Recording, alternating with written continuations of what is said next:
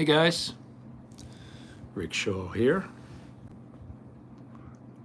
I don't see anyone on yet, so I'll wait a little bit, let you know what's going on.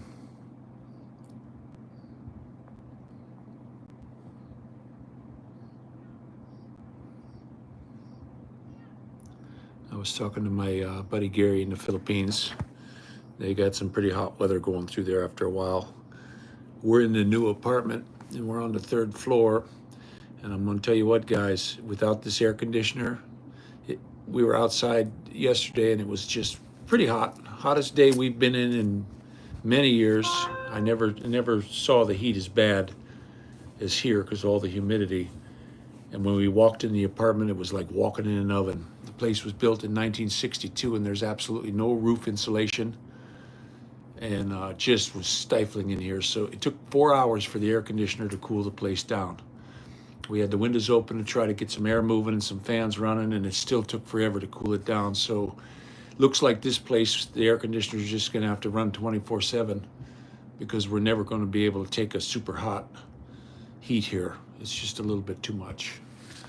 You know, we were just dripping. You lay down in the bed at night and you're just dripping sweat. So wake up in the morning, the sheets are all wet, and that's no good. So we're not going to be going without the air conditioner. And I've never been a person to use air conditioner. I never had much use for them in the past. Just a fan is good enough for me. But the fan wasn't doing it. The fan was just not doing it. So that's the way she goes, guys. Yeah, Gary's answering me back. He was showing me a picture of this snowmobile guy that he flipped his snowmobile and he went underneath the water, and his buddy saved him. Got his head pulled out of the water, and then a bunch of other guys came up and they pulled him out and they saved him. But boy, that guy was so close to death, it wasn't funny. But hey, who's on here? Come say howdy so I know who I got here. It's always nice to see you guys when you come in. Appreciate you watching. I had a bad couple weeks where I didn't make a video. They came and picked me up for the chemo, and then when I got there, it was canceled. And they're giving me this medicine. They give me 11 of these steroid pills the day I take the chemo, and I'm good for that day, and the next day I feel great. And then the third and fourth day, I just no power. I can't get up on my feet. I can't even walk to the bathroom. I have to pee in a coffee can. I just no strength. I just go right to the floor, and I can't get up off the floor. So they gave me this stuff called prednisone, and they said take 2 of them afterwards. You know, Monday I get the chemo. Tuesday I take 2 prednisone in the morning. Wednesday I take 2, and then Thursday and Friday I take 1 apiece.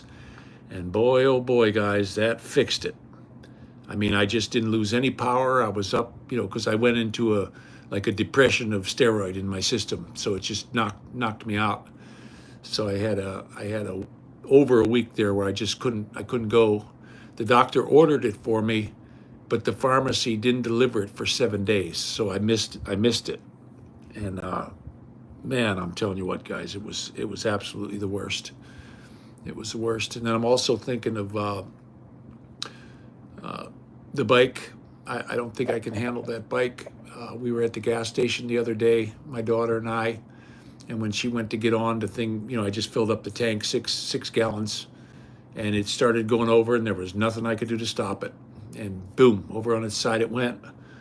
It's just too damn top heavy, and it's too heavy to pick up. If there wouldn't have been some gentlemen there at the gas station pumping gas, I'd have been stuck under the bike. I couldn't get out. My foot was locked, and I couldn't get out. Dorothy was fine because I told her, sweetie, the bike's going over, and she jumped off.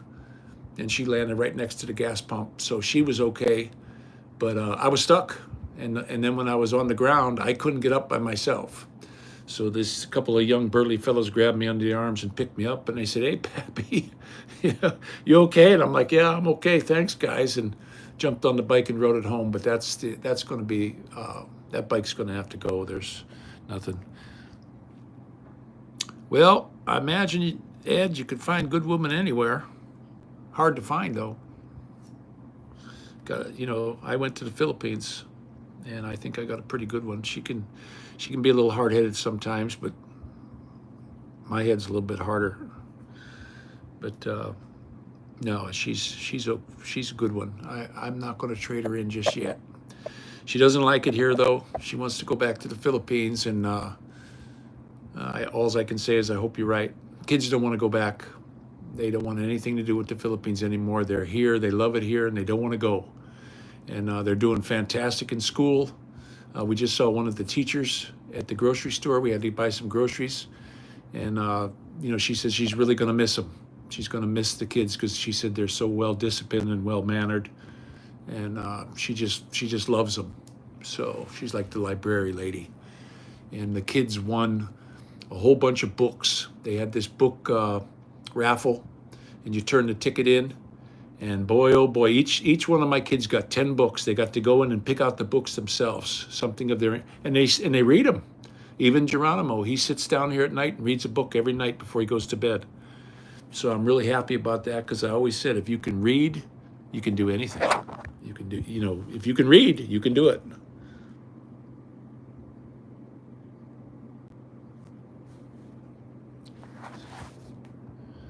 But I was happy to see that snowmobile guy, that his buddy was able to save him. What a heck of a way to go. He was riding his thing, and he busted through the ice into a creek. And once he got in there, he was under the water. And the snowmobile was on top of him. And the only thing coming out of the water was his hand. And he was dying. And his buddy zipped over there and got a hold of him, got his head out of the water. And the other guys that were riding along with them, they didn't seem like they were in any big hurry to go help anything. They just kind of lollygagged over there and grabbed an arm and pulled the snowmobile out and all that. But boy, oh boy, that guy was seconds away from losing his life. And it was really good that he had a super friend there. He had a man that loved him. And that was good to see. That makes you know that there's a God. But my beard's coming in pretty quick this time. I know I saw a dang video. One of these guys from Hawaii sent me a video of this guy that hates my guts. And he always everybody he talks about, he downs them. I guess it's his way of making them feel better. And so I was watching that, and boy, I didn't know I was such a rotten bastard. And he said I look terrible in a beard. I said, okay, whatever, buddy. You can do what you want, and I'll do what I want. But just not a nice fella. I didn't make any replies or write anything on his live, because every time you go to one of his lives, he picks a person that went to the Philippines, an American, and he just digs on them. What a no good bastard. And I was thinking, all through his lives, he's getting these super chats and people are sending him money, and he gets like 38 people on, which is, I guess, pretty good. Does he give that money back? We just had a fella, Aussie farming in the Philippines, sent me a thing and asked, could I use some help?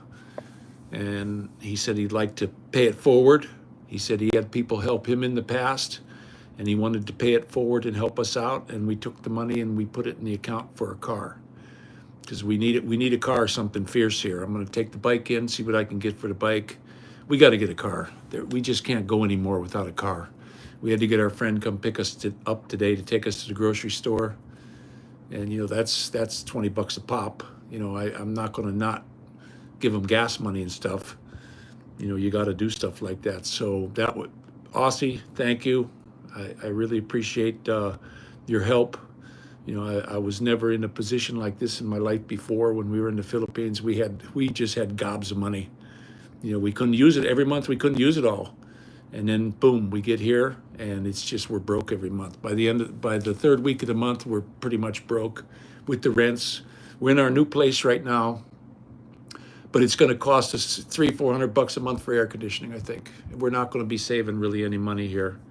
It's got cathedral ceilings, and I love the apartment. I think it's a great apartment.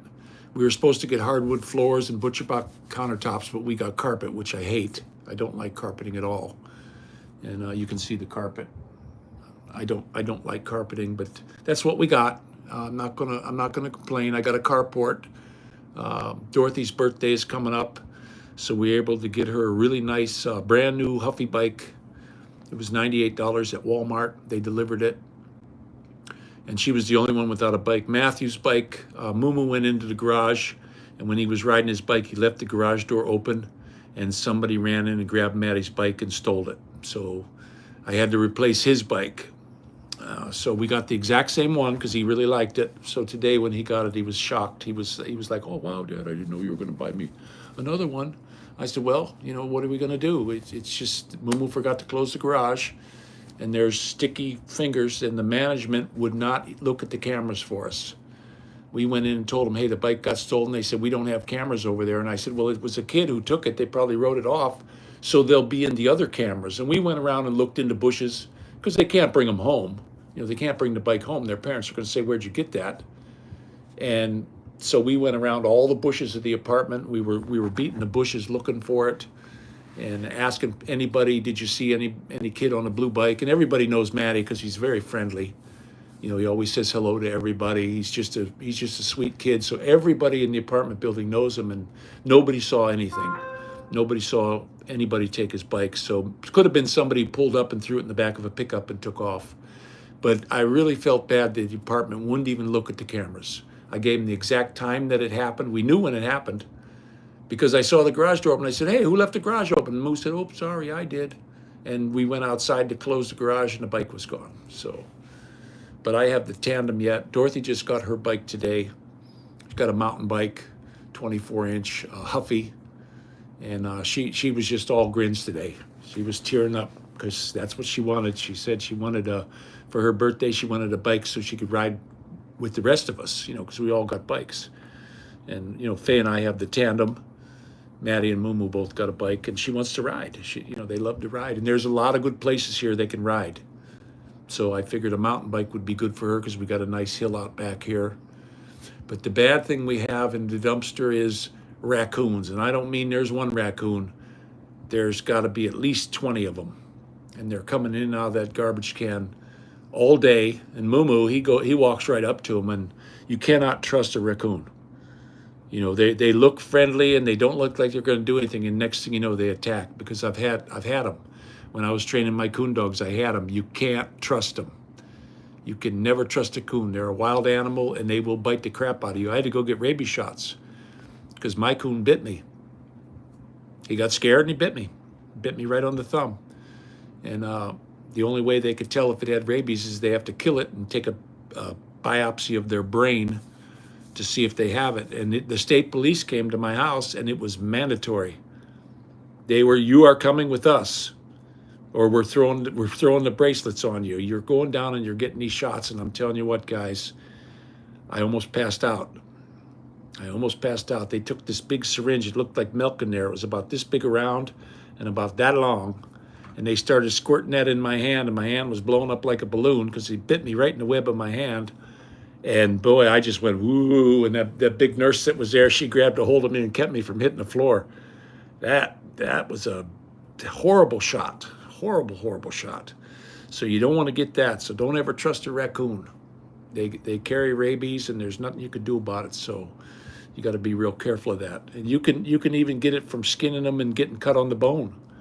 You can pick rabies up from them. So you have to be very careful and wear gloves. I used to coon hunt quite a bit when I lived in Pennsylvania. That was a big part of feeding the dogs. You know, that was the hides.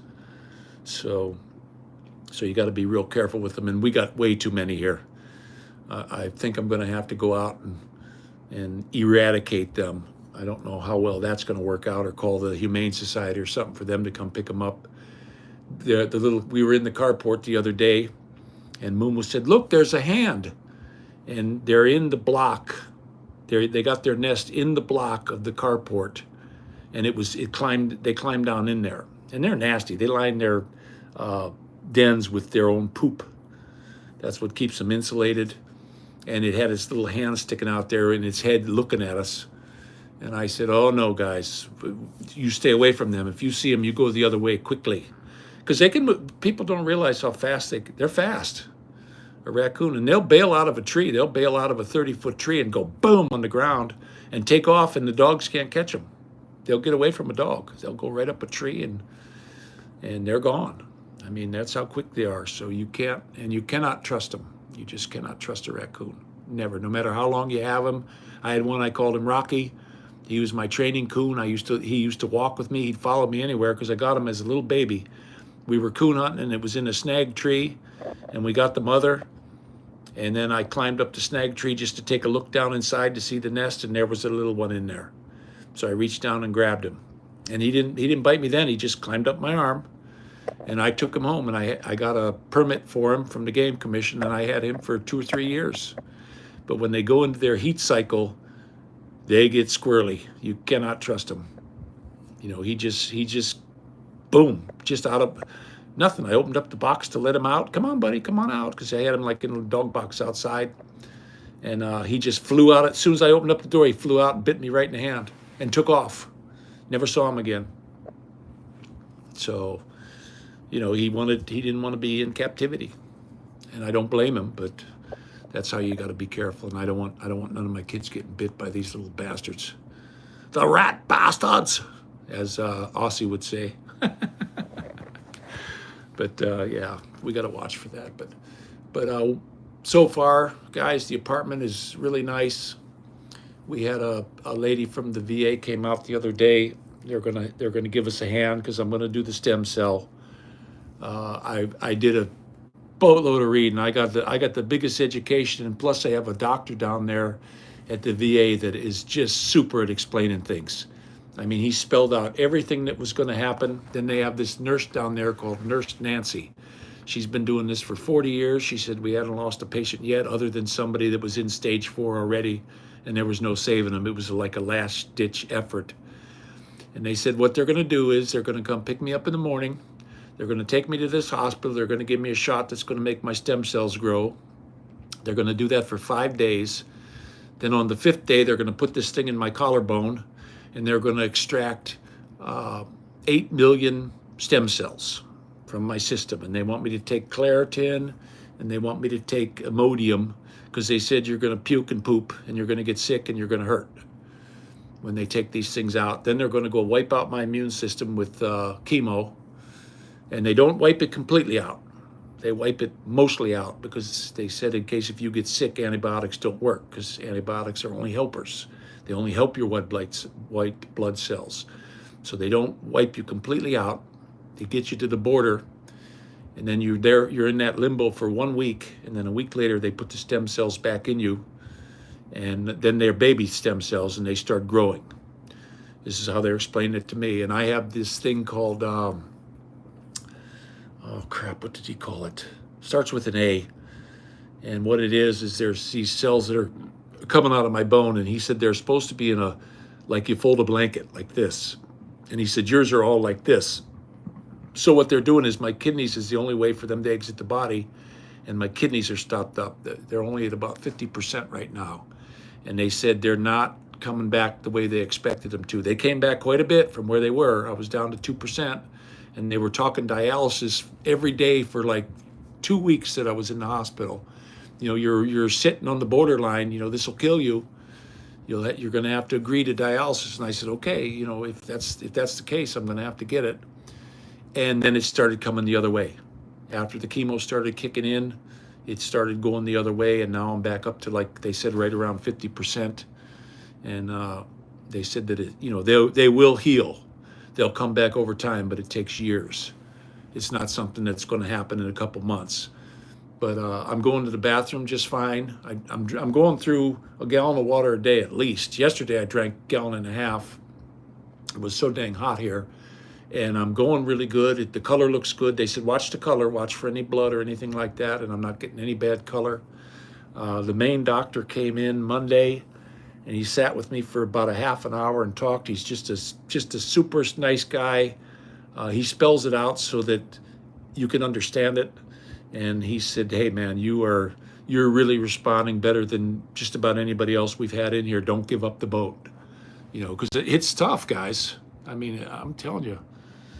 So I'm really happy. I'm up getting around. I'm still having to take the, let me see what this stuff is called. They're giving me this stuff called hydromorphone.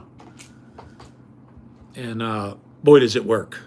It's a little teeny weeny white pill. It's a little tiny thing like that.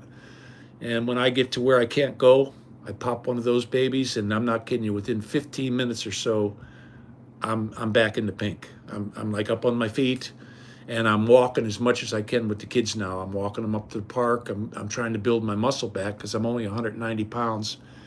When I started going to the VA from the home here, I was 198 and I've lost 8 pounds. So the doctor says, "Hey pal, you're going the wrong way." He says you need to get this turned around. You need to start gorging on some food, get some yogurt, get some whey protein, and start doing whatever you can to build it up. I have no strength. I can't wash my own hair. I can't get my hands over my head. It's so funny, when we had the weight room over there, I couldn't even bench press 70 pounds, guys. 70 pounds. And I remember when I was young, I could bench 350. And I couldn't, 70 pounds, I could not push 70 pounds up. So, it really whacked the living crap out of me. And the doctor said, "Hey, the only reason you're here is because you had that weight to lose." I lost 90 pounds, guys. And he said, "You lost that 90 pounds, and if you wouldn't have had it, you wouldn't be here. You'd be a goner." So I got to pick up the weight. I don't know how to do it. Nothing tastes right. Anything I put in my mouth does not taste right. It tastes like crap. My wife's been making spaghetti, and she's really getting good at it. I mean, because it's delicious. I had a big plate of spaghetti for lunchtime today, and it was absolutely fantastic. Best spaghetti I've eaten in years. And she's doing a really good job. We have the hot Italian sausage in there, and she likes to spice it up, and that's the way I like it. And I'll tell you what, if I'm going to gain weight, that's going to be the stuff that does it, that pasta. Because I love spaghetti. I can't get enough of the stuff. I'll eat 2 or 3 plates of that, where I can't eat 2 or 3 plates of anything else. And the other night, I actually went out and bought 2 T-bones, and I ate one myself. I split the other one with the kids and Faye. But we got 2 big T-bones for $20 down at Giant Eagle, which has got the best meat around here. I don't care what store you go to. Aldi's, everybody says, "Oh, Aldi's has got the best meat." No, they got their own butcher shop right there in Giant Eagle. That's just fantastic. I was over there because I got the remittance from the Aussie farmer in the Philippines came to the Giant Eagle. So I went in the back and I said, "Well, I haven't had a steak in months." Matty, he likes steak too, so we went and I bought 2 T-bones, not real thick ones, but it was $20, and they were well worth it because they were fantastic. They were absolutely delicious. So that was a good thing we ate. My daughter made us mashed potatoes with the cream cheese in there, and they tell me I'm not supposed to eat a lot of potatoes, but the dietitian came in on Monday. Everybody came to see me last Monday because I missed the one appointment. And they came in and said, "No, you can still have some." They're giving me this medicine, just so you guys know what it is. I'll show it to you. It's called Lokelma. Okay? And what they told me was that I'm building up too much potassium, and they said if it gets built up around the heart, that I could have like an instantaneous heart attack, and boom, you're just dead. So I have to take a glass of this stuff every day to keep the potassium levels down. And every time they check my potassium, it's through the roof. It's just like way out of whack from this cancer. So they said, keep taking that. They just gave me a whole new box of it the other day, and they said, drink that every day. Do not miss. And if I did miss a day, and guess what? I could feel my chest. I actually went to the hospital. I thought I was having a heart attack. And I called the ambulance and had them take me over to Southwest, and they took me in and said, no, your heart's fine. I brought my list of all the medicines I was getting, and the heart doctor came in. They did one of them echocardiograms right there in the hospital bed. The girl came in, very nice, very sweet girl. And she came and did that. And the doctor came in about an hour later, and he says, "I just looked at it. Your heart's in great shape. No, you weren't having a heart attack. You have bronchitis." So I had a bad case of bronchitis, and it hit me pretty hard, guys. But I thought I was having a heart attack, and I got on 911 right away. I said, "Man, get over here now! I'm having a heart attack." And I'm not kidding you. They were there like in 2-3 minutes. We heard the ambulance coming, and them guys were the same guys who picked me up before. And they go, "Hey, you're all right?" And they immediately they gave me some of that nitro, because I can't take aspirin. I'm on blood thinner, so they gave me a nitro. And as soon as they gave me that, man, it just eased it right up, almost immediate. As soon as they put it on, you put it under your tongue. They taste really good, though. I mean, it would be a great candy. But I put that under my tongue, and it dissolved, and immediately the The heart pain was just completely gone. It just disappeared. But they kept me in the hospital the entire weekend just to run a bunch of tests and make sure I was okay. And I was glad they did it because it really had me freaked out, guys. I thought for sure that was it. I thought I was going to be cooked. But I guess the good Lord still has a few more things for me to do here. And I've been praying to him daily that he'll allow me to be here longer for the kids. They say, we can put you in remission for 10 to 15 years. I did meet a fellow at the thing, an old senior chief from the Navy. He had a big tumor in his neck, and he did the chemo, and they got it under control, and then he did the stem cell, and he says, man, it's no big deal. He says, I went and got it, and that was 15 years ago. So they've been doing this for a long time. It's called auto stem cell. They don't use stem cells from an umbilical cord of a baby. They use your own stem cells, so there's no chance of rejection. I Googled this thing and been reading about it for weeks now, getting every information I could get. I got a sister that's a doctor, and information from there and all this. So, I got to do it. I looked it all over, and the risks involved. There's risk. Oh, there's big risk. It can kill you. But this thing's going to kill me if I don't. That basically they said that's your choice. You're either going to take death or you're going to take death. It's up to you. We're not going to force you. It's $75,000 for the stem cell treatment. It's going to be over at a whole different hospital than the VA. VA's paying for it though. And I have an insurance card now. I finally got my insurance up and running again. I don't have the cards yet, but they said I got a email saying that they're in the mail and I should have them this coming week. So I have the insurance that covers anything that's left over. If there's going to be any more bills coming in, I just give them the card and they'll give them the number. And it's because this hospital wanted an insurance card. They said, look, VA doesn't pay it all. They're going to pay about 75% of it, and you got to come up with the rest. And I said, well, yeah, I guess I better get to it. And I finally got my insurance reinstated. Social Security did not give me the Social Security. I called them up in January. I said, I'm back from the Philippines. I need it reinstated. And they reinstated Part A, but they didn't reinstate Part B. Now, why would they do something so silly? I'm just thinking, like, why would they do that? So, hey, Arch. Hey, thanks a lot, buddy. I'm really feeling better now. I was last week. I didn't think I was going to make it. I thought, man, this is the end of me. There ain't no way you can keep living like this. I couldn't get off the bed. As soon as I went off the bed, my legs just gave out and I was on the floor. I couldn't even walk to the bathroom. I was having to pee in a can. I just had no strength. I could not get my hands up here on my head like I can now. I was able to wash my hair today. I couldn't do that before. My wife was having to do it for me. And I'm glad she's here. If it wouldn't be for her, they probably would have stuck me in a nursing home. And I talked to a fellow down at the VA. His name was Dan. And his wife passed away and his children died. He had children, they got cancer and died. And then he got cancer. Well, they came in to do a welfare check because the neighbors didn't see him. They took him.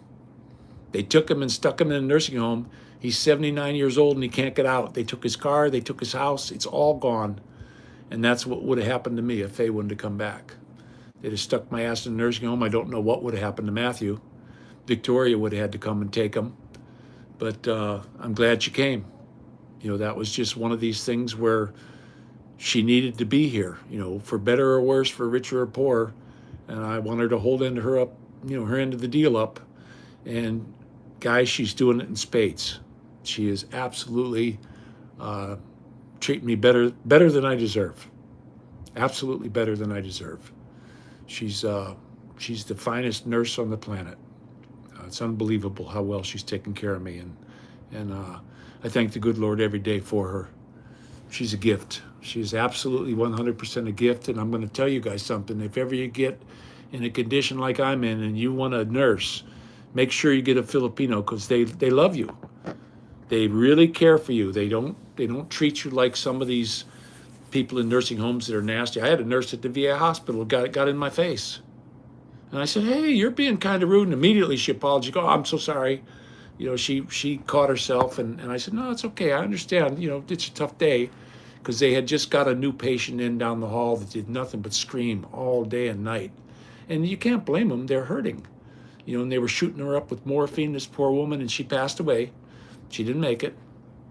And, you know, it was sad. And that puts a lot of pressure on these nurses. And I understand that. So I was like, don't sweat it. You know, but you know, it's just one of these things. It happens, and you got a stress limit that you can take. And me, I'll tell you what. Last week, I just about had it. I almost gave up. That's how bad it got for me. I was like, man, I can't live like this the rest of my life. This is going to be terrible. So, good thing the Lord intervened and got me turned around. Oh yeah, that stuff. I'm telling you what. It's a little teeny tiny white pill, and I pop one of those babies, and I am fine. No pain. My hands are working good now. I could ride the motorcycle, and I'm good. You know, these things really work good, but I got to be real careful because they block me up. I take one of them, I cannot go to the bathroom. And my friend from the Philippines, Gary, he told me, look, he went through the same crap. And he got this stuff right here. I'm going to tell you what, guys, if you can't go to the bathroom and you take this stuff and can't go to the bathroom, you're going to die. It's called Super Colon Cleanse. It's miserable. It's green. It looks like regurgitated seaweed from an octopus or something. It's absolutely the most horrible tasting stuff, and it doesn't want to mix. It does not want to mix in there. And when you get it in your throat, it burns going down. But I'll tell you what, you better not be far from the can, because when it's time to go, it's coming whether you like it or not. I actually, when I take it, I wear a diaper, because I was on the bed the one day, the hospital bed at the other apartment, and I took it. Gary said, be careful. I took a whole big tablespoon of it, drank it right down, and it was a couple hours later, as soon as I stood up, there was nothing I could do about it. Bloop, bloop, out it came. So it's fantastic stuff. And I've been getting what's called, you know, they were giving me stuff at the hospital that just dried everything out. So what happened was we had to squirt water in there just to get it softened up to get out. I mean, I was blocked. And I'm telling you what, it's murder. So, you know, Gary, buddy, that was the best tip in the world. I even told the people at the hospital, you get this stuff for your people. Don't give them this stool softener and all this glycol crap you drink. None of it works. None of it works. And it's poison for your body.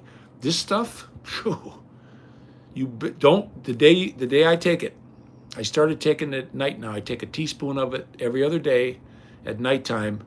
And then the first thing I do, as soon as my eyes open, I go sit on the can. I go straight in the can, because guess what? It's coming whether I like it or not.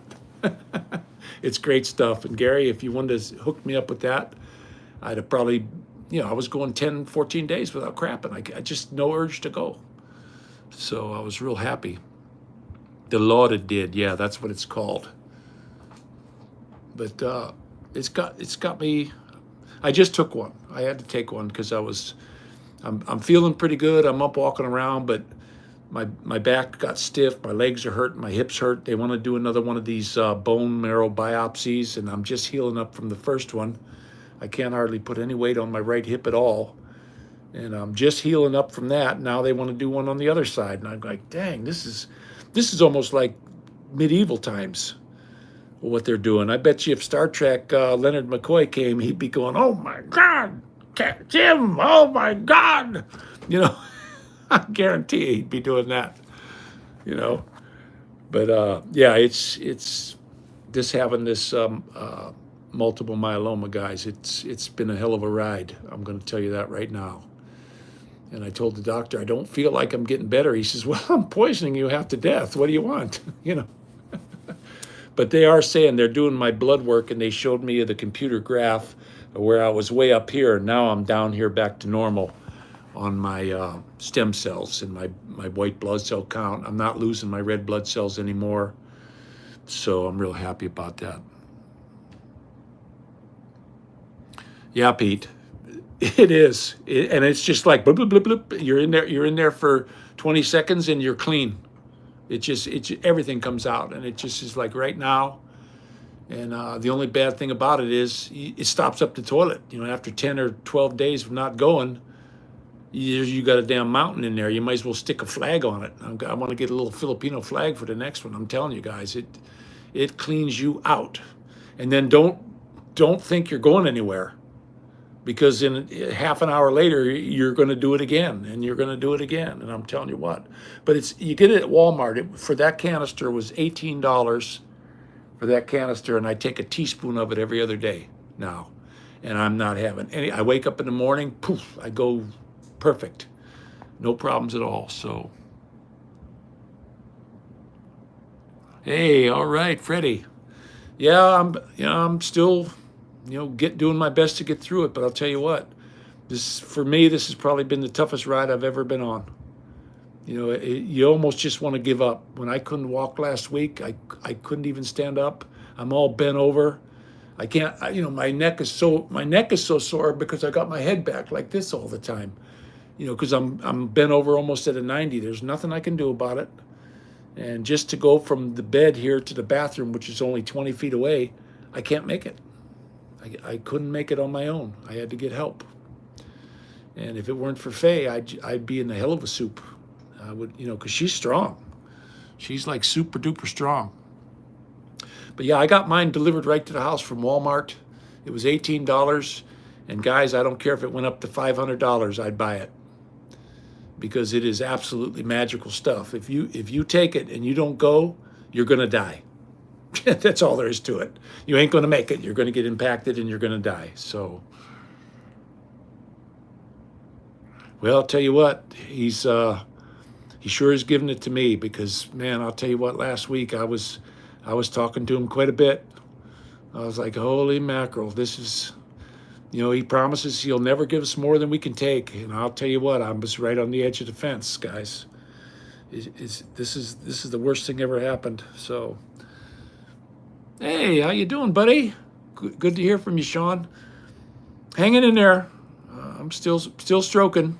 Feeling a lot better. They gave me that prednisone after the chemo, and that's really. They said what happens is your body makes steroids all by itself. Well, they give me this massive dose. They give me 11 of these little blue pills, and it's a steroid, Solumedrol, Decadron. You eat those, and then you go into a slump. It puts so much in your system, and then boom, your body doesn't recover fast enough to make them. So they give you this prednisone, which replaces that for you.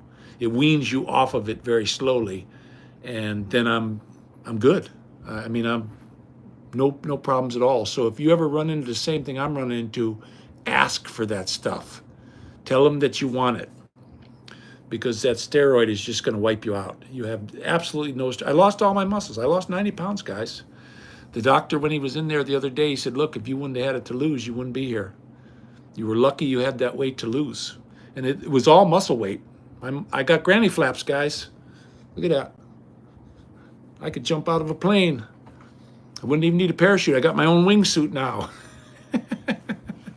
I'm in good shape. Holy mackerel. I'm telling you what, Sean, this is the best I've felt in 6 months. I haven't felt this good. It probably from the morphine I'm taking, They gave me all I wanted. They said, "You need more of those? Hey, we'll send them to you." I got to keep them up away from the kids, though. Hydromorphone, it's called, 4 milligrams. They tell me to take whenever I'm in pain, to take one. I could take it up to every 6 hours. Now, I'm not doing that because it blocks you up. You just cannot go. You get no urge to go to the bathroom at all. And I got impacted twice a couple weeks ago. And man, when you're impacted, that is a major bummer. I mean, you're on the can for 2-3 hours to try to clear the stuff out, and you got to get it out. It's poison. I mean, you'll poison yourself. So, but I feel great, guys. I'm just letting you know. Things are turning around. Finally, it feels like it's turning around to me, the first time since this began. And I probably said that before, but I am feeling a lot better, and I think that I've got probably the best care you could get is at the VA right now. They're the nicest people you're ever going to run into. I only had one bad nurse that was kind of snooty, but all the rest of them, the doctors, they sit and explain things to you that even I can understand. Even my little boy Geronimo can understand it. That's how well these guys are versed in this. They've been doing it for years. The guy that they got me with now, this man named Hoover that's at the other hospital, he worked for the VA for years and years. They're all buddies. And they said, you're in good hands with him. He's one of the best guys around. That's why the other hospital snapped him up. So, hey, thank you, Nate. I really appreciate it, because without that, I'd have probably been a goner. I truly believe that. Prayer is one of the most powerful things that God gave to us. When we pray, He listens. He absolutely 100% listens. Because you think about what happened to me. I would have been dead. If I would have waited, the kidney doctor said, if you'd have waited one more week, you'd have died. And you wouldn't even know it. You'd have just passed out, and that would have been the end of you. Your kidneys shut down. They failed. And it would have just stopped everything. And he said, and then VA took me. I didn't know they were going to take me. They said, try it. And I tried it, and they took me. And I said, look, I just want the medical. I don't care about the cash or anything. Just get me the medical and help me out. And they said, absolutely. And they took me right in and started me on chemo. So, and that was a prayer I asked the good Lord for, and it was delivered. That prayer was delivered to put me where I needed to go to clear this out of me, because it's a demon, guys. There's a demon got in my body. I let him in. I let a demon in somehow. So, and God don't want that to happen to us. But I also got my new iPhone working. You know, the cable companies, they said, if you're a member for this so many months, we're going to send you a free phone. Well, they sent me a free phone, but it's an eSIM. And they never said any instructions with it. I was using it. It works great. It's an iPhone 13. It's a small one. I like it because it's small, fits in the shirt pocket. But they didn't tell me I had to call them up and turn it on. There was nothing in the box, just the phone. So I got the phone. So I called them up the other day because we moved. So we had to have the service transferred. And I was behind a little bit, so I had to pay them. So we paid them up. We got them all caught up. The guy came out, and we got a hold of the girl at the office, and she pushed a little button, and my phone came on, and my other one went off. So I pulled the SIM card out of it, and it's no good anymore. The SIM card don't work. This phone doesn't have a SIM card. It's got what they call an eSIM. They have to program it in there at their office, and if you don't pay your phone, they can turn it off. So, but I was able to get calls. I couldn't make calls out. Only emergency numbers, but I could get calls in. Anybody who called me, it rings, and I like it because it's got a regular telephone ring, which I can hear from a mile away. This other Samsung phone, this big brick of a thing that I had, it's got the best camera in the world, but guess what? I can't hear any of the ringtones. I could be sitting right next to it, and it rings. I can't hear it. I don't know why. You know, I got this thing ringing in my ears so damn bad all the time. Sometimes I just can't hear it. It gets so loud. And ever since I've been taking the chemo, it's like way louder. It's like, and it'll just start, and it'll last for hours. And it's mostly when I go to bed at night, it starts doing that. And gosh dang, it keeps you up. It's noisy. You know, I'm out there, shut up. I'm getting all crazy now. But these pills they gave me, though, if I pop one of them, I do sleep like a baby. I crash right out. So, you know, I'm glad they gave that to me, because, man, I'm not one to do drugs. I never was my whole life, even when I was young. You know, guys were smoking pot and doing it. Not me. I liked beer. You know, I would drink it, but I didn't want to take any pills or shoot any drugs or coke or any of that stuff. When the guys had it and stuff like that, I just went the other way. I didn't want no part of that. I was an athlete, and I didn't want to destroy my body with that stuff. So that's just the way it was for me. And I don't want to take this stuff either, but you know, you wouldn't believe how many days I go without taking it. I go many, many days where I'm afraid to take it because I know it's going to block me up. But last week, shit, I think I was eating 2-3 of them a day. I had to. You know, it was just, everything hurt. And then they told me when I go to get the stem cell, they said, go to the store and buy Claritin and Imodium. because they said your bones are gonna hurt. We're gonna be making all these stem cells, and they're gonna hurt. They're gonna swell up, and they're gonna hurt. And the Claritin will help, and you will get diarrhea. They said there's not everybody who comes through gets diarrhea, and your hair will fall out. She said absolutely. She goes, 90% of the people that come through, their hair falls out. And when I saw that senior chief at the chemo, he said, no, my hair fell out 20 years before he ever had the cancer. Because I said, you lose your hair from the chemo? And he goes, no, no, no, no. He said, I lost my hair when I was 40 years old. So he goes, it's not, don't worry about it. He says, you got a nice crop of hair, and it's black. It turned black. I got the most expensive hair dye in the world. And the one nice thing was, when I was at the VA, I got a bill for $69,000. So I had to make a long walk, guys. My goodness, I had to stop 2 times to take a rest. That's how long the walk was. They sent me down the wrong hallway, and I went all the way down the hallway to the social worker down there.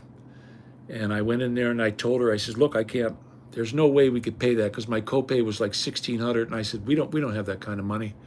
I don't have that money. I could pay so much a month. And she says, oh, so you're asking for help? And I said, yeah, I need help. There's no way I can pay this. I said, I can give you $10 a month. And she says, you ask. And she went over to the computer, click, click, click, click, click, gave me my bill back, zero. They zeroed it out. So that was just absolutely fantastic, because I was sweating that, because they could stop my treatment if you don't pay them. And she said, yeah, they'll take the $10 a month. As long as you're paying, they're not going to do anything to you. They're going to keep you going. And, thank goodness that I was in the military. And if I wouldn't have been, I wouldn't be here. I wouldn't be doing this live right now, guys. More than likely. It's up to the good Lord every breath we get. But I got a funny feeling I wouldn't have been around, and then I'd had 3 little orphans, basically. And, I love these kids to no end. It's just unbelievable. What a wonderful gift. They're keeping me going. They're the reason that I'm going to keep pushing through on this, because I'd like to walk my little daughter down the aisle one day when she gets married. I really do. So, and I want to see the boys grow up. They're smart. They got their report cards back, straight A's, all of them. Teachers are very impressed with them. They said they're so disciplined. Even Geronimo, who's the wild man here, he got his, I bought him a Lego. I went on eBay, and he wanted this castle, and it was $189. And I was like, oh, crap, buddy, I can't get you that for your birthday, little guy. That's way too much money. He's like, okay, Papa, okay. Well, I found a cheaper one. Well, I ordered it from this place, and after they took the order and they took my money, and they came back and they wrote me a thing saying, we're really sorry. We didn't realize that we're completely out of that one, but we're going to send you the upgrade, which was the $189 one I got for $89. And he opened up all the bags and dumped them on the floor.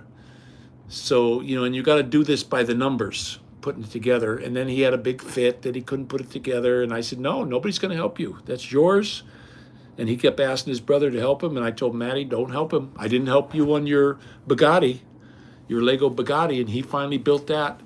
Well, Mumu's been sitting for the last 2 days, all day, building this castle. I want to show it to you guys. I think he's doing just a crackerjack job. He's really doing well. And you can see the apartment too. Where's the switch? There it is. Okay, here's his little castle. I don't know if you can see that. Wait a minute here. Let me turn the camera around. So there's his castle. See, he's building his little castle. He's been working on this for 2 days now. The drawbridge, he actually turned this little thing, and look, the little drawbridge goes up. See that? You turn that, and he's got the little drawbridge so it goes up. And he's been going to town on it. I mean, I'm just really impressed. He's just not stopping. If you put your mind to something, you can do anything, guys. You can do anything in the world. Our house is a little bit messy right now because the kids bunked in with me last night. They take turns, one night in the room with Mom and one night in with me. So that's kind of cute. They're my little babies, and I'm telling you what, they're mothering me also. Like if I go up the stairs, they each got they got a hold of me. You know, Dorothy on one side, Maddie on the other, and Moo pushing from the middle. I think that's just the sweetest thing. You know, they're learning compassion, because this has been. I told them, guys, this is the hardest thing I ever went through. I'm really having a hard time, and I need you guys to please don't stress me out. Don't scream. Don't fight. Don't pinch each other. You know, because Dorothy and Maddie had a little scuffle the other day, and Dorothy pinched him real good and got him crying. And I'm like, look, guys, you can't do this to me. You're doing it to me when you do it to him. So, you know, they were all sorry, and they've been perfect. The last couple of days, they've been mellow as can be, and they're not giving any trouble. They're not fighting. They're not tussling, which is normal. And my brothers and I, we squabbled all the time. We were fighting and wrestling in the yard and getting dog poop in our hair and all kinds of stuff from fighting, smashing each other's head into dog poop. Hell of a family, huh? But that's just the way it goes. Sibling rivalry. That's all. And Moo wants Maddie to help him, and I told Maddie, no, that's his toy. He's going to have to learn how to do it himself. You know, nobody's going to want to help. He's going to be a man one day. Ain't nobody going to help you once you're a man. You're on your own. You know, there's people that do help, like I'm running into. I can't believe the generous people that I've met here on YouTube. I mean, there's been people that I don't even know. I had a man, he wrote me a letter. He said, I really like your channel. He said, it's my favorite channel on the Philippines because I want to go there. And you basically talked me out of it. He said, I decided to just bring my Filipino to the States. And he sent me a big TV. He says, I know you're not getting your money from YouTube, and I'd like to do something for you. And he sent me a big 61-inch TV. Came in the mail one day. I never even talked to the guy other than him sending me that letter, and I haven't talked to him since. But what a fine gentleman. And we use it. It's a great TV. I mean, you know, the kids like to watch their thing. Maddie's got that Fortnite game now. We got it hooked up to the TV so he can play his TV, you know, on the TV instead of on that little teeny weeny screen. He's going to get all cross-eyed from that. And I don't want that, so I'd rather him play it on the TV. And he's getting good. I mean, they'll make him a drone pilot, I guarantee, if he joined the military, because he's really getting good at it. I watched him when he first started, and he would go for 5 or 10 minutes, and then his little man would get killed. And now he only got goes. his sandwich. That's okay. They went to church tonight because they were having one of them get-togethers where, you know, they eat. The sandwich came from McDonald's. Oh, that's okay. Oh, I guess they went to McDonald's and got me a burger or something. I don't like McDonald's food, but that's what they got me. I'm not going to turn it down. I didn't know you liked McDonald's. Yeah, I don't really like McDonald's that much. I'm more of a Burger King, Wendy's kind of guy, you know. But that was really cool. That church over there, they have a get-together like every Wednesday night. Hi, handsome. How you doing, buddy? Mm-hmm. Oh, look. I got something for you. Say hi, everybody. Hi. Hi, baby. How you doing? That's my beautiful babies come home. Boy, they're all sweaty. They're soaked. They're soaking wet. That's how hot it is here. This is the hottest weather I've been in 15 years. And it's just, you walk outside and you just start I started dripping sweat. It got sweat in my eyes right away when I went outside today to make sure the bikes were in operation and they were riding and stuff. And they want to go riding tonight. That's why they wanted to hurry home. So I'm going to be cutting you guys loose here pretty soon, and I'm going to jump on the tandem, and we're going to go ride around the parking lot. I got a payday. I got to buy him some lights because I'm not going to have him ride around without lights. Maddie's lights on his bike, when they stole the bike, they got the lights. So, and I had him a beautiful set of lights. I had red ones in the back and 2 headlights in the front.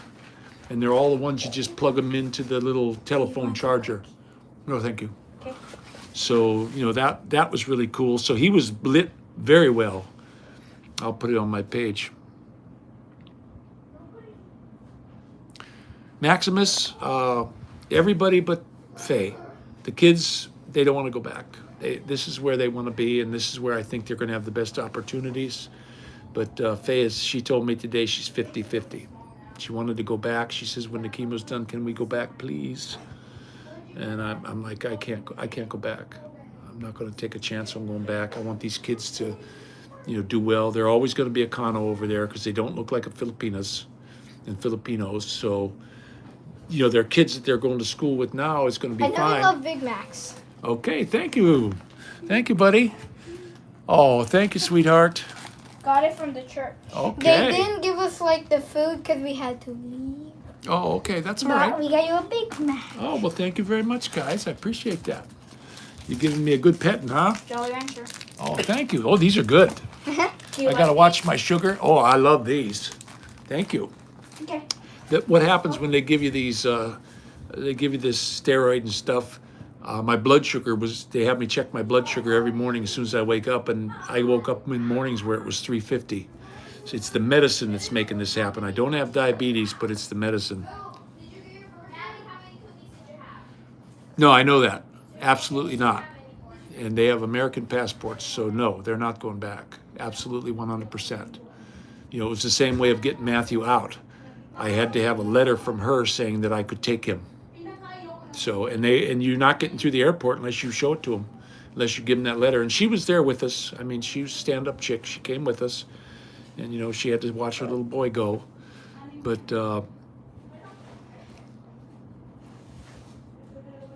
no, the hair's still here. It actually turned black. When we went to the first chemo, Faye took like a selfie picture of us, and my hair was as white as my beard. And now that I'm taking the chemo, look, it's turning black again. It's getting long. I need a haircut, but they said, don't worry, when you get the stem cells, it'll all fall out anyway. So I guess I'm going to save the money on a barber. Of course, that barber that they're going to use is pretty damn expensive over there, about 75 grand, they're telling me. At least that's what it said on the internet. So, I'm gonna give you pickles. okay, I'll take all the pickles, buddy. Oh, I love the McDonald's pickles. You can buy them in a jar now in the stores. I've seen them already, and they are the best pickles. I don't care what anyone says. They are fantastic. I used to make pickles. We used to call them moldy bread pickles. This is called double cheeseburger. There's no cheese. Oh, they robbed you. Yeah, it's the workers in there. They're making $20-some an hour now. So there's cheese on mine. You can have that. You can have the Big Mac if you want. You can have that. Are you sure? Yeah, I'm sure you can have it. It's for you. No. You can have it. I'll take the cheese or the non-cheeseburger. No, you can have it. No, it's okay, buddy. You can have it. I want you to have it. I want you to go big I want you and to grow strong. up. I want you to grow up to be big and strong, mister. My beautiful gonna little tell Papa Matthew. this, yeah. He's been, when him and I were here by ourselves at the first apartment, we were at the motel first and then we went to the apartment, and I'm going to tell you what, not a finer little kid could you have. Anything I asked him to do, he immediately jumped up and just did it. Folding his clothes, helping me with the laundry, running the vacuum cleaner, anything I asked him. And he, right off the bat, he goes, Dad, I do not want to go back. I'm not going back, because his mom would say, she'd talk to him on the phone and say, when you coming home? When you coming home? And I'm not. I don't want to come home. It's not home. This is home. I got your chicken nugget. And that's what he told his mom. So, but he was all full of shits and grins today because he didn't know he was going to get a bike. You know, his bike got stolen, and I said, look, buddy, I can't afford to do it. I can't afford to replace the bike. And well, I was able to replace it thanks to the Aussie farming in the Philippines, be honest with you. All right, Sean. Well, I don't think I look like Jesus. We're made in his image there. Pretty much done with it. But those pictures they say are for some Italian dude. You know, all the beautiful pictures of Jesus with the beard and all that. That's just some Italian dude. That was a drawing that they made. I'm sure Jesus didn't look like that because he was a Jew. And they got curly hair, and they're not quite the same. You have chicken nugget? But I'll tell you what, the kids are home, and I really dig it. I know how God feels, I think, because I have 3 little babies that love me to no end, and it is truly a gift. They scammed all of us. None of us have cheese except you. Oh yeah, you got robbed. you got.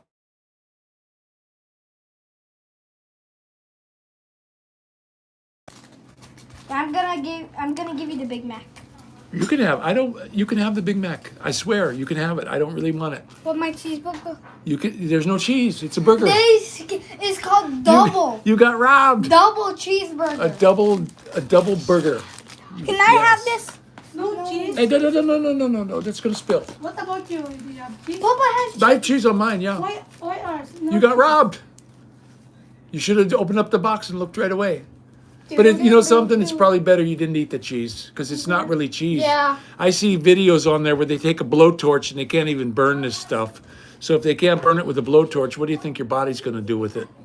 It's none of it's food anymore. Papa, can I take this? When we were in the Philippines, I was coming here for my last time. I'm gonna move here.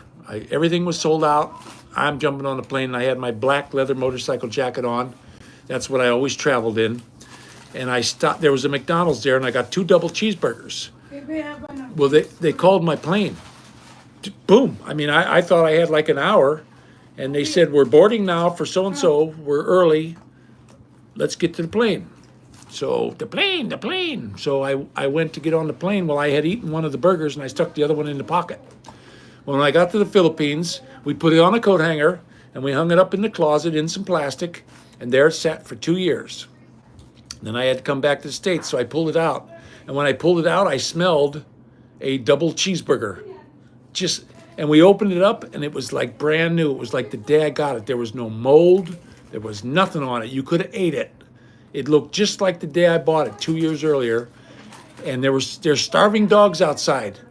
So I went over to the fence, and I dropped it over the fence at this starving dog. It went up and sniffed it and walked away. You know why? It's not food. Thank you, Guys, Papa. McDonald's, and these people who eat it, if you go to the McDonald's at the drive-thru at lunchtime, they're all obese. They're these humongous, and they're buying like 2 and 3 of these things. And they're sitting there gorging on these things, and it's not food, guys.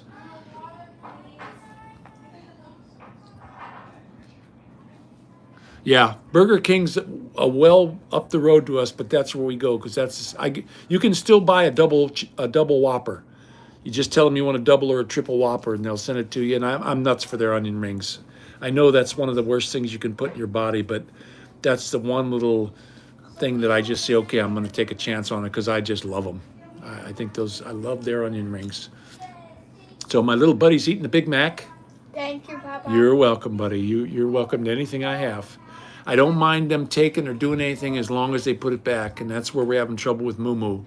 Because I have a little flashlight I've had for years. Guess what? I What? can't put this one back. That's okay. You just eat it. But he'll take it and he'll hide it somewhere so he knows where it is, and then I can't find it. So him and I had a reckoning a couple days ago, and I told him, look, I don't care. You can take anything you want and you can use it, but you have to put it back where you found it. And he did. He came back and put the flashlight back today. So I'm pretty happy about that. Oh, hey, guess what? Those melts, they're fantastic.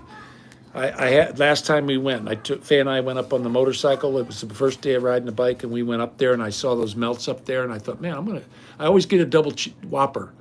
And I thought, no, I'm going to go ahead and get one of them this time. And man, it was absolutely fantastic. It tasted like meat.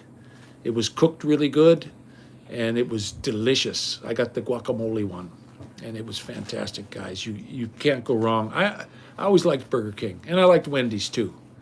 Both of those I always thought were really good fast food places to eat. So if you really want those melts, I'm telling you, I'm giving you my word on it. They're really good. I was surprised how good it tasted. I was going to go back and get another one, and I thought, nah. We went in there and it was $35 or $38 we spent to buy my wife and myself lunch. So much for the gas prices. But I watched the guy who wrote Rich Dad Poor Dad. He was on YouTube the other day, and he said when Trump was in, he's an oil man, and he was selling his oil for $30 a barrel. And he said when Biden got in, he was selling his oil for $130 a barrel. So he said, who do you think I'm going to vote for? You know, so they don't think of anyone else but themselves, rich people, and that's a shame.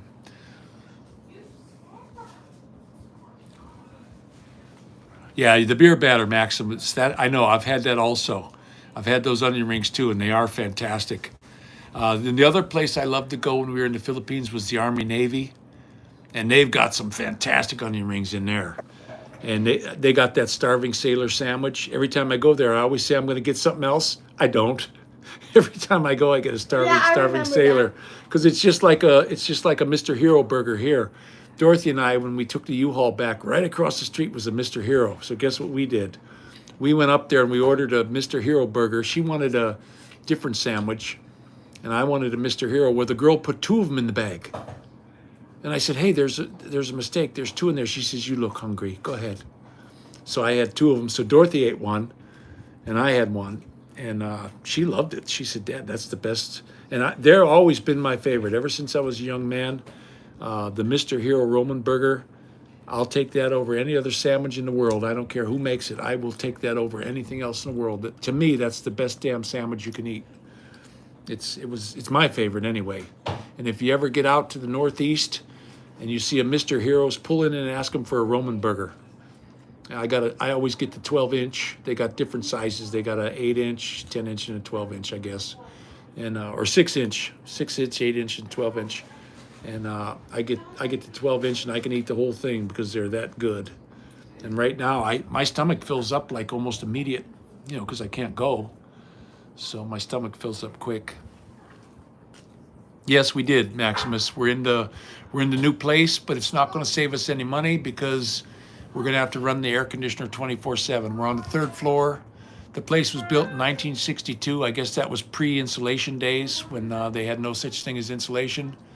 I guess they only got it from woolly mammoths back then, and they ran out. They ran out of woolly mammoths, so they never insulated anything, and you can just feel the heat coming from the ceiling when the sun's out. We had a terrible thunderstorm the other day.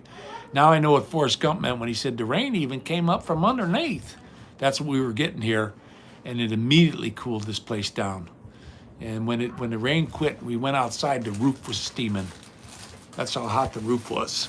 So we're going to be paying, I'm guessing it's probably going to cost us about $400 a month just for the heat. So we're not saving anything here, but it is a really nice apartment. The kids love it. I like it. It's got cathedral ceilings, so I'm not all cramped in. My head's on the ceiling already. The ceiling fans in here, whoever installed these ceiling fans was the best ceiling fan installer in the world, because these things are not budging. Look at that ceiling fan. It's not even budging. And there's one on a big long post in the dining room, not budging. But the stupid thing that these apartments do is they put carpet underneath the dining room. Why don't they just put the linoleum, run the linoleum all the way up through the dining room? Instead, they got carpet. You drop something on there, now you got a mess in the carpet. So I had Maximus, I was outside.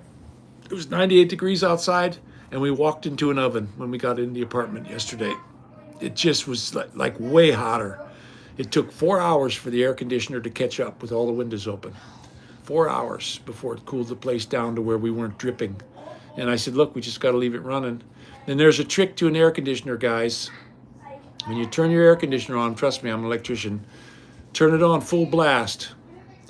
Don't let it cycle, because that's where you're spinning your meter. Okay, most of them don't have the capacitor starts on them. You have to look at the label, and some of them will say cap on there, and they'll have their capacitor. So you're okay if you have that, but you need either inverter, which is DC, which those motors start up and they don't draw. Any motor that starts, if you have, let's say you have a 5-amp motor, as soon as you turn it on, it's drawing the full 5 amps. And then it gets down to a running amp of maybe 1 once it's running. Well, that spins your meter, and you can unplug it, and that meter is still doing this because you've just drawn 5 amps, and it's going to take an hour or so to slow down. So, just know that when you buy them, make sure you get an inverter or it's got capacitors. And you need the proper capacitors, because they're basically just a battery, and when you turn the motor on, it just takes everything in those batteries and shoots it to the motor. That way you're not drawing so much electricity. So take my word on this one, guys. I just talked to Gary about his air conditioners, and he has capacitors on his. So, and look what I'm getting. My little buddy, for a Big Mac. I'm getting a nice back rub. Yeah, Maximus, it was the hottest day. I lived up in the Mojave Desert, up in Victorville. We used to go out there all the time, and I never thought it was hot there. I loved it. Philippines, 11 years. Loved it. This is muggy. This is like Missouri weather, and it just takes all the... I already had no power anyway. I couldn't make it up the stairs because I'm on the 2nd floor here. and I had to have help getting up the stairs. I couldn't make it, and I was just completely whacked, just completely whacked out. So, you know, it just too hot, and you could just up by my head, you could feel it was 10 degrees hotter up by my head than it was down by Please my don't feet. walk in there. So, but yeah, we've had some serious heat. But guys, I'm telling you what, I got the prednisone. I'm gonna take that. I have to take it again today, and I'm feeling way better. I mean, I am just coming back. I can walk. We're gonna go ride the bicycles here in a little bit. I need to get these kids some lights on payday. Walmart's got some really good deals on lights. You know, you can get like a 6-pack of them for $4.99, $4.98. And so I'm going to get lights for them because I don't want the people here, though, they're not like at the other apartment. Those people were going through that parking lot at 50 miles an hour, and Mumu does not watch out. Every time he went out on his bike, I had to go with him because he just drives. He just starts pedaling and drives. He's not looking for these cars, and these people aren't looking for him either. They're going to work or they're going wherever they're going, and they got their pedal to the floor. They're punching it. So that's the way. Yeah, Hammer, the inverter is absolutely 100% the best. That's a DC motor. They invert the power. When a DC motor starts, it just starts. It doesn't do any big draw. It's just running. It goes up to full speed immediately. We had all of our stuff when I was in the electrical field. Everybody put DC motors in. All your businesses that I went to, your industrial stuff, there are no AC motors. Not anymore, anyway. Everything's DC now. And I went into one place that had a German system in there, 340 volts. And they wanted us to replace a bunch of their inverters. We couldn't get them. We had to order them from Germany, and it was like a month. It took a whole month this place was down because the only place you can get them was out of Germany. And it was a 340 system. And so what we did was we told the guy, look, we can do something for you. How about we rip all this crap out and we'll replace it with a good square D gear section. And guess what? I gave him a bid, and the guy took it. He says, yeah, we're not dealing with this anymore. He says, those dang motors that I need are going to cost me more than your bid. So my buddy Paul and I went in there. We ripped the gear out. They let us keep them, and the bus bars were this thick, guys. This thick copper bus bars. They let us have everything. Just get it out of here. Well, that was a boatload of copper we got out. We split that 50-50, and we put the new square D section in. But we made a mistake. We put the damn thing on the wrong side, and as soon as you turned it on, it tripped the main. And we called Square D, and they finally sent a guy out, and he said, oh, here's the problem right here. A, B, and C, you got C, B, and A. I said, well, what difference does it make? He said, you're tripping your breaker, ain't you? I said, yeah, that's exactly what's happening. It's tripping the whole building out. And he goes, that's it. Move these sections. And he stayed there until we were done. It took us half a day. What? Yeah, I know it's broken. Our door handle came off the bathroom. So I got to get in there with the screwdriver and fix it up. But yeah, you want to go with the inverter, guys. That's going to save you a boatload in electricity. And once they're running, too, they're quiet. DC motors are much quieter than an AC motor. AC motor's great, don't get me wrong. You know, the old, what's his name there, the Russian dude that came up with that. Good thing he did, because he revolutionized the world with that. But they're not the ticket anymore. DC's the way to go. But DC, you can't push the power as far as you can with AC. AC, you can charge it up to 166,000, which I was rated at, and they can shove it for 100 miles, and you're not losing that much in the line. Where DC, you got to have a damn station every half a mile, and it would cost a fortune. Think of all the copper it would have cost to do that. So you don't want to do that. And I was a high voltage electrician for quite a few years at the end of my career, and that's not regular copper wire that they're running through there, guys. That's some kind of stuff you can't even, if you go to cut it with a linesman's, you just ruined your Klein linesman's. So Nikola Tesla, you're right, Pete. Thank you. Right now I'm having the lady who came the other day from the VA that's going to help us out with the nurses and stuff and toenail clipping and all that, because I can't get to my feet anymore. And my wife's afraid to do it because I'm on blood thinners, so she won't do it. she said, "Are you having any memory loss?" And I said, "Yeah, I can't remember, my butt from a hole in the ground right now. I just can't. I just can't." The doctor was mad at me over at Southwest Hospital because he said, "Okay, what cancer do you have?" And I couldn't get it out. I know it, but I couldn't get it out of my brain. So yes, I told her, I said, "Yeah, I'm definitely having like a dementia problem." And she said, "Oh, you have to let your doctors know about that." So I said, "Okay." 14 people. Yeah, Kim, the climate here, it always was this way here in the Northeast and Missouri and all that. It always just gets super humid. 90 degrees in the shade. It's always been like that. And I don't mind. Believe me, guys, I don't mind the heat. I would rather be in a hot climate than a cold one. Absolutely. As soon as all my stem cell and all that stuff's over, we got a 1-year lease here. When this lease is up next July, I'm moving to South. What is that? Alabama. I'm going to get down with old Ronald. See, I can't remember stuff. Ronald, my buddy down there, good Christian dude. He's telling me the good neighborhoods, and there's houses down there, beautiful homes for $50,000, $60,000.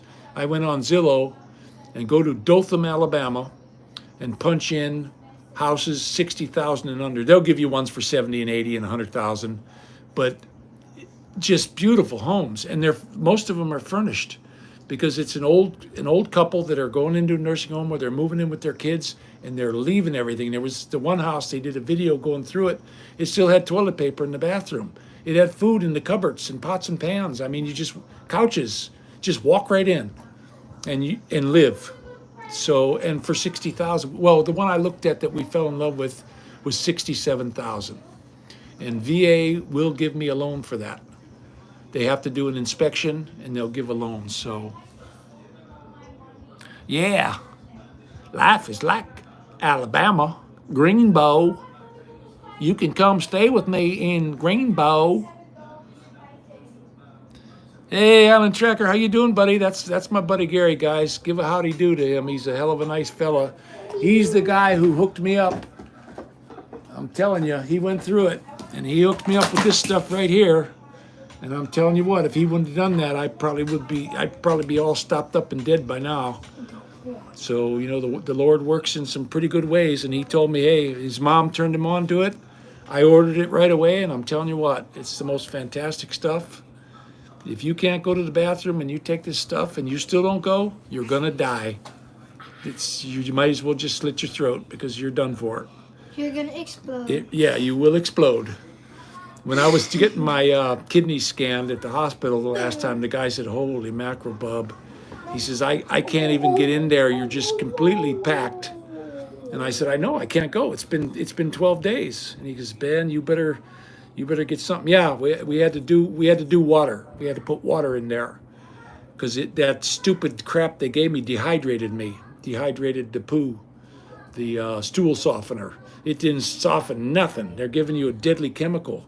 Why don't they just tell you to take magnesium? But they don't. They want to sell you a pill. So, well, you know something, Kim? They've been saying that throughout time, all the way since the Roman times. I watch these different cop shows, and the cops say, "Well, we're living in dangerous times," and these guys that know better saying we're living in the safest times in all of history. So, yeah, is there crime and problems and murders? Sure there are, but not as bad as it used to be. Now, they have people 24/7 working to catch the bad guys. Of course, they let them out again.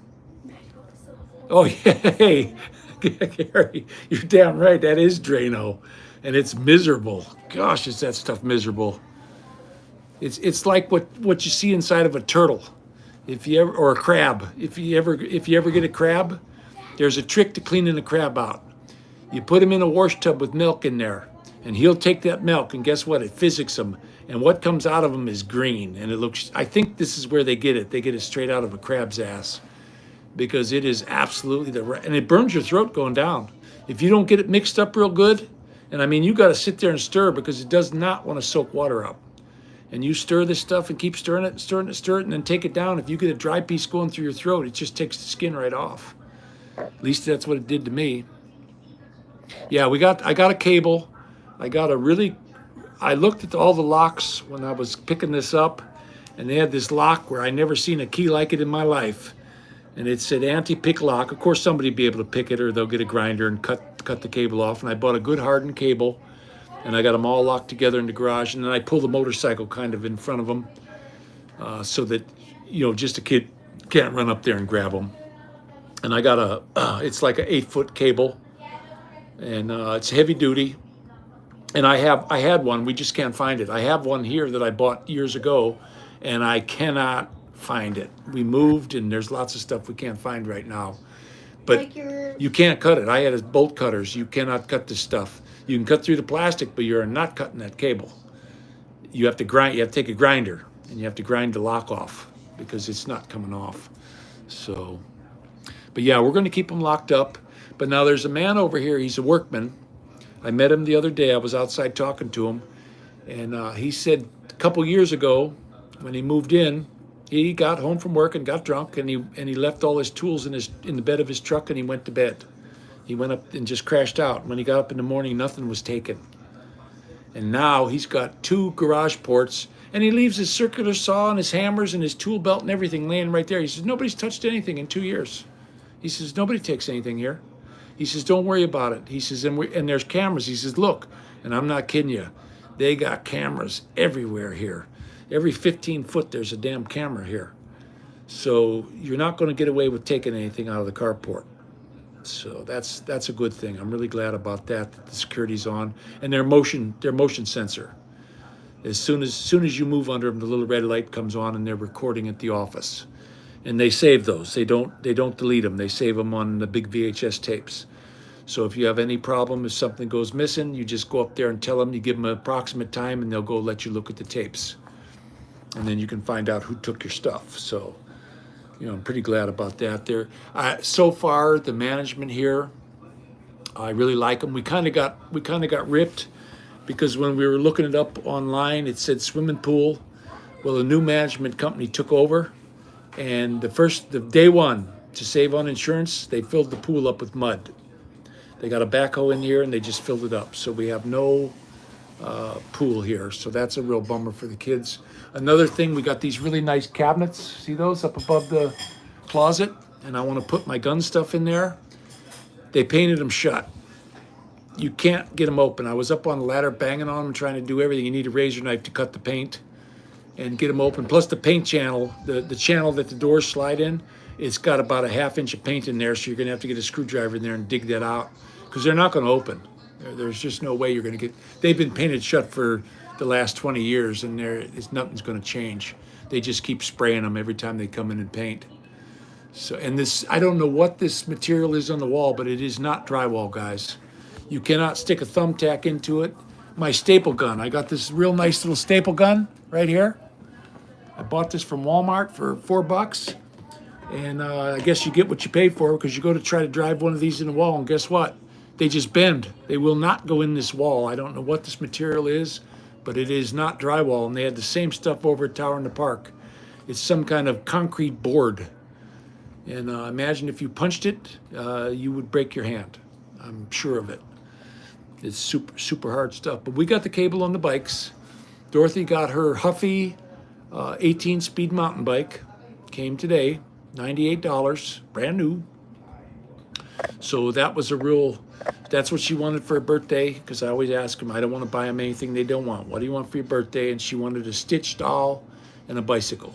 Well, the bicycle came. I ordered it yesterday. It came today. So we were really glad to have that. She was riding it already, and she's itching to ride it again. I'm not going to let them ride it at nighttime until I get some lights on them. And of course they need some hats. Get them some helmets and stuff like that. So there's stuff I got to do yet on that. But it's got to come when it comes. I'm paycheck to paycheck now, guys. First time in my life, that I've had to live this way. When I was in California, man, I always had $1,000 in my pocket. I'd go to a yard sale or something. They'd have something there. Okay, I'll take that. I had no problem. I just had gobs of money, and now I'm back in the States, and by the third week of the month, we're broke. It's just we're on a fixed income, and I don't get any more. I get my pension, and I get to Social Security, and that's it. And I took my Social Security early, so I took, I guess it's 85%, so I don't get that much. Plus they're taking 200 of it now for the Social Security stuff.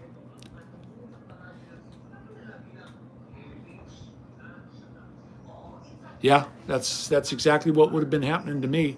Now my buddy, when I was in California, his mother got blocked up like that, and she refused the surgery and she died. She went to the hospital and died. 58 years old. Because she just said, I'm not letting them cut my guts out. Forget it. The same thing happened. She told her sons, the same thing happened to your father. They cut his guts out and he was miserable the rest of his life. And she said, I'm not going through that. And she wouldn't let him do the surgery. They put her in the hospital, and he said it was 3 or 4 days, and she backed up and died. Her system backed up, and that was the end of her. And he goes, they couldn't talk her out of it. She made up her mind that she wasn't going to go that route, because I guess the same thing happened to his father. The whole family got colon cancer, and they had to carry that bag, the little plastic baggie with their poo-poo in it. And she said she's not going to do that. And she was. I met her.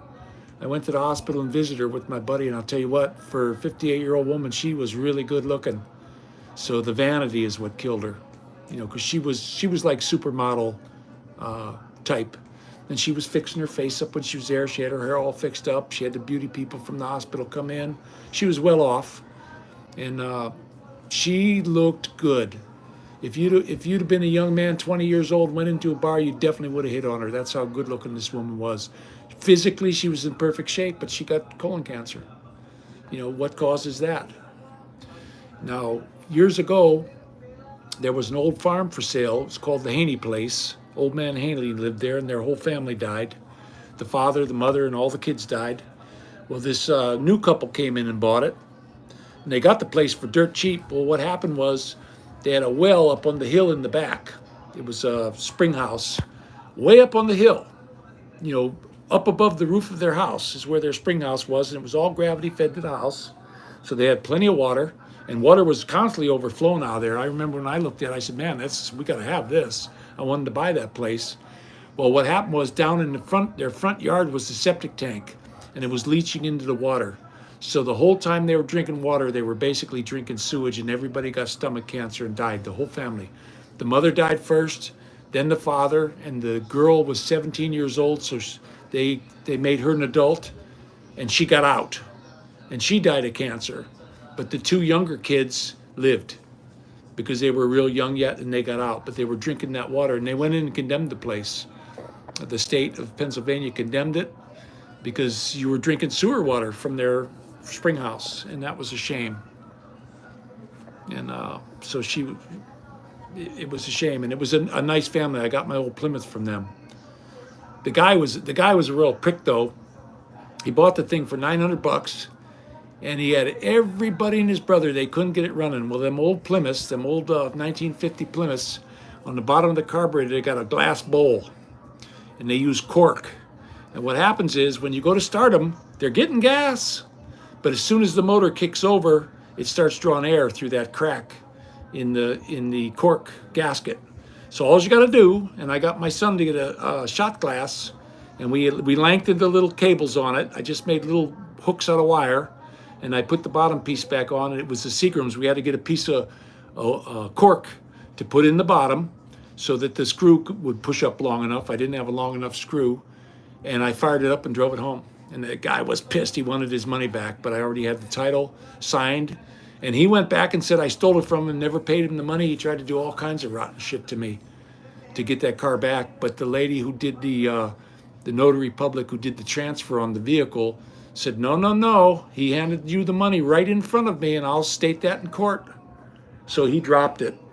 But he wanted that car back, and it was beautiful. It was a 1950 Plymouth Cambridge, and I took it up to my buddy who's a paint and body man, and I said, I want to get this thing repainted because it was a midnight blue, and it was beautiful. But it had chicken poop all over it, and it just ate through the paint. And he says, hey, this is the old lead paint. He says, let me buff it out, and let's see how it looks first. And when he buffed this thing out, I immediately, when I got the car back, I immediately took all the chrome off and sent it out to a nickel plater. That's how pretty this thing was. I took the grill off, And man, that was driving down the street. That was the most beautiful car I ever drove. It just gleamed. You know, you get it in the sun, and there was such depth in the paint back in the 50s. Absolutely fantastic. But I loved that car. And it went. I took that thing on trips all over the country. I took it up to Canada. I took it to Montreal. I don't know how many times. I took it to Missouri a bunch of times. I drove it out to California. And guess what? That thing never missed a beat. It would do 90 miles an hour, whether you're going uphill or down. It wouldn't go any faster than that. But that's what it did. Now I've got the my phone saying the battery's low, and it's got this stupid plug. I only got one of them for the iPhone, and it's a weird one. Nobody else has it in the house, so I'm having a little bit of trouble, guys. I hope you're still with me. I was talking to Ronald on the phone earlier, and he was telling me that it was breaking up really bad. Our Wi-Fi here is not the best. It seems like when these airplanes take off, we lose our Wi-Fi. If the airplanes take off and they make that right-hand turn, as soon as it faces away from us, boom, we lose the TV, we lose the phones, everything.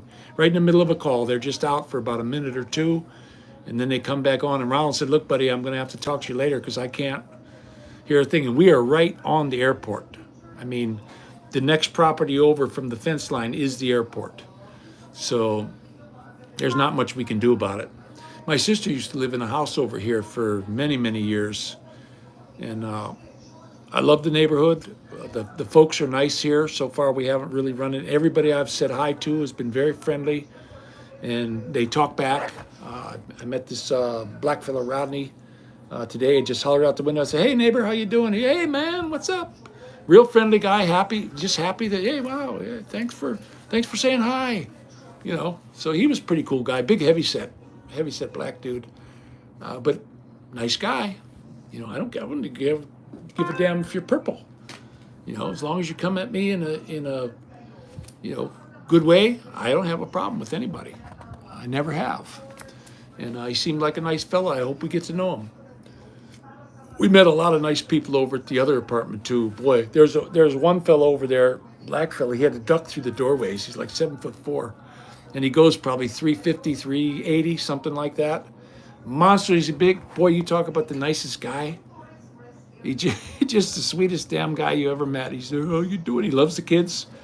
Every time he see my kids, he was all, hey, how you doing, little buddy? Hey, I can't have no kids of my own. So, no, we're real far from the lake, Mojo. We got to be, I think it's 14 miles to the lake. We're in the snow belt, though. We're in the place that gets the 3 feet of snow, and you go north 2 miles, and they've got a dusting. You know, it's that big dome over the lake as that air evaporates, it makes a big dome, and the snow just rides off of that. And this area right here, when everybody else gets a 1/4 of an inch of snow, we get 2 feet. They call it the snow belt around the lake. And boy, do you get some snow here. And when I was a young guy, I was never out of money because I'd grab myself a shovel and I'd go door to door, shovel your snow for $10, and never got turned down. Absolutely. So, yeah, that's where we're at. We're right at the Cleveland Hopkins Airport. The planes are taking off, not over our house, but off to the side. And as soon as they make the right-hand turn, we lose the Wi-Fi. There's nothing we can do about it. Something in the planes is doing it. And there's towers. There's towers all over around here. You can see them. And they're worthless. They're absolutely worthless. But I'm going to tell you what, I have this cable TV company. It's $17.50 a month. And I've got unlimited use of the phone. It works everywhere. It's the cable company. And if you buy their cable with their so many channels, you get one line of phone for $17.50 a month. And I've never run out. It never runs out of Wi-Fi. I got their absolute minimum, the cheapest one I could get, and I've never run out. What happens is when you do run out, the phone comes on and says you're running out, and then it goes into a real slow speed. So if you go to pull up something on YouTube, it buffers and does that little spinning hourglass thing. So yeah, we're West Side, Mojo. We're right out of Berea. We're in a town called Brook Park. And my sister lived in this town for, she lived here about 20 some years in a little blue house up on the corner. And I love that little. I used to go over and visit her all the time in that little house. It was like it's a little tiny one-story house, and her husband was a cabinet maker, and he laid that place out. You look at the outside, you think, it's just a little rummy-dummy house until you get inside and you see this most beautiful cherry wood cabinets and benches that he built and closet doors. I mean, he did the whole house, and he is one hell of a fine cabinet maker. That poor guy, though, he had to have triple bypass here a few years back, so we were doing some praying for him. He's my brother-in-law. We call him Buddy, and I'll tell you what, he's probably one of the nicest men you'll ever meet. He really is. He's just a super guy. His father was the same way. When we were kids, my sister married him when I was just a little teeny weeny kid, and he was always around. Big fella. His name's John. He's a good sized fella, probably 6'4", 250, and bull of a man. Strong as a bull, and he's just happy. That guy is happy with every breath he gets, and I've always admired him for that. I always said, boy, there's somebody you should pattern yourself after. And I think my sister, they've been married for, my goodness, since the 60s, you know? Yeah, Gary, there's tons of them all over around here. There's Lakewood's got a big ice skating rink. There's roller skating rinks all over the place. Dorothy, she wants for Christmas, she wants roller skates because they're everywhere. There's roller skate. When I was a kid, I was a roller skater, guys. My parents used to take us, and they would take us up to the roller derby and drop us off and come pick us up 4 or 5 hours later. And we'd be soaked with sweat, and we'd sleep like babies that night. And we all learned how to skate backwards and do figure eights and all that stuff. You know, the flibberty floop and all that crap. All of us kids knew how to do that. And I want to buy these kids the same thing. They're going to fall. They're going to get hurt. But guess what? So did we. So I want to get that for them. Healy, they call them Heelys now. And I just saw a really cool pair. They're $90, but you just kick them and the wheels pop out and lock. And then you got to put them back in when you want to walk again. They're like a tennis shoe, but they got a good ankle brace on them, and they got the good soft rubber wheels. Now those wear out quick, but you got to have that out on the street because you hit one little pebble and it throws the brakes on, guys. That's what I like. Yeah. So I want to make sure I get them a really good set when I do buy them. And of course it'll be winter time, so that's not going to be any good for them. But that's probably I'm going to have to start saving now for them.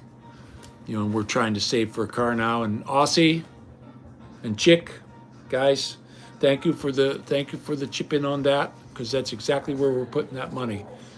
We've been looking through Facebook Marketplace, and right now I cannot believe the beautiful vehicles that are for sale. I'm looking more towards a Ford van, like a conversion van, and there's one for sale right now. It's an E250, 71,000 miles. It's got the tow hitch on the back.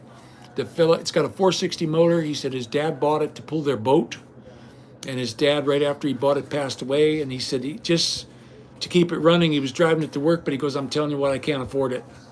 He said that damn thing, he said he was averaging about 12 miles to the gallon in it. But he said it's like a new truck. It's a conversion. It's got the little push the button and the bed goes down in the back. Perfect for the kids if we want to go to Niagara Falls or something.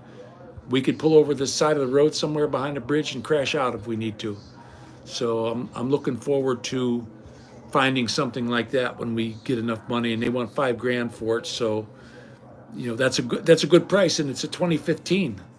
I'm thinking, wow, I asked the guy, has it been wrecked? What? He goes, look, my dad bought it. He bought it brand new when he retired, and he never even hooked up the boat. He got the hitch put on it, and you get all the hitch stuff. He said, it's all yours. It goes with it. It's got like the wheelbarrow thingy. And he says he's got this big Galaxy boat that he was planning on going, and he had a heart attack and passed away. So he said the van, he goes, the only thing it needs is tires. He goes, it's got the original tires on it, and he says the wear bars are coming through. He got stopped by a cop coming home from work, and the cops told him, you get tires on here, because if I see you on the road again, we're towing it. So he said, it needs tires right away, and I'm not putting them on. He says, you want it? You put your own tires on it. And it's got the twin I-beam front suspension. Worst suspension in the world for tires. You cannot keep tires on them. I had a Glaval conversion Ford E150. Guys, forget it. You're lucky if you buy the cheapest tire they got in the store, because you're not going to get a year out of them. I don't care if you rotate them or do whatever. It just eats them. It just eats tires. So if ever you're looking at a Ford van, it's got that twin I-beam suspension. Yeah, it gives you the best ride in the world. I'm telling you what, I never had a vehicle that rode as good as that one. And it was a big van, but you couldn't keep tires on it. And then finally, I got neoprene bushings from Sport Tech, and I took the whole front end apart and I put the neoprene bushings in there and we locked them down to the torque specs.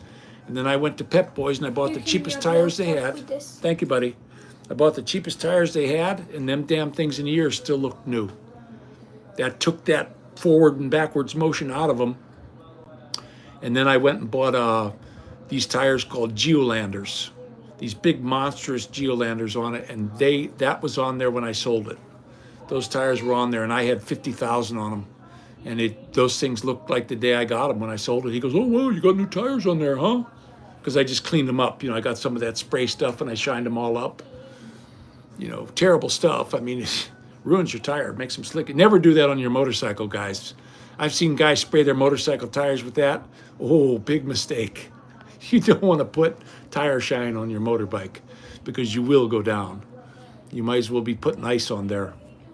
But those Geolander tires, they were from a company called Kumho.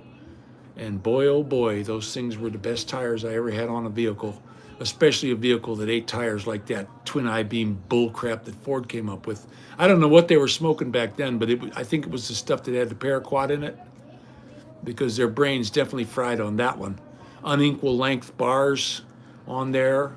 But I have to admit, it handled really good. I put a Sport Tech sway bar in the back, and the front one was a hollow one. It broke. That's why I replaced it. And I bought Sport Tech for the front. I got the big, heaviest one they had, the 1.25" one. And boy, that thing handled like it was on rails. I could go around corners in that van. It wouldn't lean or nothing. But when you do that, you got to worry about flipping them, because they will flip when you put those on. That's why these rock crawlers and stuff, they got special devices on them now where they can disconnect them when they decide to crawl through the rocks. I saw that out in California. I was going, wow, that's really cool. He said, yeah, just pull this thing and then it lets them, it releases them. And I was like, wow, dude, I didn't know you could do that. That's really cool. And from Sport Tech. So I went ahead after I got my buddy, when he got the van, I sold it to my buddy, and that's what went on there. Because you don't want to flip a van. You don't want to flip any vehicle. So I was talking about that when I first started the live, was about that snowmobiler that went in the water and was upside down, stuck. And if it wouldn't have been for his buddies, he'd have been dead meat. But they got him out. His best friend got him out. And I'll tell you what, that was his angel on his shoulder, guys. That was one of his lives, because he'd have been a goner if he'd have been riding by himself. Because he said he couldn't move. And his head was underneath the water. The only thing sticking out was his hand. And he was in like a crevice. And it was a river. And he's snowmobiling. It's not really a snowmobile, it's a snow bike. I never saw them before, but I was like, damn, if I was going to get a snowmobile, I'd buy one of them. It's like a dirt bike. When they were first showing it, I said, they're not on snowmobiles, they're on dirt bikes. It's on YouTube, but it's not a dirt bike. It's a snowmobile. It's a dedicated snowmobile, and they were cooking too. But he broke through the ice, and he went upside down, and his buddy saw him, and his buddy went straight over there, and all the rest of the guys that were riding with him, they just kind of moseyed over like, oh, okay. They didn't realize the seriousness of the situation. And that's scary. Sent me that video. I had seen it before. I watched it here last week, and I was like, man, oh man, you talk about an angel sitting on that man's shoulders. And a lot of people wrote in the comments that they knew him and that he's a really good dude, and his best friend you can have, because he held on to him and wouldn't let him go for nothing. He had a hold of his best buddy, and he was not letting go. And he's hollering at these other guys for help, and they're just moseying on over. Da, da, da, da, da. Here this guy, he's seconds away from death. Freezing. You got to think how cold that had to be. And I mean, his whole helmet. He was like, take my helmet off, because it was filled with water. He couldn't breathe. So, but they got him out, and he lived. They said he's fine. He just was beat up a little bit. But Now there's a lifetime friend right there. There's a really good friend that he had. Hey Ken, how you doing, buddy?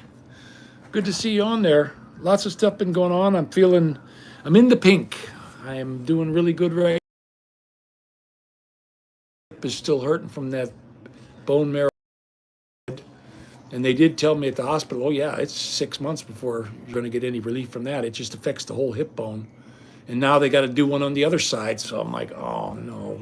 I said, you're kidding me. And they said, no, before the stem cell, we have to do it again. We're going to do it on the other side though. And I said, gosh, dang guys, this is like medieval. You know, why don't you just pull out the cage and put it around my head with the rats in there? You know, this is medieval stuff they're doing to me, guys. Go like on what is that? Pulp Fiction. I'm gonna get me medieval on their ass. The big the Vin guy. You know, the rapist. He's gonna go medieval. A couple of my buddies with the blowtorches, and we're gonna go medieval on you. And I was like, damn, that didn't sound too good to me.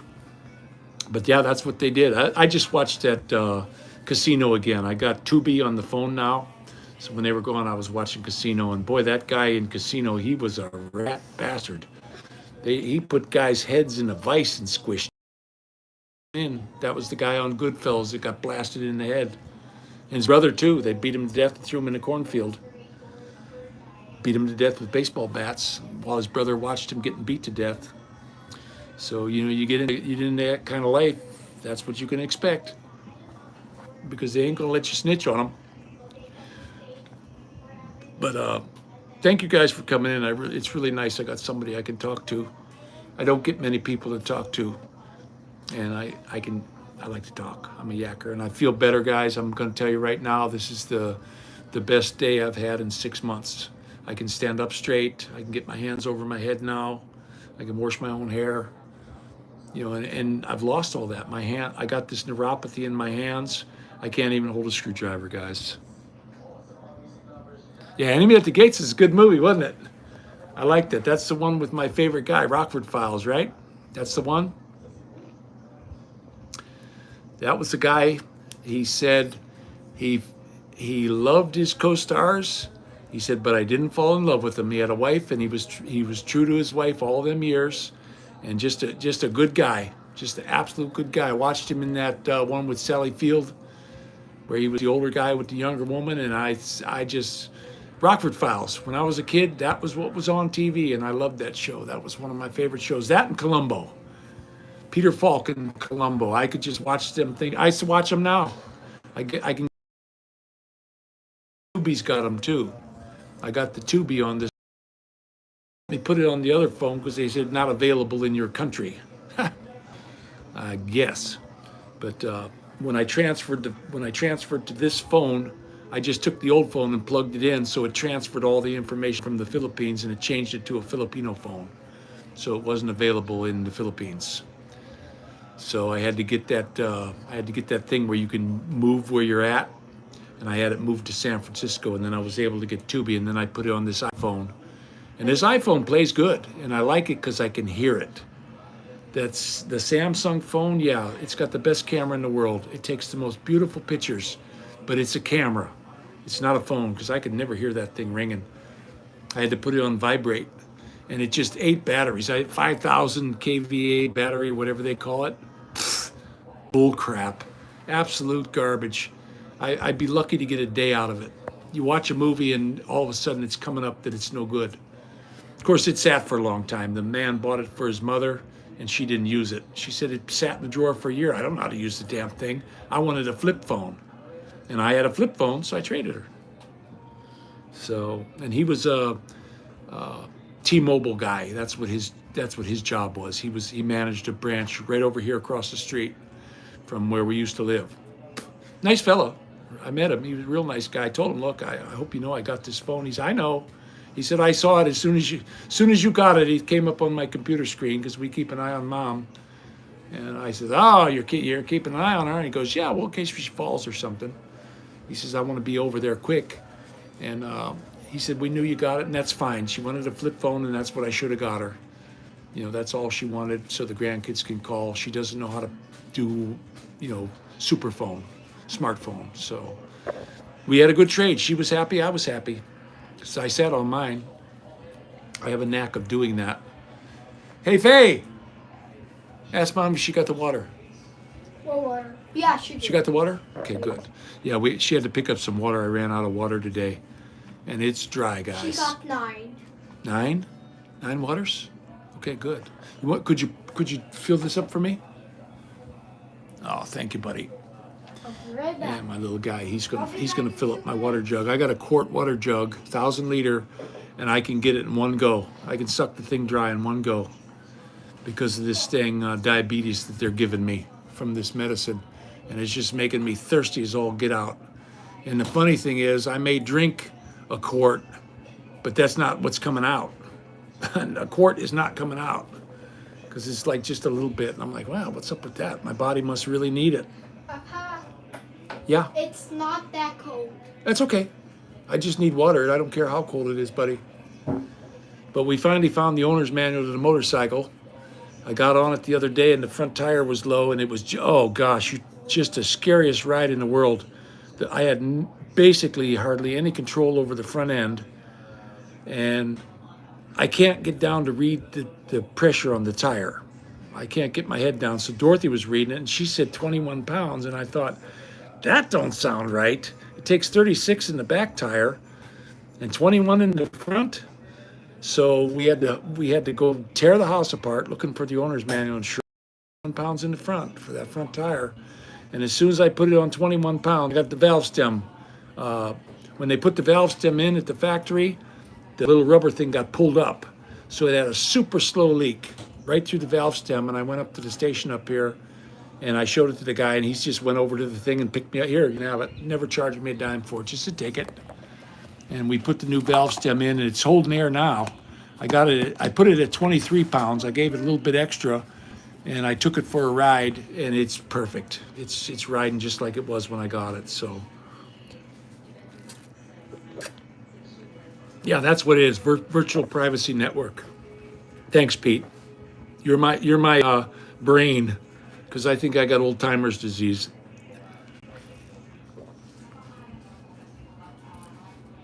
This is my good jug from the VA. They sent, they let me take it home. I got a lot of cool stuff there. They gave me that walkabout thingy. They gave me this hospital bed. They gave me a wheelchair. They gave me a potty extender. They gave me a thing to sit down in the tub. It's like a big chair that can be in the shower. It's got these like suction cup feet on it. Real sturdy. I mean, this thing is sturdy. I mean, I can get all my weight in it and wiggle around and it don't budge. It's made for inside the tub. It's got these big monstrous suction cup feet on there. They brought it over to the house. Hospital bed too. It's an electric one. Look at this. I pushed the buttons and it's just like at the hospital. No charge. I couldn't believe it. I was like, wow. They didn't used to treat their vets good, but I'll tell you what, even though I wasn't the best vet in the world, they're treating me like I'm some kind of a damn king down there. They're paying for all the chemo. I just can't afford it. There's no way in a million years I can afford that, but there's no charge. I went into the social worker and I said, man, I need some help. And she says, as long as you're asking, I can help you. And she went over to her computer screen. She printed out a whole new bill that zeroed my bill out. I don't know a thing. She said, but we can't offer it. You have to ask. That's the rules. You have to ask them for help. She looked at me, she goes, are you asking for help? And I said, yeah, I need some help. Most I could give you is about $10 a month. And she just started smiling real big. I can help you now. As long as you ask, I can help you. And she went over to the computer and she zeroed out that $1,600 bill. Yeah, I think so, Pete. I absolutely 100% buy that. 100%, I do. He got in there and said, we can't treat our boys this way. And you know something? I'm meeting all these old Vietnam vet guys down at the VA. And these guys have been through the soup and they came out and they're still kicking and they got a whole different outlook on life than anybody else who hasn't been at war. They got a whole different outlook, and I'm telling you what, I can't believe what beautiful people I'm running into. Just absolutely fantastic people. And, their wives, you can see their wives are very happy because their wives always come with them. and they're concerned. That's their mate, and it's all guys. Yeah, I've only seen 2 women since I've been there, and the one woman, she's all messed up. I guess she got blasted in the hip, broke her hips, and they had to replace them, and she's having all kinds of trouble. She's got weight trouble, and I saw her again Monday, and I was like, "Oh, how you feeling, sweetie?" She goes, "Oh, I'm not good at all." She says, "They got to fix this." And she says, "I hate to go in for another surgery." She's got both sides. She had to get both sides of her hips redone. And I never heard of that before. I never heard of that before where they had to do both sides. But I guess she was one of them bombs blew up the Humvee they were in. And she was in the back. And the wheel well hit her in the hip and just broke it straight across. She said the way the fracture worked is the bone went inside itself.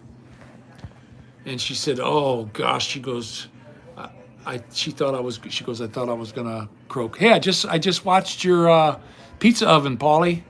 That was pretty good. I can't reply because they want me to sign in, and I forgot what my password is, so I can't sign in. I was gonna leave you a comment, but that looks pretty cool for $35. I think your pizza oven, you got it solved now. That looked cool to me. That looks like the back end of a Corvette. So I hope it all works out for you. I'm looking forward to seeing your next video, okay, bub? I don't get notifications for you anymore. I just happened to be digging through on, you're on the Rumble, and I just got Rumble again because I got British Biker back, and I got him, I followed his channel, so it's beeping now. And I've got it working, but I can't remember the passcode, and it won't let me put my name in and do another one because they said this name is already taken. Well, of course it is. It's mine. I just don't remember the passcode that I put in there. You know, they make you do these why don't they let you put in what you want? But they say, no, you have to have a letter, and you have to have this, and you have to have a certain character. Well, I don't remember that. I got to write it down somewhere. And then my problem is I can't remember where I wrote it down. So, you know, I did that last year, and we just don't have it. So I can't get on to Rumble and leave comments, or I'd let you comment, because I thought your little turbo cooker thing you got for your pizza oven is cool. It looks like the exhaust off a Corvette. So glad you got it, buddy. I watch all your videos, buddy. I don't miss any of them. I've been watching them since you've been making them. So I'm sorry I can't let you know that I'm watching them, but I always give you a thumbs up. So anytime you see a new thumbs up, it's me. Don't worry. You know, I got certain guys I follow. Island Tracker's going to start doing videos, and I'm going to definitely follow him. I follow Tropical Tim. Now I was watching Aussie Farmer in the Philippines long before I ever met Tim, because I like him. He's an Australian. I be honest with you, I've never met an Australian I didn't like. I just like those guys. I think they're pretty cool. They sound cool. They're bloody bastards. And they got some miles on them, but they're good people. Every one of them I ever met. The first Australian I ever met was a fire control technician. His name was Steve, and his Filipino wife was Arlene. And we met him on the boat. And I saw him 2 years later. I said, "Steve, how you doing?" And he was like, "And you are?" I said, "Don't you remember? I met you a couple years on the boat." He goes, "Man, I can't believe you remembered my name." I said, you got your wife Arlene with you? You're the fire control guy from Australia, from Sydney, right?" "Yeah." He goes, "I can't believe you remembered that." That's how good my mind used to be. Not no more, guys. I can't remember. I can't remember if I put deodorant on this morning. I'm serious. Stuff that happened today, stuff from a long time ago I can remember, but the stuff that I do today, I can't pull it up. I couldn't think of multiple myeloma, and the doctor when I was at Southwest was pissed. "You're not taking this very serious." I said, "Yeah, I am. I just can't remember. I'm sorry." You know, I lost it. And he was like, "You're not taking this serious. I'm not going to be your doctor if you're not going to take it serious." Well, I don't know what to tell the guy. You know, I didn't think he was a very nice fellow, to be honest with you, and I don't have him for a doctor no more. We shit-canned his ass. "You're going to treat me like that, or you go down the road kicking stones, pal. You don't treat me like that. You're the servant. You're the one that's taking money. You are the servant. You don't speak to me that way." So he was down the road. But they get this God complex. All these guys, after so many years of, pulling people out of the soup, they get this God complex, and they think they're better than you. And we're all the same, guys. I don't care if you're. I saw some fellas going through. They were training up some new young men at the VA. They had yellow shirts on. They're trainees, and they're going to be emptying the garbage cans. Well, you want to know something? Those guys are just as important as the doctors in there, if you ask me. They're the same. Everybody, God puts us on the same footing, and we wind up where we wind up, and that's it. You know, you got your station in life, and nobody, I don't think that anybody else is worth more than anyone else, except when it comes to my wife and children. You know, I think there's nobody worth on the planet more than these guys. I couldn't do what Abraham did, guys. I was just talking to the Lord today, and I said, you know, my faith is weak because I wouldn't be able to do that. I would not be able to take my son and offer him up, you know, and God didn't make Abraham do it either. He caught a ram in the thing, and that's what he gave for the sacrifice. So I was like, you know, telling the Lord, my faith is weak. I wouldn't be able to do it. I couldn't do it to my beautiful baby boy. He was a gift, the best gift I ever had in my entire life, and I just couldn't do it. And Maddie, I'm telling you what, there's just something about this kid. He's, I don't know. Do I have a favorite? Absolutely 100%. Sorry, guys. I'm going to admit it. I have a favorite, and he's it. He's absolutely my favorite. But Geronimo is really growing on me.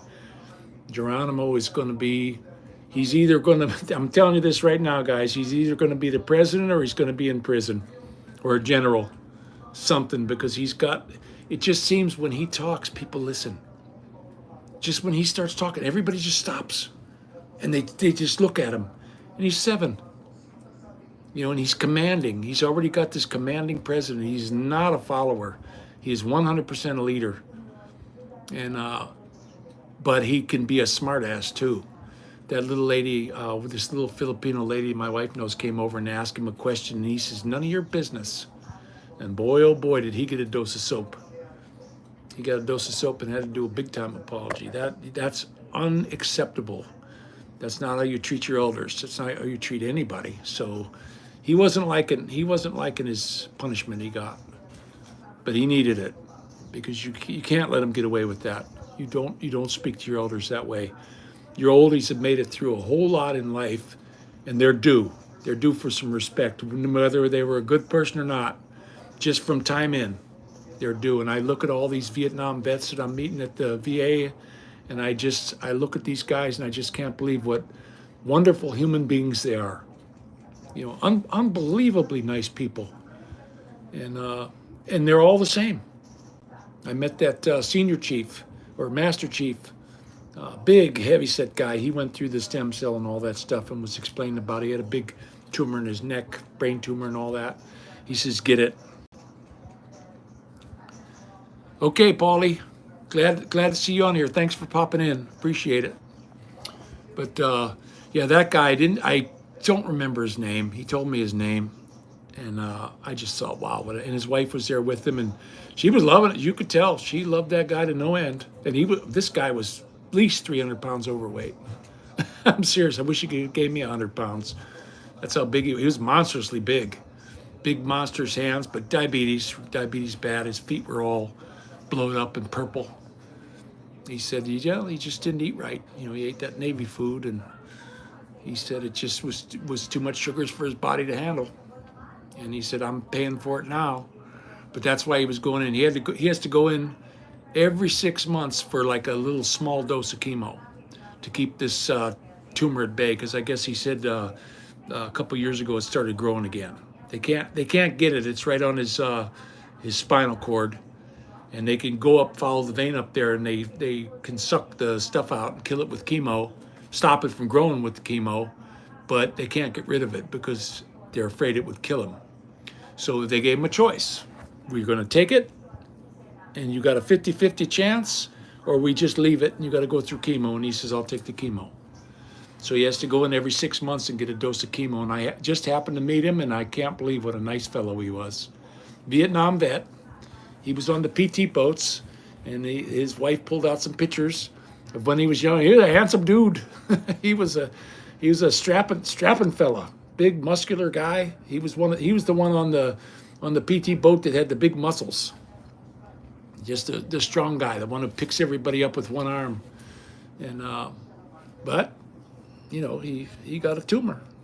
You know, who knows why you get them or what? But I just couldn't believe what a nice fella. I met a whole bunch of them. There was another fella in there named Dan, monstrously big black guy. And I talked to you. Got time to talk because you're in there for hours, getting your chemo. It takes. I haven't been there less than 4 hours anytime I've ever went, and they'll talk to you. They're not going to be shitty or anything. Hey, how you doing? Oh, hi. I shake your hand, tell you their name, and we start to get to chatting. And I'm telling you what, I just admire the hell out of these guys. I just sit back and think, wow, they've been through the shit, and they came out alive, and they got a whole different view of the world than we do. I've never been at war. I don't ever want to be at war. They'd have to give me diapers, because I know I'd be crapping my pants. You know, I don't want to shoot anybody, and I don't want anyone shooting me, you know, or sticking me with a bayonet. That would really suck. that just would ruin my day, guys. I'd have to go home and shave. But the beard's coming in pretty fast this time. Look at that. It's only been a few weeks. It's been popping in quick, so I guess it's all supposed to fall out, though, is what they're telling me when I get the stem cell. They're going to give me that big dose, and they said that 90% of the people who get it lose their hair. And I did see a fella came in. He just walked past. I didn't ever talk to him or anything. Real skinny, skinnier than me, and he had like little peach fuzz on top of his head. And I asked the girl, I said, did he have stem cell? And she says, yeah, he's coming back for a checkup. Yeah, he had stem cell a couple months ago. So he lost all his hair. He looked like he was in his 70s. But of course, this cancer ages the shit out of you. I mean, it's aged me something fierce. Ain't that? I look in the mirror. That guy that used to be there, he's gone. Hey, Berkey, how you doing? Nice that you popped in. Thanks for popping in. Been going through a lot lately, and just letting everybody know what, you know, if they run into the same thing I run in, what to expect. That's all. But I'm feeling really good. Last week I was really down. Almost ready to give up, guys. That's how bad I was. I couldn't put any weight on my legs. I just went straight to the floor. I couldn't stand up. I couldn't get my hands over my head. It just was absolutely horrible. So it's just where I was at. I didn't make any videos. I wanted to, but I didn't even have the strength to pick up the phone. I just was out of it. You know, even picking up my water jug, I was having a hard time getting the water jug. I had to get two hands on it. Same way with coffee in the morning. I can't pick up the cup. I can't feel these two fingers. Now, if I touch something, it hurts like hell. If I grab something like the fingernail clippers, it hurts like hell to do them. But when I pick up a coffee cup, I have no sensation that I have a coffee cup in my hand. So I spilled coffee all over my crotch. That was like the icing on the cake for me, guys, because it just tipped over and I didn't even know it. You know, because if I'm not looking at it, I can't tell what it's doing. And we got the worst coffee cup in the world. I can just barely get two fingers into the hole, and it's hot. Ceramics is supposed to be an insulator. Not this ceramic. Must have that special Chinese high heat ceramic, because that you fill it up with hot coffee and you can't touch that cup. You might as well stick your finger in boiling water. So I don't know where the hell they got it, but it says made in China. China made in China, go figure. But it says bone China on it. Well, they can keep their bone. I don't want any of that stuff. But it's the worst China you can get. I know they say, oh, you want the bone China, that's the best stuff. Bull crap. It's not good. Right, sweetie? What? My coffee cup. What's the coffee cup? It gets hot when I touch it. It's a good looking cup. I picked it out of the store. I said, wow, and it's real light. You pick it up, it's super lightweight. I said, boy, this is a nice cup. I'm gonna take this home. It was like $1.80 at the Mark store. So I bought it, but I didn't put my fingers in it to try it out. I didn't know I was gonna get multiple myeloma either. So it definitely was not a good cup for me. Well, I got it at Walmart, not Mark's. I got it at Walmart. That's all the stuff comes from China there. I just ordered, the little microphone and you hear things that you put in your helmet, runs off the Bluetooth. I just ordered a set. A few years ago when I was in California, I was looking at them. They were $350 for a set of those. Well, guess what? You can get a set of those out of China for $35 because they're on the way. Hey, Dorothy, can you go to the mailbox? Dorothy needs to go to the mailbox Why? because the mail. Well, who's gonna come with me though? Maddie, Thing. Maddie, please go with your sister. Come on, please go with your sister, okay? You have to have a chaperone Why me? because I asked you to. Okay, take your little game with you. I don't care. I can't. Oh, okay.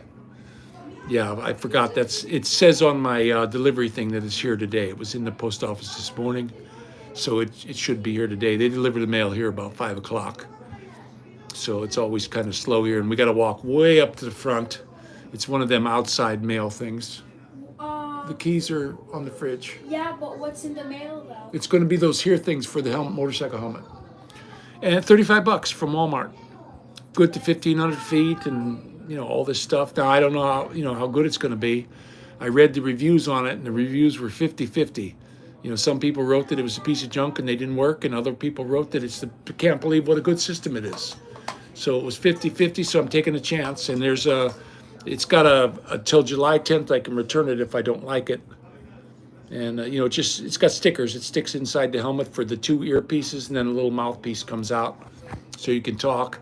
And it's Bluetooth, so if I have the phone on one of these Waze things or the map, I'll be able to hear it in the helmet. Of course, it's probably going to fry my brain, but I think that's pretty much done already anyway. So I got CRS. I was diagnosed with CRS. I got a bad case too. You know what that is? Can't remember shit. I told that to the neighbor. He's like, "Oh, that's so sad. My mother had that." I didn't tell him. I didn't tell him what it meant. He goes, "Oh, it's terrible. I hope you come out of it. I really do." Real nice black fellow over here I met, Rodney. He said, "My mother had that. I hope you come out of it." Because he asked me how I was doing. I said, I got diagnosed with CRS. Oh, that's terrible. I'm missing a lot of pieces for my ear. I know, you got to go look for them, buddy. I told you can't open up all the bags. Okay, so go look for them. You'll find them, all right? Just keep looking. And I'll even let you have some of my Twizzlers, okay? When you find them. Oh, you don't like Twizzlers? I do. My daughter bought me licorice. She bought me a little bag of Twizzlers. She always buys me something when she goes to the store. But I can't eat the candy. I got the sugar. Oh, good.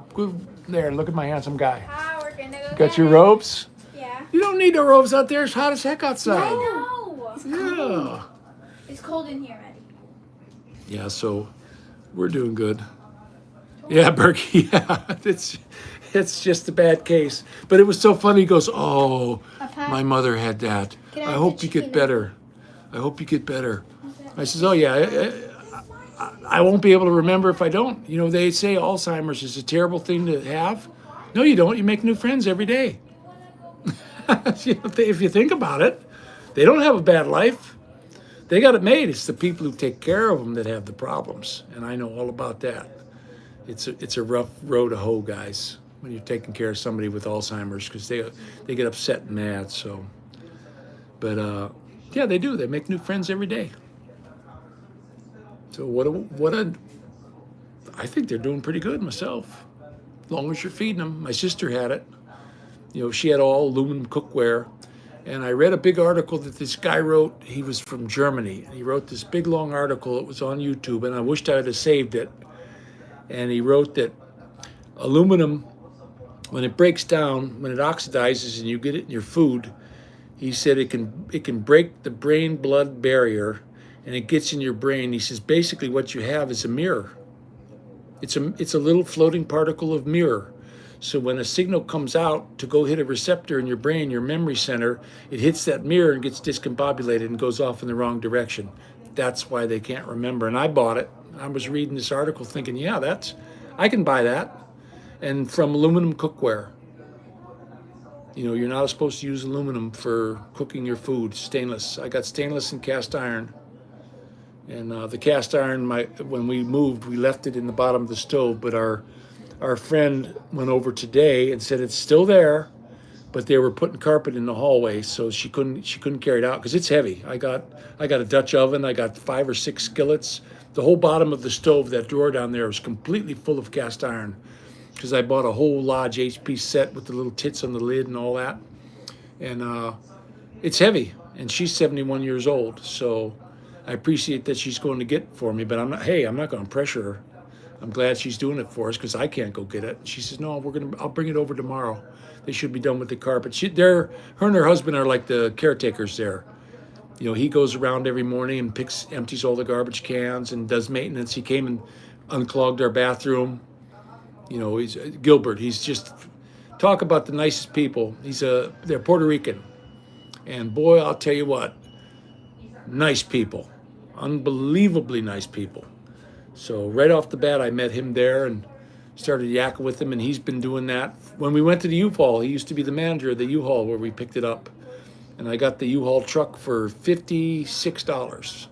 No, what was it? No, wait, $68, I'm sorry. The first bill was $56, and then the gas. I had to, you know, they said, hey, you used a little bit of gas. It's going to be this much to fill it up. I said, yeah, you guys just take care of it. That's fine. So it came out to $68 for 24 hours of a 15-foot U-Haul. And boy, I'll tell you what, that made me want to buy a Ford van. Immediately, I was like, man, I got to have a Ford van with this motor. It had a 460 motor in it. It had a button on it, so if you were towing something really heavy, you pushed that button and this thing got up and went.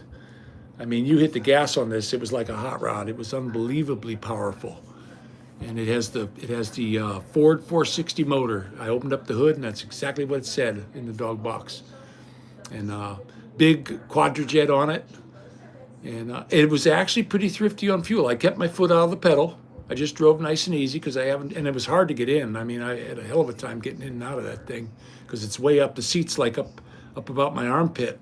So for me to climb into it the way I was feeling last week was just murder. But Gilbert, his buddy Jose, they're the ones that helped us move. And they did not dilly-dally. They loaded that truck up in no time. And I made him a deal that, you know, the couch and the big table that we had over there, if he could take it out to the dumpster for me, and paid him a little bit extra. He says, I'll have it out of there for you, because they charge you for that. They charge you by the hour for somebody taking that stuff out of there. So he says, I'll get it for you, don't worry. And we left the recliner there. I can't sit in it. The kids liked it, but I can't sit in it. I can't get out of it. You know, it's a lazy boy recliner, and every time I lean it back like that, it falls over on me because I got all my weights up high, so it just tips over. I can't use it.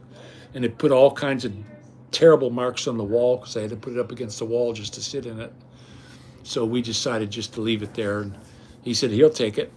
You know, it's a nice recliner. It's a lazy boy. It's a blue lazy boy recliner, and it's nice. A little lady, when I was at the motel, gave it to us. She says, oh, would you like to have that? She said, we had it in the garage, and we don't use it anymore. My husband passed away. We don't use it. It went straight to the office. That's what I know. Oh, it's in the office? Yeah. Okay, that's fine. So we have to get it tomorrow. That's fine. Okay, so they came, but they took them to the office. We did tell them when we first came here that anything comes in the mail big, to take it to the office. And the office will keep it there for you so it doesn't get rained on or stolen or anything like that, because it won't fit in the mailbox. That mailbox is only about this high. It's for letters, so it wouldn't have fit in there. It's a good sized box. So they put a note in there that it was in the office. So that's cool. I'm fine with that. And that's the way we want it here. They used to leave stuff out at the last apartment. They just throw it by your door. Today, my phone beeped, said your package has been delivered. We opened up the door, and there it was sitting outside the door for the cable that came for the bicycles. So, you know, we didn't know. And then the fellow brought the bicycles in his car, and they got stuck. I had to help him get them out. He had all this stuff in the car he was making deliveries on from the Walmart. And he goes, yeah, I bought this car he said, I got it for $500 last year. It runs really good. It was a Hyundai. And one of them Hyundai cars. And he says, man, I love this car. It was smashed up. Somebody got in a wreck in it, and it was all smashed up. But he says, I drive it every day. He said it runs like a top, and it's real good on the fuel. He says it just sips fuel. He says, I'm getting about 40 miles to a gallon out of it. And it was a Hyundai Elantra. And I was like, wow, that's what our friend has, Miriam. She has one of them, and they're roomy inside. I'm 6'8", and I'll tell you what, I got no complaints. The seats in them are real good, and I can stretch my legs out. And you're not reaching for the steering wheel either. I mean, and it's got the push button start and it's got all the modern stuff in them. And they're easy to get in and out of. But the easiest car I ever got in, my daughter's got this Ford. It's like the baby Bronco or something. It's called a Ford Edge. That was the easiest vehicle I ever got in my life. It's just the seat is exactly the height of my butt. There's plenty of headroom, so I don't have to duck my head in. When I get into Miriam's car, I got to sit in first backwards and duck my head down to get in because you're kind of squished in there to get in. But my daughter's little Ford Edge, man, I just pop right in there. But the only bad thing is direct injection, guys. And as long as you got a warranty on them, you got a great car. But they're going to be some of the nicest looking cars in the junkyard because people ain't going to pay the thousands of dollars that they have to pull the heads off and grind the bottom of the valves from all the gook on them. Watch that on YouTube. And if you see a Honda said, okay, we're going to do direct injection, but we're also going to use port injection for the detergents to clean the bottom of the valves. And they showed a Honda after it had 50,000 miles on it, and they pulled the valves out, and the valves were clean. Show, What? show my. Yeah, I showed him. I showed him your castle. What is that? Okay, well, we showed him. Yeah, he's all excited about his castle. He finally put his mind to it, and he built it. It's a Lego piece. I forget how 4,800 pieces or something like that. And then instead of opening up the bags one at a time, he opened all the bags up and dumped them on the floor. So now finding parts is like murder, you know, finding the part that he needs. But he's been at it. Today he worked about 4 hours straight on it, even right through lunchtime. And hey, let him go. They said, oh, you got to eat your lunch. I said, no, let him go. He's into it. I used to do the same thing when I had my gun shop. If I was doing a checkering job, I worked one time 27 hours straight doing a fluty lace pattern for a guy on a Weatherby. I was recutting it for him because it got banged up pretty bad. It was his dad's rifle, and his dad used it as a tent peg hammer and every other damn thing on this big 375 Weatherby. Beautiful gun. I blued it for him, and I recut the checkering and redid the stock for him. And charged him a pretty penny, too. And the guy was like, I don't care what it costs. He says, it's going up over the mantle. It was my dad's. We're going to hang it up above the fireplace. That was his only gun he ever bought. You know, all the rest of them were give to him or something when he was a kid. And he goes, this is going up above my mantle because it's all I got left of him. So, and it was, when I was done, 27 hours straight I worked on that gun. Never stopped. I just, you know, once you get into a groove, I just kept at it. And I did not want to screw this up for the guy because he owned a gun shop also. Not a gunsmithing shop, but a gun sales shop, sportsman shop. Name was Matt. And he said, man, I want you to fix it up. I've seen your work. He says, I'm afraid to give it to anyone else. I don't care what it costs. Can you make it like new? And I said, absolutely. I put a 1500 grit finish on that baby. I had that thing on the buffer wheels for, I must have spent a half an hour on the buffer wheels, buffing that baby up. And we cleaned the barrel out. I took my outer's file out. I did all that. You know, that was one of the ones that had the chrome barrel in it. We cleaned that baby up beautiful. And he took it out. He said, can I shoot it? I said, yeah, there's nothing wrong with it. All I did was make it like new. I says, absolutely shoot it. It's a shame not to shoot it. He fired that thing one time. And he says, F this thing. It did. He let me shoot the bullets. He had 4 bullets left. And he let me shoot it. And I'm not telling you what, Weatherby is the rottenest company for recoil other than the Remington 7600. I had a Remington 7600 that you might as well had a mule kick you right in the teeth. I mean, they're just murder. And there's so many things you can do to mitigate the recoil. And Weatherby just don't put the money in it. They put all the money into making them look pretty, and they are beautiful. When it comes to getting a rifle, you ain't gonna find one prettier than a Weatherby. They really do a nice job. I have to admit, they put the most beautiful finishes on them. The bluing is absolutely gorgeous. It's a special bluing.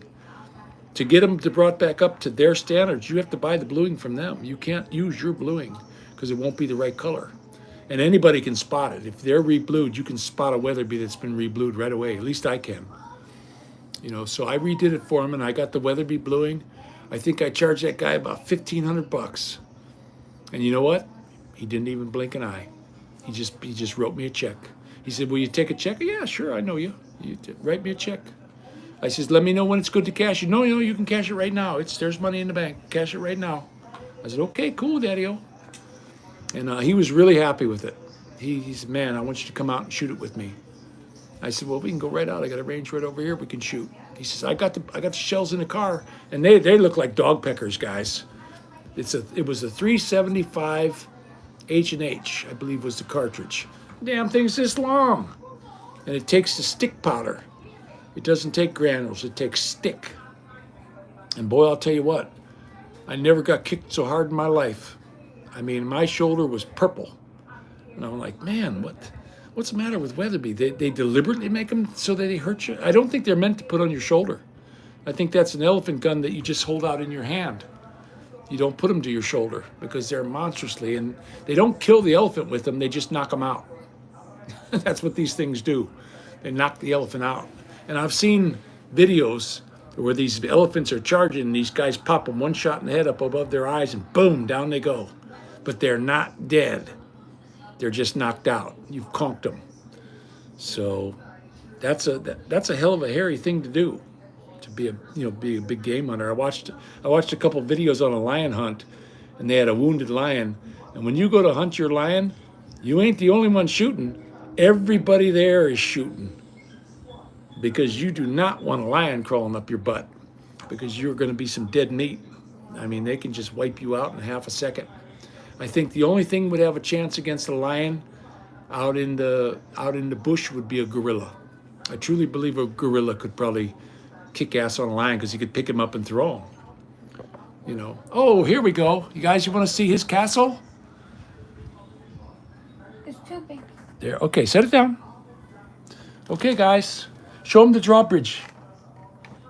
Let me turn the camera around, guys, so I can get a good view of that. Okay, show him your drawbridge. Look at that. He did a good job, huh, guys? He spent about 4 hours on it today. We got him a windmill so he could have some electric lights in his castle. I bought him this windmill today. Sorry, I put my thumb on it, so stop the camera. But show him your windmill. Yeah. There's a windmill we got from the Philippines. So that's going to power his lights. Yuck. Yep, it spins. There you go. So you got your only castle in medieval times with electric lights, but you have a working drawbridge. And he all day he worked on this thing. He finally made up his mind he was going to do it. And you can do anything when you put your mind to it, right, buddy? Yep. He didn't waste a second. He said, yep, right away. And here he is. It says on the box, 9 years old. He's 7, and he's got it built already. That's fun, huh? So next birthday, you want a Lego again? Oh, yeah? Look at that face, guys. Dad, You want a Lego again? Wait for Christmas and Yeah, for Christmas. and you don't get me the Then he's gonna cry. Then like 2 months later. I know. But he built it. You did the same thing, pal, so don't say nothing. Papa, You couldn't build it either. Remember your Bugatti? No. Yeah, you wouldn't. You went. That thing sat for weeks before you built it. No. My daughter Victoria bought him this 1,400-piece Bugatti. The wheels turn and the motor spins, and it's a Lego. And he did the same thing Moo did. He just said, I can't build this. Blah, blah, blah, blah, blah, blah. I said, well, I'm not helping you. He said, Dad, help me. Nope. I don't play with toys anymore, big toys. And he finally did just like Moo did a couple weeks later. He sat down and just stayed at it until he was done. And it works. Everything on it works. We got it sitting up in the cabinet. You want to get it? Show it, Maddie? Papa, after you. Yeah, it's got working doors in it, the little motor. You can see the motor and the pistons go up and down. You turn the steering wheel and the wheels turn.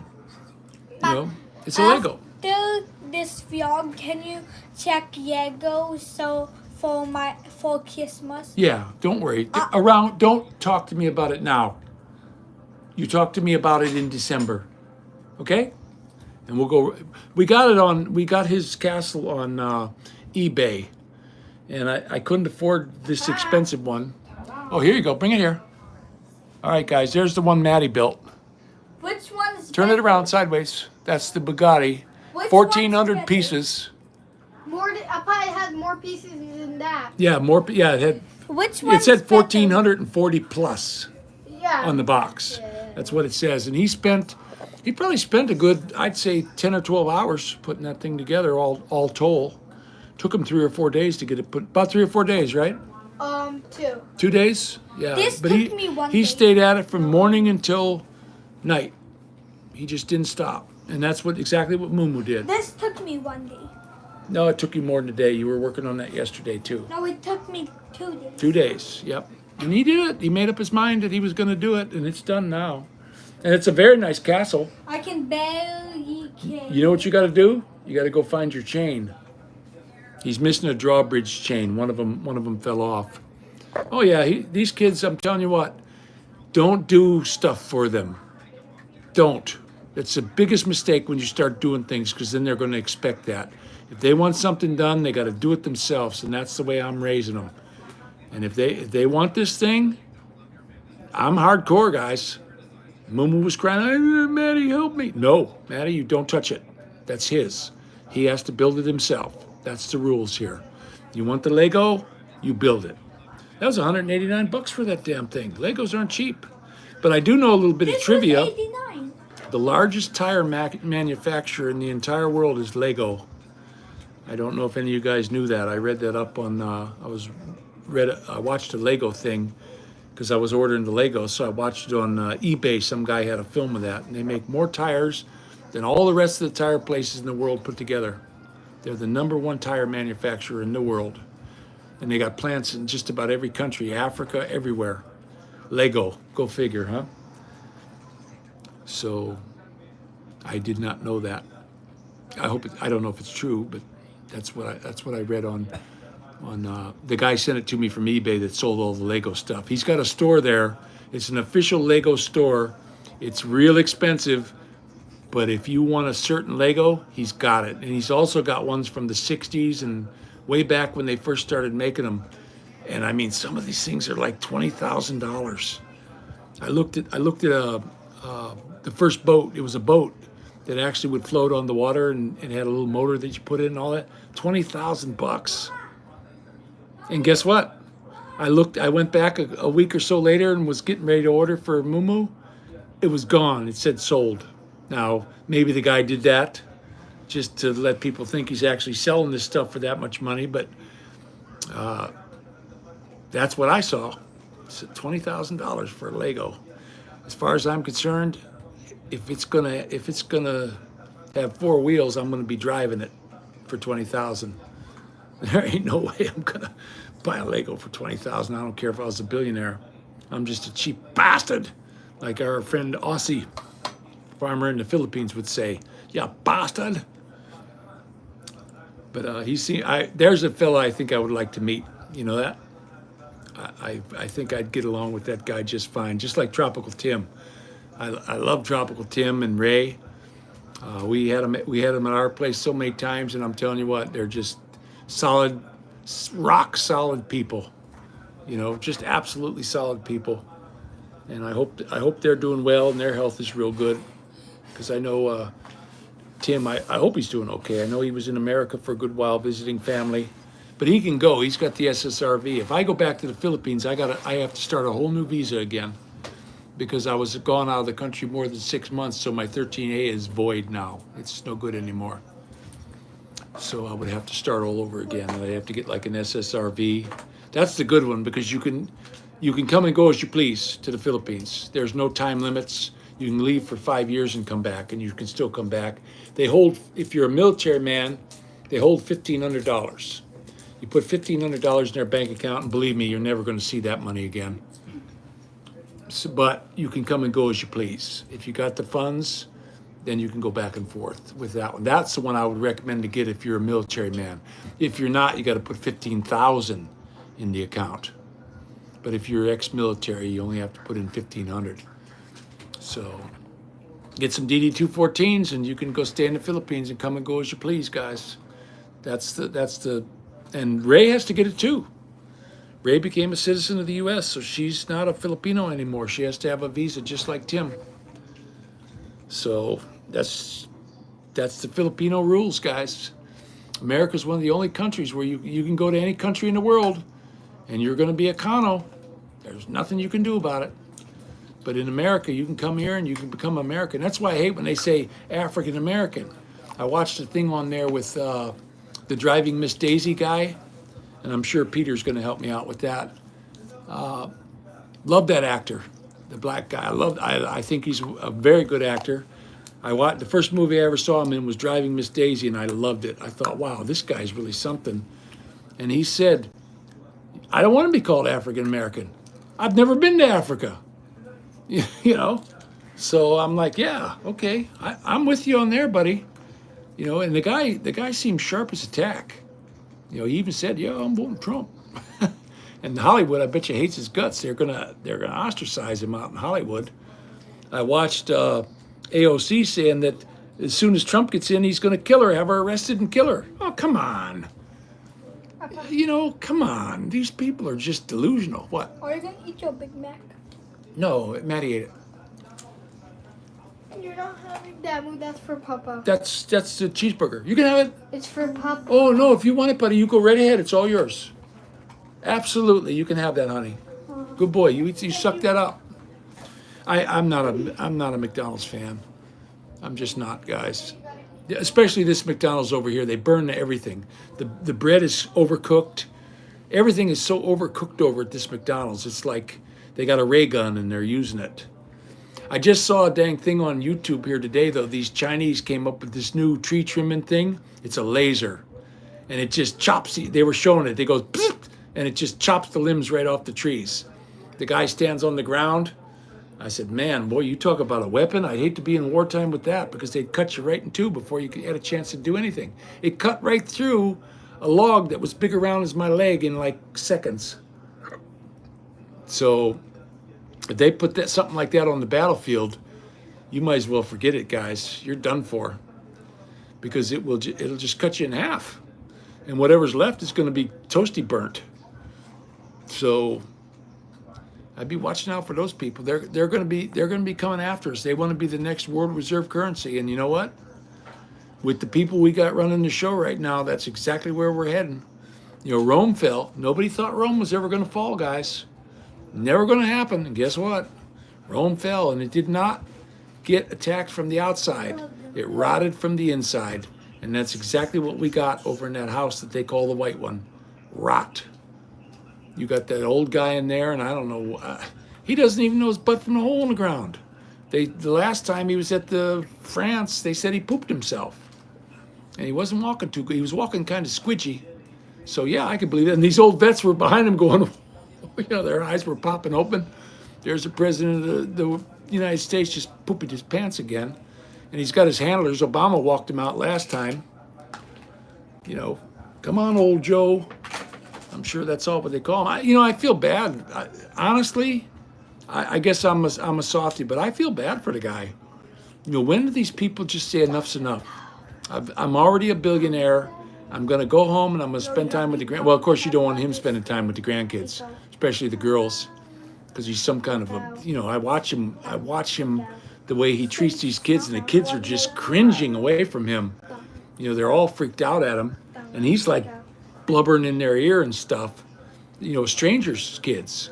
So I'm sure he was on Epstein's planes a few times, and I don't think a whole lot of him. I really don't. Yeah, Ronald, I'm up, buddy. I've been doing my live now for, it says 158 minutes. 2 hours. Yeah, a couple hours. So, you know, just letting people know what's going on. Yes, Pete, you're absolutely 100% right. That's exactly what it is. And that wife is, those are just handlers. They have a really good video of him now where they got that, where you could see the mask on his neck. The mask peeled up on his neck. And she went over there and smoothed it back down right away. So they're all in on it. This is the globalists, and they're globalists. Look at Trudeau. And these people are going down the road. People aren't going for it. It's just like the police here. I just watched one today. Somebody sent it to me. One of my buddies from around here sent me one. There was a black guy in Southern California, and he was going to pick up his kid at school. The cop stopped him for rolling a stop sign. And man, they smashed his window. They drug him out of the car. They threw him in cuffs for a traffic ticket. And then they searched his car with no probable cause. They said, you got guns in there? He's like, no, I don't have anything that'll hurt anybody in here. Get out of the car. We have to check for our safety. Well, I guess their safety trumps the Constitution. Is that the way it works now? I think that's the way all these cops think. If you ask me, they're all a bunch of sissies. You know, they're so scared of their own shadow, they ought to go do another job. I think they ought to get out of there and do something else and let Andy Griffith take over. There's your cop right there. Best cop I ever saw in my life, old Andy Griffith. Him and Barney with his bullet. You know, he kept his bullet in his pocket. Hey, hold on a second. I got to shoot you. Wait, let me get my bullet. All over my bullets and everything. Right? Here's my beautiful boy. Don't pop your chops, please. Chew with your mouth closed. We don't do that here, okay? Yeah, I don't allow that. I had a buddy one time, and we had him over for dinner one time. And, well, twice. First and last. Because he had a little daughter and a little son, and they were sitting over there. They'd take a bite of food and go, and I just wanted to puke. I had to get up and leave the table. I was so grossed out. And I said, man, Bub, you're my friend. I'm going to tell you, you got to knock that off from these kids. They just like to eat. Yeah, well, they're disgusting. Food all over the place. Yeah, you know something? When I was young, I got hassled by the cops just because the way I looked. Yeah, I did get hassled a lot, but we knew cops in the neighborhood. One of our cops' name was Gallagher, a big Irish fella. And boy, you talk about a nice guy. He loved us kids. He lived straight across the street from us. He became the chief of police, and they shot him. They blasted him. I think they put 19 bullets in the guy, and he lived. And his whole face was rotted off. They hit him right in the eyeball with one of them, blew half of his head off. And when I went to see him last time, he's like on one of them deck chairs on the Titanic, you know what I mean? And he's sitting there burbling in his pea soup, like that, all messed up. But he lived. And his wife was, she was like this really good teacher of the little mentally, the retarded kids. She was the one that got them flexible and, you know, PT teacher, you might say. And she was in great shape. This woman was strong as a bull and keeled over. Heart attack, keeled over. And he still was kicking. He went way up into his 90s with all them bullets in him. Bummer. But I remember when I was a kid, he was always real nice. Always had a piece of candy for you or something like that. And he'd always pet you on the head. How you doing? You boys being good? You're not causing any trouble? And my father used to put a 45 in our hand on 4th of July and let us shoot the streetlights out. You know, I kid you not. But my goodness, the stuff that we did when we were little. But I learned how to shoot a 45. My brother Mark, as soon as he got a hold of it, he pulled the trigger and just about shot my dad's fingers off. Pinched his fingers in the slide. He wasn't handing him a gun after that. But my dad, he liked his guns. He had a security company. And he had all kinds of guns. And shoot them up in the air on 4th of July. Woohoo! That bullet goes up. It's got to come down somewhere. I hope it hits somebody in the head. There was a muzzleloader fella. This was years ago in Pennsylvania. And he saw a deer on top of the hill. And it was the last of the day. Or no, it was first thing in the morning. Excuse me. It was first thing in the morning.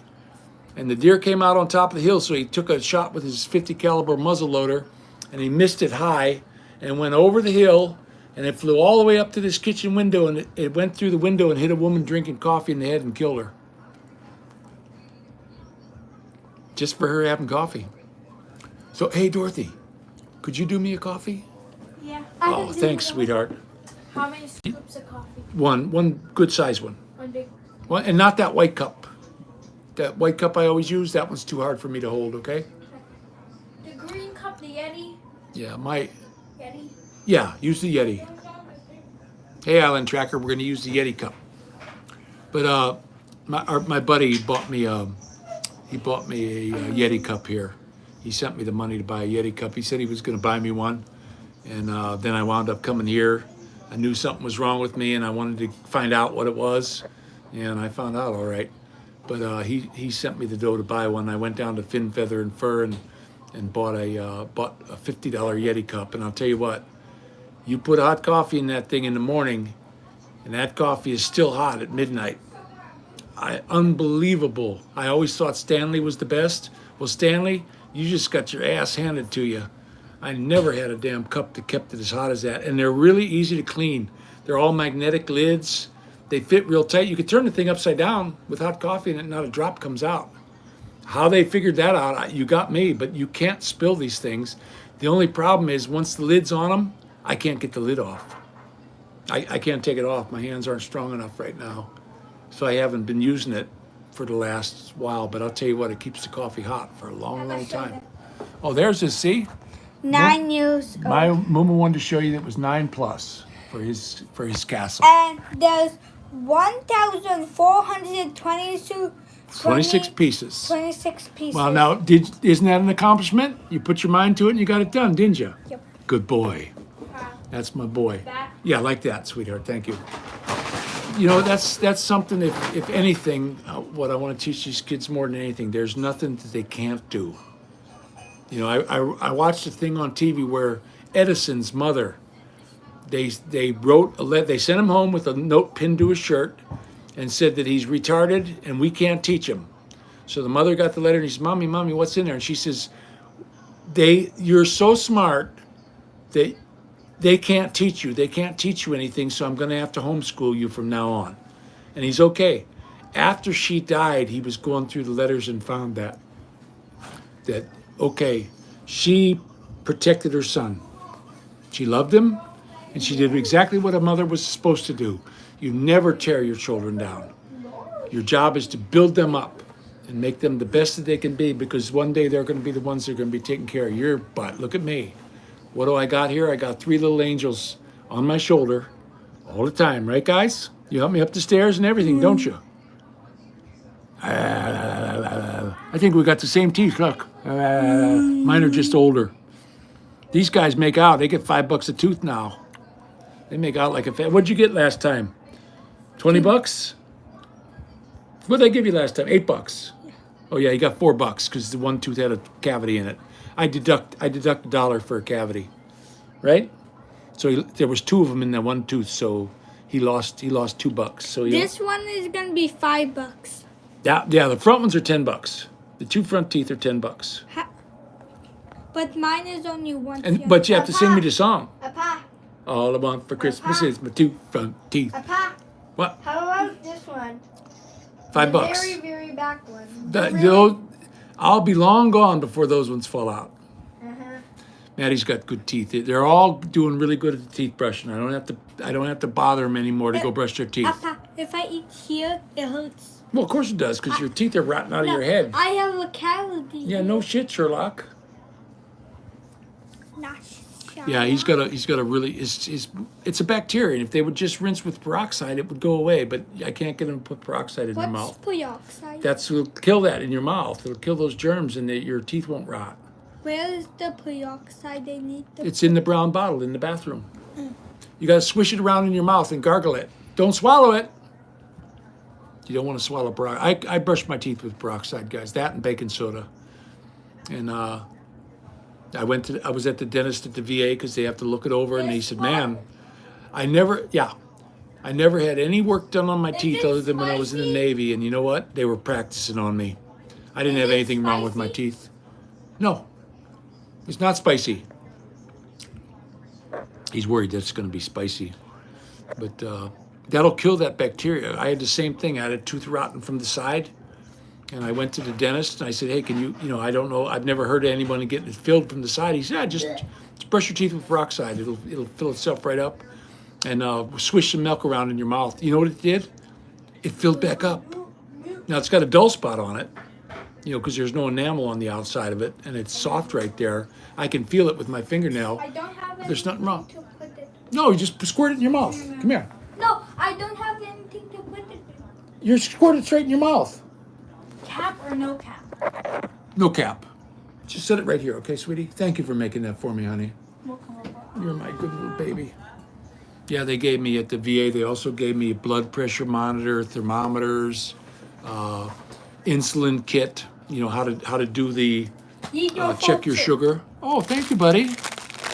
Okay, he bought me a fortune cookie, so I guess I better check my fortune. Let's see. That was from last time. That's okay. Yeah, they went out to eat. Faye's Filipino friend. Okay, That's throw a that bumper. in the garbage over there for me, okay? All right, guys, let's see what my fortune says. Okay, who wants the cookie?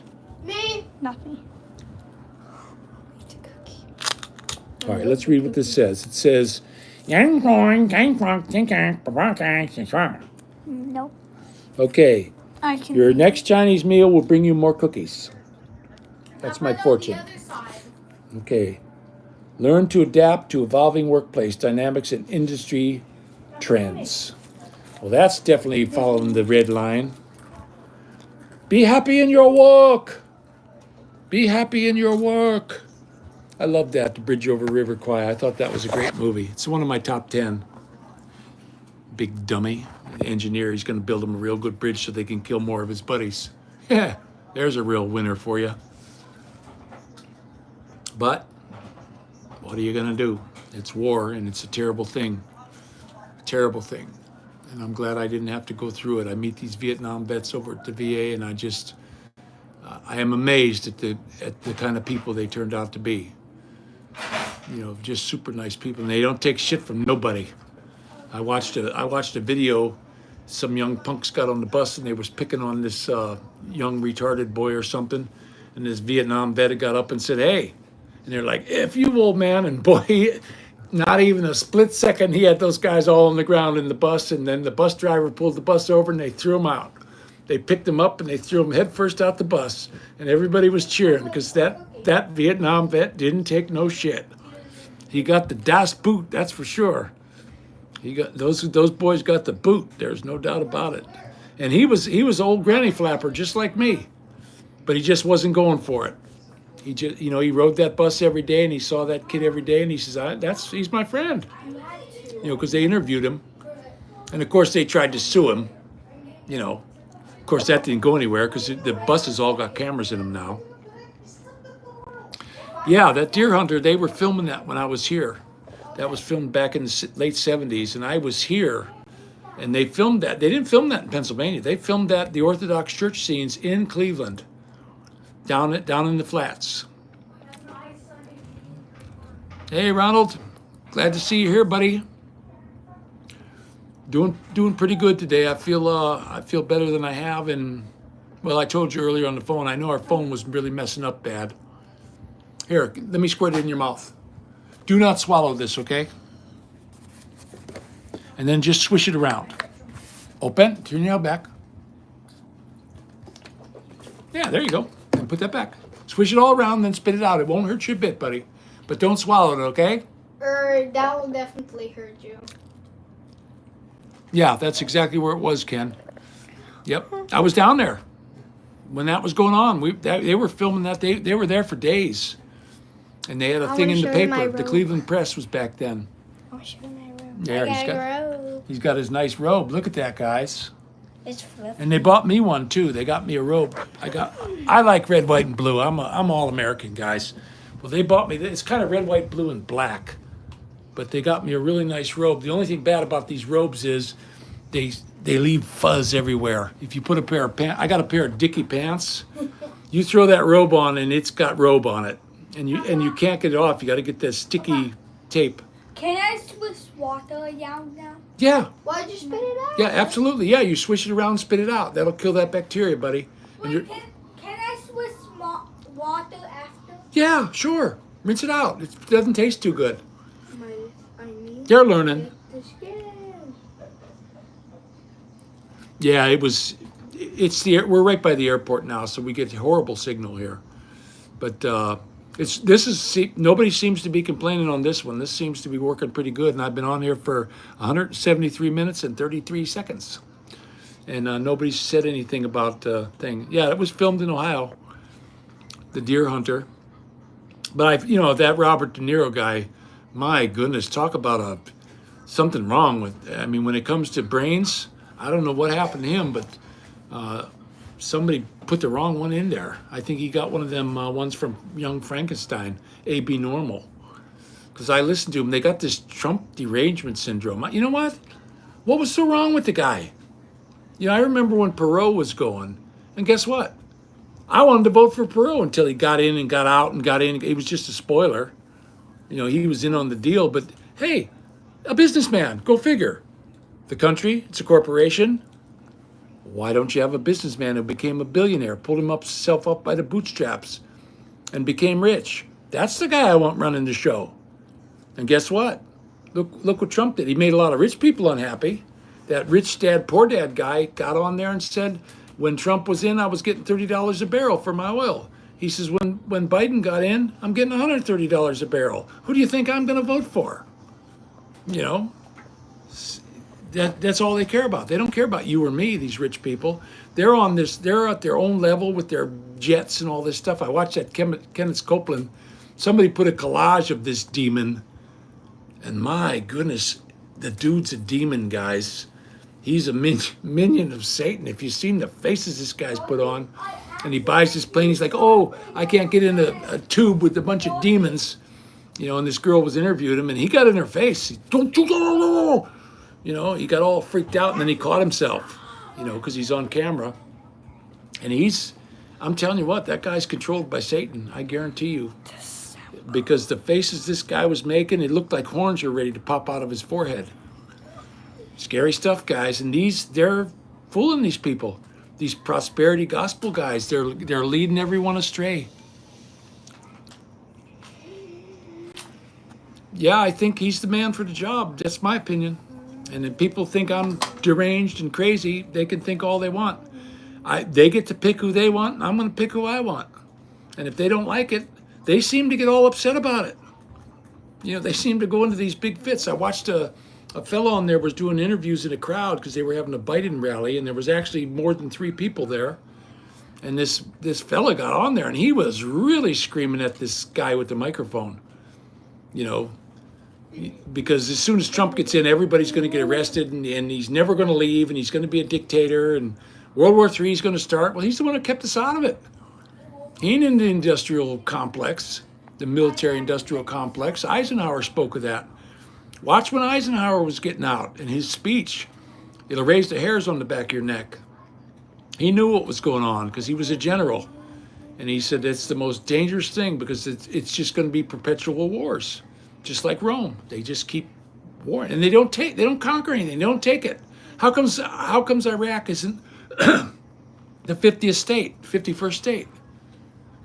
They go over there and they spend all this money to go kill brown people, and they leave all these deadly toxins all over the place. The little kids are dying for them, probably be dying for the next 50 years from this crap, and they don't take that. What'd they get out of it? Other than they sold a bunch of death hardware. I don't get it. To me, it's none of our business. Why are we the policemen of the world? They say, oh, because there's so many bad people. You know something? There's always been bad people. There's always going to be bad people. Satan is the ruler of this realm. So it's going to be that way. There's nothing anyone can do about it.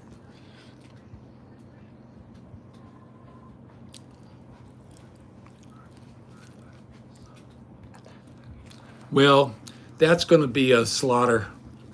That is, unless he's got microphones in his ears. It's yours, buddy. If he's got microphone in his ears where Obama's sitting there in his basement telling him what to say, you know, he's lost. And then when he loses the feed, somebody should go in there with something that will break the signal, break the Bluetooth signal or whatever he's got, and you watch him babble. You know, and it's a shame what they're doing to that poor old guy. I mean, to have to stand up in the world stage and crap your pants, I'd be embarrassed. You know, I'd be shuffling off to Kokomo also. And that little doting woman of his, she drug him off. So it's just a real shame. But I got company tonight, guys. Look what I got. Look at my babies. Is that where you're sleeping? I want to sleep in This here. where you're sleeping? I wanna They're sleep. sleeping. They're bunking in with me tonight. I'm not sleeping in here. Well, he's in a state of confusion, I believe. That's the 51st state, and that's the state he's in right now. And you know something? I can't help it. I feel bad for the guy. You know, Obama's running the show, and he even said before he left, if I could just sit in my basement in my jogging shorts and run the show, I'm good. And there's a man right there that's got it out for this country. Absolutely 100%. He wants the U.S. destroyed. Everybody wants the U.S. destroyed.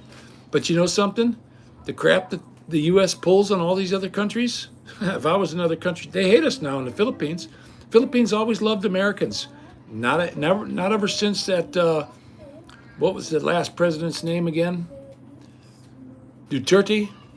Ever since that, the Americans aren't liked anymore over there. They like the money, but that's it. Hey, Bub, please be careful with that, okay? We got our buddy out there in Kansas sent us a really nice Bible. He said he bought a whole bunch of them and he mailed me one. And this dang thing, I'll tell you what, it's heavy. Here, and it's Not heavy. look at this. It's a monstrous one, and I like it because it's got the little things on the side where I can go to stuff real quickly. You know, if I want to look up a passage, it's got all the books cut out in the side, and it's a red letter, so everything that Jesus said is in red, which I really like. And I'm telling you what, this thing had to be very, very expensive. The paper, and it's fantastic. It's heavy. I've never held a book as heavy as this. It's the heaviest book, and it's got a nice cover on it. And that's our buddy out there in Kansas sent that to us. And sorry, the old timers is kicking in. I'm sorry, I can't think of your name right now. I just lose it. I have it on the tip of my tongue, and I'll think about it at 3:30 this morning. It'll pop in my head, but it ain't popping in right now. He sent me thermal clothes, you know, the Daymart stuff. Just a super guy. He said he got his VA or something came through, and he said, I want to spread the wealth. What size are you? And he sent me long underwear, because you know I wasn't going to be used to the winter. And he said, I feel for you. So he sent me. I got 3 pairs, shirts and pants, 4 sets of them. Excuse me. And boy, I'll tell you what, toasty warm. You could go outside with just those on, and you are not cold. They're like some kind of they're almost like a silk. But boy, do they keep the heat in. And they don't stink when you get sweaty in them, because my armpits sweat. They don't get stinky. You know, I've had some that's stinky. They get a bad smell to them, and no matter how many times you wash them. And he sent me $5 too in there. That's my bookmarker. So, pretty nice guy, but I can't. Gosh dang, I can't. I can't pull up his name. I'd have to go onto the messenger just to think of his name. I got old timers, guys, and it's not good. Oh. I always had a really good memory, and it's gone now. Yeah, Rodrigo Duterte. And they said, oh, he cleaned the drugs out. Yeah, he did. He cleaned out all the drug dealers and put his own people in. And they're bringing in the fentanyl from China.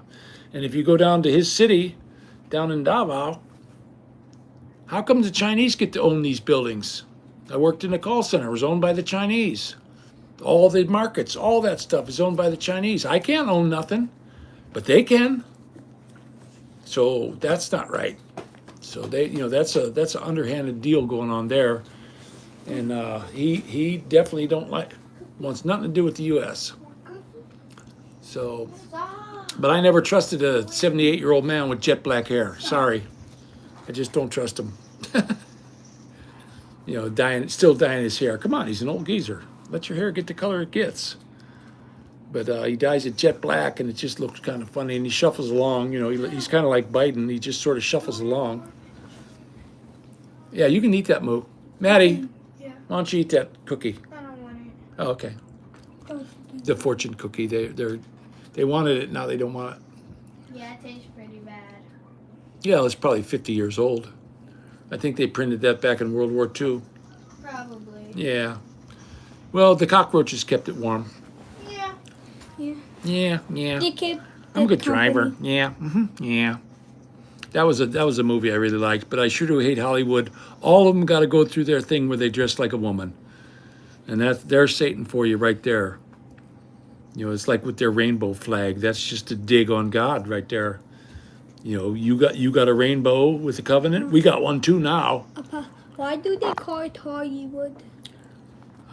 I really don't know. I guess that's just the name. But why do we call you Geronimo? Because somebody named you Geronimo. And guess who that was? That's right. You. It was me. G-E-I. That was my motto in high school. Oh. Never give up and never surrender. That was my motto. And then when Galaxy Quest came out, if you guys want to see a great movie, I loved it. I'm a Star Trekky guy, and Galaxy Quest with Tim Allen, that was great. I really liked that movie. Never give up, never surrender. They didn't know they were really going into space. They were just a TV show. So it was pretty good. It was a pretty good movie.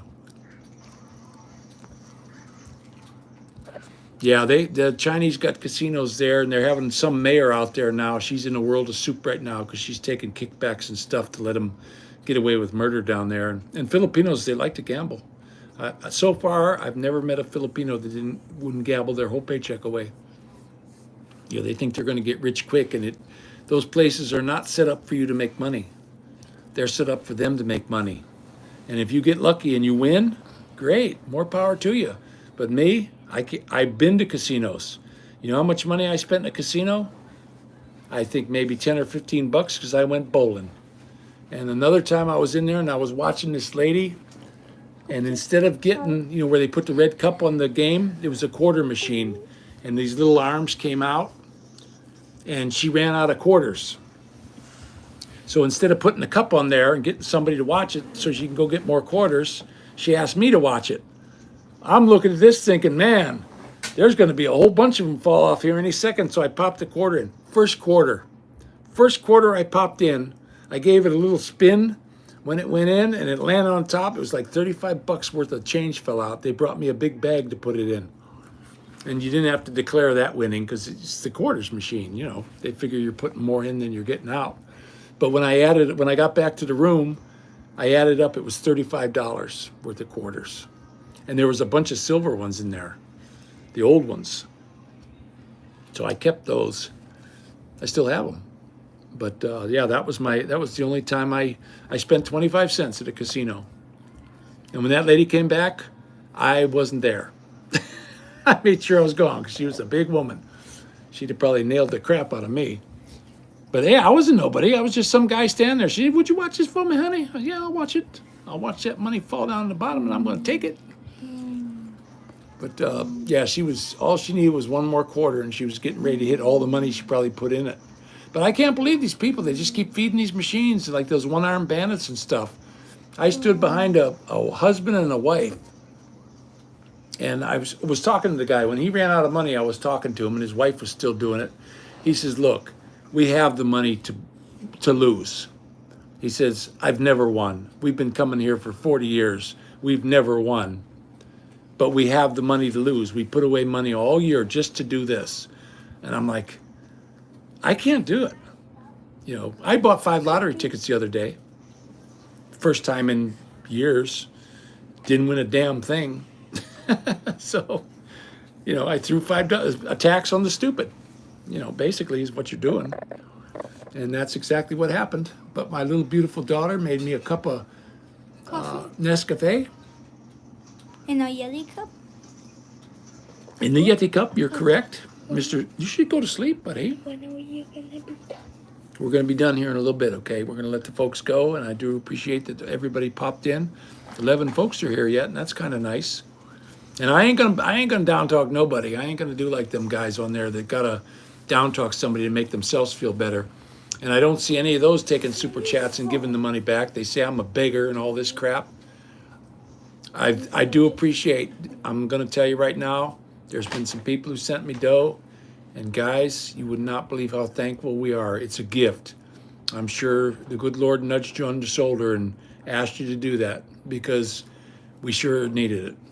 We would have been in a hell of a soup. We had somebody help us here last month, and if we wouldn't have, we'd have made it, but it would have been a terrible struggle, and there'd have been no food in the refrigerator.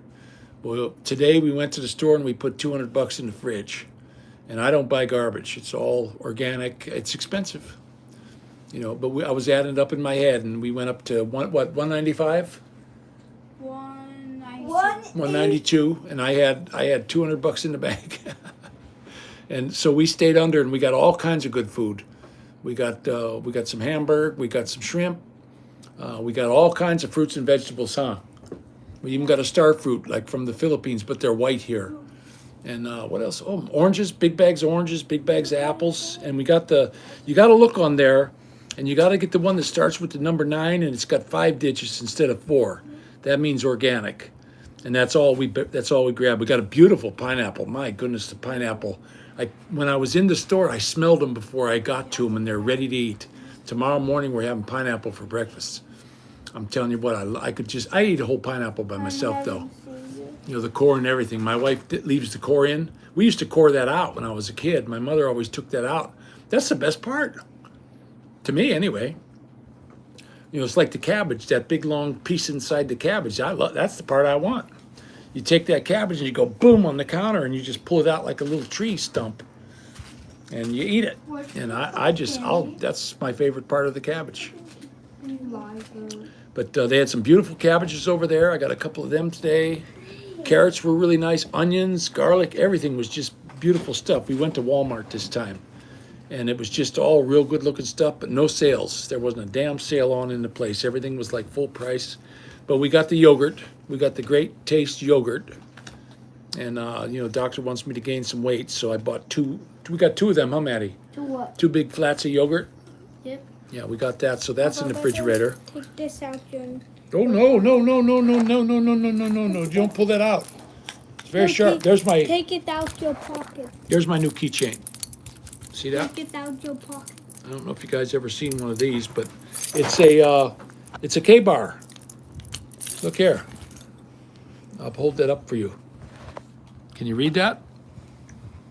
It's a K-bar, like a crescent wrench, but it's a knife. I got it on my motorcycle keychain, and that way if somebody tries to knock me off the bike and kick the keychain, I can pull this out, and I got it ready to go.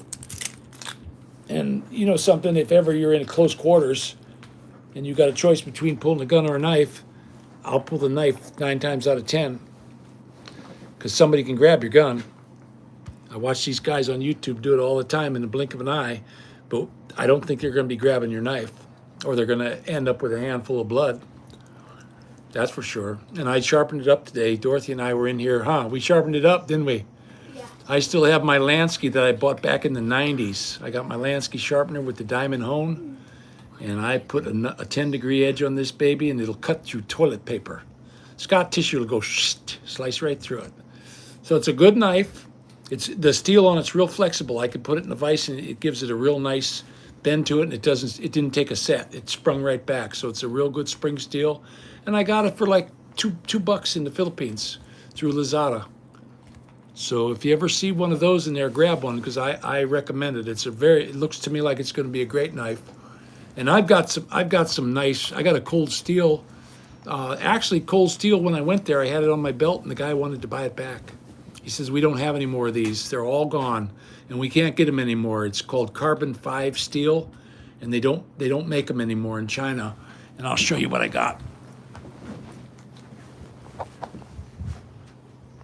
It's a kukuri. I wear it on my belt, and I wore it I went in California to the Cold Steel factory, and he saw it. Lynn Thompson saw it, and he said, I'll give you anything in the store for that. See that? Cold Steel? Yeah. And it's thick. I mean, if you just want to bonk somebody in the head, you just bonk them with the back end instead of lopping their arm off like them dang... Indian warriors that they got that use these dang things. Yeah, put it back for me. Thanks, Bug. Don't pull it out, though. Bug. That thing will cut you quick. Guys, when I first got it, I put an edge on it. It's another one. It'll cut through toilet paper. And that dang thing, I did. When I bought that was the first one I bought from Cold Steel.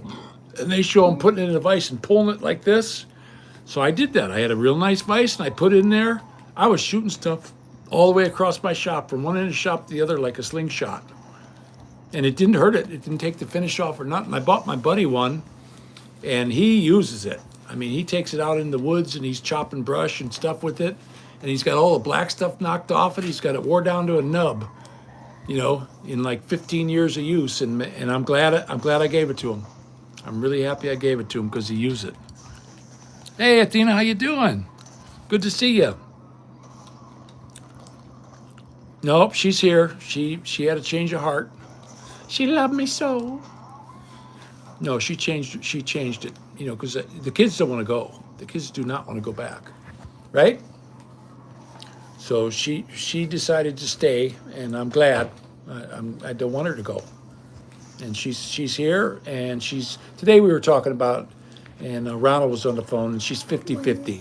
You know, she wants to go back. That's her home. I understand. I wanted to come back here. This is where I was born, and this is what I grew up with, and this is what I want. I'm in the town where I was born. You know, I was in Berea for a while, and I was born in Berea. When is it gonna end? It's going to end after a bit. Just go lay down. But I'm glad she's here. We're doing her I-485, and she's got a Filipina friend that has a free lawyer that helps with immigration. So we had to collect up a bunch of papers when she left today, and she's going to give that to them so they can look it over and see if they can give us a hand, you know, to make sure that she gets it. Now, we're supposed to have word back from them this coming week, what their decision is going to be. But I can't believe they would not allow her to stay and give her a green card because her husband's American and her 3 children are Americans. I did the consular report of birth abroad, and I got them blue passports.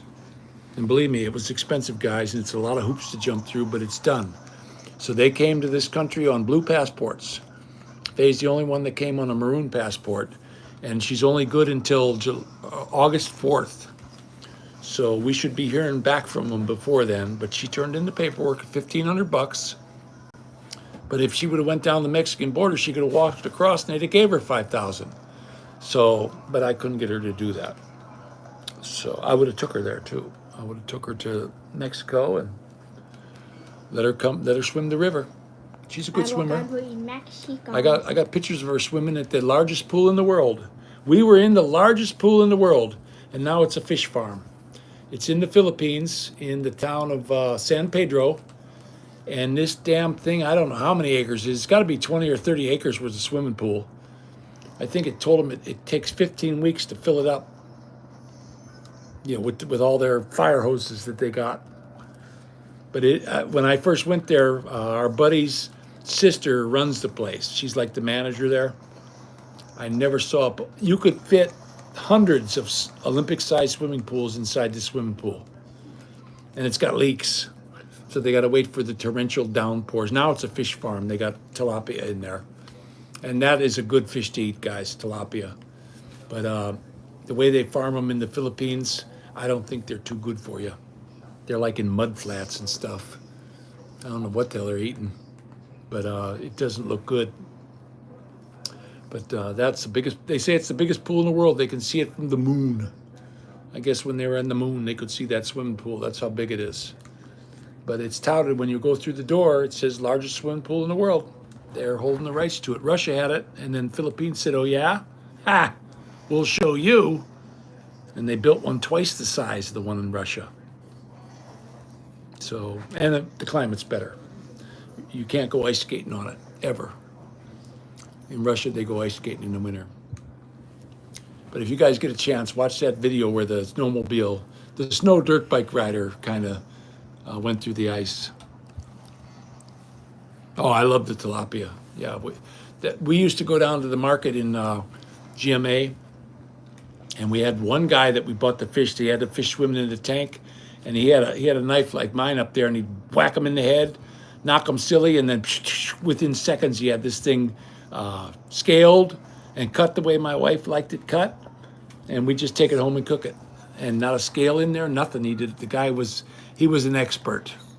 And you've got to pick your fish. So that was pretty cool. I liked that a lot. But we always went to him because it was like a show.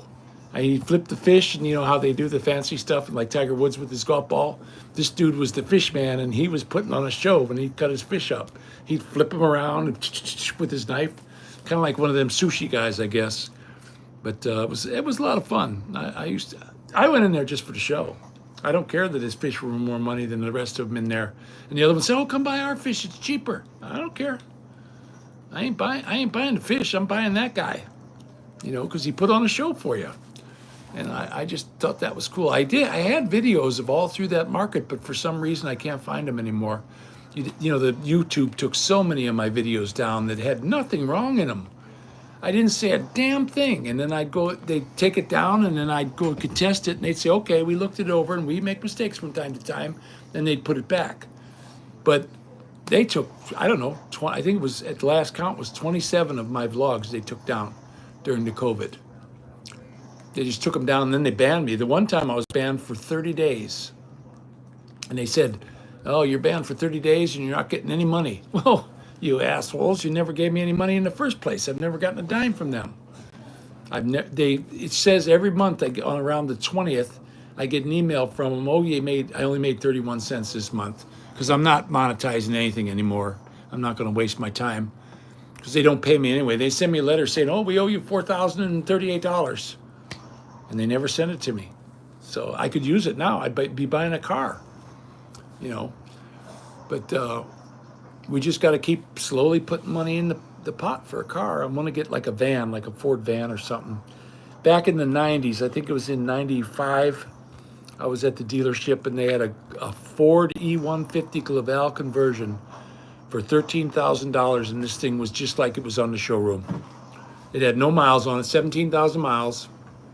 Beautiful tires. It had the twin I-beam suspension. No, I didn't know about that back then. You can't keep tires on them.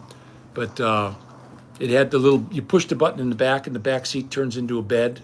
So when we go on trips, the kids could fall asleep back there. Can I put the yoke? Yeah, put the robe on. Go ahead.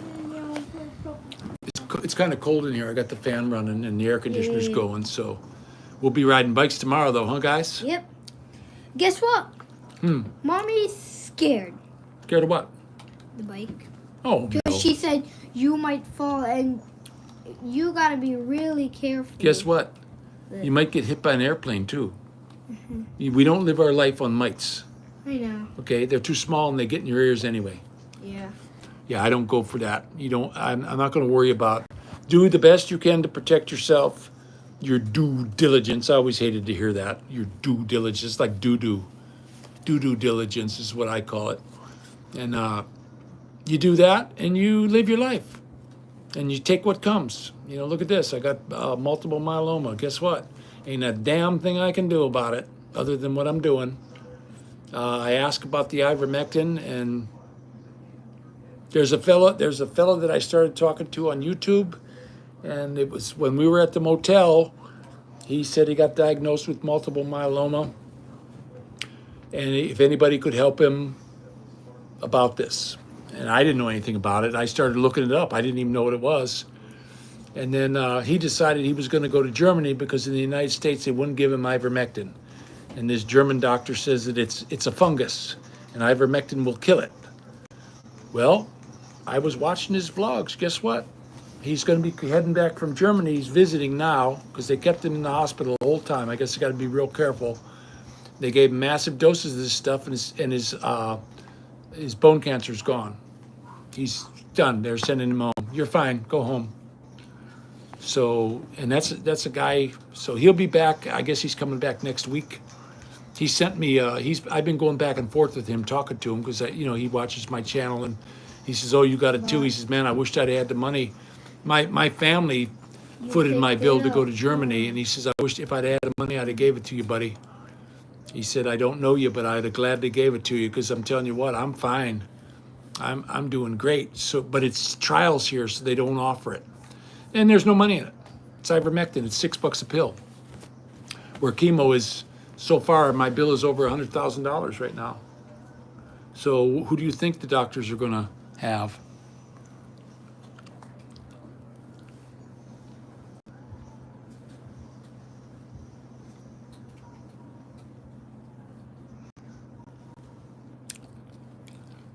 You know, my sweetie, I see you guys are talking about work, Ronald.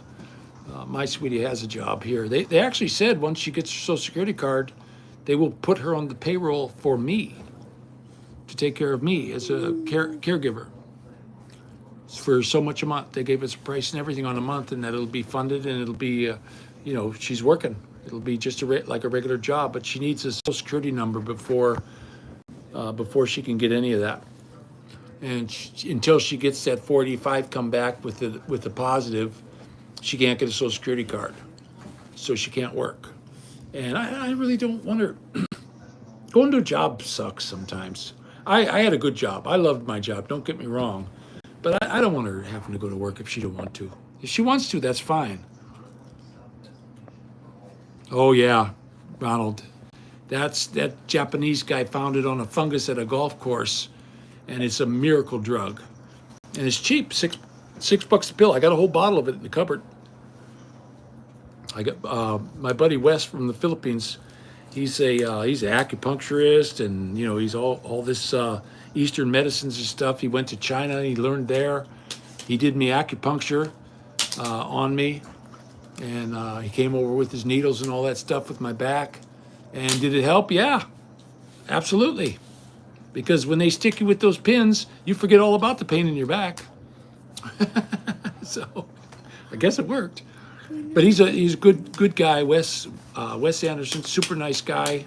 We met him over there in the Philippines. I bought that big red bicycle from him and Ami. He bought a farm down in Nicaragua, and he went over there last year and he gutted the place, and he had all the workers come around. He speaks really good Spanish. I mean, he can just blabber in Spanish because he grew up, I guess, around Texas or somewhere. So his Spanish is really good. There's no English down there. And boy, did he lay this place out. He bought this, it looks like 7 hectares. And it's got all kinds of different red banana trees. And it's got all these fruit and vegetable trees. It's a working farm. And it's got a little outbuilding for the workers. And he's got like the big hacienda. It's a big place. And boy, did he lay that place out. The whole time he was doing it, he was sending me pictures and videos of the work that was getting done. And I was looking at that going, damn. Beautiful work. Those guys down there, they built the houses just like in the Philippines. They're all grouted block. Don't break it, buddy. Okay.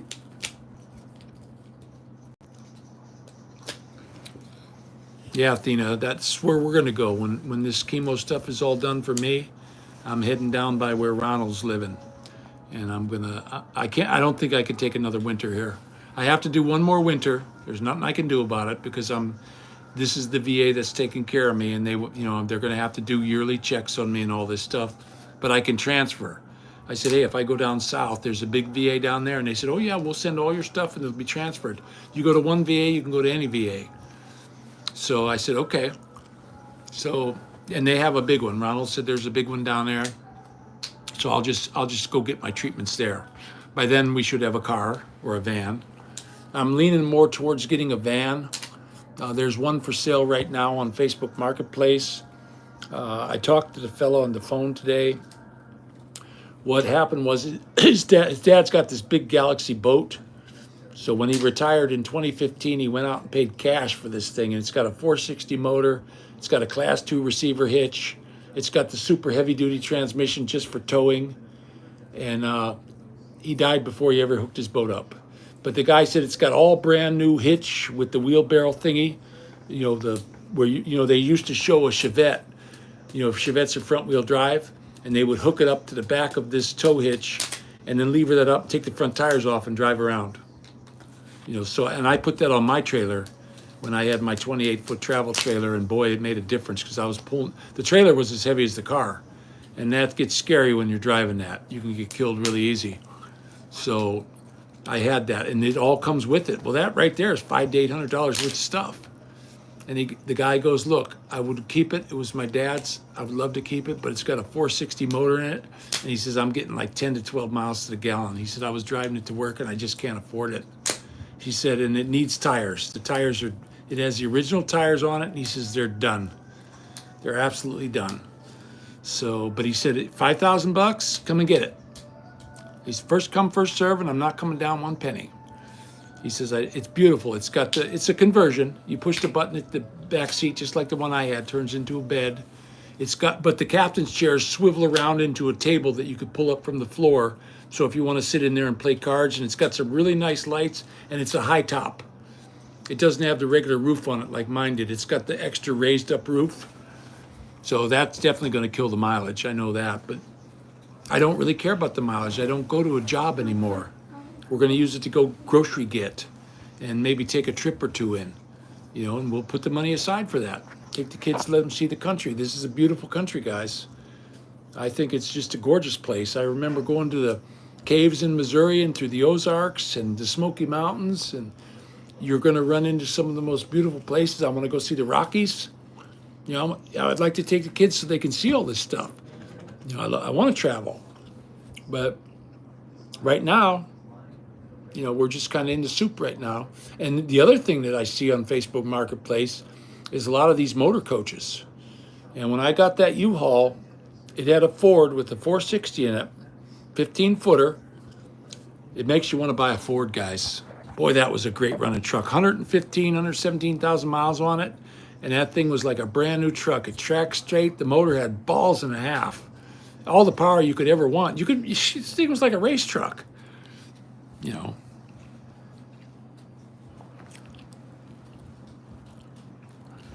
Yeah, Tina, they're gonna softball him for sure, unless they get somebody good to interview him. Like they should get Tucker Carlson or somebody who's not a lefty, you know, because they'll softball Biden and they'll hit Trump with the hard questions and get him to say, oh yeah, I don't want abortion or something, and he'll lose hundreds and hundreds of thousands of votes because people are murderous.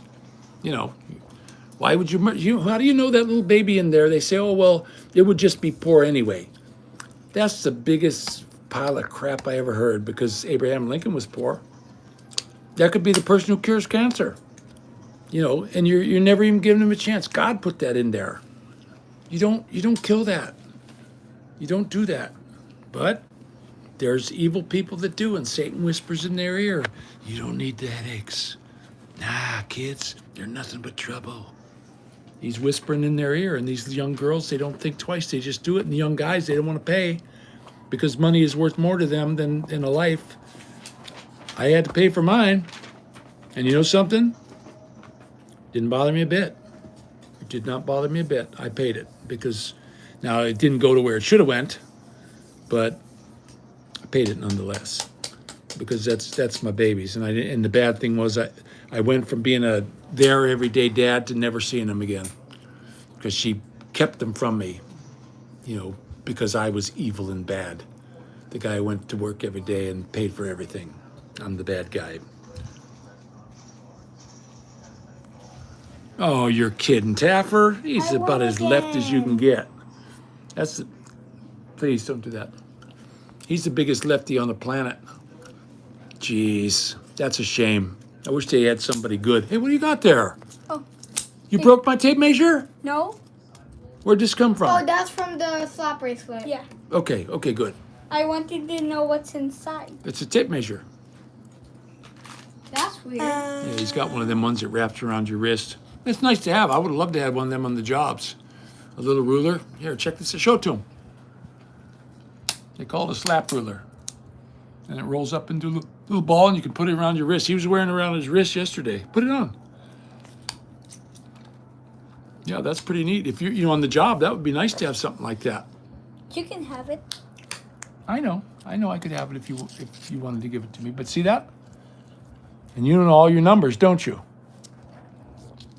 This kid, if he started, I'm sure he could count to infinity. He's really good at reading and his numbers. 1, 2, 3, 4, 5, 6, 7, 8, 9, 10, 11, 12, 13, 14, 15, 16, 17, 18, 19, 20, Told ya. 21, 22, 23, 24, 25, 26, 27, 28, 29, 30, 31, 32, 33, 34, 35, 36, 37, 38, 39, 40, 41, 42. Yeah, 43, 44, 45, they're gonna give 46, everything to the 47, bite hole. 48, 49. And they're going to do the same thing they did last time. I don't care what you say.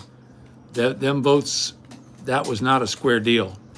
Because Biden, nobody showed up for him. And Trump was filling stadiums and the overflow in the parking lot. And Biden got 81 million more than Obama?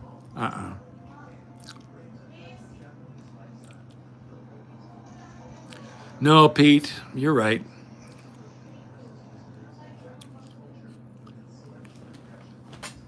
Oh, everybody's for him because they seen the raw deal that they're getting. You know, look what they did with the inflation. That's on purpose. That's just a manipulation that they do to take more of your money. And you're not getting nobody's getting pay raises. And why do you think the gas is so expensive right now? So that brings all the food up, and they're putting their thumb on our necks. And they're shoving us to the ground and say, you will serve us. That's exactly what they're saying to us when they devalue our money. Yeah, I'm all for him, guys.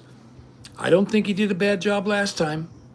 I don't think he did a bad job at all. You can have this. But then you get people tell me, oh, well, you know, look at you. You're reaping the benefits of Obamacare. I'd rather not. Maybe I'd croak, but hey, the VA took care of me, and I'm glad about that. But all this welfare, they're just creating generations of that. That's supposed to be a leg up to just give you a little hoist to get you back on your feet, and it turns into generational wealth. And these people don't go to work. I live next door in California to a couple, generations. My mother was on welfare. I'm on welfare. My kids are on welfare. The daughter, the reason why she was on welfare, because she was obese, and she had kids. And guess who used to feed her kid all the time? Most beautiful little baby girl you ever saw. And she loved me to death. She'd always come up and give me a big hug. And she was always dirty. I'd take her in the kitchen and give her a bath and give her something to eat. And anything I gave her, she sucked it up like a vacuum cleaner. And they didn't even know she was gone. I had her over at my house for like 5 or 6 hours. She'd come walking over the door. Have you seen my baby? I said, yeah, she's in here. Oh, thank you. She was all happy that she was taking care of him. But this girl was so unbelievably fat. And she was like 17 years old. And she had a 3-year-old kid already. What happened there? You know, that's not right. But she said she didn't even know she was pregnant. I talked to her. She's a nice girl. Don't get me wrong. They were from Alabama, and they moved to California. And she said she didn't even know she was pregnant. She said, just I got a real bad stomach ache one day, and out she popped. I said, well, isn't that something? And I told her, I said, look, if you know I see that you aren't taking care of her or anything like that, you can send her over here anytime you want. She's like, really? Okay. And that's what happened. I had that baby over there every day for the whole time I lived there. I worked, but as soon as I got home, there she come. She come banging on my door. Slept over there on the couch. You know, and these people just, you know, they just didn't care. They were getting the welfare, the money for the baby, and that's all they wanted. And that was a shame. Well, he freed the slaves because he was losing. Not because he was this wonderful guy. He had slaves himself, from what I understand. But hey, it was legal back then. You know, they try to make this like these were bad people, but that was the law of the land. That was it. You could have one if you had the money, if you had the funds. And I don't think they were treated so bad. I mean, I look at people who have a horse, okay? You don't go out and beat your horse every day because it ain't riding you around right. Yeah, you be tough on it, make it mine, but that's it. You're not going to beat the thing to death. If you get a horse like that, you get rid of him if he ain't no good.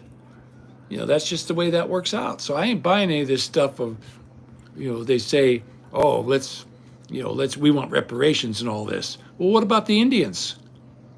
They didn't lose just their land and everything. They lost their lives. So, and they had no word for ownership of land.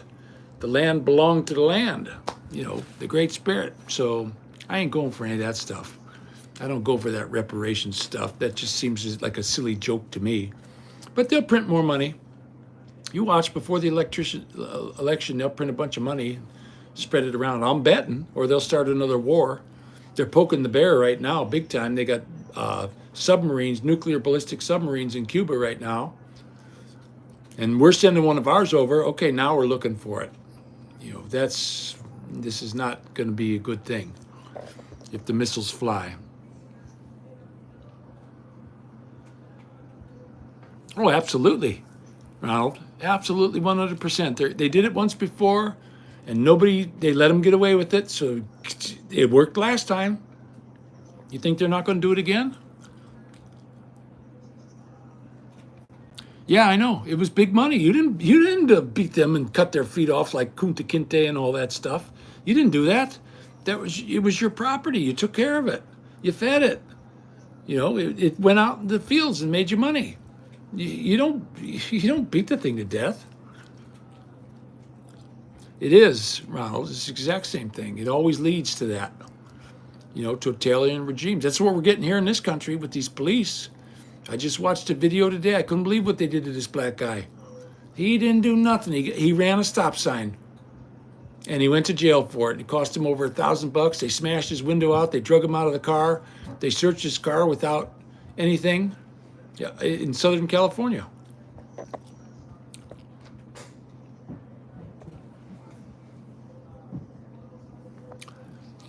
Yeah, that was that would have been something to go to. I'd have been all up for that.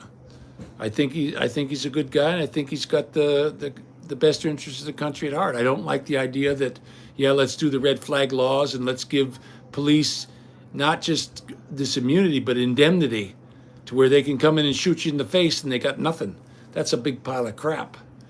That stuff that they have right now, where they can shoot you and you can't do anything to them unless they broke the Constitution. The court made that up. They never had that before. The court just made it up. Read about that. It was a raw deal. It was just a terrible raw deal. And these cops are going hog wild. You see them all covered in tattoos and on steroids. They had one black guy, cop. He's like 5'6", and he's all roided out, and he's got his gun in his hand. He's like, "Arr!" like this, and he's like going like this, like he's ready to shoot somebody. I'm like, there's a roid rager right there doing steroids. Nobody gets muscles like that. You don't get muscles like this guy. And he was all pumped up. This guy was just pumped to the max. And he was in the center of a roid rage. And he had his gun out. And they were like, hey, wait a minute here. Well, we're not doing anything. You know, they stop people for having a beer. And he's got his gun out on him. Well, come on. Why is everybody all of a sudden a criminal? It's them against us, guys. And that's exactly what's happening. I'm watching it on YouTube, and it's just unbelievable the way that cops treat the citizens. We had the fire alarm go off because I fell asleep when the pressure cooker was cooking, and the fire alarm went off. And them cops was at my door. Give me your ID. No. And I closed the door. They stood there for I don't know how long beating on the door. No. I don't have to give you an ID. If they want to know who I was, all they'd do is go to the office. Who lives in 117? They'd have gave them all my information. The office would have done that. I didn't have to. I don't even want to talk to them. I don't want to know them. You know, I do not want to know any cops, because anything you say can and will be used against you in the court of law. They tell you that. They can lie to you. They can do any damn thing they want, guys. So, you know, don't mind me. Time to go to the little boy's room. Sorry, guys. Drank that water, and now the coffee's running through me. And if I don't get this fixed quickly, it's not going to be good. I can't get my hands to work these zippers. They make the zippers on pants so small now. I can't believe that. Even the Carhartt. I got this beautiful Carhartt jacket. I bought Maddie one. And then in the store, I went to the register, and the girl said, hey, where's your other one? I said, what do you mean the other one? Oh, you buy one, you get one half off. Oh, so I went back and got it. Every one I looked at had little tiny zippers on there, like a little baby zipper. And guys, with my fingers, I cannot get a hold of them. My wife, we were putting paper clips on them, because I can't feel anything in my fingers. And it's murder. It's absolutely horrible. For me, anyway. But, you know, it's so funny. I can't feel anything in my fingers unless I grab something. Then it feels like I'm grabbing a porcupine. It's, they call it neuropathy.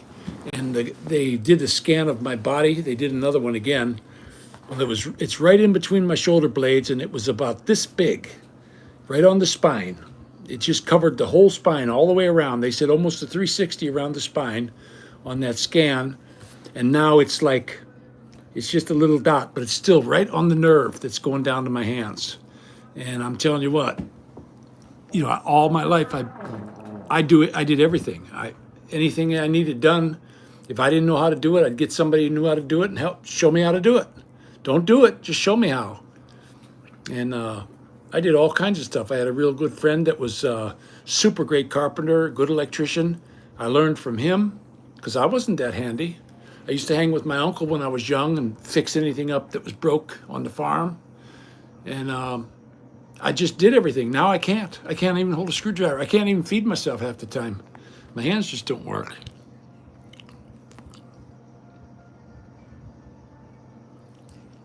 Nope, I don't like Pete. I don't like the Bud Light zipper. No, they're tiny. They're like it's like this big. Yeah, I can't even get my finger to grab it. So what? My daughter's got these little hair ties that she puts on when she puts her pigtails in and stuff, and we just fish those through the little hole. That's the only thing that'll fit. Or I put a paper clip on there, and then I can get it. Otherwise, my pants are wet.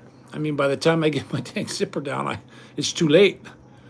So I want to get some like jogging pants or something. I'd like to, we were at Walmart today, but I was sweating that I was going to be going over, and all I had was like a 20 in my pocket. And I said, man, if I go over $200, I got to spend my 20. And I wanted to get some chewing tobacco because I was, we have chewing tobacco here, but we moved, so it's somewhere. It's here, but I probably won't find it for 6 months. So, and I wanted to get some chewing tobacco because I've been out for like a week. And I like Mail Pouch. That's my favorite one. Well, right now, 2 bags is $10. It's $5 a bag now. And, it's one of the things I spend on myself. I probably shouldn't, but I do it anyway. But that's what I buy right there. That's my favorite brand. But they're $5 now. When I was young, these things were 67 cents. And you got a full 3 ounces in here. And now you don't even get 3 ounces anymore. I forget what it says on here. 2 1/4 ounce for $5. So you're not getting much anymore like what I used to get. But it used to be when I was young, it was 67 cents a bag for 3 ounces. And you could buy a whole case of the stuff for just a few bucks. And it didn't last me much back then. I'd go through a bag in a week. Now I go through a bag in about 3 months. Because I'm real sparing with it. There's only one place around here I know that has it. And every time I go there, it goes up $1. I went there, it was $7. I went back, it was $8. Then I went back at $9. Today it was $10. So, there's nothing I can do about it.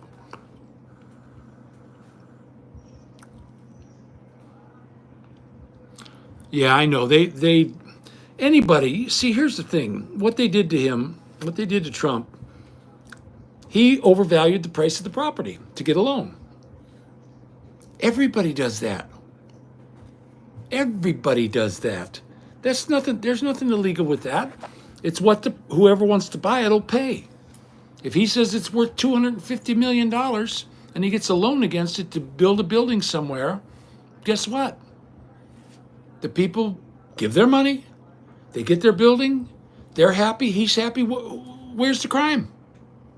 I'm not understanding it. See, they weaponized the justice system against an enemy. This is what they do over in the foreign countries. They're in the same playbook as China. So, it's terrible. Oh, of course there was no crime there. I was watching old things, like when OJ was on. I remember when I was watching the OJ Simpson trial. I was in the gunsmith school back then. That was in 95, 96. So I had a TV on my workbench, and I watched Judge Ito. I watched that whole trial, and I don't know what those people were watching, but those jurors were not watching what I was watching. There was just no way. So I don't know what the deal was up with that, but I just shook my head when they let him off. But I sure do like Nescafe coffee, guys. And Gary, thank you so much for buying the Yeti cup. That's my favorite color, by the way, green. My motorcycle's the same color. But that motorcycle, it's a little bit top heavy and my legs aren't strong enough anymore to hold it up. Dorothy and I were at the gas station, and when she went to get on, I was holding bags because we bought some stuff. So I didn't have my hand on the handlebars, and it started going over, and there was nothing I could do to stop it. It went over in slow motion. It didn't go fast. I told her, jump off, and she jumped off, but it went down and it trapped my foot, and I couldn't get my foot. I got a really nice, look at that. See my little kitty cat? I got a little kitty cat on my leg from that, but it locked me under the bike. If it wouldn't have been for these fellows pumping gas, these 2 construction workers, I'd have been stuck under there. If the bike would have started on fire, I'd have burned up right with it because I couldn't get out. It grabbed my ankle and my leg, and it would not let go. and these guys came over and they picked the bike out, and I slipped out from underneath, and then I couldn't get up off the ground. I was in such a bad way that week, and these guys, they picked me up and put me on my feet, and we got on the bike and drove home. But I said, that's it, I'm done. But the problem with the bike was the valve stem. The dang thing is, all of a sudden the tire's going flat. Every day it's got like a slow leak in it, and I could not find a nail. I put a magnet on there. I couldn't find a nail, a spike, nothing. Well, when they put the valve in, the little rubber on the valve, it peeled back and it got pinched. Well, it held there for a good while, but then over the winter, the cold weather, it started leaking. That rubber got hard. So I went up to the gas station. The guy, I showed it to him, and he just went over to the tire thing and gave me another one. He said, "Here, you can have it. Just go." Right up at the gas station up here. So I put a little bit of Vaseline on it, and I put it back in, and I pumped it up with that new little pump I got. I got this really nice little pump, and you just set the pressure on it. It pumps it up to whatever you need. And the front tire only takes 21 psi, and I was thinking that was wrong. But no, it's what it takes. I found the owner's manual. We finally found it right here. Finally.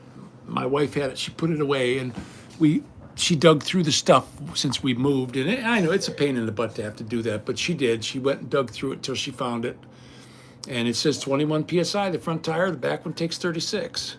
And when you got 21 pounds in that bike tracks. You can take your hands off the handle, and you can drive that thing right down the road. But if it's not at 21 pounds, let's say if it's at 15 pounds or it's at 29 pounds, you can't drive this thing. It's scary. The front end just wants to walk all over the place. So it's a great bike, but it's too top heavy for the shape I'm in right now. I'm not 20 years old anymore. I can't manhandle it anymore. My brother's got one. He's in the prime physical condition. It's 65, I believe he is, 66 years old. He rides his every day. He's strong, but guess what? I'm not anymore. I just turned into an old feeble bastard, a cheeky bastard. So that's a little adage to our Aussie farming in the Philippines.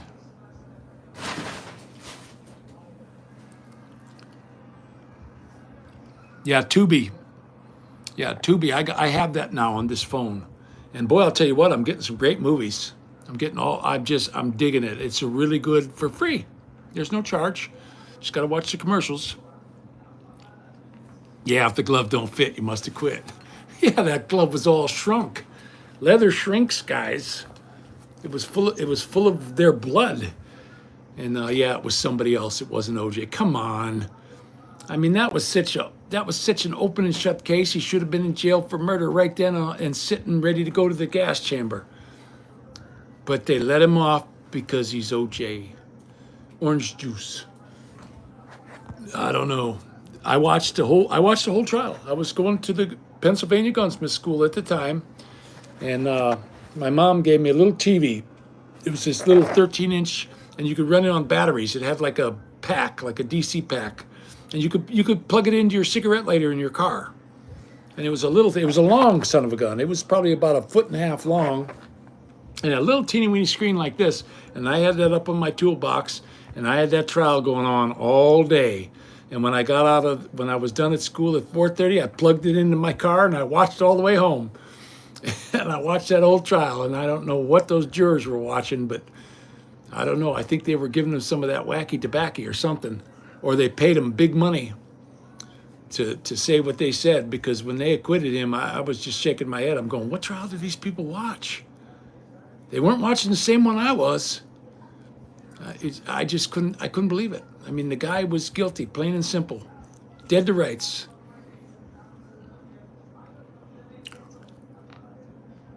Yeah, there's that Tubi, I'm telling you what, I just got onto that last month, and I'm telling you what, that is a really great channel, like Hulu, I guess, or something, but you don't need to buy movies. It's all for free now. That's like Sirius XM radio.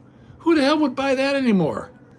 There's so many other options that are like 1/10 of the price, and you don't have to put any equipment in. All you need is your phone.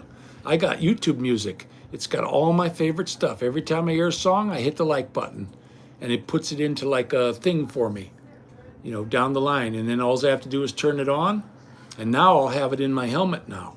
I'll have music in my helmet. I don't really like to have music when I'm riding a motorcycle. I want to hear the motor and sounds around me and all that, but I keep it in the background, just dim in the background, because I like Isley Brothers, and I like a lot of the music from back then. You know, the stuff that they got now, I'm sorry, I just can't like it. I guess same as my mother and my father. You know, it's not what we grew up on, so, you know, like this rap stuff. I do like Eminem, though. I know he's a whacked out job, but he's got some pretty good. I like his rap, and there's a few good ones that I'll listen to, but most of them, it's all war. You know, it's war drums.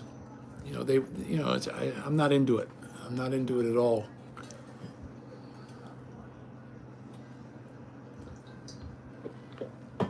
But I got a really good Shoei helmet, guys. I bought this one in the.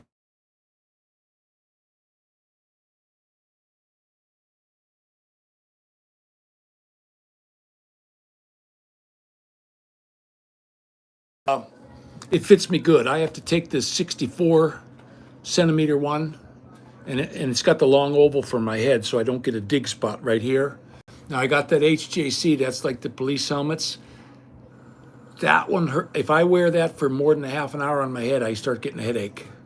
It's pushing me right here on my head, so I can't wear it. And I wear them doilies. Something if you're going to buy a motorcycle helmet. Here, let me show you what I got. I got them in the Philippines for like nothing. These things are cheap. They're cheap. I think they were like $1 a piece. But they're just a little doily. You put this on your head. You got to make sure you don't get the sewed part on your forehead, and then slip that on. I've seen a lot of these Harley drivers with these on their head, and that keeps all the crap out of the helmet. So they're really easy to clean. Now mine, you just unsnap the insides and you can wash it, but guess what? Every Shoei helmet I had that I did that to, it fell apart. You got to use Woolite or something and rinse them out real good, and I don't like to use chemicals in there because you're smelling it the whole time. Yeah, Ronald, so do I. The Motown stuff was really good. The stuff they got now, it's just war drums. You know, busting caps and popping hose and all that stuff. That's all they think about. And I'm not into that. You know, I was always a firm believer in, you know, you marry somebody, you're exclusive. You know, that's it. That's your woman. It's only your woman, and that's all you mess with, and you won't have any trouble. But me, I wound up in trouble anyway, even though I turned women down my whole life. I had women saying, "Oh, come on, she'll never know." And I said, "I will." And I couldn't, I'm sorry, I couldn't do it. I made a deal. I made a deal with my woman, you know, just you. And I kept my end of the bargain because I never went outside the marriage for anything. Even when I got cut off for 8 months, 9 months at a time, you know, just the way it went. I just can't do it, you know, and I'm not going on it. Yeah, do-rag. Yep. Yeah, that's America, whatever, the day the Chevy went to the levee, but the levee was dry. That was in the 70s, guys. I remember those days when I was young, and there was lines going all the way up our street for people wanting to get gas, and then the gas station would run out, and the people were all freaking. And of course, they're driving these cars that get 8 miles to the gallon. When I was young, one of my first cars I had was a Oldsmobile Tornado with a 455, 8 miles to the gallon. But nobody cared. Gas was cheap. Now, forget it.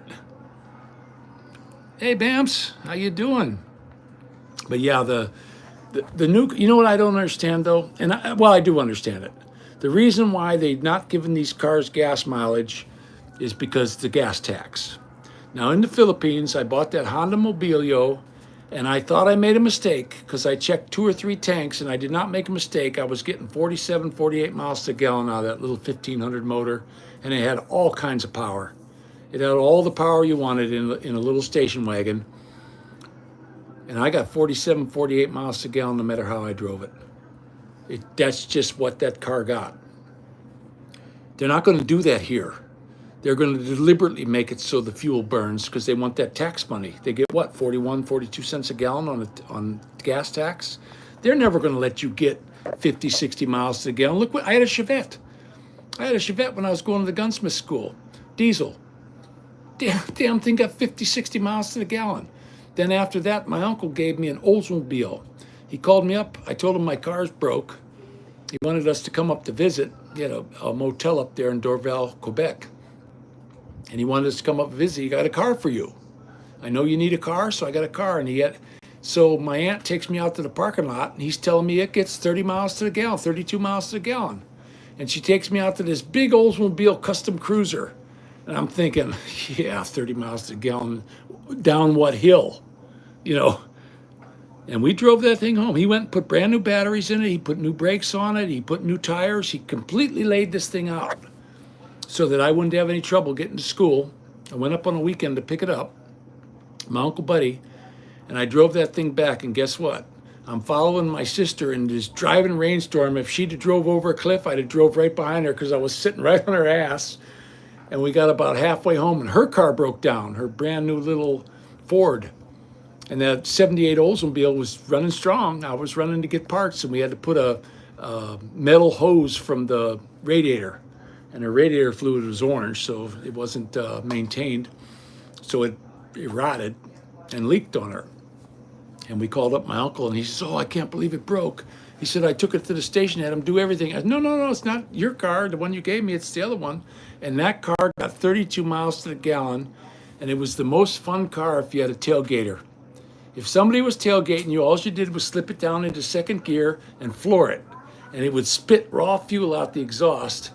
And then what do? They're getting sprinkles of this on their windshield. And what happens when you mix alcohol with diesel? It turns into soap. It turns into a white soap. So I never had a tailgater for very long because they were pulling off having to clean their windshield because it just soaped it all up. That was a fun car. And it had loads of power. Now, what happened was he bought it brand new and the motor went. So he didn't go back to the dealer to get a motor put in.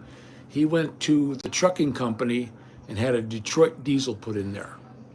So it was not the Oldsmobile 350 motor. It was the Detroit diesel. I forget the size of it. It was I think it was a 3.8 or something like that. Little tiny. It was half the size of the V8 that was in there. It was just a 4-cylinder. But boy, that thing had all kinds of power. And it said right on the valve cover, Detroit, real big on there. And it had the fuel injectors. We called it the gumball machine. When you're going down the road, that thing just rattled. People say, "Hey, man, there's something wrong with your car." I said, yeah, I'm going to drive it till the tires fall off. And people just laugh at me. Well, I'll tell you what, I wish I had a dog I could take for a walk. I want a dog too. Yeah, I'd like to get another pit bull. When we move down south, I want to get a pit bull again. You know, they're just big. They're big, loving babies. If you train them right, I think that's the best dog you get. That or a Doberman. My brother Steve's got he had a couple Dobermans. They're like a reddish coat. And he named them both Josh. And I'll tell you what, boy, did I just love them dogs. Big, happy babies is what they were. Every time I go over there, the dang thing would wag. It had no tail. It had a little stub. It would wag so hard, and if it hit you in the leg, it'd knock your knee out.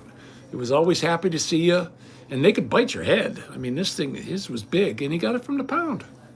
He went down to the pound and got them, and just beautiful dogs. And that's a perfect match for him because he's a tough son of a gun, and them dogs look tough. They're just all muscle, and you don't mess with him. That's once you get a Doberman and he's your dog, nobody better mess with you because he ain't not going to allow it. They just don't allow it. So, yeah, I'd like to have something like that just for the family.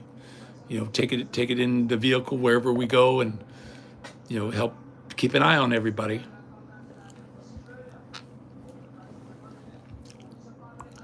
Yeah, we had a guy over at the other apartment.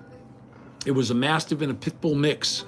He called him Samson, 8 years old, 150 pounds. As big as Faye. We got pictures of him. in our apartment because I'd always give him some bologna. Every time the guy would walk by, I'd say, come on, bring him in. And we just loved him. The kids loved him, and he loved us. He'd come right in, and we'd all pet him and rub his belly. I mean, he had a monstrously big belly. He was as big as Faye. And I would go to the store, and I'd always buy bologna, and I'd always give him 2 or 3 pieces of bologna. And he got used to, he'd come by, every time he'd come past our apartment, he'd scratch on the door to get his piece of bologna. But what a beautiful dog. And this guy, Rich, that owned him, I mean, that was his big baby. You know, he said he got divorced 8 years ago, and he got a dog. And he said, I wished I got the dog first. He had never got the wife. That's what he told me anyway. Just a super nice guy. But it was a half Mastiff and half Pit Bull. And monstrously big. But just the biggest old happy boy you ever saw.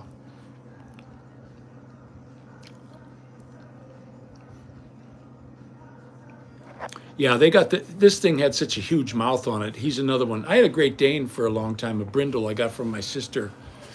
She called me up on the phone one day. She was living out here in North Olmsted, and she knew I was into guns always my whole life. And she said, come on over to the house and bring a big gun.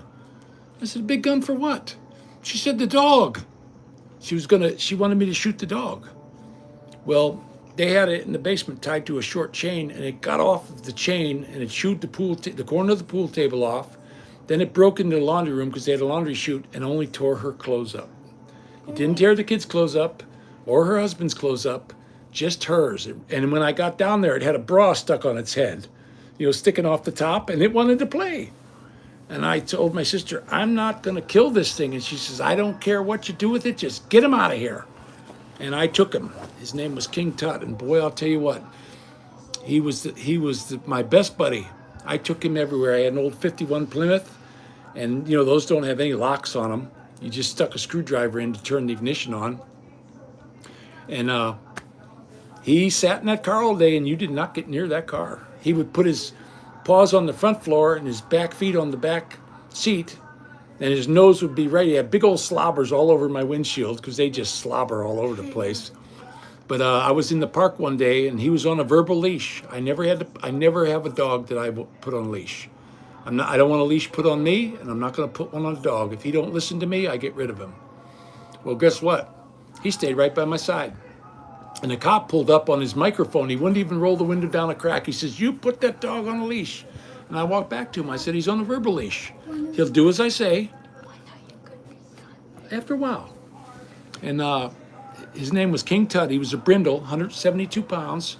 And you talk about just the best buddy. And if he would put his paws on my shoulders, he was looking me right in the face. And his head was way bigger than mine. He could have bit my face. But he was just a big old happy boy. And guess what?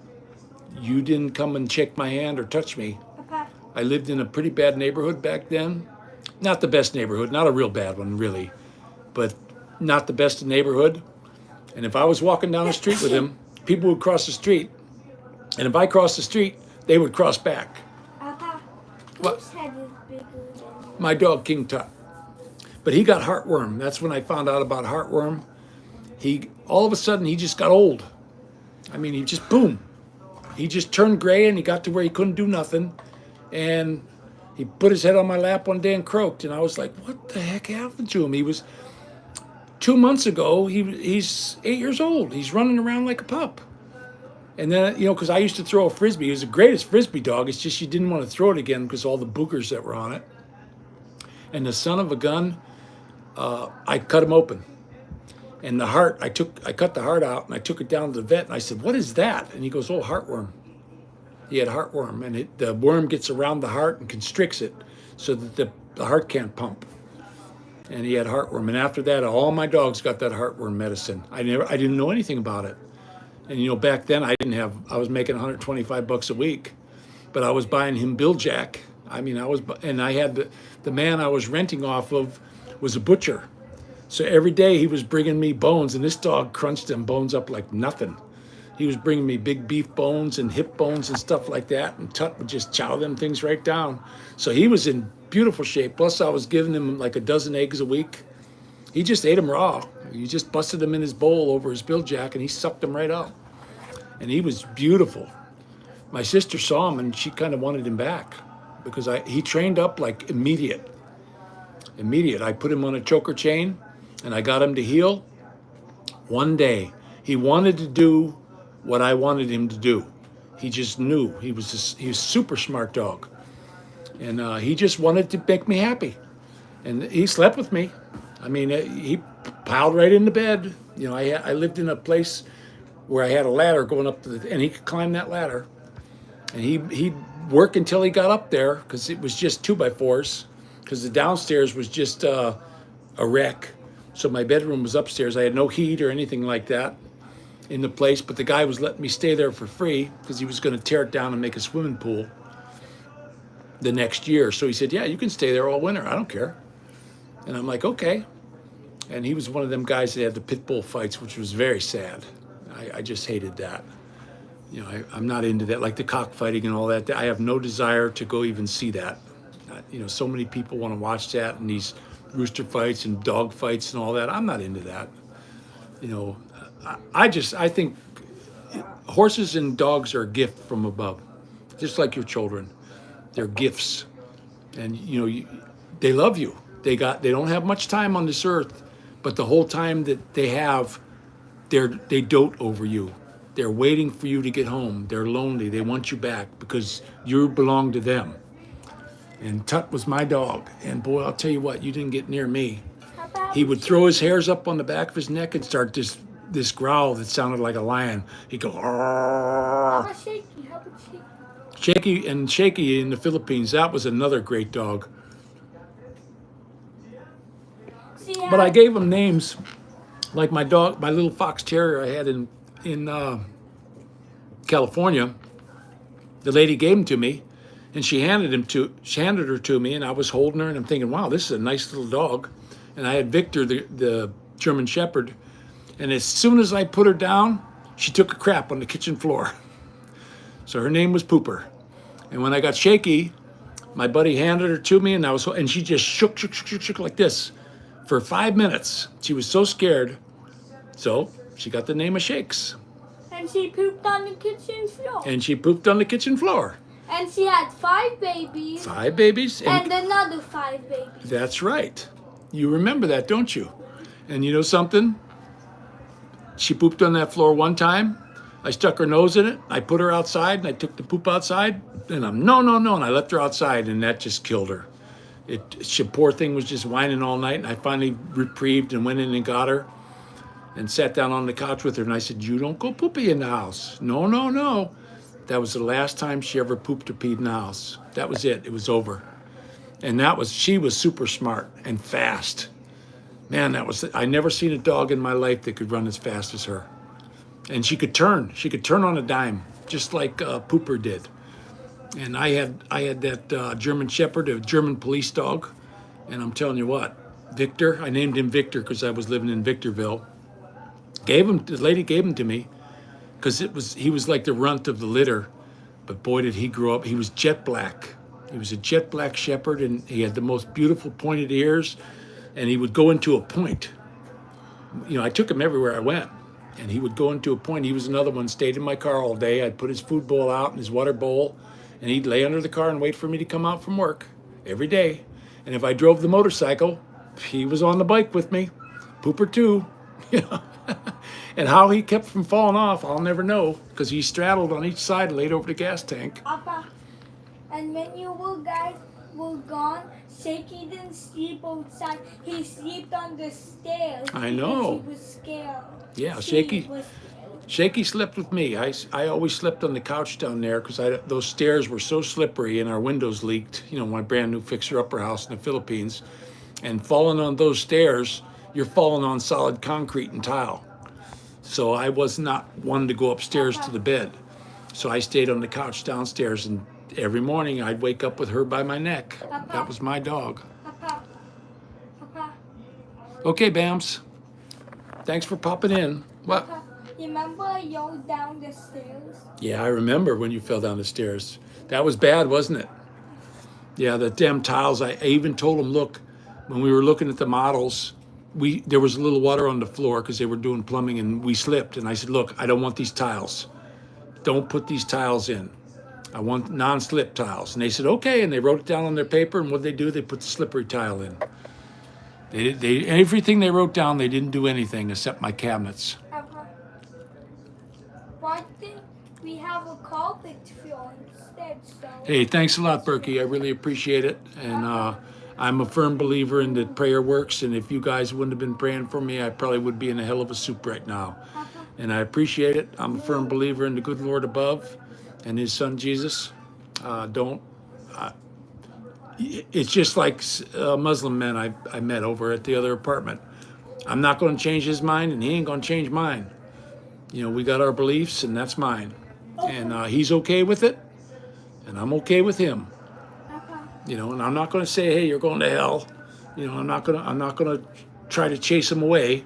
You try to bring him in. You don't try to chase him away. And I had good conversations with that man, a lot of them. So, but yeah, you take care, Pete. Papa, All right, thanks for stopping in, buddy. I really appreciate it. You're my memory. You are definitely my memory on this chat because I got CRS. Papa. What? You remember, I want to get in the Philippines. I wanted to get the carpet floor. Oh, I remember we wanted the carpet floors, didn't we? Yeah, that was the only place I ever wanted carpet in because those tiles were so slippery. And the big window, there was this window that was 8 feet tall, longer than that, because if I stood on the windowsill, I could not reach the curtains. I had to bring a ladder in just to hang curtains up there. And there was a gap like this big in the top, and they just filled it up with caulk. The window didn't fit. Well, the first storm we had blew that out, and they only had 4 screws holding that whole big window in. It was a big one-piece window, and you couldn't open anything on it. And every time it rained, our steps got soaked. We had a river coming down. And we called them up and said, hey, you got to fix this. They came out and slapped some more caulk in it. I said, no, this is wrong. This is the wrong window. You need to replace this. Nope. Sorry, your warranty's out. Because we didn't have a rain until we had it for a year. And they had a 1-year warranty on it. And it was a brand new fixer-upper. The crap work that those Filipinos did on that house was unbelievable. Absolutely. And there's my little buddy made me a present at school. And for mommy. That's ceramic. He did a pretty good job, didn't he? This is Geronimo made this. Maddie made one too, and Dorothy made me a bobblehead. Where's the bobblehead, Moo? Yeah, get the bobblehead out. Oh, you guys got to see this. Dorothy made me this. Papa, it's perfect. Okay, I'll show you this little guy right here. There's Dorothy made me that. See a little bobblehead? Here, Moo. Can you put him back? Be careful, okay? I'm gonna put him up on the mantle. Down where you got him. See, he's gonna get broke if you're not careful. So they made me some stuff in their pottery. You know, teaching pottery in school now. I mean, come on. You know, I ask them about, how come you're not teaching the kids about the Constitution and the Bill of Rights and all that? Oh no, if you want that, you have to teach them yourself. That's what I was told at the school, from the principal. They're gonna grow up to be empty heads if we don't teach them ourselves, guys. We have to just pick up the mantle because the schools are not gonna do it. They're gonna teach them flush, and they're gonna have their rainbow, and they have a rainbow flag there. They have a rainbow flag. It's way on the right-hand side, but they got a rainbow flag, and they got signs up that, you know, and talk like that won't be tolerated. We went into the Dollar General the one day, and there's a black girl with a shaved head. She had her head completely shaved bald, and she would have been a beautiful girl, and she was real tall. And I said, thanks a lot, honey. I don't like to be called honey. And got all in my face. And I'm like, oh, excuse me. And we just got the hell out of there, and I'm not going back there. You know, she got all pissy at me. That's the way I talk. It's the way I am. Why do I have to bend to their will? I'm the way I am. I call women honey. Hi, sweetheart. How you doing? That's just the way I am. That's the way I talk. But you're not allowed to do that anymore. See? You're not allowed to be yourself anymore. You have to be what they say you have to be. Or they're going to go complain to somebody because they're a bunch of big-ass crybabies. This girl's maybe only 20, 21 years old. And how dare she speak to her elders that way? I mean, holy cow, if I'd have been her father, she'd have been over my knee so fast it made her head spin. You don't speak, just like what Mumu did to that little Filipino lady. None of your business. He got in trouble for that, guys. He got in big time trouble for that. He got a dose of the soap. And he was not too happy about that because I ain't going to go for that. That is total disrespect. Yeah, I know they want me to be woke, and I'm sorry. You know, it's just the way I talk. And she goes, I don't like to be called that. Okay, fine. How was I supposed to know? Where's your sign? Why don't you have a tattoo on your forehead that says, I don't like to be called honey? That's all she has to do. They got tattoo artists all over the place. I'm sure they'd be glad to put that on her forehead. You might as well put a little swastika on there while they're at it on either side to make it look pretty. Put a couple of roses on there. She'd look great. She had a bald head, though. What woman in their right mind would shave their head? Just like a dude. She shaved her head just like you see these baldy guys walking around all the time now. I see them everywhere I go now. That's exactly what she had on her head. She had her head clean shaved right down to the skin. And I'm like, why would you do that? If you don't like your hair, buy a wig. You don't go around with the baldy. I just couldn't believe it. That's the second time you showed me. Oh no! Oh no! Oh no! Yeah, he's got to show his little castle again. I'm just gonna put He brought his castle in. Well, guys, I'm really happy he stuck to it and he built it. It's a very nice one. He's even got his flags going the right way. He's got all his flowers up. Where's your little men that are guarding the castle? Oh, You gotta put those on yet. You gotta put them in the guard tower. Okay? they're on the break. Okay, they're on their break? Okay. They're at Hawaii. Okay, guys, they're on their break right now. They're at Hawaii. They're in Hawaii on vacation, not break. Must be spring break because it is springtime. So all the guards are in Hawaii, Mumu said. I guess that's where we got the pineapples from at Walmart today. Did they bring them back for us? The pineapples from Hawaii? Oh, yeah. Hawaii, when I was there, I couldn't believe the pineapple fields. My goodness, I guess it was a Dole pineapple plantation. And as far as the eye could see, pineapples, guys. Papa, the skeleton guy escaped. Is it because this door? Oh, the door fell off and he escaped, huh?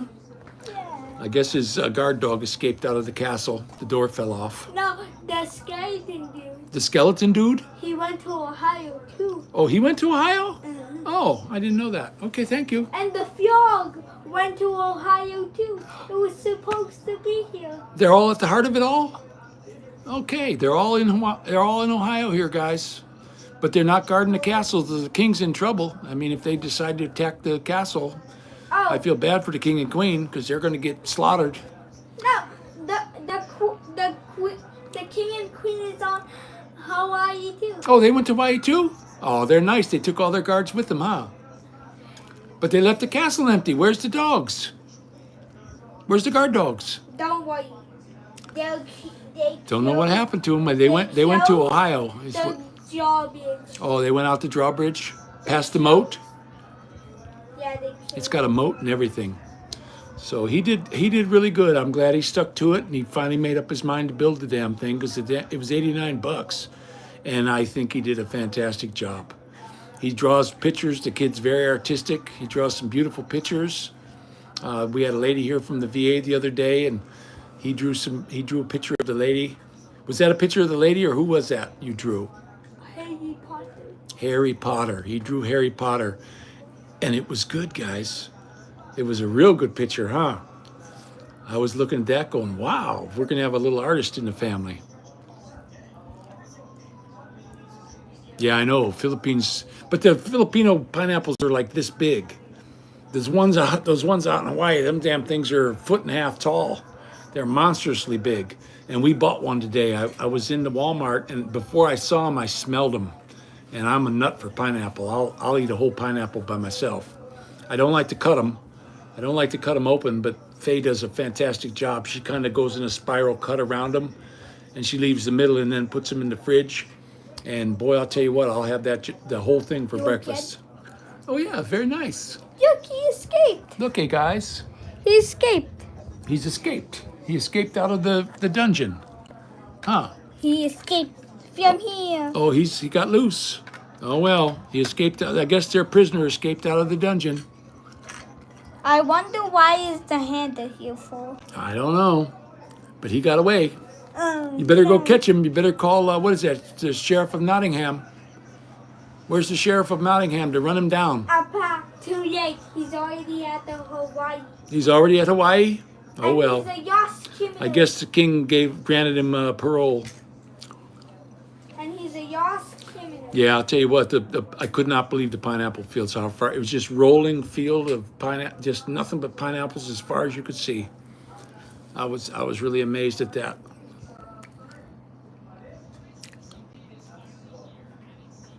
Yeah, oh yeah. Yeah, they definitely got great for growing stuff. I remember when we had that hurricane, the eye of the hurricane went right over our house. Everybody lost their roof. Trees that had been, mango trees that had been there for 50 years were gone. I mean, it just tore the place up. And we went through the banana. There was a place that we used to cut through to go to town. We call it the jungle, and the flying monkeys and all that kind of stuff. And you had a little path you had to walk through. Very treacherous. I mean, you could slip and fall real easy on this thing. And we would go through there, and I remember looking at the banana fields saying, man, this is going to take a year to recover. Nope. 5 weeks. And it was just back to a jungle again. It was amazing how fast those banana trees grew back up. And that's where we got our bananas from. The people that owned that land, they had a little stand there, and you bought your bananas from there. Of course, they had worms in them. They had these little tiny red worms in them. So when you peeled one open, you had to check for that. But little red thing, I imagine they'd be good for fishing. But it's the ground just healed itself. That I believe is a blessed country. I feel bad for the people who have to live there, but you know, because they don't have the systems like they do in the West. You know, their life is cheap there. I mean, you can hire somebody to murder somebody for you for $100. They had one right out in front of our place. He walked up behind the guy. They pulled up on a motorcycle. The guy got off, walked up behind him, 2 shots in the head, jumped on the motorcycle, drove away. Nobody saw nothing. And the guy's laying there dead in the street. And that was a hit. The guy didn't pay his bill. He had a car bill. And he took off without paying it. So they found him, and they did him in.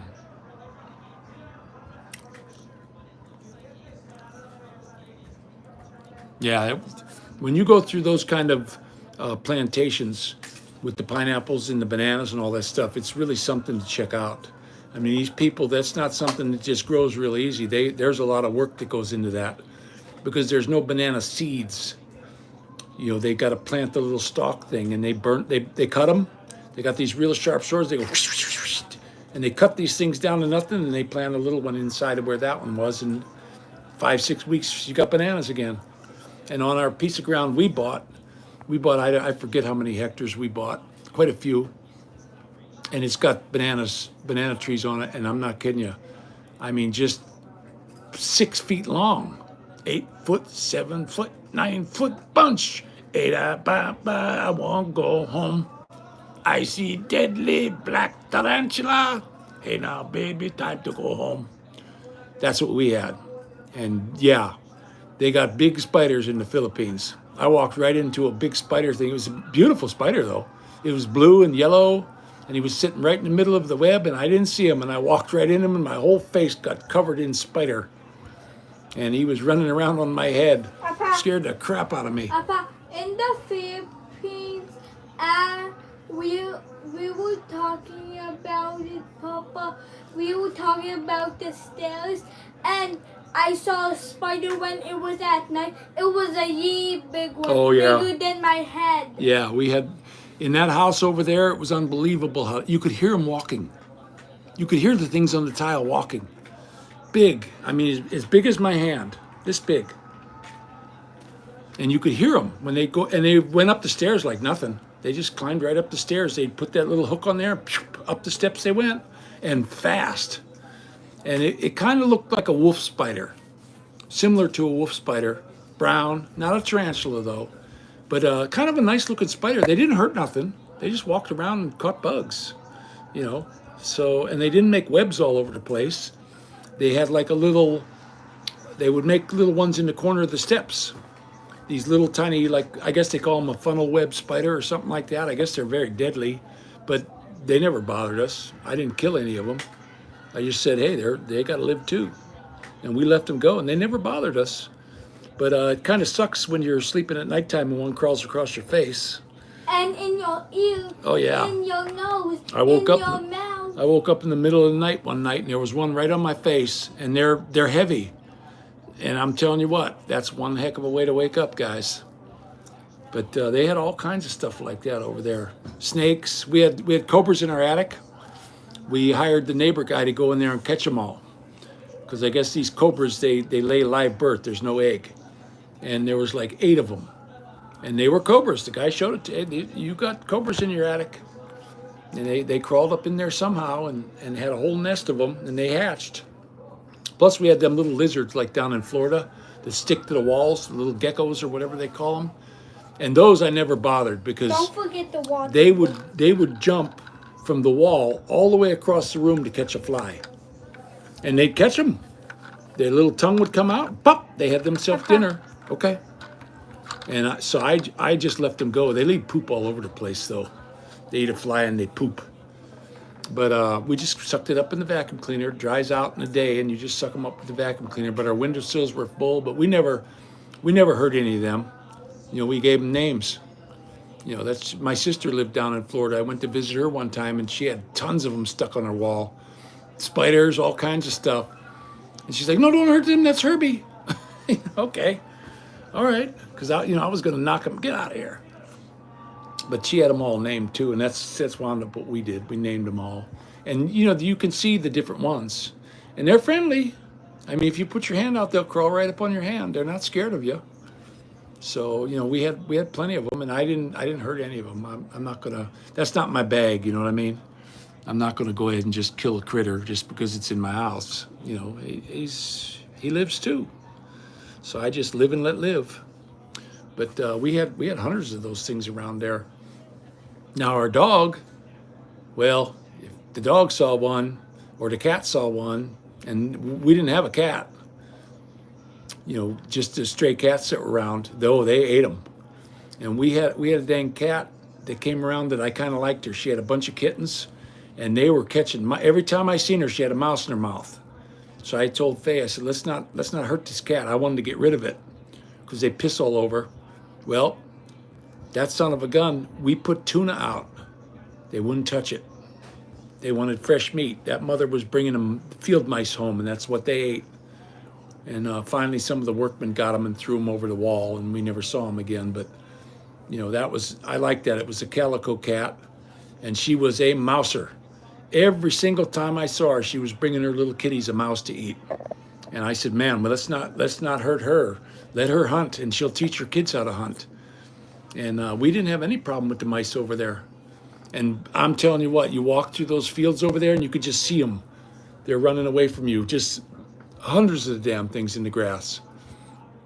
There were just lots of them. I don't know what they eat, but apparently they had plenty to eat because there were lots of them. You got a good food supply, you're going to have lots of them little mice. And so that's the way it was over there. But I didn't mind that. I didn't mind that at all.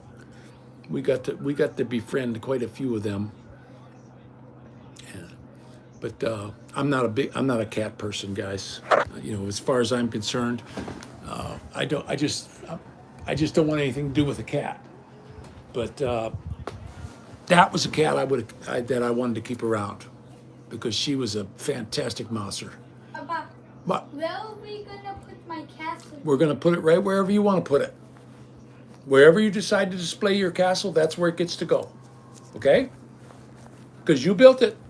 Just like Maddie's car. He can put his car up wherever he wants to. How much pieces was it called? 1,460 pieces.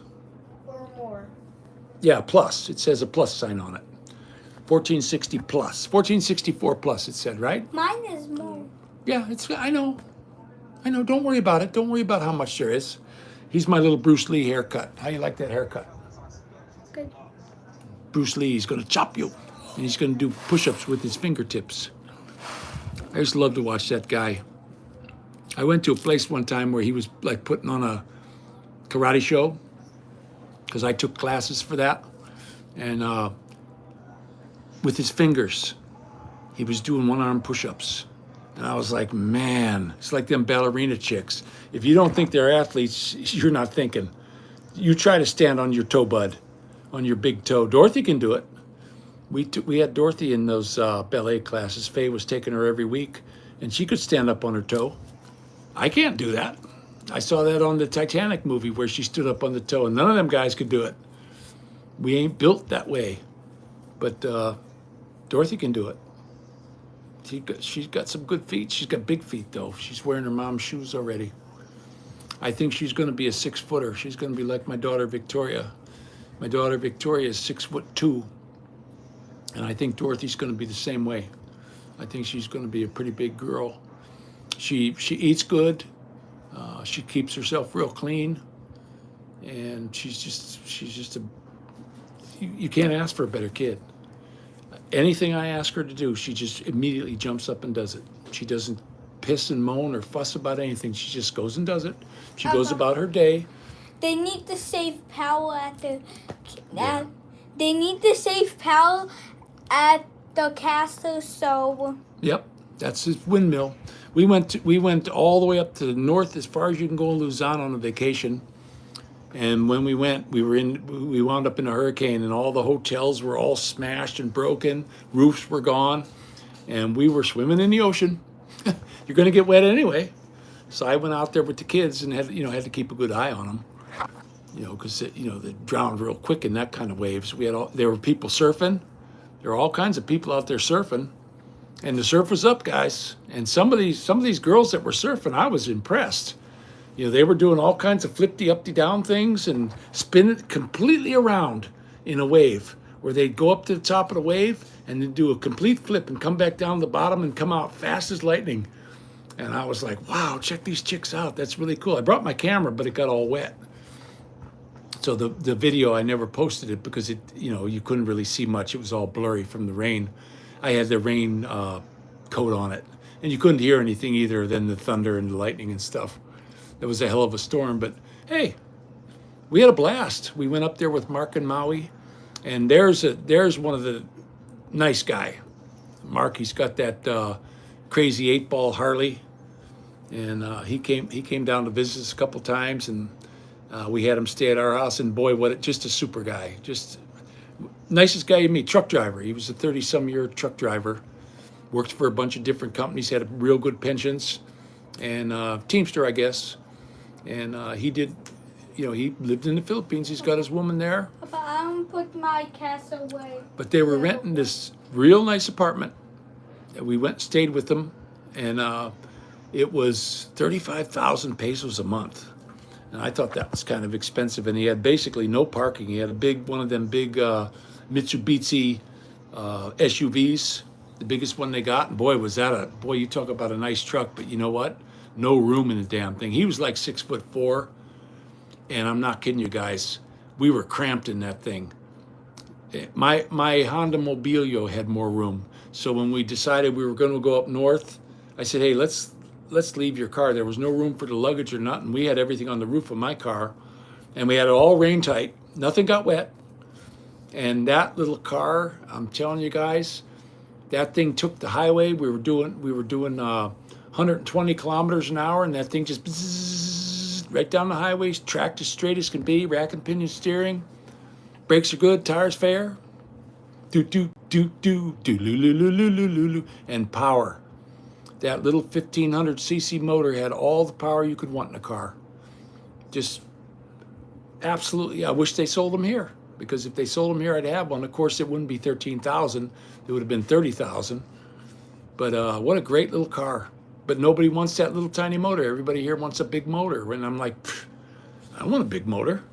I got a Kawasaki 650 outside, and I'm perfectly happy with it. I'm not, I don't want a big motor.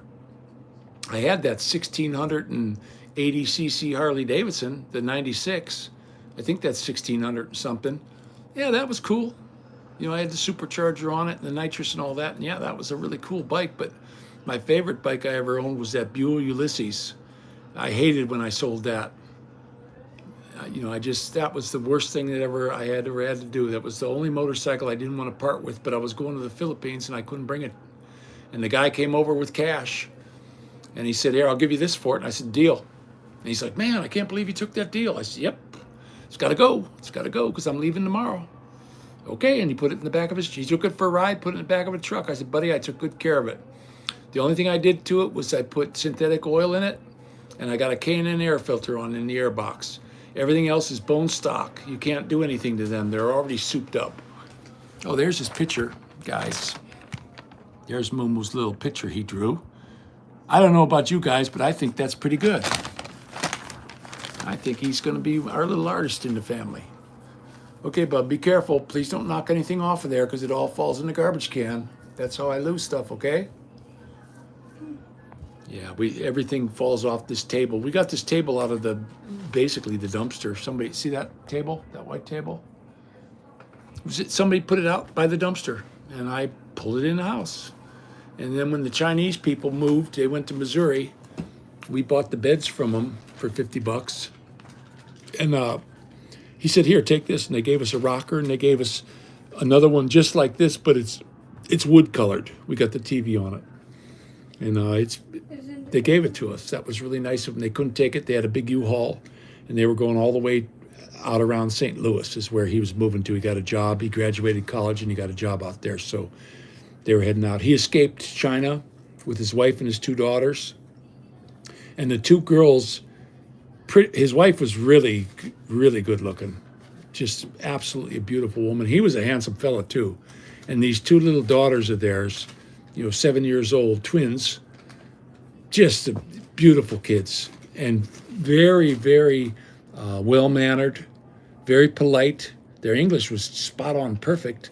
And he got a thing where he was going to go to Korea to visit some family. And as soon as he got there, he got a plane ticket to Japan. He bought the ticket, and he was able to escape. He told me a story one day of what happened, and he started up at the college up at Baldwin Wallace, and he graduated, and he got a job in Missouri. I don't know what he does. I never asked him, and he never told me, but apparently he was top of his class. And that's why the Asians are going to beat the heck out of the Americans, because they study. That guy that's what he did. When he got home from school, he was studying all night. And his wife, I talked to her a few times in the morning when she'd put the kids on the bus. And I says, oh, what's your sweetie doing? Oh, he's studying. He just woke up and he grabbed his books before he went to school. So they're diligent guys. They're gonna take over. There's no doubt about it, because they're driven. They're driven people to succeed.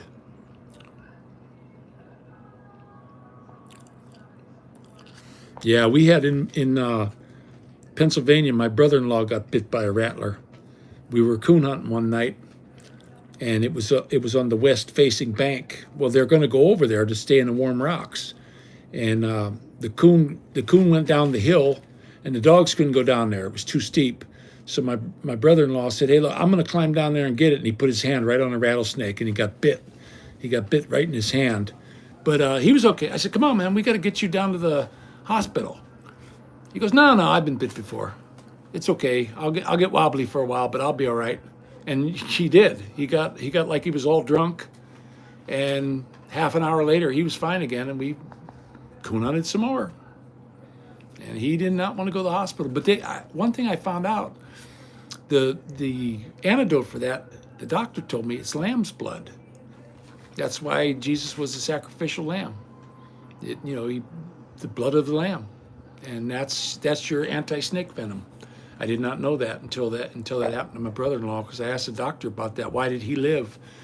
The doc said that if it would have been a small child, it wouldn't have made it. But he was an adult, so you get by one, he says, don't worry about it too much. And we knew a guy named Whitey Pfeiffer when I lived in Pennsylvania. He was on that where he crawled into a bag of rattlesnakes on the TV show. His name was Whitey Pfeiffer. He had the most beautiful white hair you ever seen on a little skinny old guy. And he was he went around on all the rattlesnake roundups. His clothes were all rattlesnake belts and the little bolos and stuff with the rattlesnake head in there. He was the rattler guy. That was his claim to fame.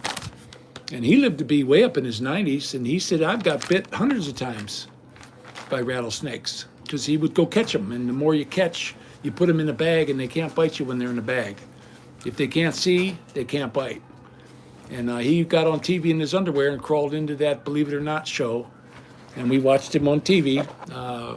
Whitey Pfeiffer from Export, Pennsylvania, crawled into a bag of rattlesnakes on national TV.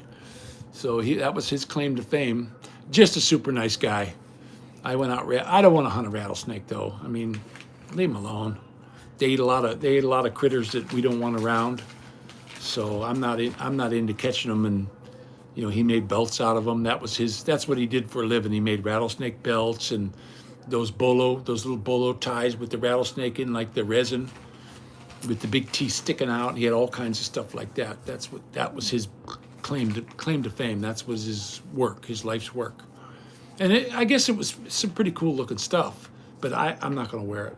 You know, he wanted to give me some, and I'm like, nah, I'm not. That's not my bag, man. I don't have a problem with you doing what you do, but I'm not going to wear. I don't want to wear that. So he's like, okay, cool. He was okay with it. But he was a heck of a nice fella. His hair was like notebook paper. It was the purest white hair you ever seen in your life. And not a big fella. He was a little tiny guy, but just a real nice fella. I met him when I was probably 22, 23 years old. And boy, I'll tell you what, a finer man you couldn't have met. Just a salt of the earth type. Give anything he had. Here, take it. You want something to eat? Come on. You want a beer? Come on in and have a beer. You know, and he had a little teeny weeny house.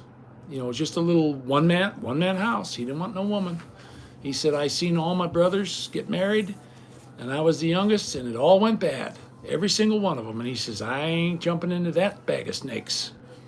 That's exactly what he said. He called them women a bag of snakes.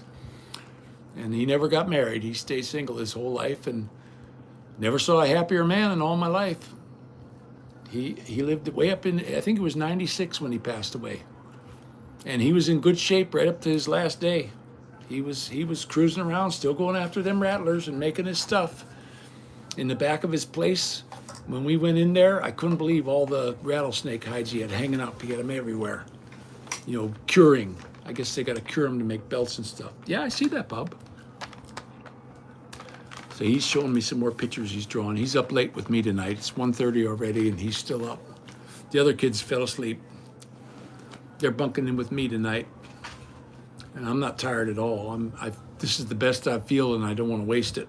Because you have coffee. I know. I got some good coffee. Dorothy made that for me. Nescafe, like from the Philippines. I like coffee. Yeah, you like coffee? With yours. You want some? You can have a little sip if ever you want to. Okay. You don't have to have any. But I like coffee. I can drink coffee and go to bed. It don't hurt me a bit. But my buddy Gary bought me this cup. Yeti. Yeah, the Yeti cup.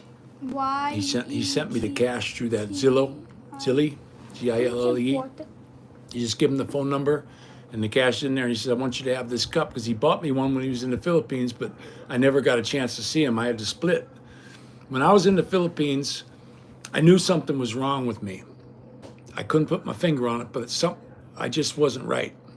I was irritable. I was just a prick is what I was. And I knew something was wrong, and I had to get out before things were going to go bad, because I just couldn't keep a level head. I just was just a shit the whole time. And I went to the doctor there, and they said, you're fine. Take some aspirin. You're fine. They could have caught it back then, and they didn't catch it. I didn't catch it until it was in what they call stage 3. And it hit me like real quick. I went from one day of walking and doing everything fine to couldn't even walk. Just like that. So, you know, those doctors over in the Philippines, I've said this, the ones who get A's and B's, they come to America, they go to Canada, they go to Europe, and they make their fortune. Then they go back to the Philippines and have a hospital when they're old. The ones who get D's and F's stay in the Philippines because they can't go anywhere. They work as a janitor in a hospital somewhere. We've seen a doctor in the hospital. My grades are perfect. I know, your grades are perfect. Straight A's, guys. These little guys got straight A's, all of them. And we saw the teacher in the grocery store today, and she said, my goodness, I'm going to miss them. I'm really going to miss your children. That was not the teacher. And was she a teacher? What was she? The librarian? I think she was a librarian, right? No. Because I met them all. They brought me through and introduced me to every one of the teachers. It's all women down there. There wasn't a guy in the place except the principal dude. Mr. B. Yeah, Mr. B. Yeah, a nice fella, and heck of a beautiful school. Unbelievable. The cleanest school I was ever in, and boy, you talk about well stocked. That they had the most fantastic library. The whole downstairs half of the building was the library, and it was shaped like a big crescent moon. And, Okay. and the kids could go in there and grab a book and check them out. Papa, What? half of the school is the gym too. Even the music thing. Yep. Yeah, it's a But not the very impressive school, but they don't teach him anything. Art's my favorite. Yeah, he loves his art. He made me that little duck. He made me a duck he brought it home, and Dorothy made me that bobblehead. So they have pottery class. They're teaching them how to do pottery. I remember when I went to school, I took metal shop and wood shop and auto mechanics. You know, and I loved it. That's what I went for. That's the only thing kept me going. And I made all kinds of stuff. They wanted us to make napkin holders. But you know what? I churned out 50 or 60 of them babies. You know, because the wood was cheap. You got the wood for, you know, you could get scrap. I'd go up to, his name was Mr. Davis, was our woodshop teacher, and him and I got along just fine. And he said, go over in that pile over there. You can have anything you want. You can make anything you want. You know, he let me have the run of the place. He was one of these guys. He was a chrome dome, and he had a buffer. I came in one time, and he had a shoe polisher, and he was shining his head. And you could clip your nose hairs on top of this guy's head. It was so shiny. But he was a hell of a nice fella and a fantastic woodworker. And I had a brother-in-law, Buddy, who was the same way, a cabinet maker. And just unbelievable the craftsmen these guys were. Some of the most beautiful furniture. He showed me a desk that he built when he was in high school. He brought me over to his house, and it was one of them French ones. It's got like 500 drawers in it that are all hidden, and you got to have a special key to get it open. And I'm looking at this thing going, you are a master. It was the most beautiful desk I've ever seen in my life. And then I built one. Papa, when are you gonna be done? When I'm done. When I'm done, buddy. I'm going to be done when I'm done, okay? Don't keep asking. But I built myself a desk. You know, I just built a little flat one, like a drawing table type desk, all out of 100% walnut. I built a big hutch, a dining room hutch, and I built a bunch of stuff when I was in there. Bowls, I don't know how many bowls I made on the lathe. You know, I glued wood together, like I'd get like a banana wood and then a walnut and then an oak and a maple, and I'd layer them up, glue them together, and then put them on the lathe the next day and make a fruit bowl. And everybody said, boy, those are really nice. I gave them to my mother. And she cherished them. She kept them all the way up until she died, until she passed away. And I don't know what happened to them now, but I really liked that. That's what I wanted to do when I was younger, be a woodworker. But it didn't pan out.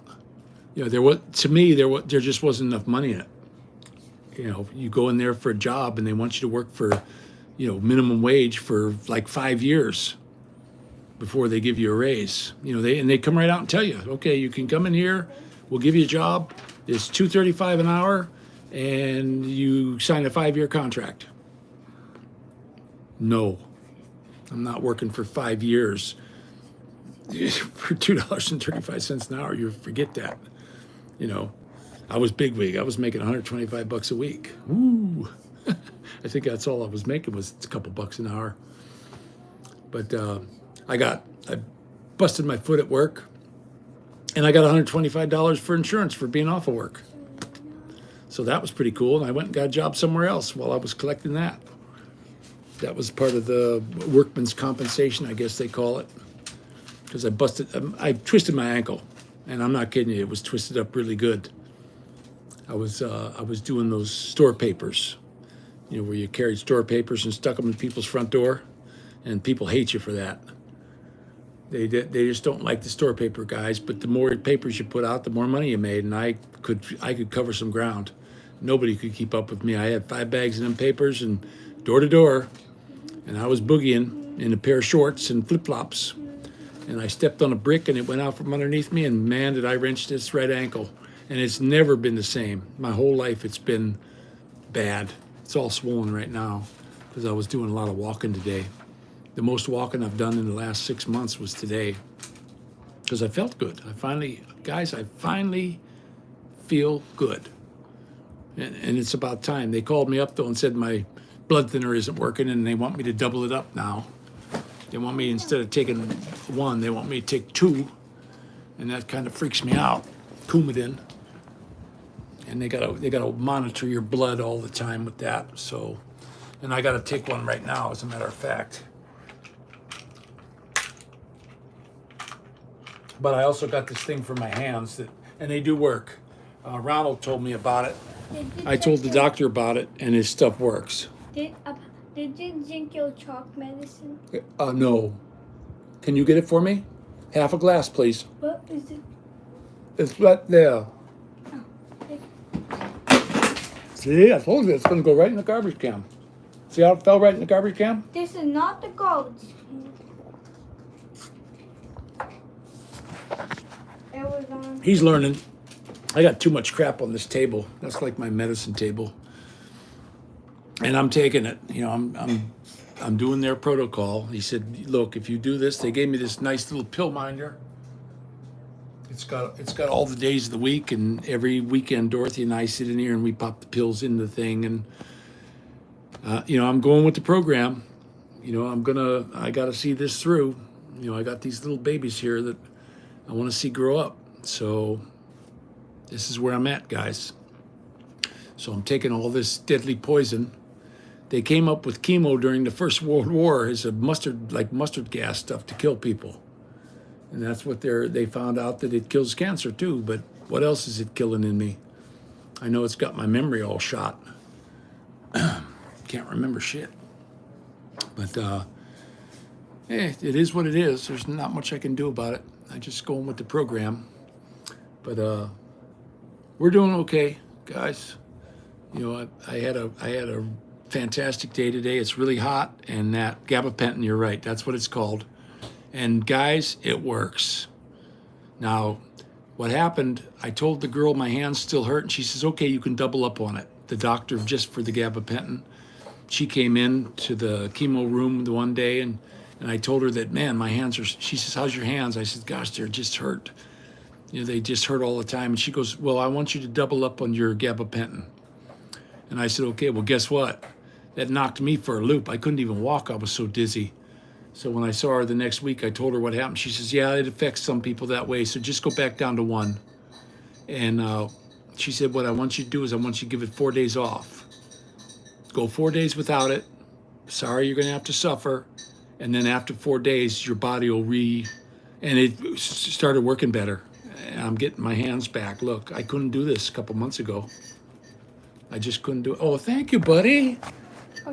There's my, thank you. There's my little buddy made. I have to drink this stuff for the potassium. It's chalk.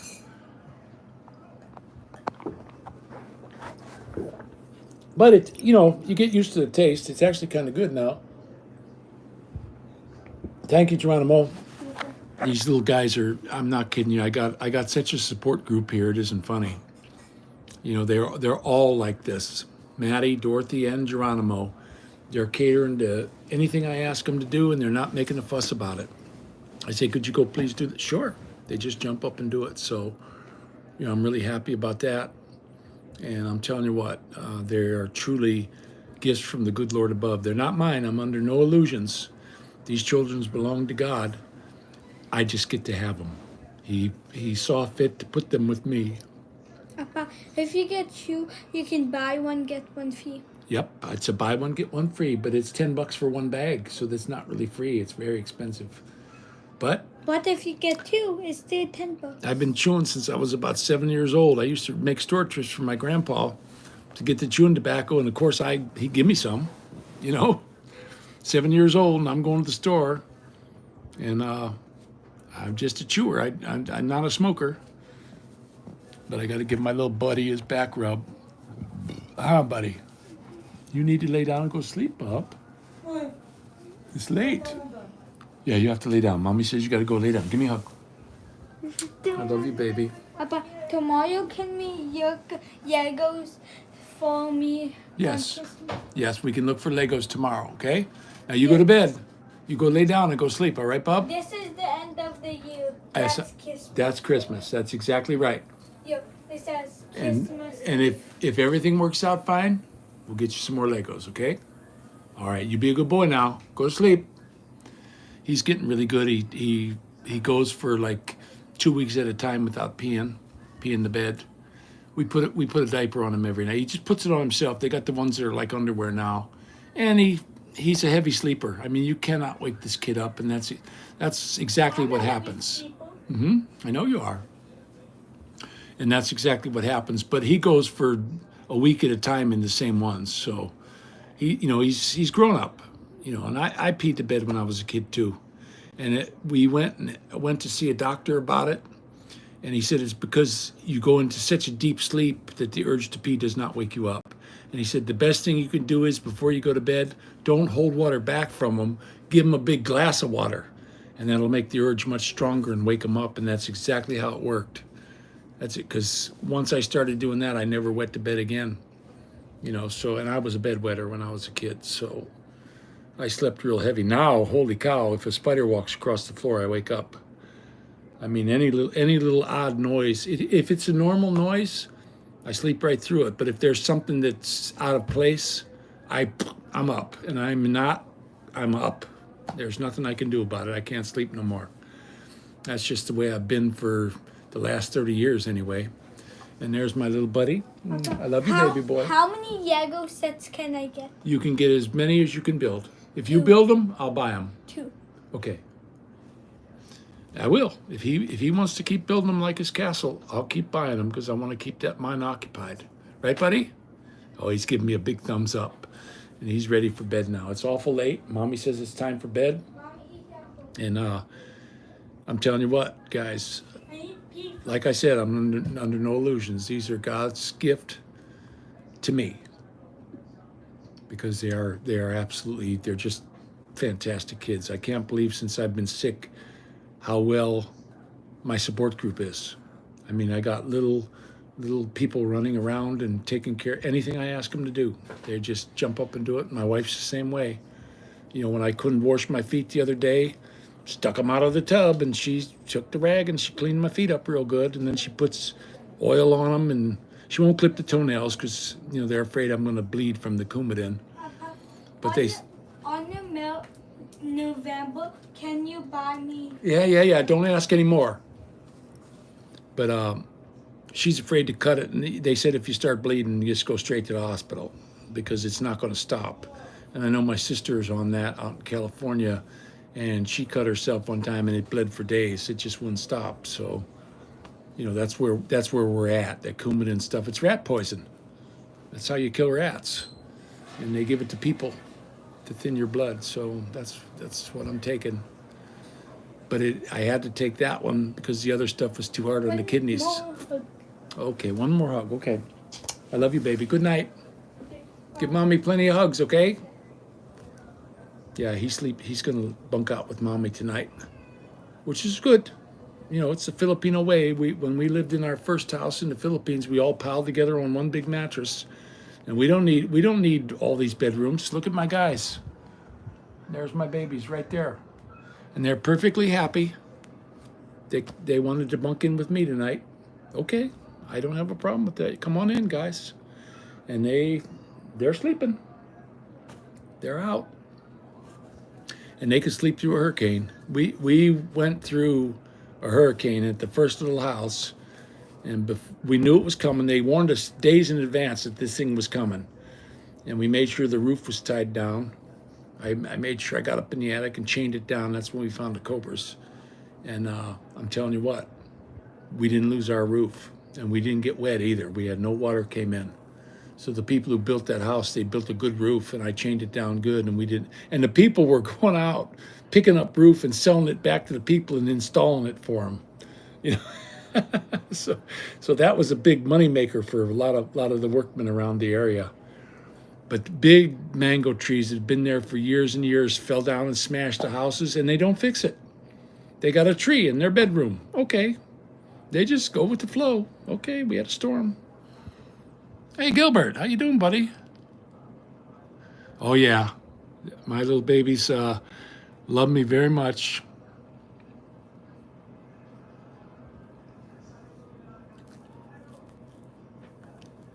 Well, I loved my dad too. I know him and my mother didn't get along, and she used to get mad that I loved him, but that was my dad, and I don't care. That had nothing. What they had together had nothing to do. That was none of my business. And I loved my dad. Yeah, buddy, Gilbert. I'm telling you what, I'm in the pink again. You know, they gave me this prednisone that I'm taking after the steroids, and I'm back on my feet. First time in about 2 weeks, because they skipped a week of the chemo, and man, I went downhill fast. I mean, like the next day, I couldn't walk. I had no strength. My legs just gave out from underneath me. Like I said, I couldn't even wash my own hair. I could not get my hands up over my head. The weight room down at the apartment, I couldn't lift 70 pounds. I couldn't bench press 70 pounds, guys. Just couldn't do it. They're all the muscles. All the weight I lost was all muscle. So they want me to take. They want me to go down to the GNC and get whey protein, or Tiger's Milk. I think he named Tiger's Milk. And he said, I want you to get that. I want you to have a big old glass of that every day, because you need to pick up some weight. You're going the wrong way. I was 198 a month ago, and now I'm 190. And my whole life, the least I ever weighed was about 240. I always weighed right around 240, and for a good while I was like 290. You know, that's just what I weighed when I was working, and I didn't feel like I was heavy. I can climb up a ladder as fast as anyone else. You know, sometimes we'd have to climb 2-3 stories up, you know, and working on the poles and stuff like that. I had no problem. But you know, this thing that hit me this time, guys, it just zapped me. It took everything I had out of me. You know, it's a demon. I let a demon in. Is what happened. So, but I'm doing a lot better, Gilbert. Thanks for the thoughts, buddy. Because I was in last week. I was so close to just giving up. That's how bad it was. And it's they fixed me. They got the proper medicine. They said, what's happening to you? We're giving you this massive dose of steroids, and then when you come off of it, your body can't make it fast enough. And he says it's just killing you. It's weakening you. And so he says, I'm going to give you this stuff called prednisone, and let me know how it works next week. And boy, I'll tell you what, it worked. I take chemo's Monday. Tuesday I take 2 prednisone. Wednesday I take 2 prednisone. Thursday I take 1. Friday I take 1 more. And if you get the same thing I got, make sure you ask for that stuff, because they said once you hit your 60s, your body can't produce it fast enough, and you're gonna have this. So they gave me that, and they gave me enough for the rest of my chemo. Instead of giving me just 6 of them in a bottle, they gave me like a half a bottle of them, about this much in the bottom. So I got plenty of them to get me through. And they said I'm going to need them when I go to the stem cell. So, yes, it's steroid. Yeah, absolutely. That's exactly what it is. But instead of me just cold turkey, they're weaning me off of it slowly. When I had my back problem, they used to give me Solumedrol and Decadron, and they put me in the hospital. And I was in the hospital for a couple of weeks, and I told Doc, you got to let me out. And he goes, no, you have to finish your steroid treatment. I said, Doc, I'm going home. I can't take this anymore. I'm going home, because I had this nurse that was this terrible little bitch, and she was on my ass every day. And I just had to get out of there. I was getting ready to punch her in the face. And I went home, and I had daymares. Man, I was just totally messed up, and I never did that again. But I was going in every year for steroids, and I said, I'm leaving. He said, you need to go to warm climate. And that's when I was headed down to Florida, and they had 4 hurricanes in a row that year. And I said, hell with this. And I went to California. My sister wound up having a heart attack. So I went out there, and 2 days later, she's fine. So I came back. And as soon as I got back home, she had another heart attack. She had 7 that year. So, and every time she was at the doctor's office or in the hospital, and I was talking to her on the phone the one time, driving down the road, coming to be with her, and the phone dropped, and they were zapping the shit out of her. And this doctor there, I went and shook his hand, because they said, doctor, should we call? And he says, no, hit her again, you know. And they kept zapping her until she came to, and then she just started talking. And I asked her when I got there, I said, hey, what happened? She said, it was just lights out. She said, I don't know. Boop. Everything went out. Her heart stopped. So they zapped her. And I mean, they zapped the crap. I think they gave her 7 zaps. And every time you could hear this thing winding up as wee. And I was like, oh man.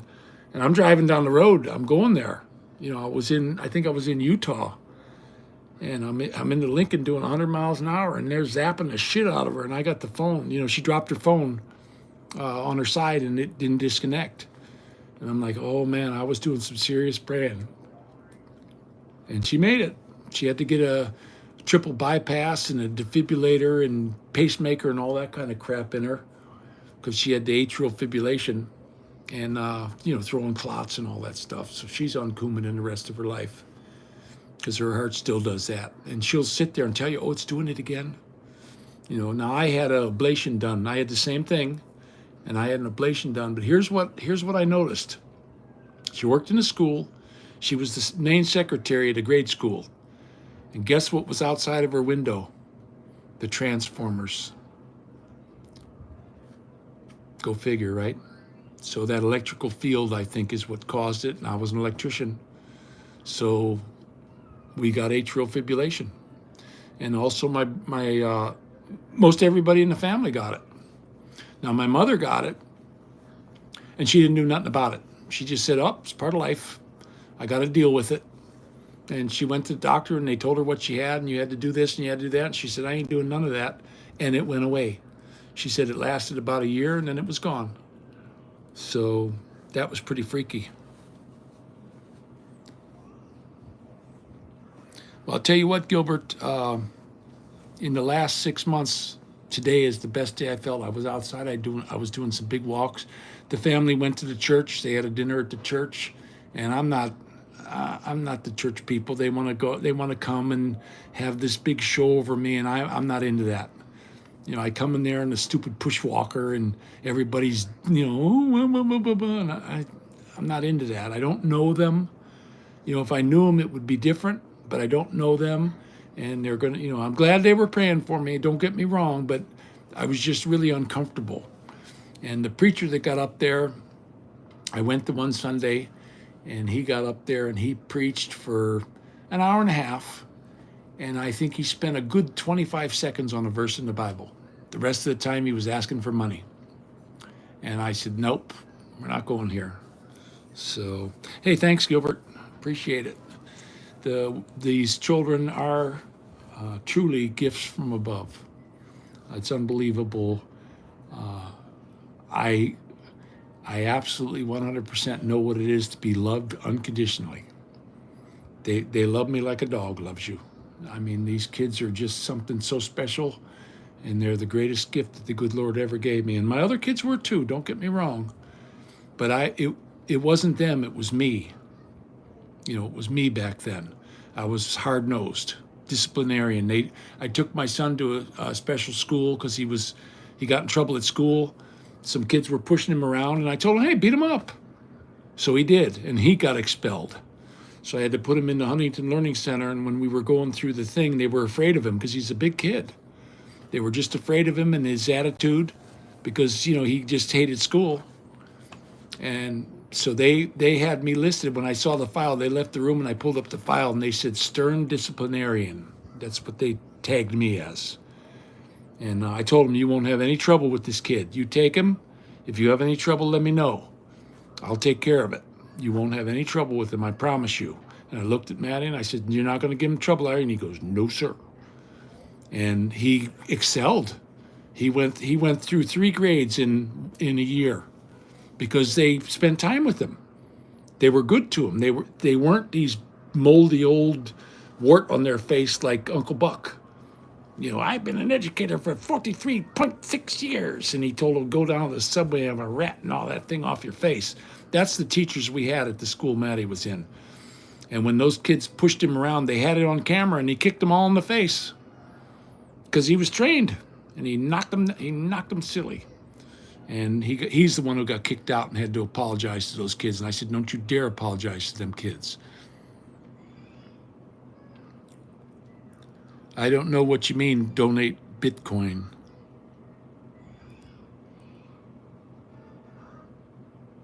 Never back down. If you back down, they're gonna walk on you like a rug.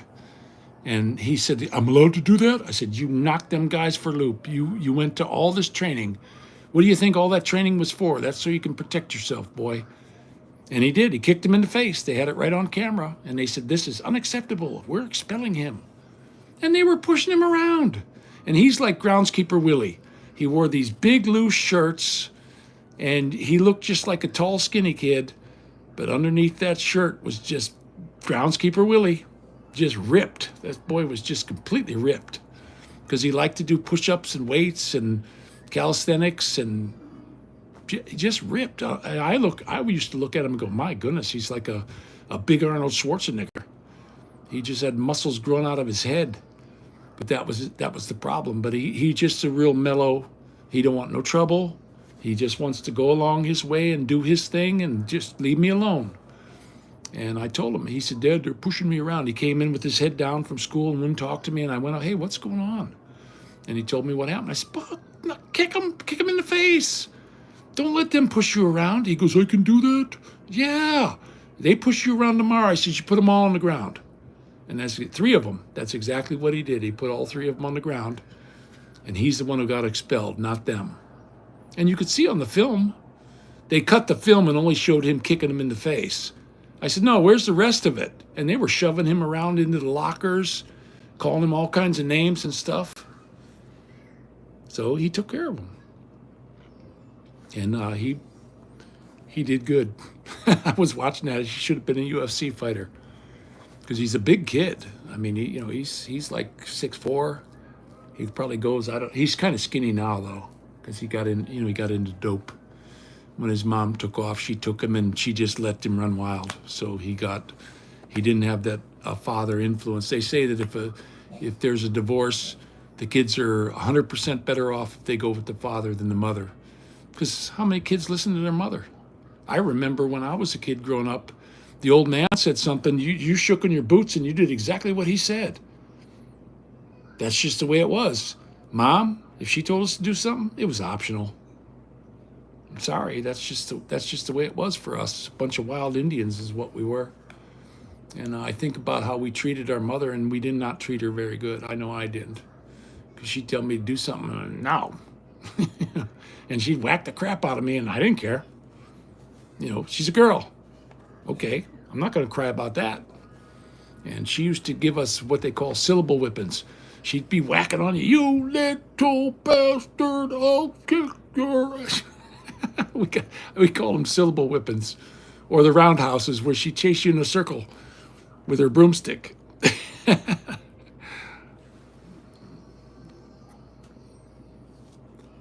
Yeah, well, the boy did. He kicked them all in the head, and he knocked them to the ground. One shot, boom, they were down, and they never bothered him again. Of course, he never saw him again. But rich kids. The mother was the one boy. It was 3 brothers. And the mother was, I think she was a doctor, and the father was a dentist. And they all had sports cars. When they were going to school, they had like a little Triumphs and stuff. The rich kids. And they were just rotten. Just rotten. I saw the parents, and they were going, oh, how could your kid is such an animal? They hurt my baby. And I'm like, yeah, your baby. Your kids are rotten to the core. Because they're working all day. So the kids just did whatever the hell they wanted. They didn't have any guidance. That ain't, making money is one thing, but not raising your children right, that's a whole nother ballgame. That's a crime. If you ask me, that's a crime. That's right, Ronald. That's exactly right. They made a song about that. And that is true. You can't let them go. That was like, I remember when I was young, they had, I don't like that guy, that country singer. I never did think much of him because I went to a concert of his and people wanted him to come back and sing some more. And he was like, you could hear him on the microphone, screw this shit. And he left. I forget his name, but he said, if you don't stand, or he locked up the door. You could have heard a pin drop when he closed and locked the door. And he went in there. I guess he kicked the crap out of everybody, which is good. No, they don't know how to. They don't know how to take care of themselves anymore. You know, they just get beat up. You know, they're soft, and that's what I watched a dang program. It was an Arabian guy, and he was saying, "You grow up tough," and he became a billionaire, but his kids grew up soft because they grew up in the soft life. And he says every generation it's going to go back and forth because then they're going to lose everything. When I'm gone, they'll lose it all, and then their kids are going to have to work their way up from the bottom. And I watched this guy's, you know, he was old, he was getting ready, you know, very old, and Arabian dude from Saudi Arabia, and that's what he said. He was one of them princes over there. I think they got 5,000 or 6,000 of them guys, and he was some kind of prince for the oil ministry over there, and he spelled it out. And I was listening to this guy going, man, he is dead on the money. You know, you have to teach your kids how to defend themselves. You know, they have to learn that. It's a cruel world, and I watched the dang thing. The two guys from this was on YouTube. The two fellas were the loss prevention at Walmart, and this fellow, he's a Puerto Rican or something, you know, Mexican maybe, I'm not sure, brown skin, and they came up and said, "Hey, let me see what's in your bag." And he pulled out a knife and stabbed them both in the stomach and went right past them. And they didn't even know they were stabbed. Next thing you know, they're holding their guts and they fell over. It was right on YouTube, on the Walmart camera. And the guy stabbed them right in there like pancreas and took off. And they didn't get the guy. That was somewhere out in California. And it's on YouTube. You can watch that. And it was like lightning. And then I saw another one where this Arabian guy, the guy came up because he's pushing the woman around, and next thing you know, he just takes a big knife and slices this guy's throat open. The guy's like, and they show him going down, killed him. He sliced his throat open, killed him, and he bled out. That was another one I saw on YouTube. So you know, you can lose your life in a split second, guys. Cowardly County, Kenny Rogers, that's the one.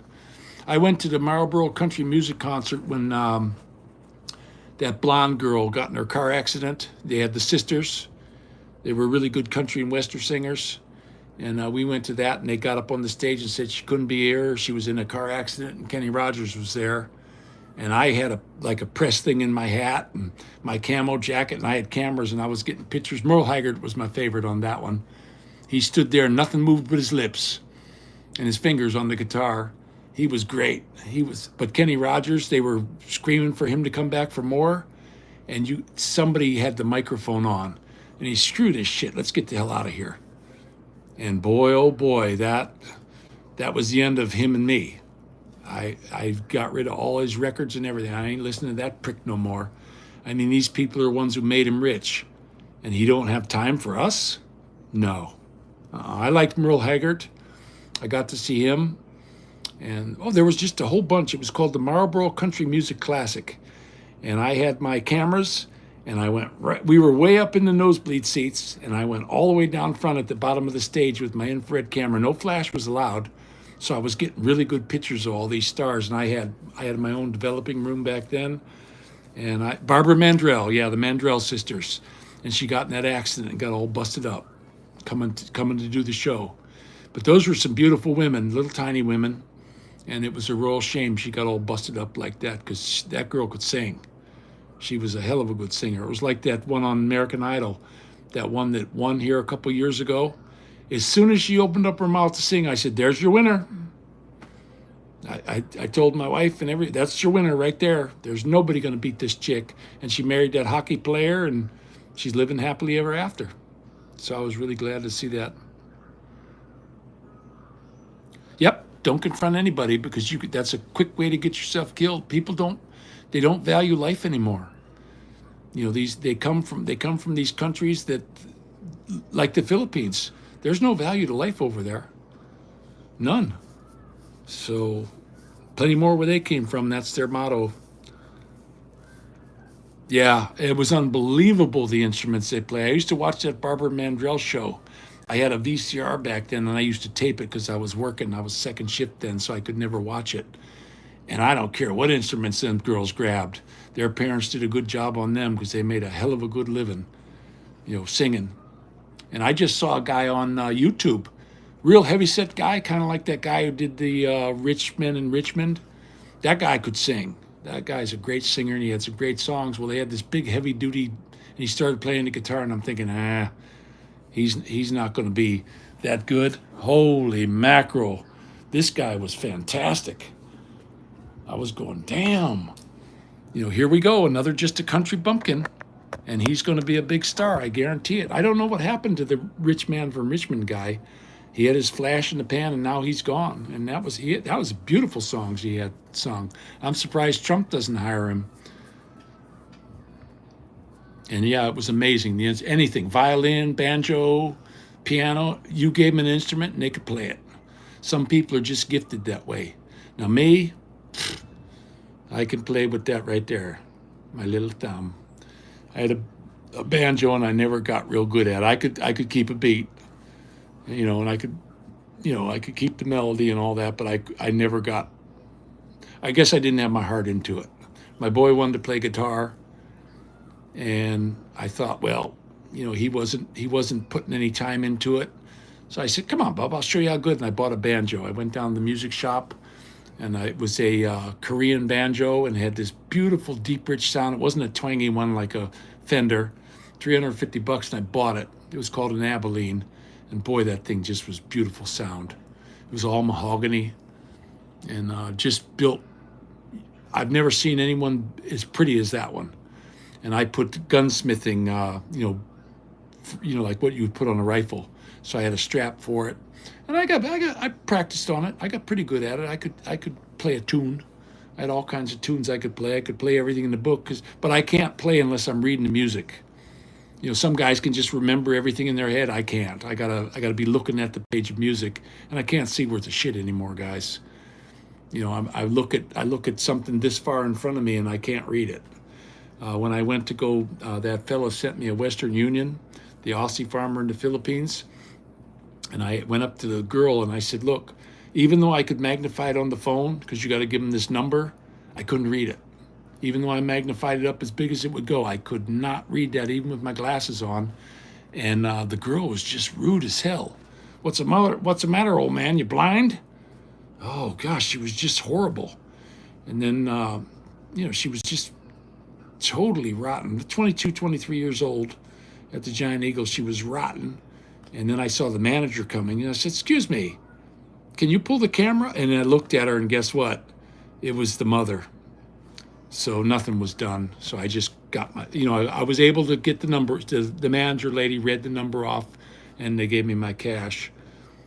But I like old Merle Haggard.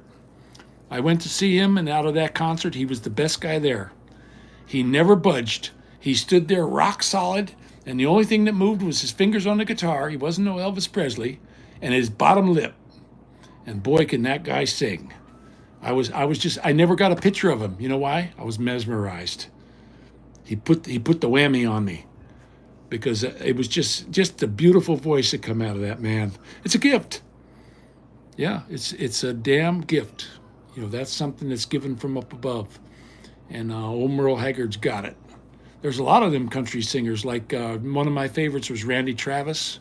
I know every damn song that guy's got. I loved it. Alabama was another one. I just loved them guys. Chevy Old Groundhog, Croaking Bullfrog. Yeah, I love that crap. But hey, that's how I grew up. I grew up with that kind of music, and that's what I listened to. And I got YouTube music on my phone. And every time I hear one of those songs, I punch in Randy Travis, and it goes through the whole thing, and it's in the price, And if you pressed it, you like it, it puts it in your little thing. And I got 1,000 songs in there already, and it's all kinds of music. I got some Mozart in there and some Beethoven.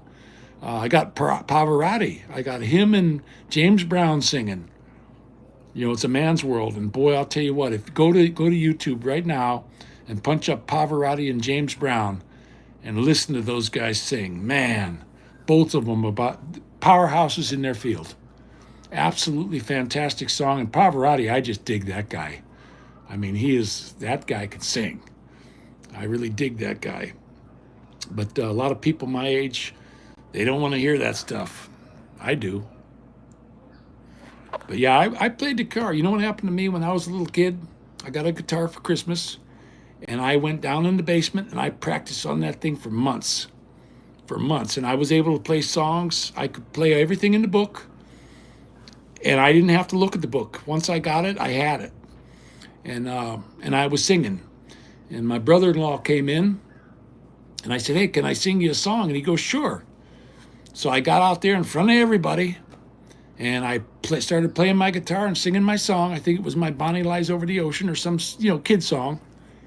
And he goes, "That really sucked." And I remember going in the basement and smashing that guitar all to pieces, and I never picked up another one after that. That's how bad you can damage somebody. That's why you have to build your children up, because I'll never forget that. And that was a cold-blooded thing that he did. And he actually told my sister, "Hey, he's really good." But I was 7, 8 years old, and that's what I got. So that guitar got smashed into 1,000 pieces down on the floor in the basement. And my mother said, "What'd you do?" She says, "You're really good." Nope. Because I looked up to him. That was my brother-in-law. And I looked up to him. He was the big guy, kind of like the other dad. And that was it. And that's how easily you can damage somebody. And I'm not going to do that with my kids. Every time they do something, I build them up. I'm not letting them go down.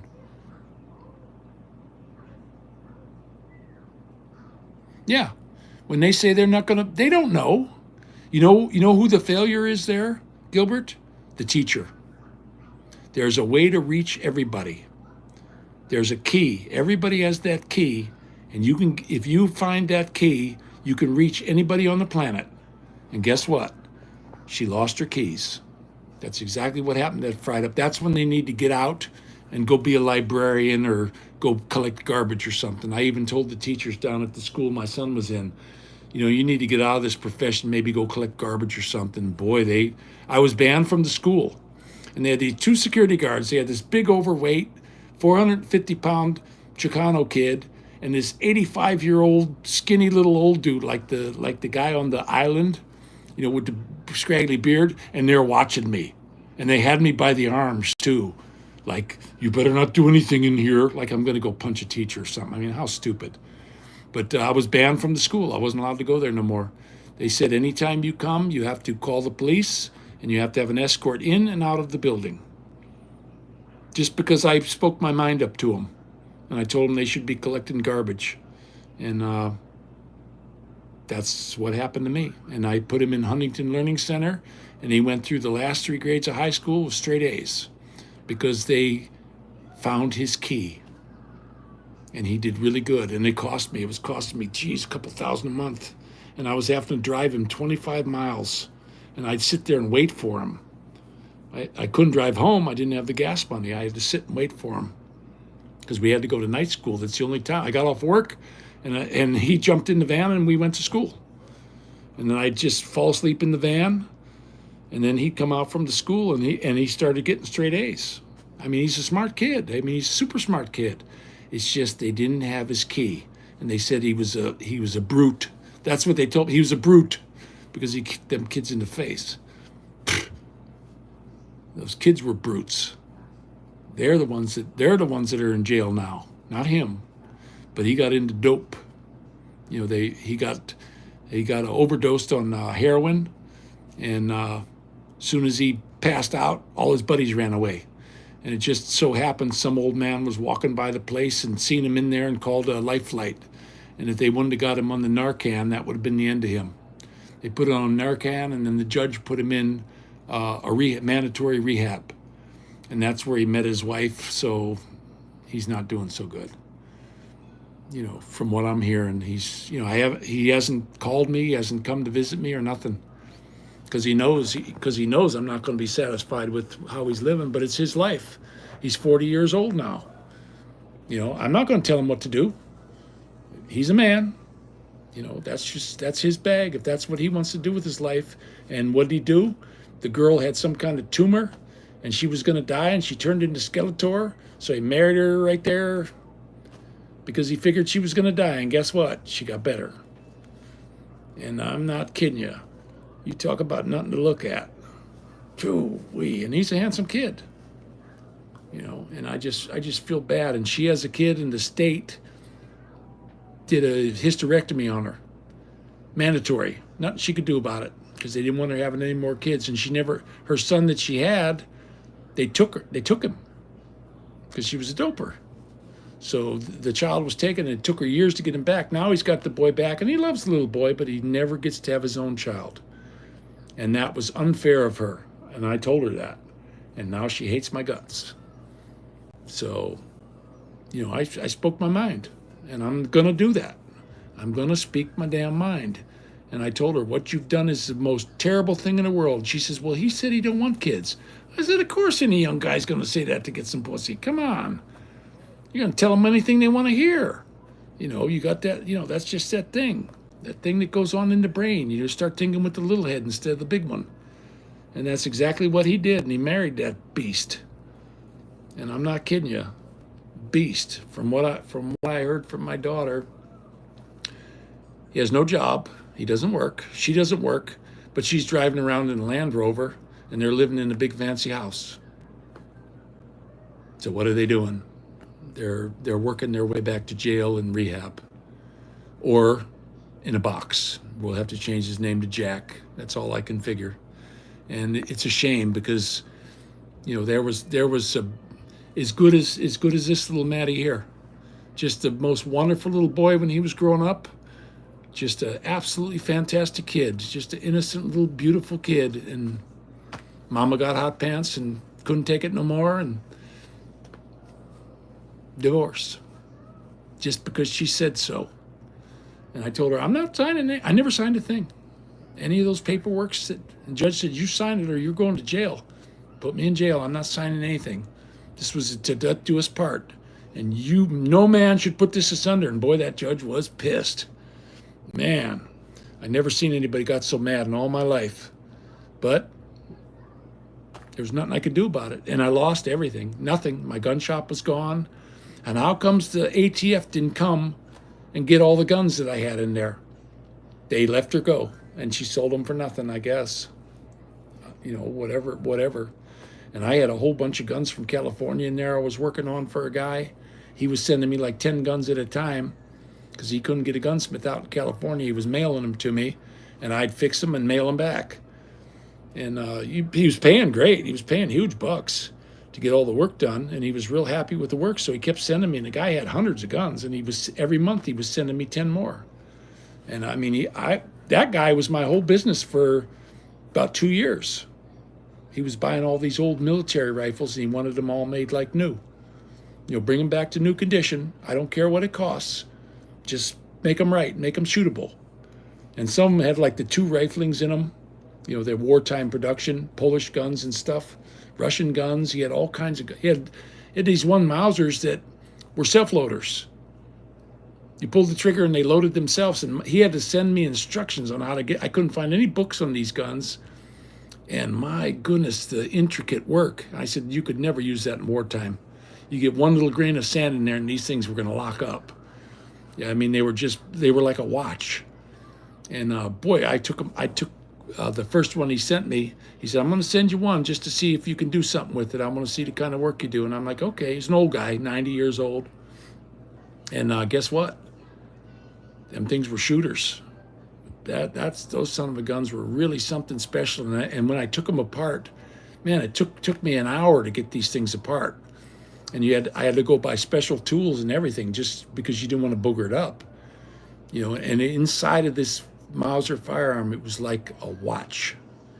I mean, just so intricate. It had gears in it, all kinds of stuff. And it was a straight pull bolt. You pulled the trigger and the bolt came back and slammed itself forward. It was a self-loader. But you'd get hit in the face, too.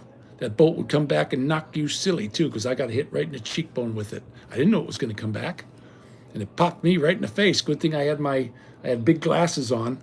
Every time I fired a gun, I had glasses and a face shield because I didn't want to, like that Kentucky guy that his .50 caliber blew up on him. I didn't want that.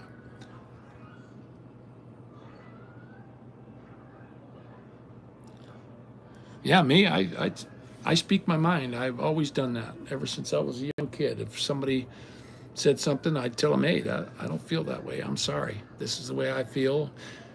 Like it or not, this is me.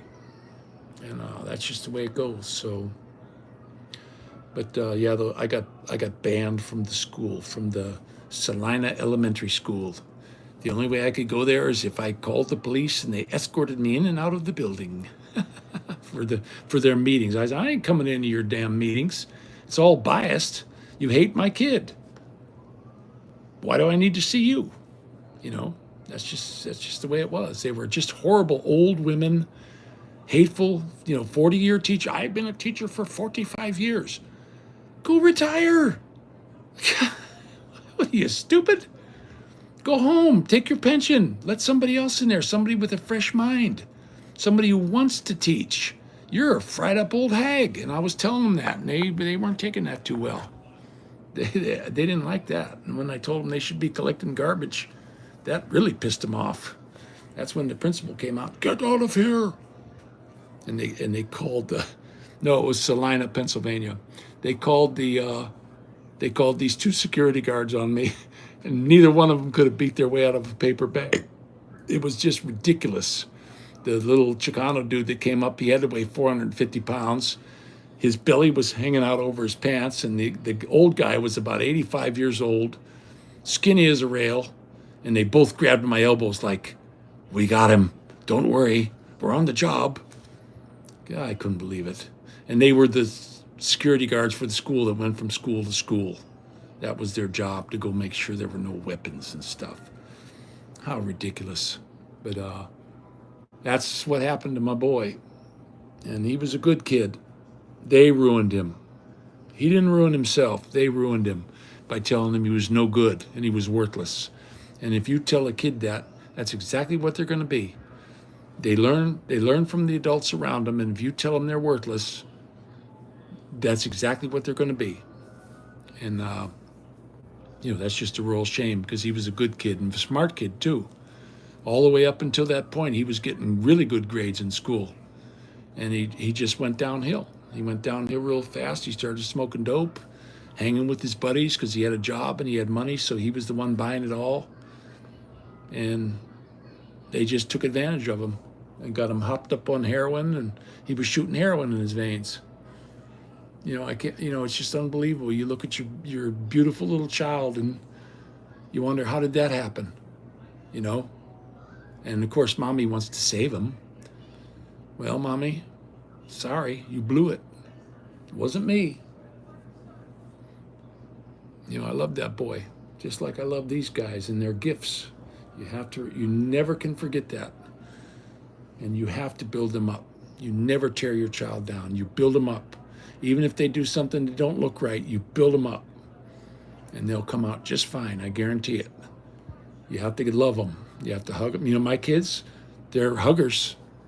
And I had a bunch of nieces and nephews. I forget how many I got. And the ones that were huggers, all are doing just fine. My brother Mark's kids are all very successful, unbelievably successful. And he's a good dad. They're 100%. Him and his wife churned out some beautiful kids. There's no doubt about it. And they're very successful. His oldest daughter has a beauty salon, and she's cranking out hairdos and facials and making a fortune. She's got her own little shop now, and she's doing really good. And she's 40, I think, 35, 40 years old. Beautiful girl. I mean, she's absolutely gorgeous. And she does the hairdos. She's got a beauty shop with a whole bunch of chairs in it. Go in there and get haircuts, cost you $50. And guess what? She's got them waiting in line. I kid you not. That's the word I'm getting. So, it's, I guess, every generation. Me, I was an electrician and could have done a lot better for myself, but I was happy in my work, be honest with you. As soon as I got to be an electrician, I just loved it. That was my bag. That's what I wanted to do. That's exactly right, Gilbert. You're 100% head on the nail with that. You have to build the babies up. And you know something? I think I learned my lesson from the first ones, because I'm not gonna spoil these second ones. And even though my wife and I sometimes we don't get along, you just got to grin and bear it. You're gonna have your ups and downs. That's all there is to it. And most of it's me. It's not her. It's me. You know, because this cancer thing, way before I ever knew I had this, I knew something was wrong. I knew there was something bad wrong, and I was thinking, man, I ain't gonna make it. Whatever this is, it's bad. And then when I go to the doctor out there, and you're fine. The doctor out here at the emergency room within 15 minutes diagnosed me. But that doctor in the Philippines, you're fine. Take a couple of aspirin. You're fine. He didn't even look at me. And that doctor, that Arabian doctor over at Southwest General, you got multiple myeloma, bone cancer. We need to start you on chemotherapy immediately. Within 15 minutes of him looking at me, they looked at me and they said, hey, we're going to call in for a consult. And this real handsome Arabian dude came out. I can't remember his name right now. I got old-timer's disease. And sharp. This guy was sharp as a tack, but he was one of these ones that has a God complex. But you have to build them up. Anything they do, don't tear them down. I watched this thing on YouTube about Edison's mother. And they said, your kid's too stupid to learn, and we're not going to see him at the school anymore. He had a note pinned to his shirt. And he asked his mommy, what did it say? And they said, you're too smart, and you're far beyond what they can teach you, so I'm going to homeschool you. Okay, Mommy. And guess what? That was Thomas Edison, guys. Look him up. Look up his story. That's the way you need to do your kids.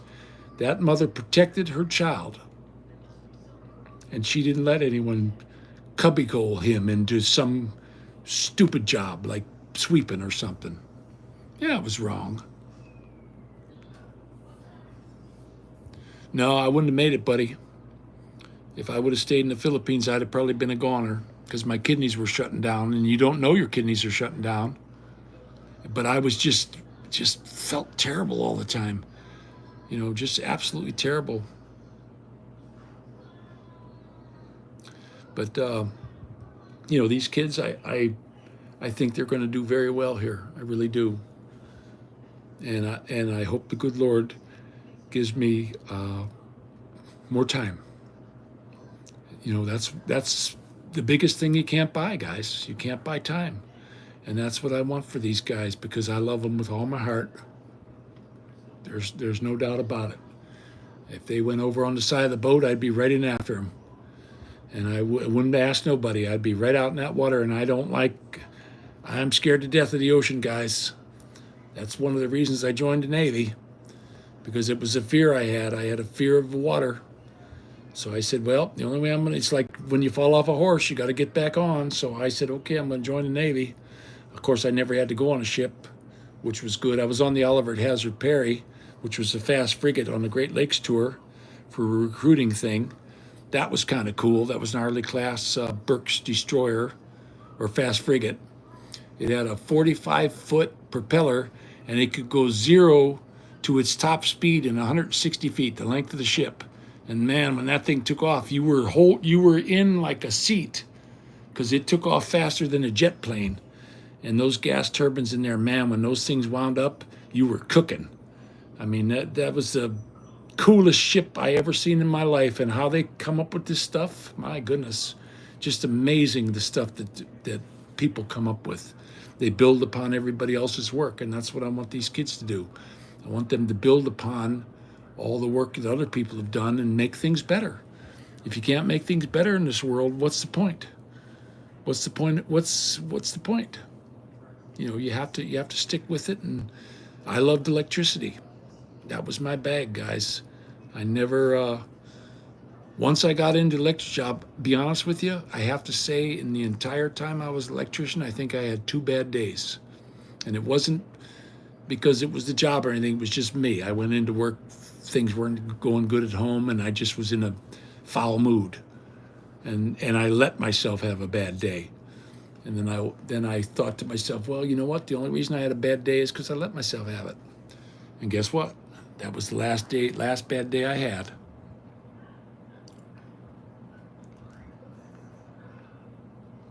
Yep. Yep. That military will wake you up. It will absolutely wake you up. I went through the Navy, which was a easy boot camp. I was an athlete, so all the PT and stuff was a joke. We had this big fat guy named Kohler. I mean, this guy was so overweight. And he actually ran and he fell over and he slapped his face into the gym floor, running around the basketball court. So my brother and I went through at the same time, and I got on one side of him, and he got on the other, and we drugged this guy all around the basketball court to do his PT. And the guy had green teeth. I mean, he really did not take care of himself.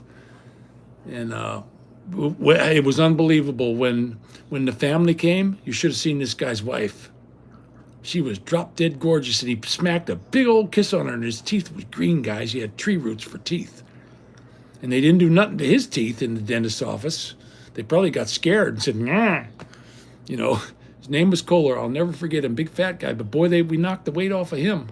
He in boot camp, he lost about 60 pounds because they ran the piss out of him and made him do push-ups. The guy only had to do a push-up about this far because his belly was so big. You know, he moved his shoulders. You know, his belly hit the ground. He was a big fat guy. He had been in the service before and got out. And I guess he couldn't make it, so he went back in. He was a retread. I guess they call him a retread. A nice guy, though. I mean, I liked him.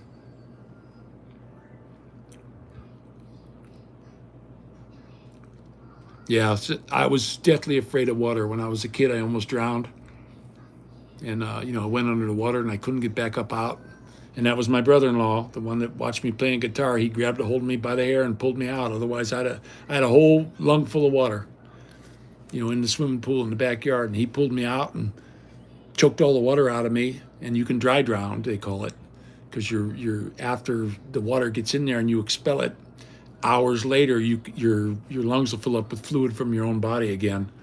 And he was watching over me, made sure I was okay. Didn't say anything to anybody, you know, because that was embarrassing for me. I'm drowning in a swimming pool, and I just was deathly afraid of the water. I never went in the pool after that. I don't have any desire to go into a pool. I don't have any desire to go into water because I sink like a stone. So I had a fear of it, and I knew it was a bad fear, so I joined the Navy. I said, if anything's going to get me out of it, it's going to be immersion. And that's exactly what happened.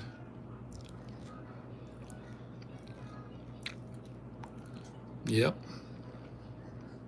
Yeah, you can. It's called dry drowning. After you get water in your lungs, hours later, your body will start throwing fluids in your lungs, and you'll drown. You'll drown in your own liquids. It's called dry drowning. Look it up, and you will see. It takes a lot of people. They make it through the drowning, and they say, "Oh man, I'm okay," and then later on that day they pass away. You know, because they can't get in the air. So, and they can't talk to anybody because they're filled with fluids. And you don't talk too well underwater. I guess the sharks can hear you. That's about it. But that's what happened to me. And I just have no desire to swimming pool. You're never going to catch me with one. I sit in there. I go with the kids because the kids go, and my kids are fish. They're little fish. They were in that swimming pool every day over at the last apartment. And I feel bad that they can't go because they're swimming in the deep end now, and they're going underwater and doing flips. Moo goes down to the bottom and do 2, 3, or 4 tumbles underneath the water and come back up with a big grin on his face. And, you know, they're little fish. And, you know, I have to keep them in that. That's my job. You know, that's my job. That's what I do. Everything I do is because of you. That's my job, guys.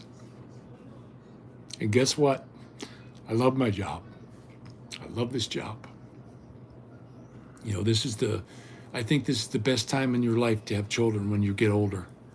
You know, you have kind of like, somebody called me Grandpa Daddy one day. The lady in the store. She was very rude. We went up to check our groceries out, and she's like, they were going to drive the electric car because I had to drive the electric car through the store. And she says, you ain't allowed to drive that, whether this is your grandpa or your daddy or whatever the hell he is.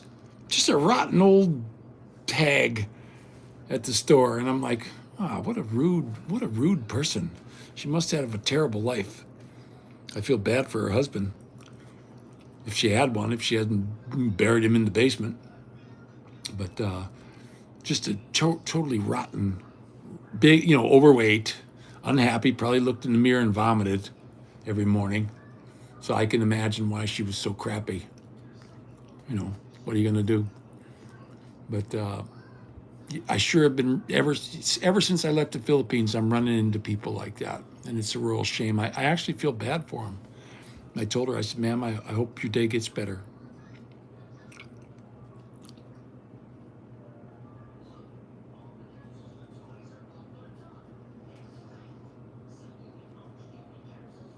Yeah, that's the biggest pond around, the Pacific.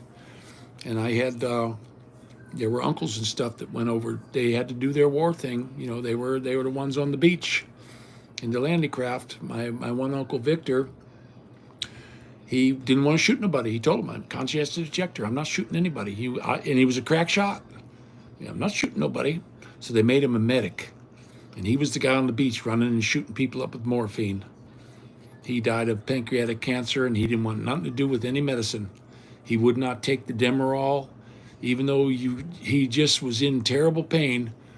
He wouldn't take nothing. He didn't want it. He said, I know what that stuff does, because he went through it. And he went through the whole World War II, never got a scratch on him. And I couldn't believe it. When he passed away, we called his buddy, who was the funeral guy, and he had a big dresser drawer in his bedroom, well, outside of the bedroom, and I opened it up to look at it. They were just thrown in there willy-nilly, medals, all kinds of medals from the Army, of valor and Purple Heart and all kinds. I guess he did get wounded because he had a Purple Heart, so he must have been wounded. But he said he never got a scratch.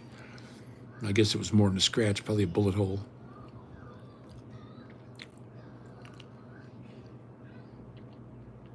Yeah, that's for sure, Ronald. Come out with one with a crooked head. I remember when I went to West Virginia, I couldn't believe all those. They had a town, actually it was in Pennsylvania. It was a town called Tinsmill, and they were putting a new highway in, and it had Boney. The whole town was surrounded by Boney, from the mines, and it gets piled up 20 feet high. So this town was like landlocked, and they had little tunnels where they could come out and do their shopping and stuff. And when they opened up that town to the world, oh my goodness, the inbred kids with crooked heads, they couldn't talk. They were like 13, 14 years old, couldn't speak. And the state came in and grabbed them all up. And these people they didn't care. They were living in houses with no electricity, no gas, no heat, nothing. Living like in the 1800s. Just totally freaked out. And that was in the 90s when they put that road in the early 90s. They put a real nice bypass in because the road was terrible. There was a steel mill that made those rolls of steel like for washing machines and cars and stuff. And it was going around the corner and the road gave out. The asphalt road just caved in and that thing went down to the bottom and they never saw it again. They never saw the driver or the truck. The ground just ate it. So they decided it was time for the bypass. So they put this beautiful new highway in, but they had to cut all that Boney to go around. And man, I'm telling you what, the town was called Tinsmill. And we called it Tinseltown. And I remember the dogs used to run coons over there, and you'd see these freaky looking people, and I'm like, man, I'm getting the hell out of here. You're liable to get shot. And they had black powder rifles and stuff. They didn't have modern stuff. It was all old time, and they were carrying it wherever they went. Somebody that old man had the rifle in his hand. So I didn't go around there. When them dogs went over, when they hit that Boney, I'm whistling, hip, hip, hip. And my dogs, I could call them off a coon trail. But I remember the one fella, they said he was Charles Bronson's brother. And he was showing me this big fish he caught. And they had him in the deep freezer. And they had no electricity. So all these fish were just in a pool of rot in there. He just threw another one in on top. They didn't eat them. And their couch in the living room, they were all full of sugar diabetes, and they had big sores all over their arms. They had a woman named Aunt Pansy, and that was the woman for these two people. The two men, John and I forget the other one's name. They're supposed to be Charles Bronson's brothers, and the one of them burnt to death. You know, he got lit on fire and died from that. And they had chicken shit stacked this high up on top of their couch, and they'd sit in it. They'd sit on the couch. They had chickens all over in the house, pigs walking around, and the pigs would just crap all over the floor. The floor was like this thick with just packed in crap. I guess it kept them warm in the winter. But that was pretty freaky. That was stepping back, way back. I stepped into a time machine when I went in that guy's house. But my mother-in-law used to make them food, and I'd bring the food back to them. It was a little bit of a walk from her place back down this lonely road. You wouldn't even know it was a road, and we'd bring them food to eat for Aunt Pansy.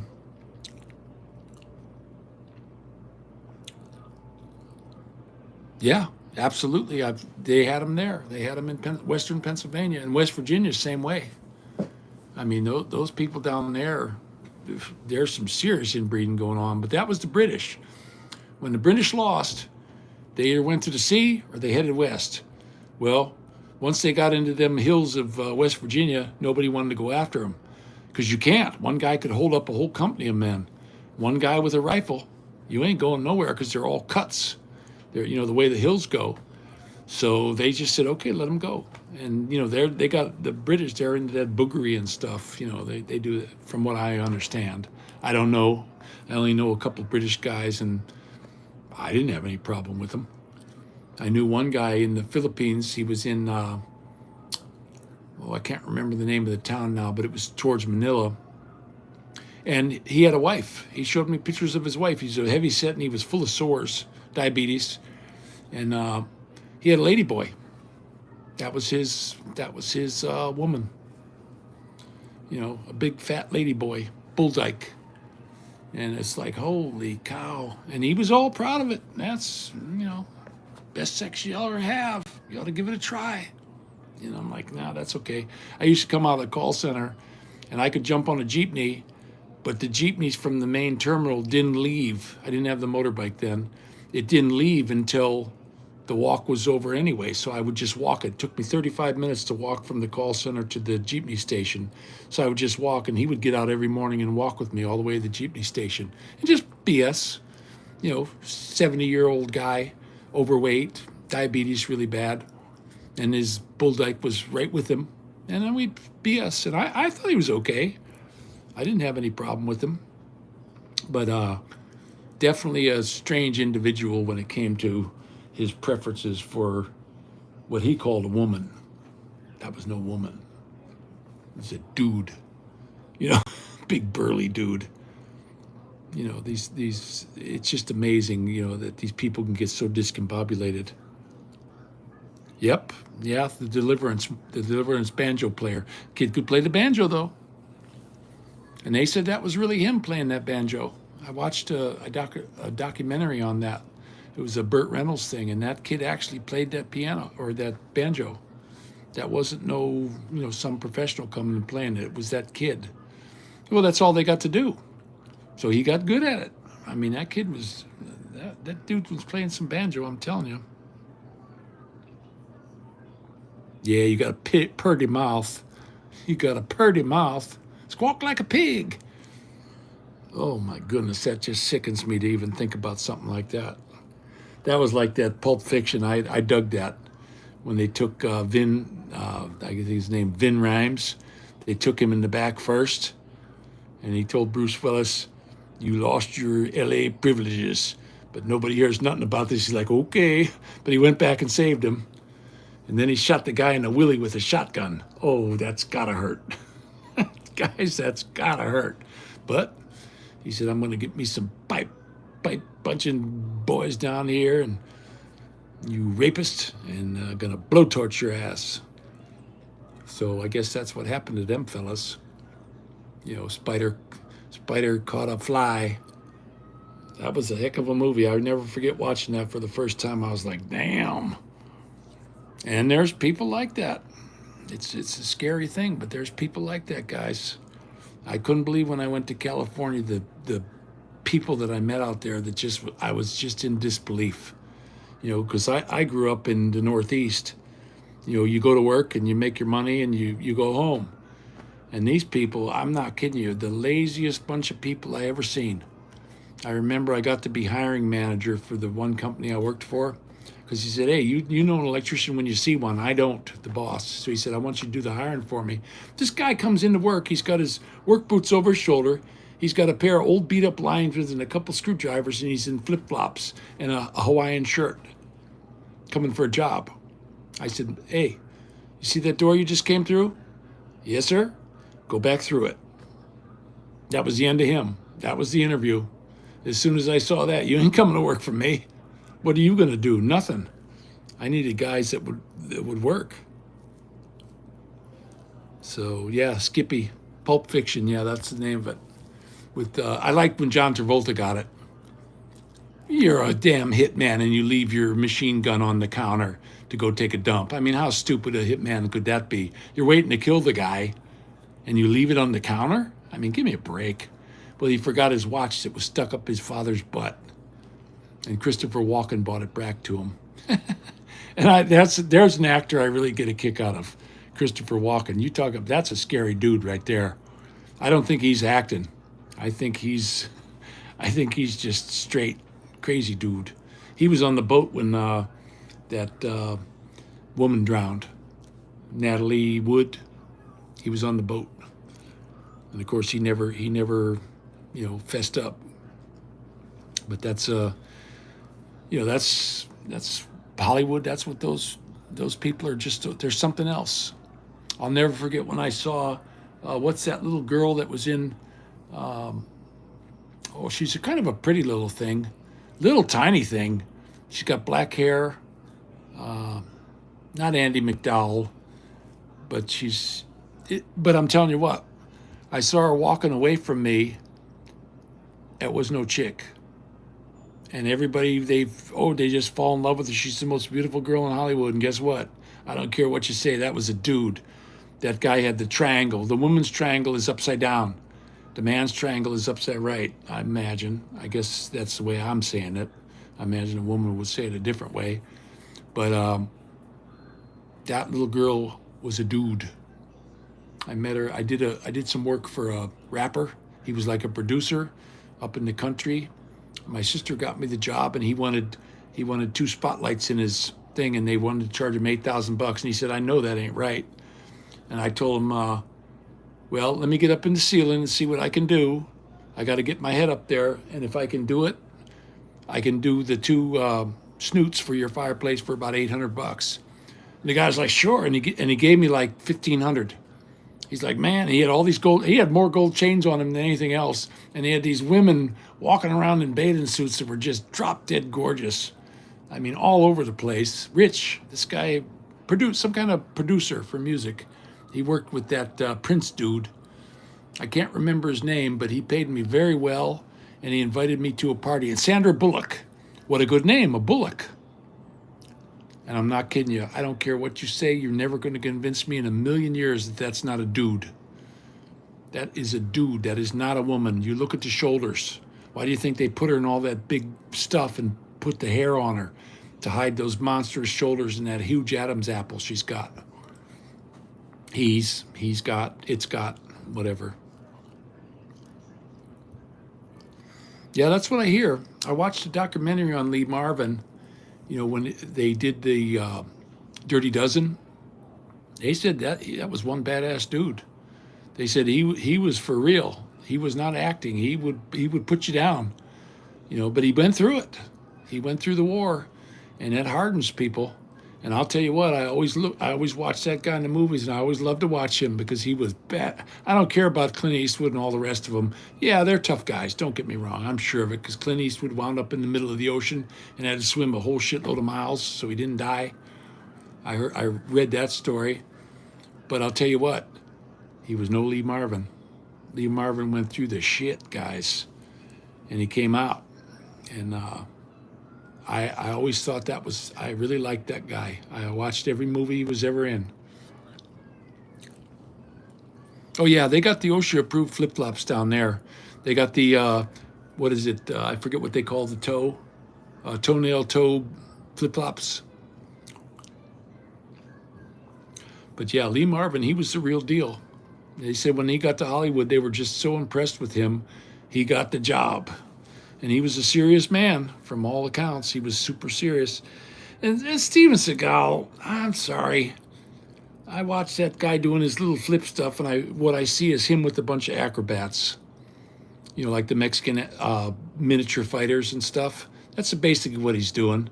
How comes you go to the UFC and you don't see anyone using his genre of fighting that he does?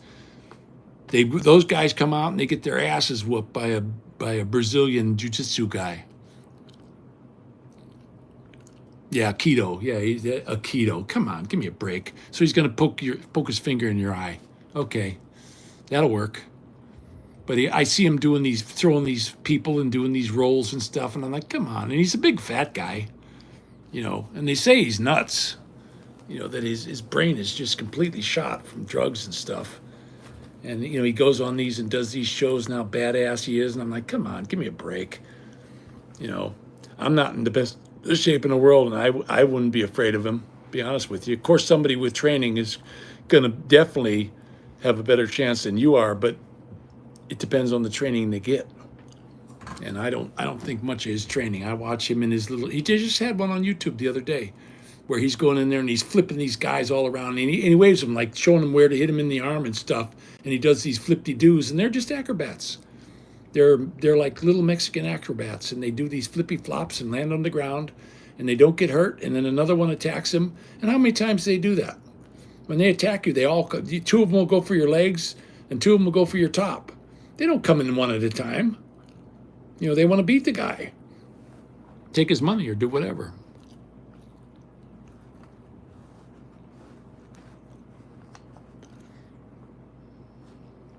Yeah, I know. He was the sheriff down there, and he did it for free and all that stuff. And I'm like, come on. Yeah, he's teaching them guys what? You know, come on. I just watch him, and I ain't buying it. You know, I'm sorry. I just don't buy it. Because how comes he's not in the UFC kicking everyone's butt? How comes you don't see any Aikido masters in the UFC? A Brazilian jiu-jitsu guy will kick the dog crap out of him. That's why. And they had that one guy that was into Aikido. He got on there and he just let the guy punch him in the face a bunch of times. Yeah, he could take a punch. That's what they do. They can absorb this massive amount of damage, and then finally he got his butt knocked out. So his Aikido was finito. So I'm not going for that. I mean, if I was going to go learn any of that, I took judo. And you know something? I took karate classes. I took all these different classes. The one that I really dug was judo, because you use the guy against himself. And you can flip people over really easy. I was amazed. And my teacher was a Filipino guy, little tiny guy. And, you know, he said, come on. You know, I'm a big guy, right? I'm gonna go pick this guy up and dump him on his head. Oh, no, I didn't.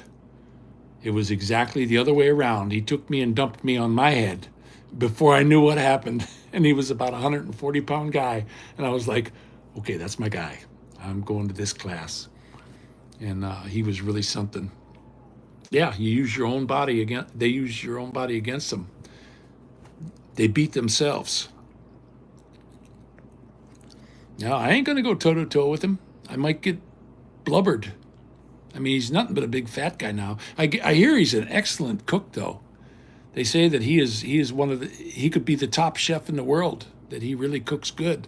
And you can tell he likes his own food because he's a big fat guy. You know, and yeah, the big fat guy's hard to put down. Look at that, what was that big chubby guy that got into boxing? What did they call him? Pete. Help me out here, Peter. I can't remember what they named, but he was just a big old fat tub of lard, and he was knocking people out right and left with that big old right hand. I can't remember his name, but he's old now. And they asked him, what do you think would happen with Mike Tyson? And he said, it'd have been a good fight. And Mike Tyson was right behind him. Yeah, Corey, you're right about that. He thinks he's top dog, and I'm sorry, I just can't buy it.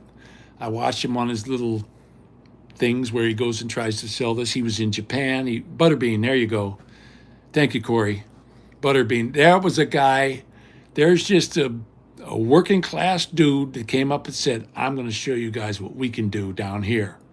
And he did. That guy, I loved him. I said, man, there's my one of my him and George Foreman. Those are my two favorite fighters in the whole world. And George Foreman came back at 45 years old and became the heavyweight champion of the world. Hell yeah. I know he's definitely good on the instrument. I watched him play in, I think he was in Germany somewhere. And wow.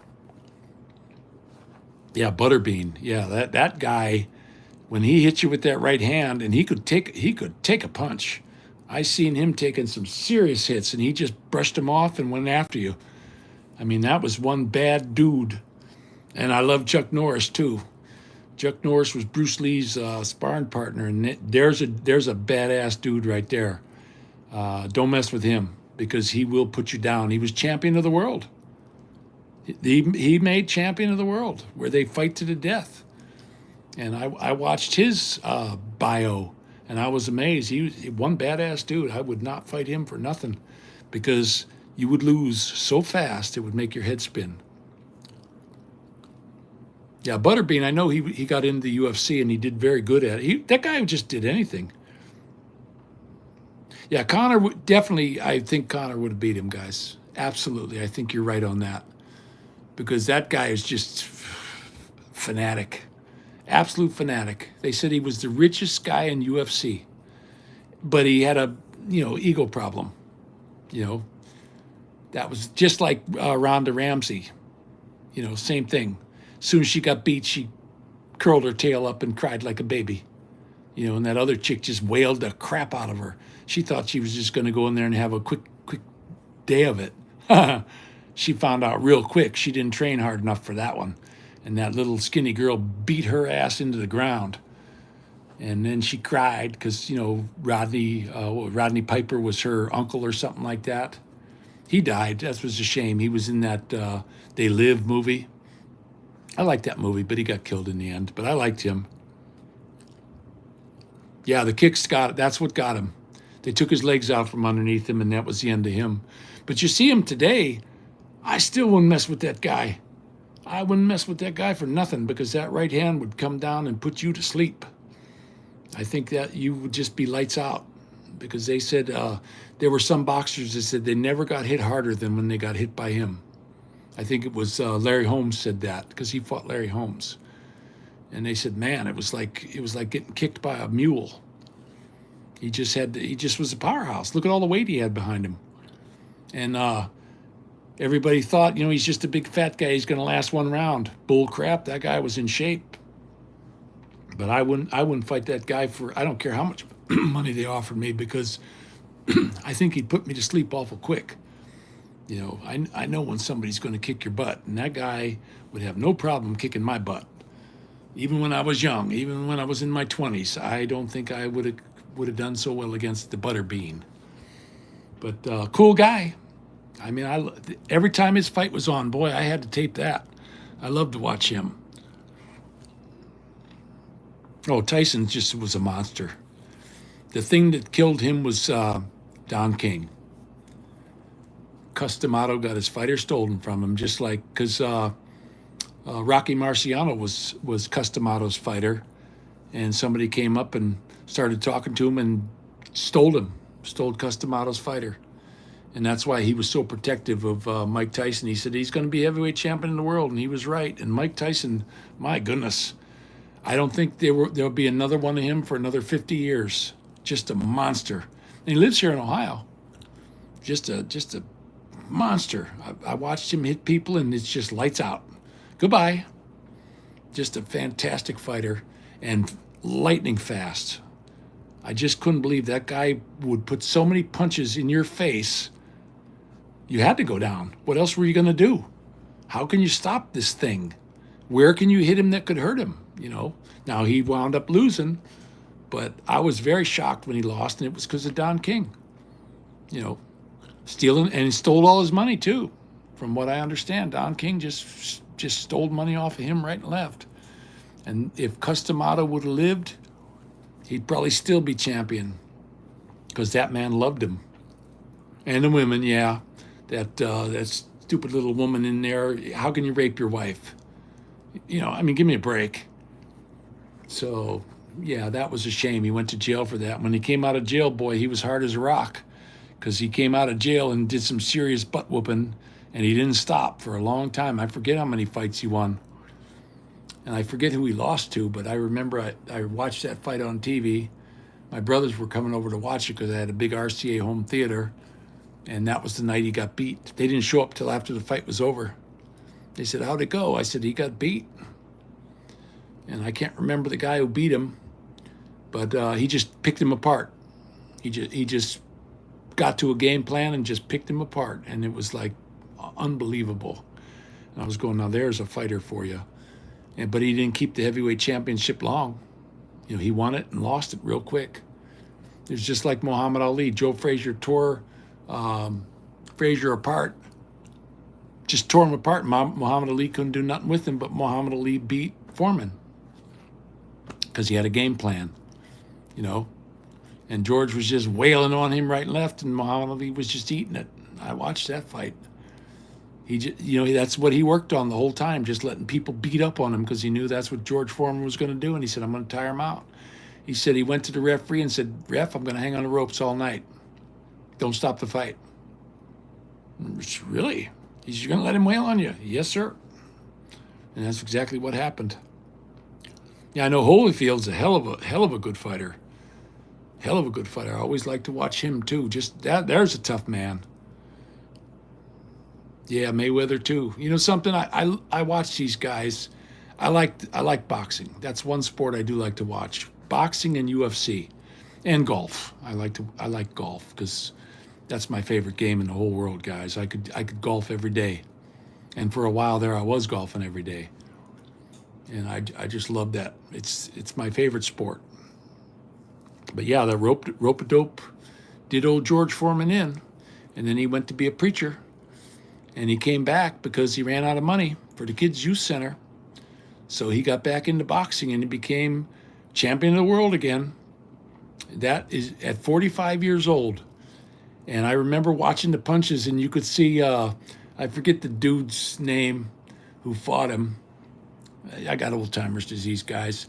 But when he popped him in the jaw like that, you could just see his eyes went in the back of his head. And I went, oh, man. He ain't going to take another one of them. And I bet you he was wondering, what's happening? Why aren't my arms working? Why is my body not working? Because he just got Foremaned. And they said that was the hardest puncher in boxing. He did a thing on TV one time where he punched that ball that hangs up, and it showed the scale just never stopped when he punched it. I mean, it was a setup. Oh, Tommy Morrison was a badass. Tommy Morrison was badass. I'm telling you, I watched his fight, and I was just, there was a guy I said, man, he ain't going to do very well. Boy, was I wrong.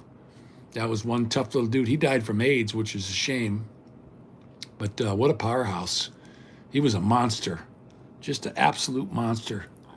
He was the White Tyson. I really liked that guy. I like to watch him fight.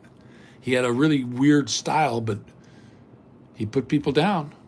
There's another guy, I wouldn't have fought him for, I don't care how many millions they offered, because, how much per tooth? $1 million a tooth? Because you'd be eating them. Yeah, I know. I watched that fight. He just was beating the crap out of him. And Foreman even said, he goes, man, I never took a beating like that in my life. And I can believe it, because that was one heck of a fight. And I'm a George Foreman guy. I just love the big old hamburger eating fat boy. And they all said he's never going to win, and all the announcers, no, he's just a jolly old fat man. And he came back and he won the heavyweight championship of the world again. So you can't say anything bad against that guy. That was always my favorite boxer, even more than Muhammad Ali. And I liked Muhammad Ali. He had a big mouth, but it worked for him. And he was champion of the world, 3 times? Come on. That's top of the game, guys. But Frazier, there was now his boy's into fighting, and his boy, he didn't come up like his dad did. He came up in a nice soft gym with his daddy teaching him, and every time he went out there, he got his butt kicked. I forget who kicked his butt the last time, and then he decided to hang it up. He hung his gloves up, and he's going to run a boxing studio or something like that. Well, who would go to that one? You know, a fighter that gets beat all the time. I ain't going to that boxing ring. I'm going to go to the George Foreman heavyweight. Yeah, I know. It's just the money now, and those guys make millions. But I'll pay. I'll pay to watch them fight. I like to watch these guys beat themselves up. That's fine with me. And the first time I watched UFC, I got hooked. I was like, oh man, this is absolutely some good fighting. And I watched this one guy. He had the guy down on the ground and was punching him in the willy because they had no rules back then. And he gave him about 50 or 60 punches right in the willy. And that guy made it. I was like, damn. But yeah, that was really something. But when it first started, it was brutal. All that blood on the damn mat was for real. Those guys, I mean, they fought, and they fought for almost nothing. Yeah, it's all a bunch of crap now. Now that Russian guy, Vladimir Plupsky or whatever his name is, I thought he was pretty good. Or the big Irishman when he beat I forget the black fellow's name. I got Alzheimer's. I know the names, but I just can't pull them out of my head right now. But he got his butt knocked off, and when he woke up, he said, "Oh, we can't let that happen again." And he came back. He came back and put that fella down. And I was like, wow, there's a good boxer. Just stone hard. The Irishman, I can't think of his name. Oh, Joe Frazier was a monster. Everybody said that about him. Hardest hitter, one of the hardest hitters in boxing. Yeah, I saw that fight, Corey. Yeah, it's easy to kill somebody if you hit them in the right spot. They go into a coma and they don't last long. And I understand he went to the hospital every day for that guy, you know, and helped the family out and everything else with his purse money that he won. He felt so bad, and I believe he gave up boxing after that. You know, that would be terrible to kill somebody in the ring. You know, just like on Pulp Fiction. You know, he killed the guy, and it's like, wow, what a bummer. You know, I wouldn't want to do that. I wouldn't want to kill nobody by punching him in the head. Yeah, he was shot after that. He was done for. And that was a shame because that was that was a lightning fast boxer right there. Man, that guy had some of the fastest hands in boxing, like Pacquiao had.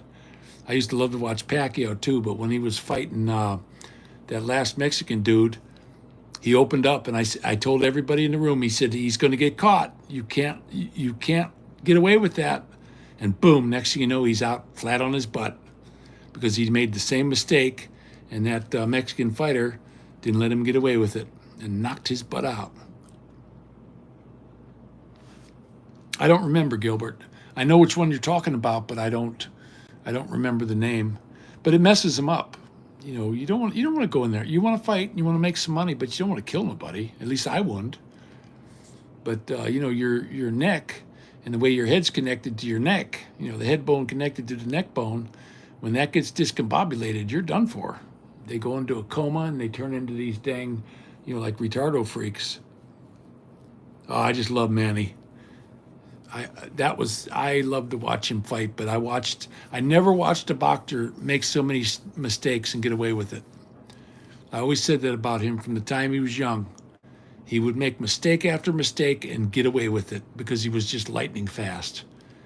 That guy would just, he was like a fly. You know what I mean? Super fast. You know, like the tongue of a frog.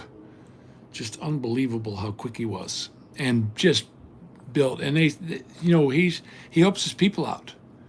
He's not one of these guys that made all these millions and just going back living in the life of Riley. I believe he's the mayor of the town he lives in, and those people got it made because he's taking his money that he won and spreading the wealth out. Little Filipino guy. And they said, oh yeah, he was badass, Manny Pacquiao, Pac-Man. I love to watch that guy fight. But when he fought Marquez that last time, I stood there in front of everybody and said, man, he just screwed up again. He's going to get knocked out. And 20 seconds later, he was on his ass. Dooku Kim, that's right. That's it. You're right, Corey. That was the name of the Korean that got killed. He had a hangman's fracture. That's what happened to him. He knocked his block off. And that's a shame, but once that's disconnected, you ain't got much time. You better make your peace with the good Lord that created you. And it ruined him. It just absolutely ruined him. He was done for after that. And there was an up and coming fantastic fighter, Boom Boom Mancini. I mean, he just came at you with flurries of. I don't think they were very hard. It was just there were so many of them. Just constant pressure. And you watch these guys and you say they're at the top of their game. This is their thing. And I love to watch the boxing. Ever since I was a little kid, my brother Steve was a fighter. He was a boxer for what they called Soctron, where they point system. They got a guy in a booth that punches a button for every time you get a punch in. And I love to watch him fight. I watched him fight the last time. It was at a high school, and we went to the fight, and I brought my cameras, and he was fighting the Army-Navy champion.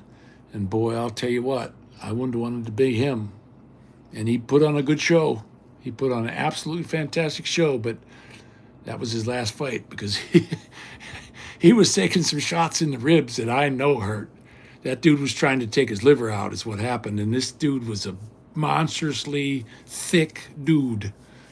And my brother Steve put up one hell of a fight. I was standing in the crowd just going, that's my bro.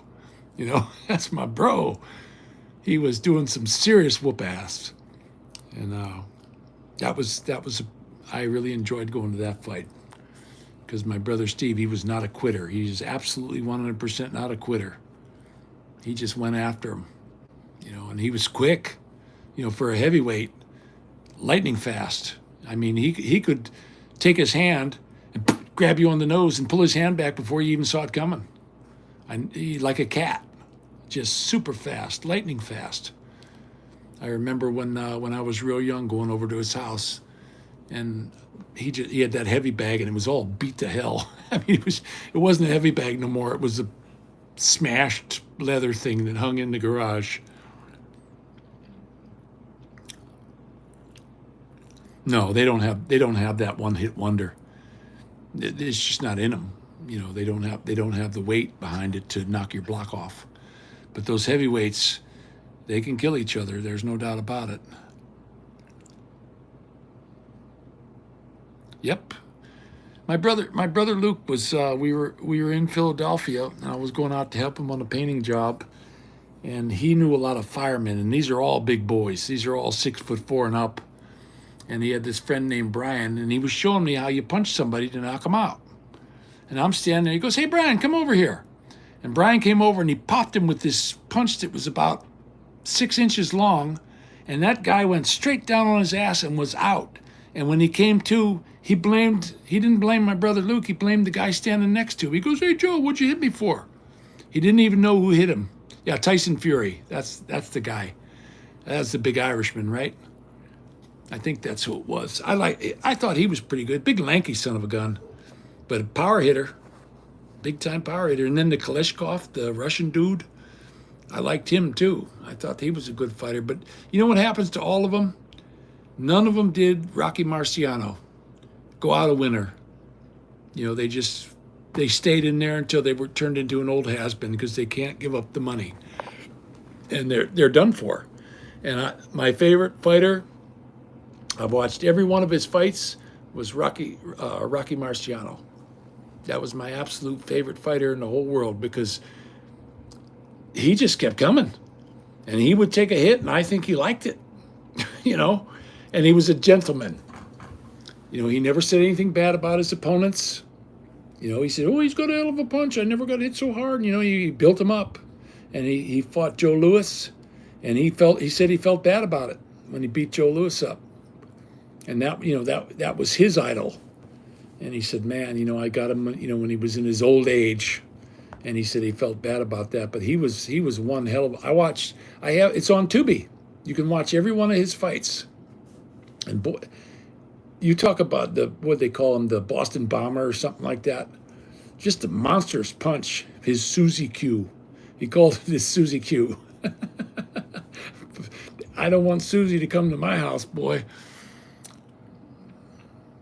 Oh yeah, he definitely, that guy, I never saw anybody eat so much And I personally think that if it would have been Mike Tyson against Rocky Marciano, I got a funny feeling Tyson would have lost.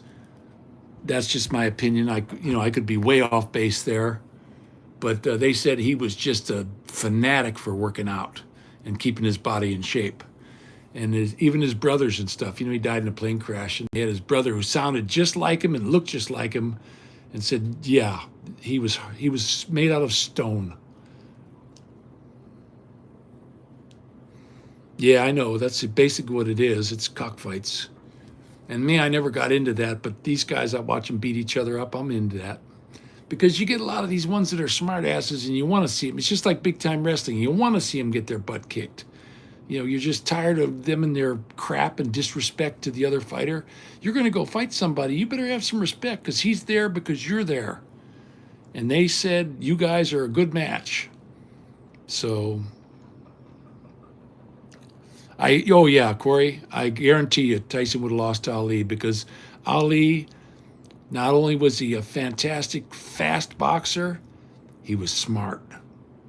He was one of the smartest boxers that probably ever lived. He would get a game plan, and it was unbelievable for a big guy, 6'4", how fast he was. Just, man, them hands. When he started throwing punches at you, what you gonna do? It's like getting attacked by a nest of hornets. You're going down. There's nothing you can do about it except run away. Yeah, when he bit Holyfield's ear off. They're buddies now, but I don't know. I guess corn's cheap. No, he couldn't do anything with Holyfield. No, Holyfield's one hell of a boxer. He's a technical fighter. I think he's one of your best technical fighters around because he's another one. He's a brute. He's an absolute brute, but he's a smart brute. He took the cues from Ali because that is no dummy. That guy is one intelligent fellow, and when you watch him fight, everything is choreographed with him. He's got a game plan and he sticks to it. And when he gets, like Mike Tyson always said, everything's good until you get punched in the mouth. Well, that guy ate some punches and he still stuck to his game plan, and he was heavyweight champion of the world. You got to give it to him. And I'll tell you what, he made Tyson look like a monkey. He did. I mean, he really, and Tyson, yeah, he got kicked out because of it. You don't bite somebody's ear off. What a rotten thing to do. And Holyfield was bitching. He was mad. Get your ear bit off. What a bummer. And who knows what Tyson has.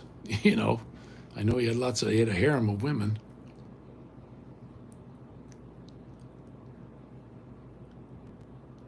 Yep.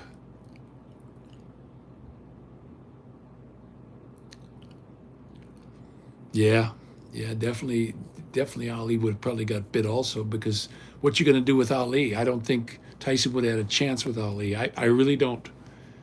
He would just got picked off because Ali was, float like a butterfly, sting like a bee. And I'll tell you what, I never saw that guy other than, when he was in, I think, Thriller in Manila where he got tired. That guy was in prime shape, and he didn't have big muscles. He was just lightning fast, unbelievably fast. And when he knew he had a guy in trouble, that guy was in trouble. There was no doubt about it. He was in some serious trouble. And Foreman, I never seen anybody fall down quite like Foreman, but he went down big time. Oh yeah, Duran, another fantastic fighter. Grew up in the streets just like Pacquiao. Fight to survive. And you don't mess with guys like that because you will lose. They've seen it all. They know all the tricks. And Duran, I liked him. And Holyfield was absolutely better than Tyson. Technical fighter. Just an absolute brute. He was like a Kenny Norton type. You know what I mean? And Kenny Norton, I like to watch him too. There was a hell of a good fighter.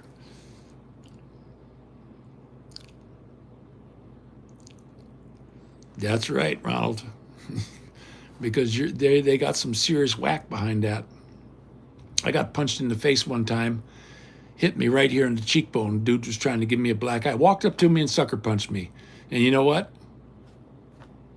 Alls I remember is coming around and I hit him in the ear and dropped him. I popped him right behind the ear with a right hand, and down he went. That's all I remember. And I never even got a spot. He was out of high school for 3 weeks, I think. Mommy and Daddy had to take care of him because he got a boo-boo. But he walked up to me and punched me. He didn't like me I don't know why. He just decided he was telling all, but I'm going to go punch that guy in the face. And they all egged him on. And I'm walking across the gym after basketball practice, and he came up and boom, just walked up to me, smiled, and then the next thing I know, he whacked me right in the cheekbone. Going to give me a black eye and show everybody how bad he was. Well, guess what? He was pretty bad because the next thing you know, the first thing that hit the ground was his nose, because I popped him right behind the ear. I came around with a right and hit him as hard as I could behind the ear. I didn't know what was going on. I thought he was my friend. I didn't know. But yeah, Sugar Ray Leonard, there was another guy that was just unbelievably fast, but he got his eye knocked out. So that was a real shame. So he was pretty much done for, detached retina. And that was a shame to see him go, because there was a one hell of a prize fighter. He always put on a good show, and the promoters loved him because he wasn't going to sit on his hands and do nothing.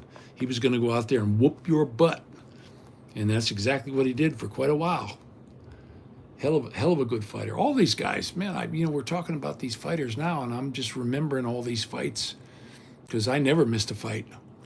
And just fantastic guys. I mean, I wouldn't, like Ray Mancini.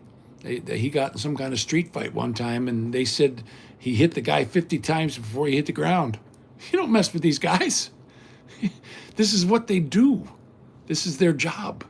How are you going to go up? I knew a couple brothers that were union plasterers, right?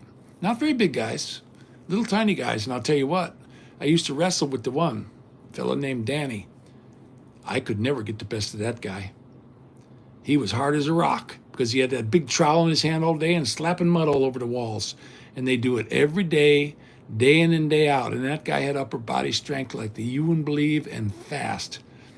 And him and me used to wrestle, and the only way I could get the better of him was to pick him up. That was it. I could not outmatch this guy for nothing, and he only weighed about 140 pounds. And at that time, I was probably about 260. Couldn't do nothing with him. He was just hard as a rock. And so was his brothers, because they had that damn hawk and trowel in their hand, and they were slapping that mud on the walls all day. And I used to mix for them on the weekends. If I didn't have any work, hey, come on down, you can mix for us. And you got that big drill and you're mixing the mud for them. And you got to keep that thing moving because they were slapping that stuff on. They were union plasterers. And that's heavy. It's all water and stone. And I'm telling you what, I got a hell of a workout just filling up their trowels all the time. And that was everything I could do to keep up with them. And they'd just be laughing, come on, Slowpoke. They were always ribbing the shit out of me, but hey, $100 a day. So I took it.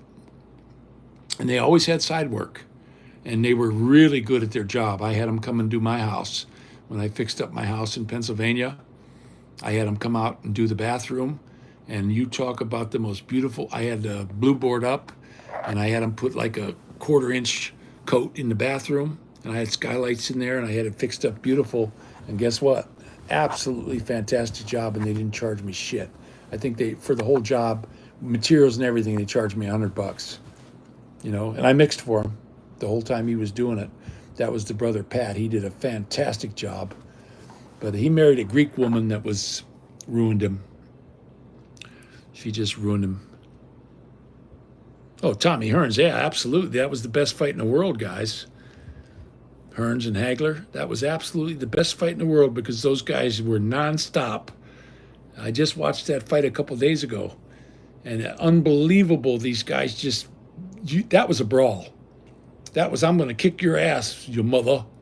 That's exactly what that fight was. And both of them, not one of them was given in an inch. I don't remember who won. All I remember thinking that was the best show I ever seen in boxing.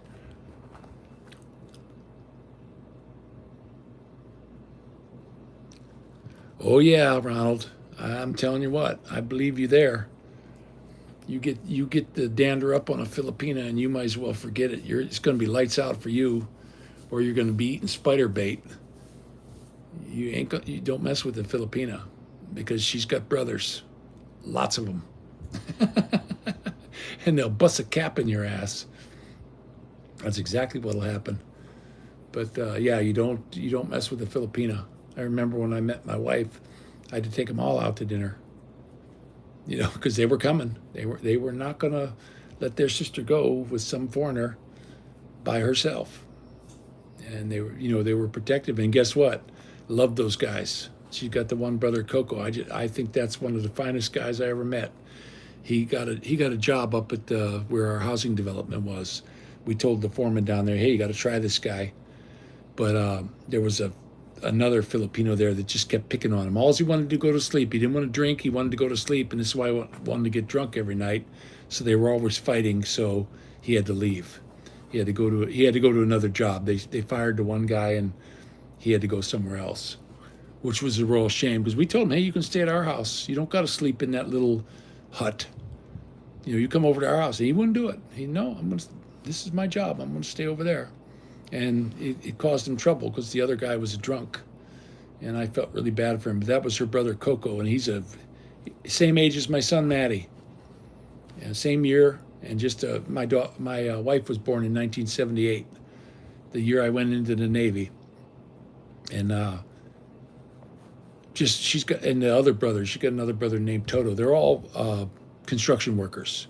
Toto's a painter, and there's another handsome guy, could be a movie star. He's so handsome, and he's just the sweetest fellow. He's got a beautiful wife. He's got some beautiful kids, and they're just good people. I mean, they're absolutely good people. Now she's got a sister that looks just like her, that wouldn't even give me the time of day. And about 7 years went by, and she came over the house. I said, get out of here. You can't.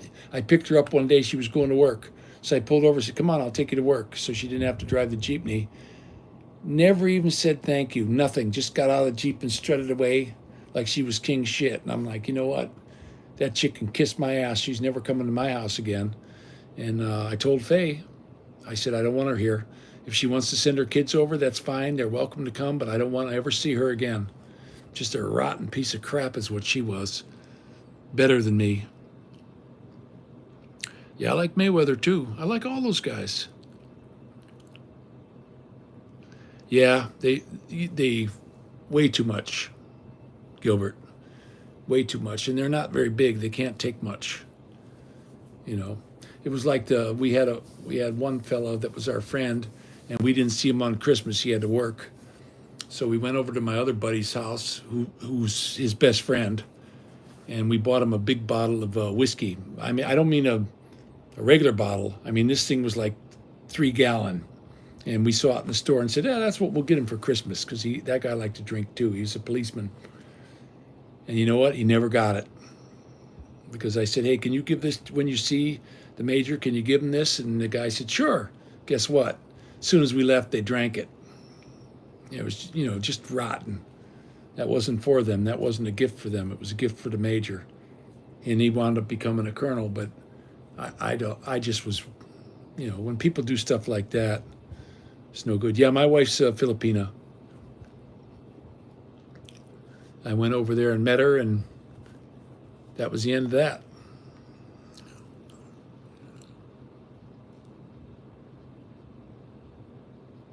Yeah, Amish drive-by. Yep, that's exactly what it is. But I'll tell you what, you don't want an Amish drive-by, because they don't miss. My brother had a bar way out in the country, and the Amish people used to come in, and my brother said, you can let them in, but they got to take their boots off, because they'd come in these big muddy boots from the fields. And you talk about some fun people. They danced with every chick in the place, and they didn't get too drunk. When they were all done, they'd load up their buggy and they'd fall asleep in the back, and the horse would take them home. Yeah, Corey, I'm in Cleveland, Ohio now. I had to come back here for treatment. I knew for 3 or 4 months that something was wrong, but I didn't know what was wrong with me. And the Filipino doctor said, there's nothing wrong with you, you're fine, go home. And the only thing that was keeping me going was the sun, I believe. All that vitamin D was fighting it off. And as soon as I got to the States, I went downhill fast. I mean, lightning fast. And then I got a hold of Faye, and I said, hey, you got to come out here. I'm going to buy you a ticket. Yeah, bring the kids and let's go. And a bunch of you guys on the channel, I didn't have the money for the tickets. I only paid about $1,000. Everybody else chipped in. People were sending $5, $10, $25, and within a couple days, we had the ticket money. And my friend Gary down in the Philippines, he's really good at the airplane stuff. He's the one who bought the tickets for her and had them waiting there at the airport for us. He just really solid friend, and he handled getting the tickets from wherever he bought them from. He got us a real good deal. It wound up costing Maddie and me more money for 2 of us than 3 of them coming, because Faye, Dorothy, and Mumu came, and it was like $800 cheaper. So he got me a real good deal. And my wife's a Filipina, and she is a Filipina. I mean, to the core. She wants to go back, but I can't go back. I don't want to go back to the Philippines. We got a house there and we got a car there, and guess what? It's going to stay there. And when I kick the bucket, she can go back. All bets are off. She's got a nice house. Well, it's a brand new fixer-upper, and a nice car, and she could drive it and do whatever she wants. But I need her here now, because without her, I'm half a man. That's my wife. And we got these beautiful babies, and it takes 2. I can't raise them by myself. I need her. She has to help me. So, and then she's doing it. She's a stand-up chick. I'm going to tell you right now, she's a stand-up chick. There's no doubt about it. You know, I really admire her. I think she's really something. But I would be in a nursing home if it wasn't for her, because they were sending. I wasn't answering the door. I couldn't answer the door. They were sending welfare checks over. The apartment was calling them and saying, there's something wrong with this guy. And they were sending the police over to my door with the welfare people, and we were looking through the peephole, and I was not opening that door for nothing, because they'd took me out of that place, and they'd took Maddie, and that'd been the end of that. I actually had my daughter, Victoria, come and take him for a whole month. I couldn't even cook him breakfast. That's how bad I was. No, they're fantastic, because they, they're like Forrest Gump. I know what love is. That's exactly what they do. They know what it is, and they love you. They fall in love with you. So, I don't think I made a mistake there. I do not think I made a mistake. She is a stand-up chick, and without her, I'd be in a world of soup. I would be in the soup. I'd be nothing but a big old soup bone in a box. My name would be Jack, because I don't think I'd have made it. And I had this beautiful little boy here helping me out as best he could, but that's not his job. That's just not his job. That's her job. And when I called her and told her what was going on, get the ticket. I mean, there was no questions asked. Get the ticket. And oh my goodness, she had like a 16-hour layover in San Francisco. It had to be horrible for them, but she got a Wendy's burger, triple. So that was something new to them.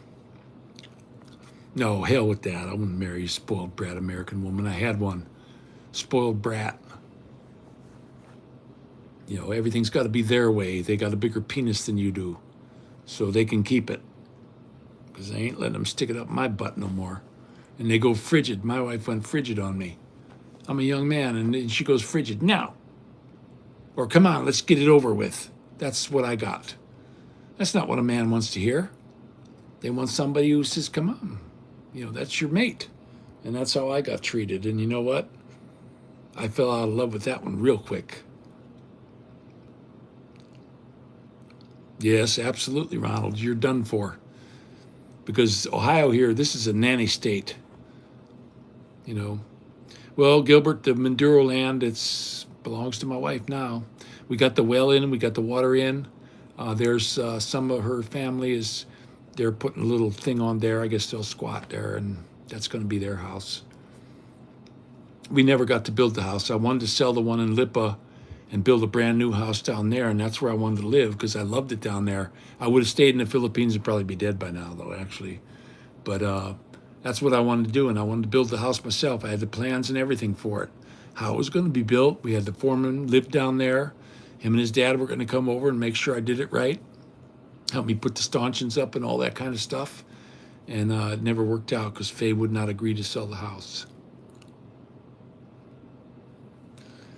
Yeah, you can't go wrong with the Filipino guys. I really don't think so. I mean, there's gold diggers, don't get me wrong. There's plenty of them gold diggers, and they're absolutely the worst of the worst. But if you don't get one of them and you get a good family-oriented chick, you got it made. You got it made for the rest of your life, because right now, you would not believe the stuff. I was so bad there, I couldn't even clean my own butt. I'm serious. I couldn't get my arms around to wipe my own ass, and she would get in there and make sure I was clean. You know, so come on. How many American women are going to do that for you? They're not. And the kids too. You know, as the kids were growing up, it's all taboo. And you wash yourself. And guess what? You don't have any troubles. And I've been doing that for years anyway. You know, I learned that when I was very young. First time I was in the Philippines, I'm like, what's this? You know, and that lady that I rented a place off a lady for $30 a month. And it's a taboo. You wash your butt. Don't you wash your butt? And no, we use toilet paper. Oh, yuck. You know, she was like, oh, here, let me show you. Believe it or not, this woman showed me how to clean my own butt. She goes, oh my goodness, you Americans are so disgusting. But that was when I was 17, 18 years old. I was over there. And that was hey, you gotta keep clean. That's all there is to it. And my wife, when it comes to the kids, I got the cleanest kids in town, guys. She don't let them get away with not taking a bath. But the problem is you're washing your vitamin D off you. It takes 24 hours or more for the God-given sun to soak in through your largest organ of your body, which is your skin. And it's free. It's free vitamin D. But if you take a bath, you wash it off before it ever soaks into your body. So in the Philippines, they're all vitamin D deficient. So my wife was from, what the hell is that? It's by San Pedro, Manda Dulong or something like that. I can't remember the name of the town. I got old-timer's disease. Starts with an M, though. And her dad had a tailor shop. I'm telling you what, you go in there and order a suit. It's just like anything. You can go into any May Company or Higbee's or any of these stores around here, and they're going to make you a suit that is perfectly fit to you. They made me one, and I'm telling you what, it's best fitting clothes I had. Now I'm skinny.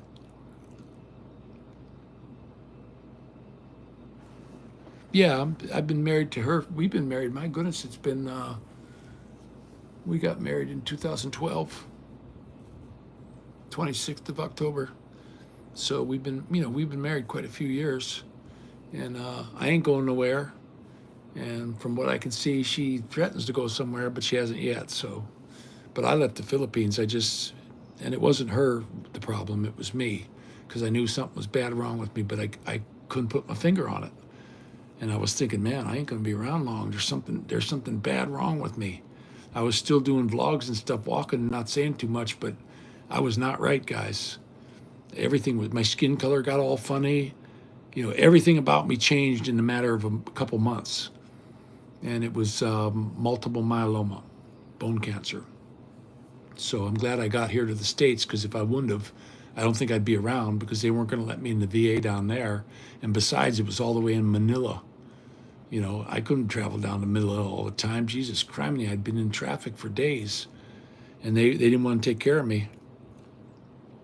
But that's what happened. That's what happened to me. And I said, I better get out of here before it goes real bad, because, I was not the happiest camper in town. And I was being a real prick is what I was being. I know it. So I said, I'm leaving. Bye. And she said, okay, bye. And I took Maddie. I got her to sign the papers, and I took Maddie with me. And I'm glad I did, because him and me, we lived in that motel for a month or so, 6 weeks. until the apartment came. And you talk about the finest little man in the world. Anything I asked him to do. I mean, we were Mutt and Jeff. He was my little sidekick right next to me, and it didn't matter what we were doing. He was game. We were out there every day tossing the football at the motel, and we had frisbee and softball, and he just everything. And we just had a blast. I had a bunch of time with him, and he does not want to go back to the Philippines. He's talking in his sleep right now. He must be hearing the things we're talking about, and he's talking in his sleep. He's right here on the floor by me. He's just my beautiful little gift from above, and he is beautiful. I mean, he's absolutely a gorgeous kid. I think he could be a Hollywood superstar, but I'm definitely going to make sure he doesn't go anywhere near Hollywood. Hollyweird. I can't believe how many Bullocks there are. Most of those women are men and men are women. That's what the theater was. They didn't allow women back then, so it was all the men dressed up in drag, to be the woman and smooching on each other, and they got weird. They started just like the Spartans. They started liking men. And I remember they said that Xerxes, they were watching them from afar and they was porking each other before the fight. And they said, "Oh yeah, we'll cover the ground with arrows." And he said, "Then we'll fight in the shade." And they were using the dead warriors that came after them and using them as brick and mortar. Them was some badass dudes, I guess, them Spartans. You didn't mess with the Spartan. Just like you better not mess with the Filipina because you ain't gonna make it.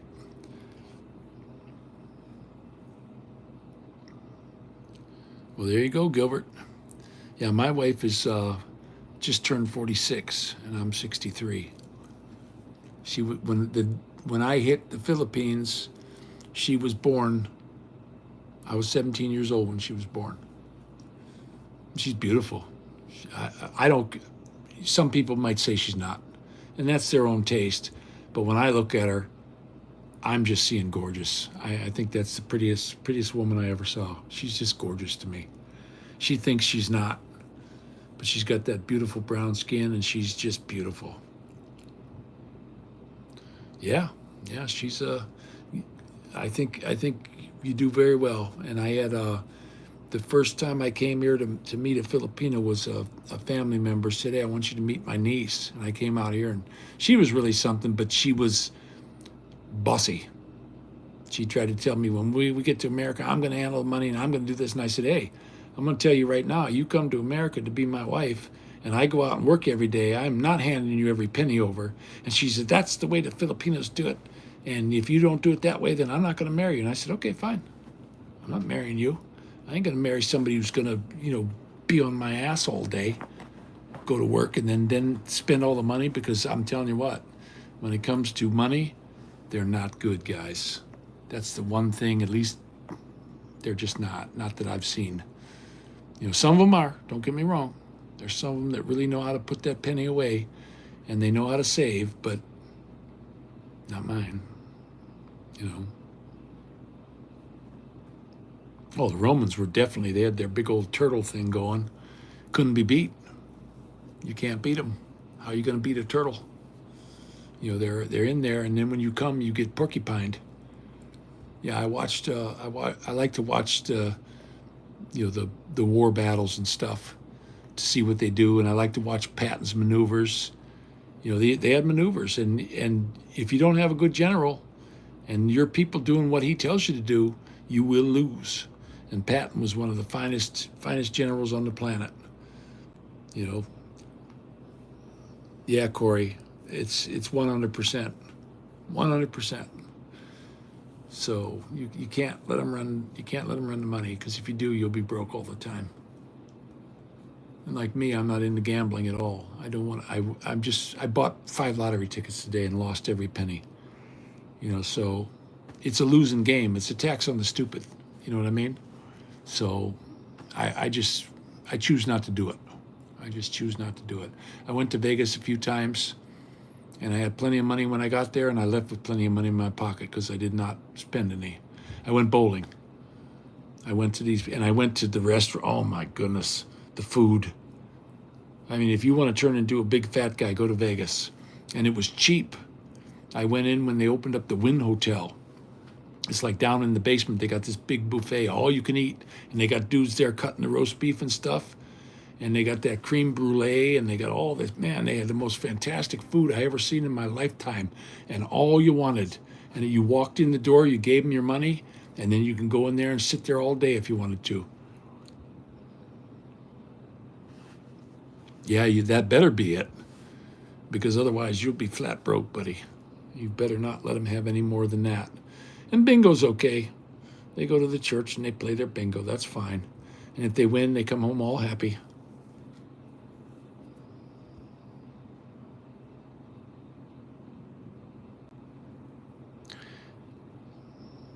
Yeah, that's exactly what I ran into also. You know, the family first, not me. And I wasn't up for that. And now I got these little ones here, right? And they're number one. You're supposed to put your spouse before anyone else on the planet. And that's I guess where I make my mistake. Because I couldn't see myself without these babies again. I mean, I think about Abraham, when God gave him in the 90s, gave him a child, and he loved that kid. God said, I want you to take him up on this mountain and sacrifice him. And the little boy asked him, Father, is there nothing you won't give to the Lord? And he said, nope. And guys, I couldn't do it. I couldn't do it. I was talking to the Lord today, and I said, God, my faith is weak. I know it. Because there's no way I could have done what Abraham did. And God gave him a ram instead of having him kill his baby. So that's one heck of a biblical story. And then you sit back and you think about your life that you're living, and we're not living the life we're supposed to be living, guys.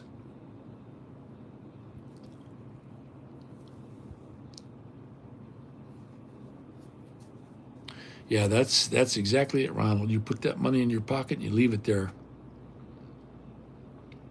That's exactly right. Me too.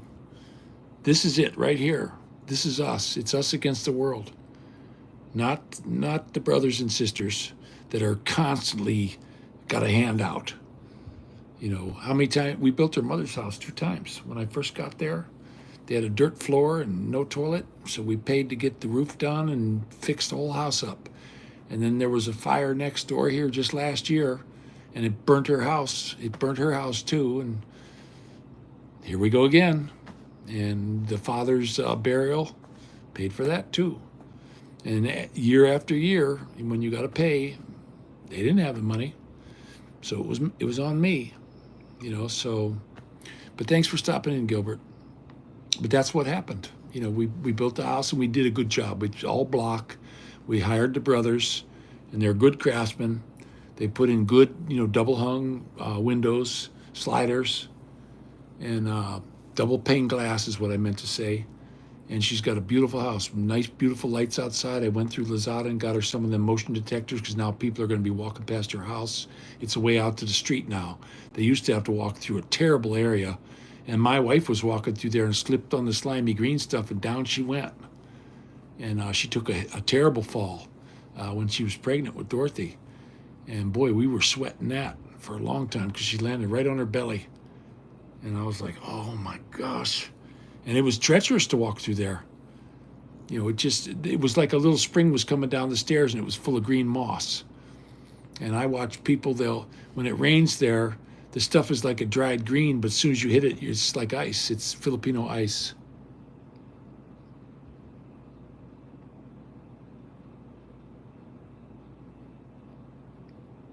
Yeah, that's exactly what happens with a lot of them. You're nothing but an ATM. You're ATM. Remember that little kid on the commercial? ATM. And the guy's like, what? And he takes him to an ATM machine. That's all most foreigners are. But they're getting what they pay for. You look at some of these guys, they're in their 70s. I just talked to a fella on the messenger. He's 70-some years old, and they just had a baby. And he's telling me, well, if it's okay if I die because he'll get Social Security. And I said, hey, wait a second.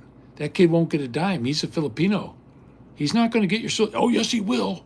I said, you better check into that. You have to do consular's report of birth abroad. You got to get them a passport. You got to do all that stuff, and it's going to cost you a boatload of money. I don't need to do any of that stuff. I'm an American citizen. I said, okay, don't listen to me. And he's one of these hardhead bloggers. He knows everything. So, okay. I said, oh, all right, that's fine. And he just had a baby. They just had a baby only a couple months ago. And, you know, I hope it works out for him, but I'm telling you what, if he passes away, that kid ain't getting any Social Security because he's not an American citizen. You have to make an American citizen and get him a Social Security card before they get a dime. And they're the only ones that can be dual citizen. My kids have a Filipino and an American passport. We can't get that. You go to the Philippines and become a Filipino citizen, you lose your American. You're a Filipino, you go to America and become American, you lose your Filipino. Tropical Tim's wife's got to go in on a visa just like him. You know? Yeah, it's, hey, Bams, it's not a, you know, it's that damn matriarchal thing. You know, the women run the show is what they claim over there. And it's not a good deal. It's not a good deal for a foreigner because they want your money. That's it. And when that money stops, then they get pissed off because they want to run it. And you can't let them because you'll be broke.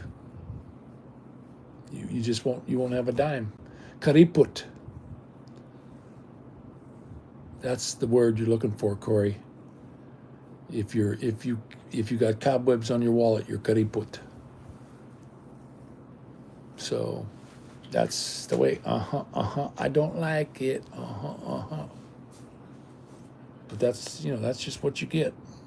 And some of these, I watch some of these old bloggers. They're like 80 years old and they got a 25-year-old. What are you going to talk about? And she's not there because she loves you. She's there because of the money, because of the poverty. That's it. And they'll lay down for that. And they're okay with it. And you know something? If it works for them, all I can say is more power to them. But when I came, I did not want no 20-year-old girl. Absolutely not. I wanted somebody, Faye and I like the same music. We can talk. We can sit here and talk for hours about stuff.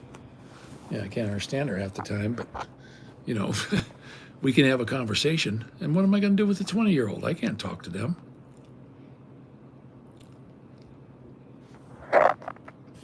That's exactly what happened. That's exactly, Ronald, you nailed it. You absolutely 100% nailed it. That's exactly what they're looking for. They're looking for somebody to help with the family. And if you don't help with the family, you're worthless to them because they're super family oriented. If somebody in the family goes down, everybody else pulls together to build them back up. And I admire it.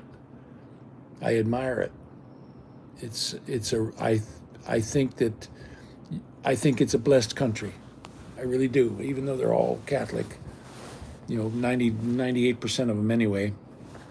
A lot of Muslims down in the southern part, but you got to give them that. One thing I noticed when I first went to the Philippines, they had 2 Catholic churches in the town we lived in, and it was standing room only every Sunday. Yeah, my wife's the oldest also. Well, she's got an older half-sister because the father had a first wife. And then they didn't get along, so he left and went with my wife's mother, I love her. My mother-in-law in the Philippines, unbelievable woman. I just love her to death. The problem is when they go for a walk, and I'm behind them, I don't know which one is which. I'm serious. They're built exactly the same. The hair's the same. Everything. I can't tell them apart unless the clothes. The only thing I can tell them apart with is the clothes. And her mother's just like she is, big, powerful legs. And my wife's an athlete. She carried a golf bag at the golf course for 16 years. You ought to see her legs. You better not get kicked by her because you're going to be hurting.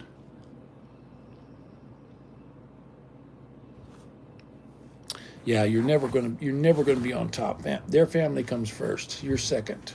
And that's the mistake. That's the mistake they make. We make our own mistakes, but that's the mistake they make. They care more for their family than they do, your wallet. Okay, let's see if message held with review. Family expects my wife to support. Yeah, that's it. That's exactly it right there.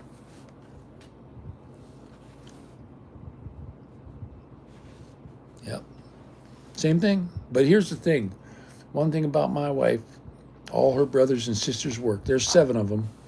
And except for the gay one, he works in some kind of the mayor's office or something, but he works too. They're all working. They're all doing pretty well. Now, the 2 boys are construction workers, so, they're going to get old real quick because, they're working in flip-flops, building houses.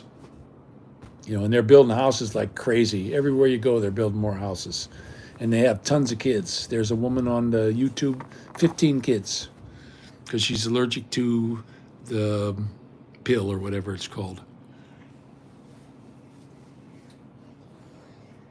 No, that was one thing I asked them. They come over for Dorothy's first birthday party, and the only one, there was a girl from the call center. She was even getting up saying, "Hey, come on, you're in Matt's house. Speak English." Everybody spoke English, but they refused to do it. And then every now and again, I'd be sitting there in front of the TV, and somebody would change it to a Tagalog channel, which I couldn't understand. And they'd say, "Oh, why are you so sad?" "Because I want you out of my house. That's why I'm sad. You come to my house and you don't even speak to me like the sister? No. I don't want that." Oh yeah, I love the karaoke. We had a Magic Sing 2000, and boy, did we run into some good singers. And every time we went somewhere, we brought it. And I'll belt it out, guys. I'll belt out all kinds of songs, mostly Randy Travis stuff and Elvis Presley stuff. And I'm not kidding you. I can get 100 on that karaoke machine just about every time. Always up in the high 90s, up above 95. You got to tune it to your voice. You get on there and sing, and it'll tell you where to put it. So you hit the dial, and if you can hold a note, you're gold. You're gold on that thing. And I think I had 880 songs. I went into the place, and I went in the back, and these things are expensive. The little chips that you put in there, you can put 5 of them in the microphone, and they're $40. Well, I went in the back and I picked out a whole bunch of Elvis gospel and the country music, the music I like. And when I went up to the front, the guy said I could have these for $5 a piece. And the kid said, "Oh, I don't think so. These are like $40." I said, "He's back there. Look, wave." And I waved at the guy. And I shook my head up and down, and the guy went, "Yeah," and he shook his head up and down, so the kid rang me out for $5 a piece, and I never went back there again. But I got 5 of them for $25, and there was 880 songs on them for the Magic Sing, because you get one. When you buy the Magic Sing, you only get one, and it's all Tagalog songs. And I don't know how to sing them. I don't speak Tagalog. Yeah, Bams, I did some fishing. Not much, but a little bit. You can't really fish there because you get up. My buddy took me up to some lakes, and it's all tilapia pens. You can't even get in. You can't even put the boat in the water. We went up to this upper mountain lake, and it was just like chain link fence for 20 feet out into the water, and it's full of fish. And you know how you went fishing? You opened up the basket and you reached in and grabbed one. That's how I got my fish there, because you can't walk on them. They sink, and you can't fish. You just can't fish. So you just dip your little hook inside there, and boy, they go right after it. They're hungry little hippos. And that's the way we went fishing up there, and we ate all the tilapia. We went to this resort up there, up in the mountains, and I went with my buddy June. He was the motorcycle mechanic. I was working for him for a while. And we stayed at this resort. It cost us each I think it was 800 pesos a piece. And we stayed there all night and drank Red Horse and sang karaoke. And they cooked us breakfast and they cooked us dinner, and we had tuna. They brought us tuna. We gave them the money, and they went to the store and they did all the cooking. The whole family was involved, and I had my first tuna jaw, and man, was it good. I cleaned that baby up, and they were like, "Wow, we never seen an American do that." And I had balut, and I know a lot of people don't like that, but I like eggs. And if you like eggs, I'll crunch that little beak up. I don't care. I thought it was delicious. Don't do it. If you're 67 years old, you said, don't do it. You get any kind of minor health problem, yeah, there may be a hospital 6 blocks away, but it's going to take you an hour or two to get there. Your golden hour is gone. The people who come and pick you up, they throw you in the back of a wagon and they don't do nothing. They don't know what to do. They're just orderlies at the hospital. They're the guys who take the garbage out, and they say, hey, go over here and pick this guy up. And to go 1 kilometer in Lipa to the market would take an hour in the car. You could see people walking would beat you there. It just was ridiculous.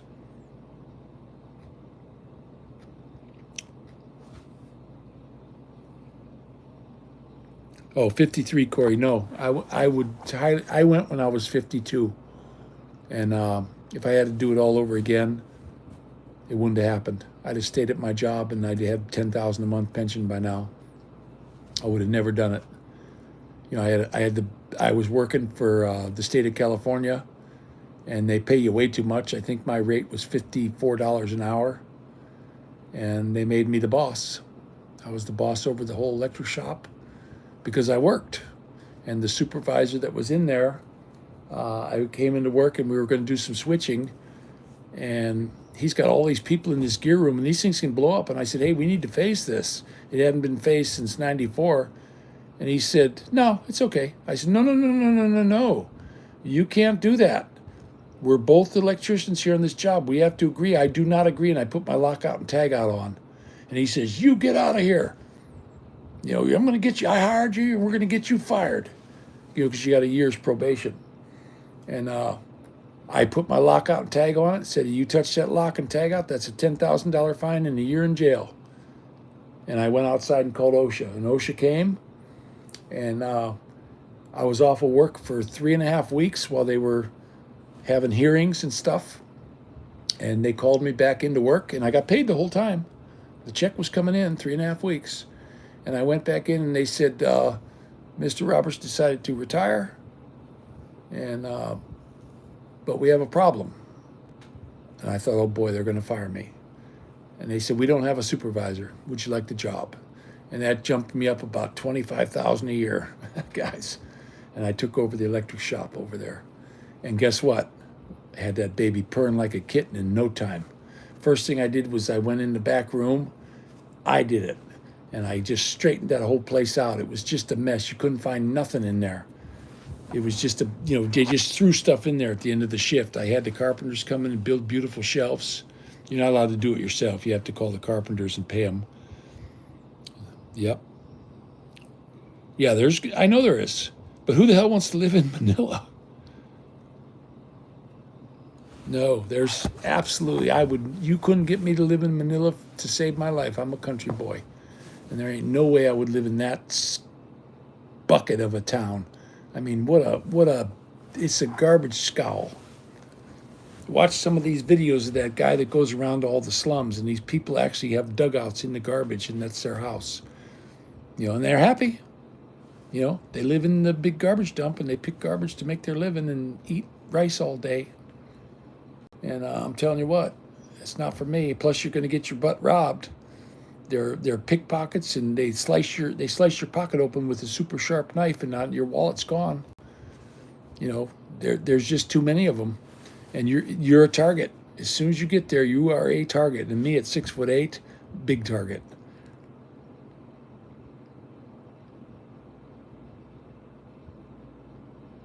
Yeah, absolutely. It's cheap to live there. When I was there, we were rich. I mean, we couldn't spend all the money we had. We were going to resorts most every weekend. We were taking beautiful trips, getting on the boats and going to the different islands. We had a blast. But guess what? I'm here and I'm broke now. I mean, we are just barely making it now. Every month, you know, I worry about making sure the kids got enough food because I'll only buy organic fruit and vegetables and all that. And yeah, La Union, that's up by Baguio. That's very nice up there. That's a whole different kind of Filipino up there. That is not the Filipinos where I lived in Lipa. And the thing that ruined me about the Philippines was I got lipid. That's exactly what happened to me. because you jump in your car and they're flipping you off and they're screaming at you.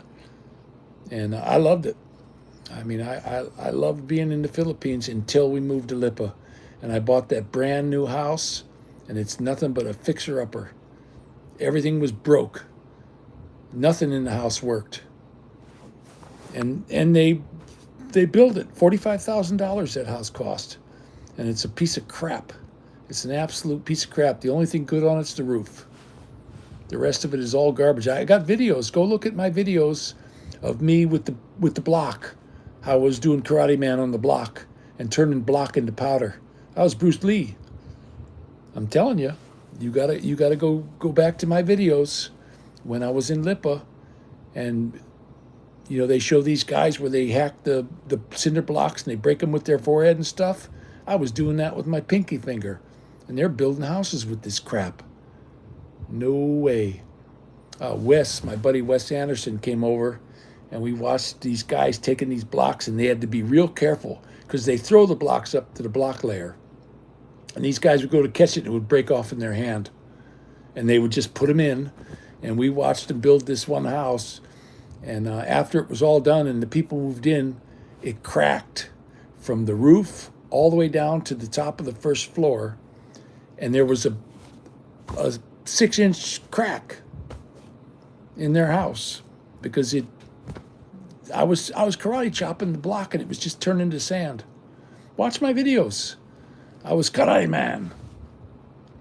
And you go back and look at them videos, and you have to be very careful. Now, my buddy Ronald, he started in with this brick block company, and they're put together like Legos. They can go 8 stories high, and they only have to put mortar every 3rd course of block. And you can get up to 5,000 PSI concrete, and it's tested, and they deliver. And the price was same price as the crap that they were selling over in Lipa, and they deliver.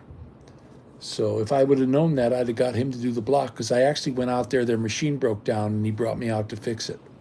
And it was just a transformer went in it. It was no big deal. I brought my meter with me, and hey, your transformer's down. And they were like, okay, cool. And they went and ordered another one, and we put it in, and that was the end of that.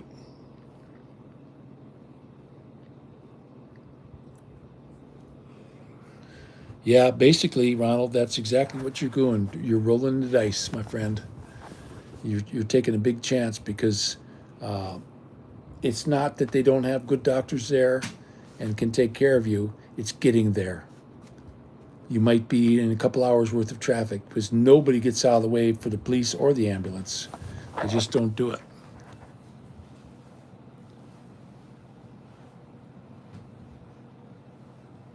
Oh, absolutely, Ronald. You got two. I was getting when I was working, when I quit working, I mean, I got to Social Security and I get $2,300 a month.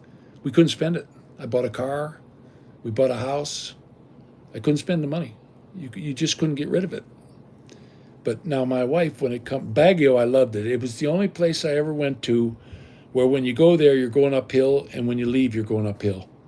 And boy, I wish I had the video of our trip there because Mark's sweetheart, Maui, said, oh, there's a shortcut here.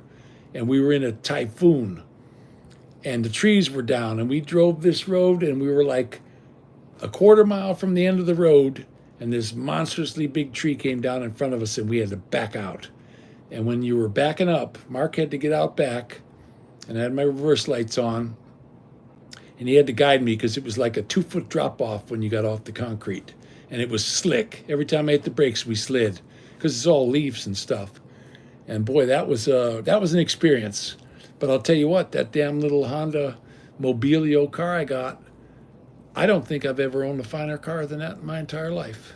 And it was $13,000 brand new at the Honda dealer in Carmona. We bought it at the Carmona Honda dealer.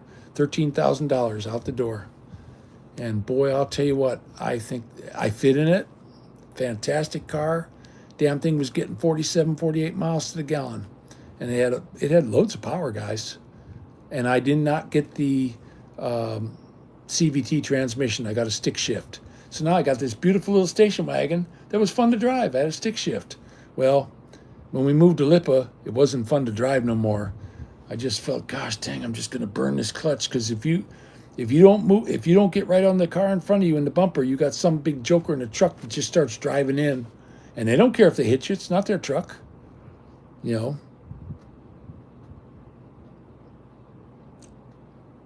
Yeah, Makati. That's where my wife comes from, over Makati way.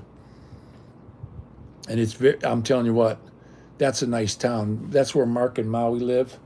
And it's really funny when you get to their house. If you go to the left, it's big city and beautiful. Underground tunnels to cross the streets. And when you go to the right, it's Filipino dog poop everywhere, you know, and the markets and stuff. It's just so unbelievable how you can go from, you know, 2024 to 1900 in 500 steps. You know what I mean? But the people are all happy. They're in the market and they're selling their fish and their fruit, whatever the heck they got. And it was fun to shop. But what you got to do is, when you're walking through there, we saw mangoes and we wanted mangoes for breakfast. So Mark and I went to go get breakfast, and 80 pesos at the first one. Then we kept walking. I said, that's too much. We don't pay that at home. He goes, really? I said, that's what we pay all the time. I said, well, you ain't walking far enough. And we walked a little farther, and it was 60, and we got all the way to the back, and it was 40. And they were the same mangoes as it was up for the 80. And the lady sold us the mangoes for that. So we had boatloads of mangoes. And he's like, oh wow, I didn't know they did that. And nobody gouged us down there. When I went to Padre Garcia, they were gouging me. They took their signs down real quick as soon as they seen me, and doubled the price for eggs and everything. And I wouldn't shop there. They said, oh, come on, you come over here, you buy. No, I'm not buying from you.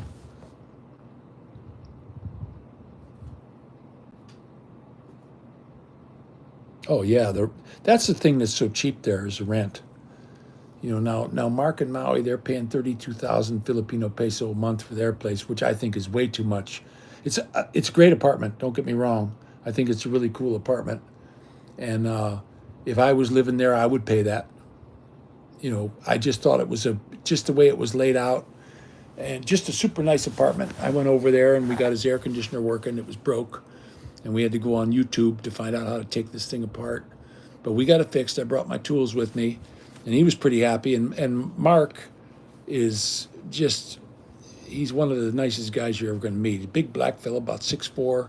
He was a truck driver for 30 some years, and one of the happiest guys you ever meet. He's got his Milwaukee 8 Harley Davidson motorcycle, and I told him, be careful on that going home. And when he went home, he was in a terrible rainstorm, but he said, man, I got to get home. And down he went on his beautiful new motorcycle. He told me the next time we saw him that he went down, but they had a big Mitsubishi Montero, beautiful vehicle with a diesel in it. They're not roomy though. We had more room in the Mobilio than we did that thing, but it's a nice big vehicle. I mean, I would definitely have one if I was over there. I would get that Innova, the Toyota Innova with the diesel, because that was the taxi cabs in Baguio, and Baguio, I loved that town. That was a great town. You walk in the store, everybody was just as sweet as could be, happy to see you, nothing but big smiles, and nobody gouged you. Whatever the price was, that's what you paid. They weren't raising the price on you in the markets or nothing. We stayed at a hotel, but what happened on the hotel, I spilled some coffee on the bed sheet, and they were going to charge it for us. My wife had to go over to the laundromat and clean the stain out because they were going to charge it for it.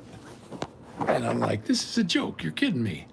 And they're like, no, you have to pay for that. And then they didn't want to give it to us. Okay, if I got to buy this, it's mine. Oh, no, sir. We keep that.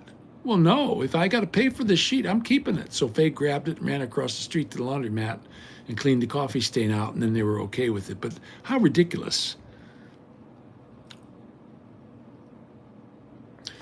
Yeah, you can pretty much run the gamut on the prices. I mean, if you want to, like Mark and his sweetheart are buying a condo in EDSA.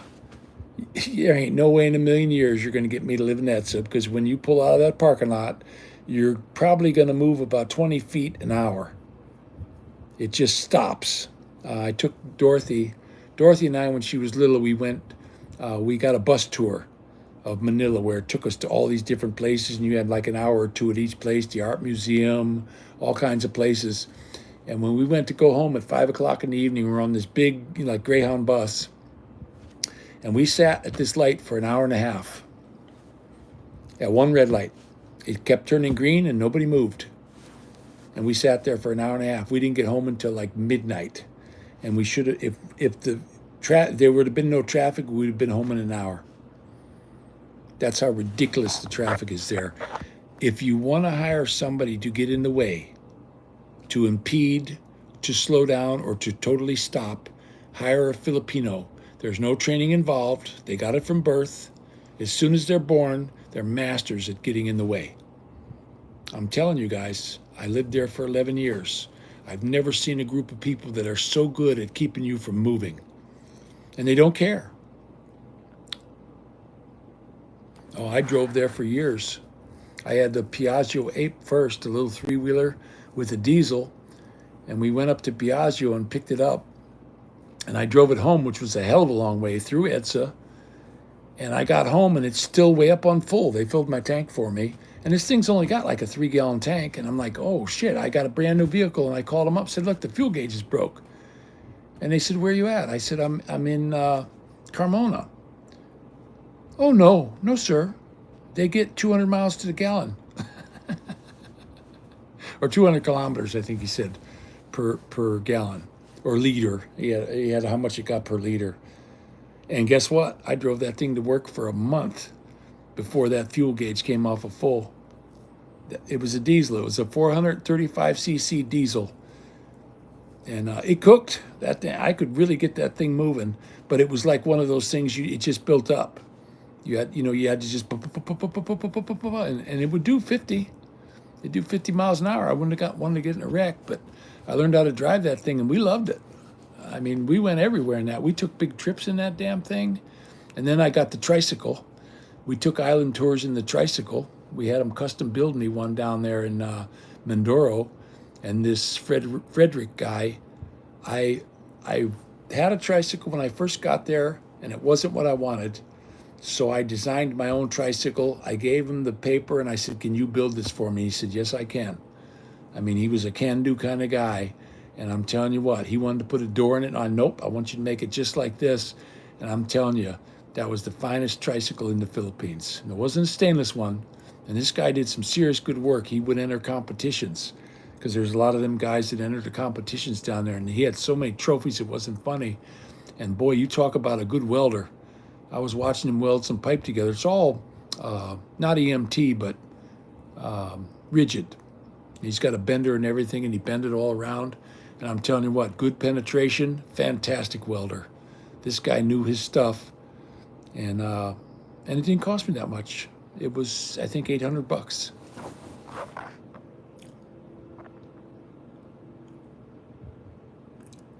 Well, not me. I don't want to die. If I'm going to croak, I want to do it here where all my family's buried, not there. As far as I'm concerned, if I never see the Philippines again, I'm okay with that. I love a lot of the people there, and I sure would like to see them again, but if I'm going to see them again, they're going to have to come here, because I sure as hell am not going back. I know I say that, and the wife will probably win out, and I'll probably go back, but I don't want to. And I understand. She wants to go back to the Philippines. That's where she was born. That's all she's ever known. So, I understand. When she was hemming and hawing and having a big fuss here that she wanted to go back, okay, I'll buy you a ticket. Just like when I left the Philippines. She never give me any fuss. She was helping me out the door. And guess what? It's your house. It's all yours. All this stuff, goodbye. I took Maddie and we came here. And I found out real quick what was wrong with me. 15 minutes, they diagnosed me with cancer, and I knew something was wrong. And my kidneys were shutting down. They had me on the list for dialysis every day for 2 straight weeks when I went into the VA. That kidney doctor came in and saw me every day. He says, your kidneys are about 2% right now. If it drops down to 1%, you got to start dialysis. And I said, okay, you're running the show here. And this guy was sharp. I thought he was a very good doctor. He was Arabian.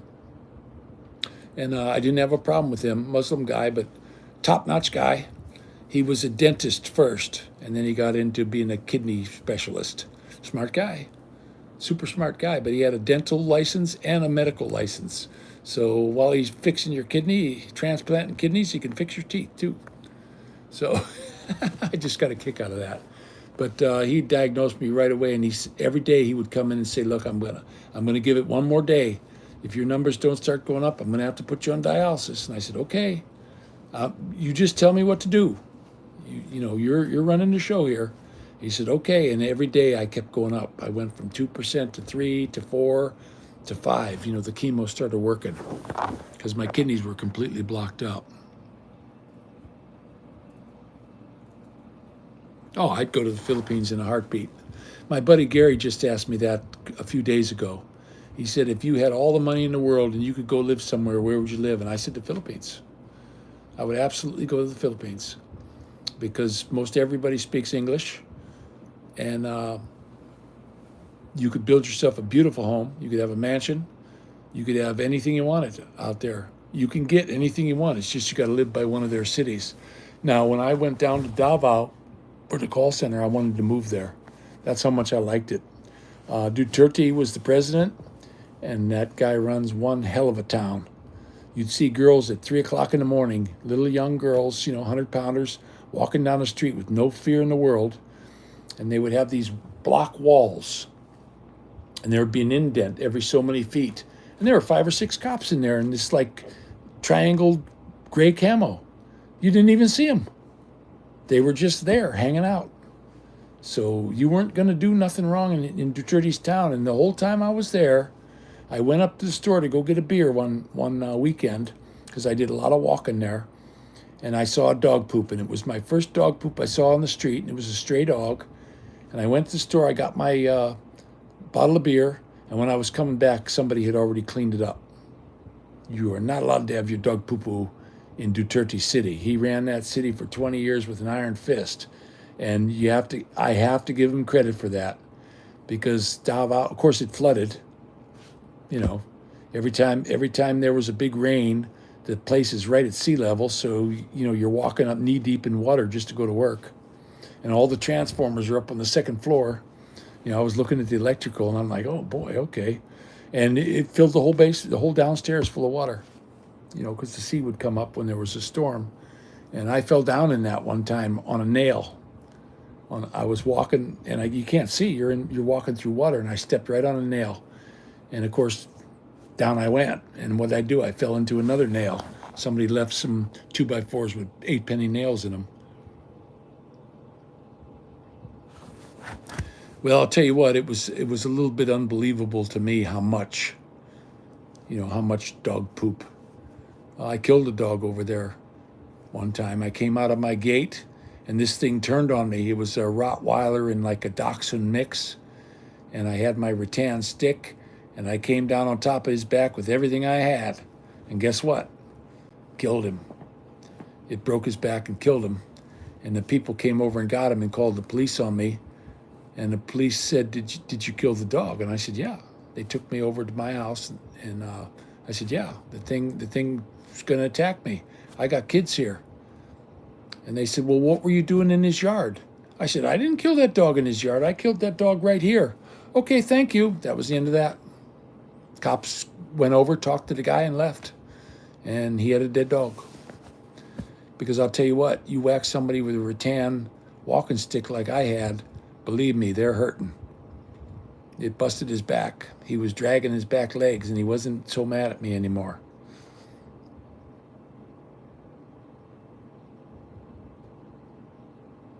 No, the wages did not keep up because the government went ahead, and it was terrible. Oh, I know. I was over there. I went there. They poop right in the street. And guess what? They stink. I mean, they all wear white shirts, and it's just stained with yellow. Just filthy stained with yellow, and you get 10 feet. I was just talking to my brother. You get 10 feet from them, you could smell them. They're like an old wet dog. Like if you pet those dogs and 3 days later your hand still stinks. That's exactly what was like in India. But yeah, I was there. I went for a visit, and I don't ever want to go back there again. That is that is just a terrible place. Now, those people can starve over there. They got 1 billion some people, and they can starve. In the Philippines, all you got to do is go to the jungle, and you've got plenty to eat. There's food everywhere growing. Not in India. It's all farmland, and you can't go eat some wheat, unless you're a herbivore. But I don't recommend it. I don't think your teeth would last too long. But you can starve over there. Whereas in the Philippines, if you starve, it's because you can't go and somebody's not going to help you. But there's always somebody in the Filipinos that's going to help you. Oh, the crime is ridiculous. Absolutely, the crime is ridiculous. I couldn't believe when I was looking at the stats, because we stopped in at the police station to let them know that we're there, so they could kind of keep an eye on us. Because they told us, look, man, don't go here, don't go here. They were showing us this big map. Do not go here, do not go here. I mean, super nice guys, but those policemen over there, they shoot first and ask questions later, and beat you with sticks and stuff. I mean, you're just human cattle over there. I could not believe it when I got there. When you get back to the United States, you fall on your knees and you thank the good Lord for the United States. Because, man, there's so many other places in this world that are just horrible. And I would not want to live in India. Oh, it's ridiculous. It's the insurance here. I'm paying $800 a month. $800 a month for insurance, and it's mandatory here in Ohio. They're taking it right out of my check. There's nothing I can do about it. And $200 from the Social Security, and I only got Part A.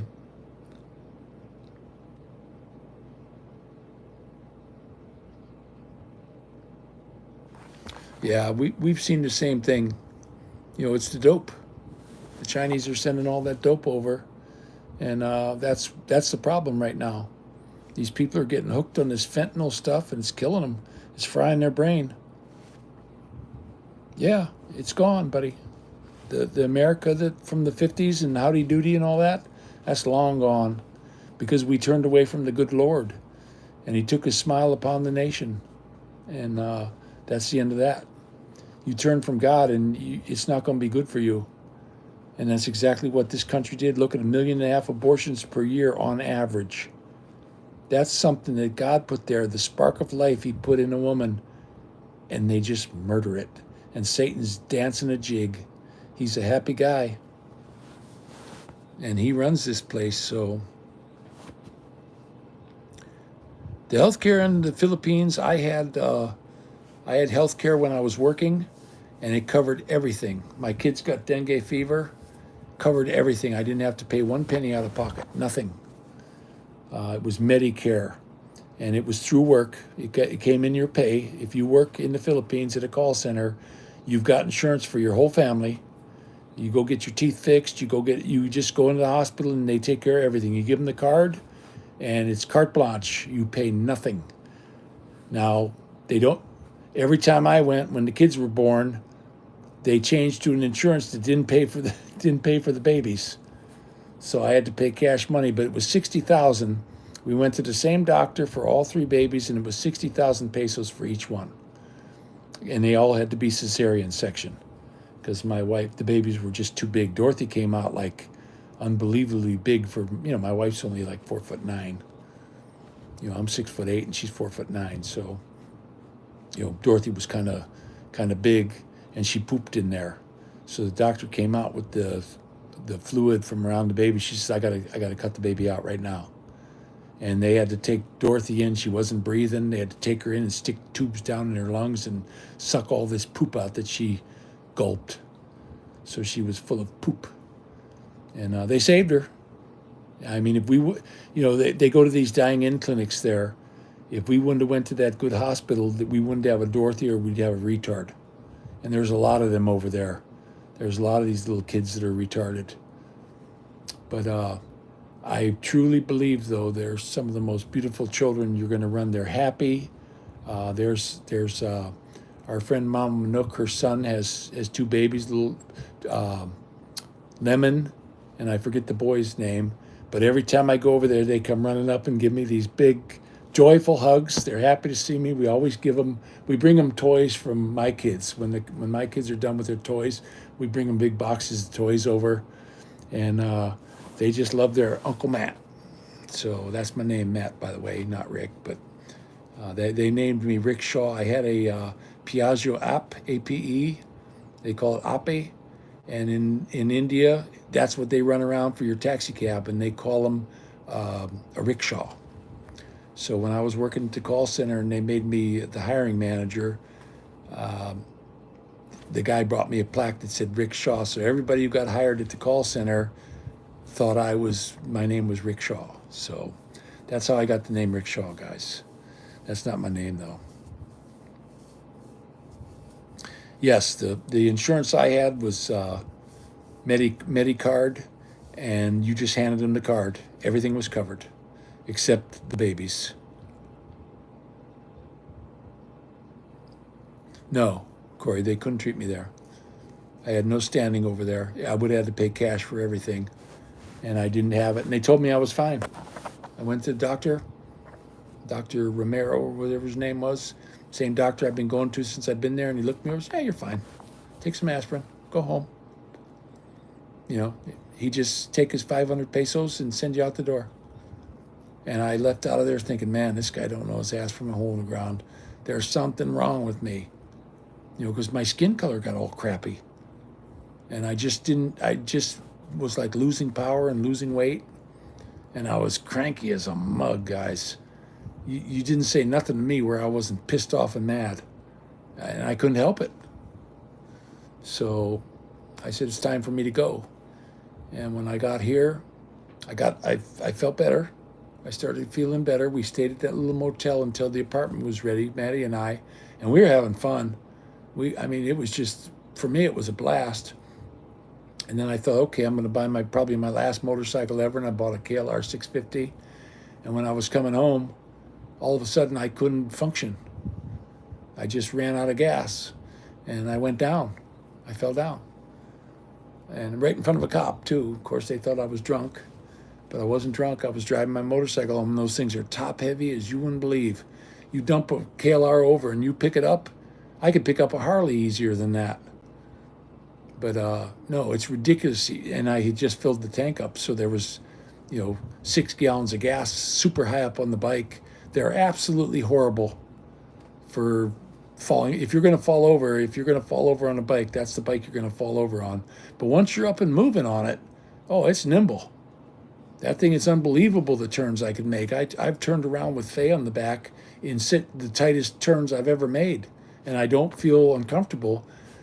But you have to have that front tire at 21 pounds of air, or it scares the crap out of me, No, it's covered for everything, Corey.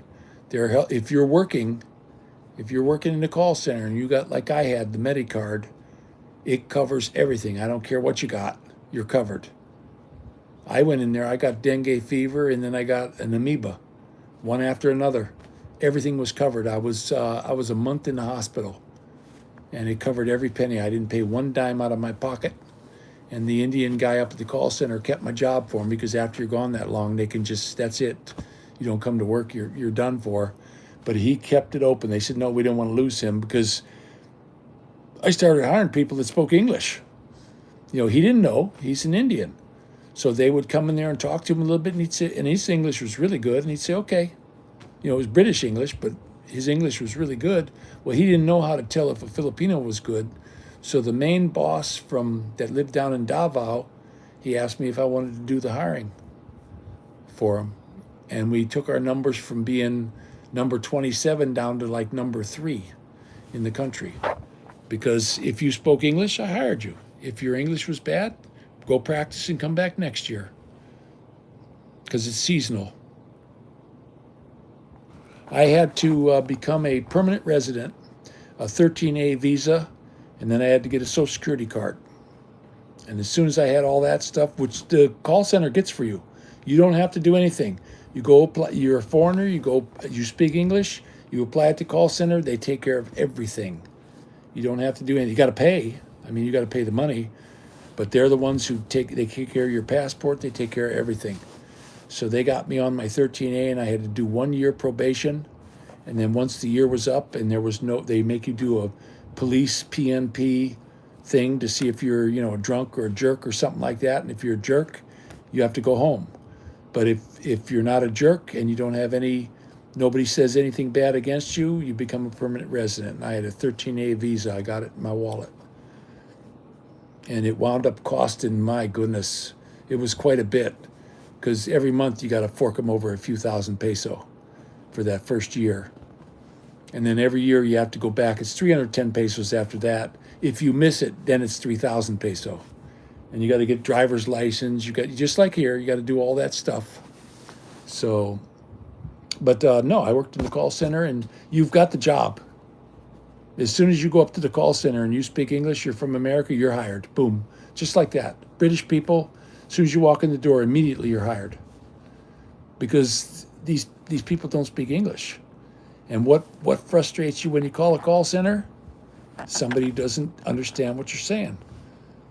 Was it worth it? 100%. Absolutely. I loved my job at the call center. I met some of the nicest people in the world, and they're go-getters. They want their family. I met mostly women. I met some bums, cheaters and stuff like that. The dudes they're all players. I didn't think much of that, but the women in there were all very family oriented. Their goal was to make plenty of money because their husbands were tricycle drivers making nothing and drinking it every night. That's basically what the Filipino guy does. I noticed that it's the women who seem to take care of the family, the ones that go to work.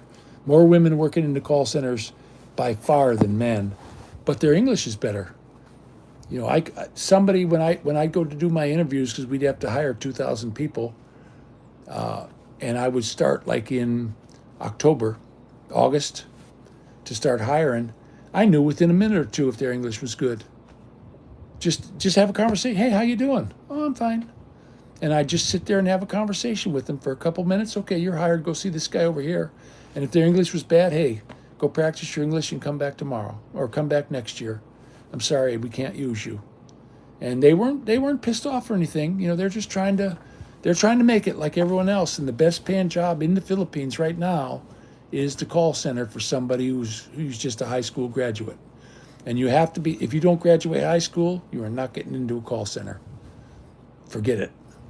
You have to pass that hurdle or you ain't getting in. So, and I ran into some of the most beautiful people I ever ran into. I mean, just absolutely. I used to go around and you'd see them stressing out. I'd go up and give them a back rub. Come on, take it easy. I'd pull them off the line for a while. I'd say, okay, go ahead and hit that button. And we'd take them over to the thing, get them a coffee.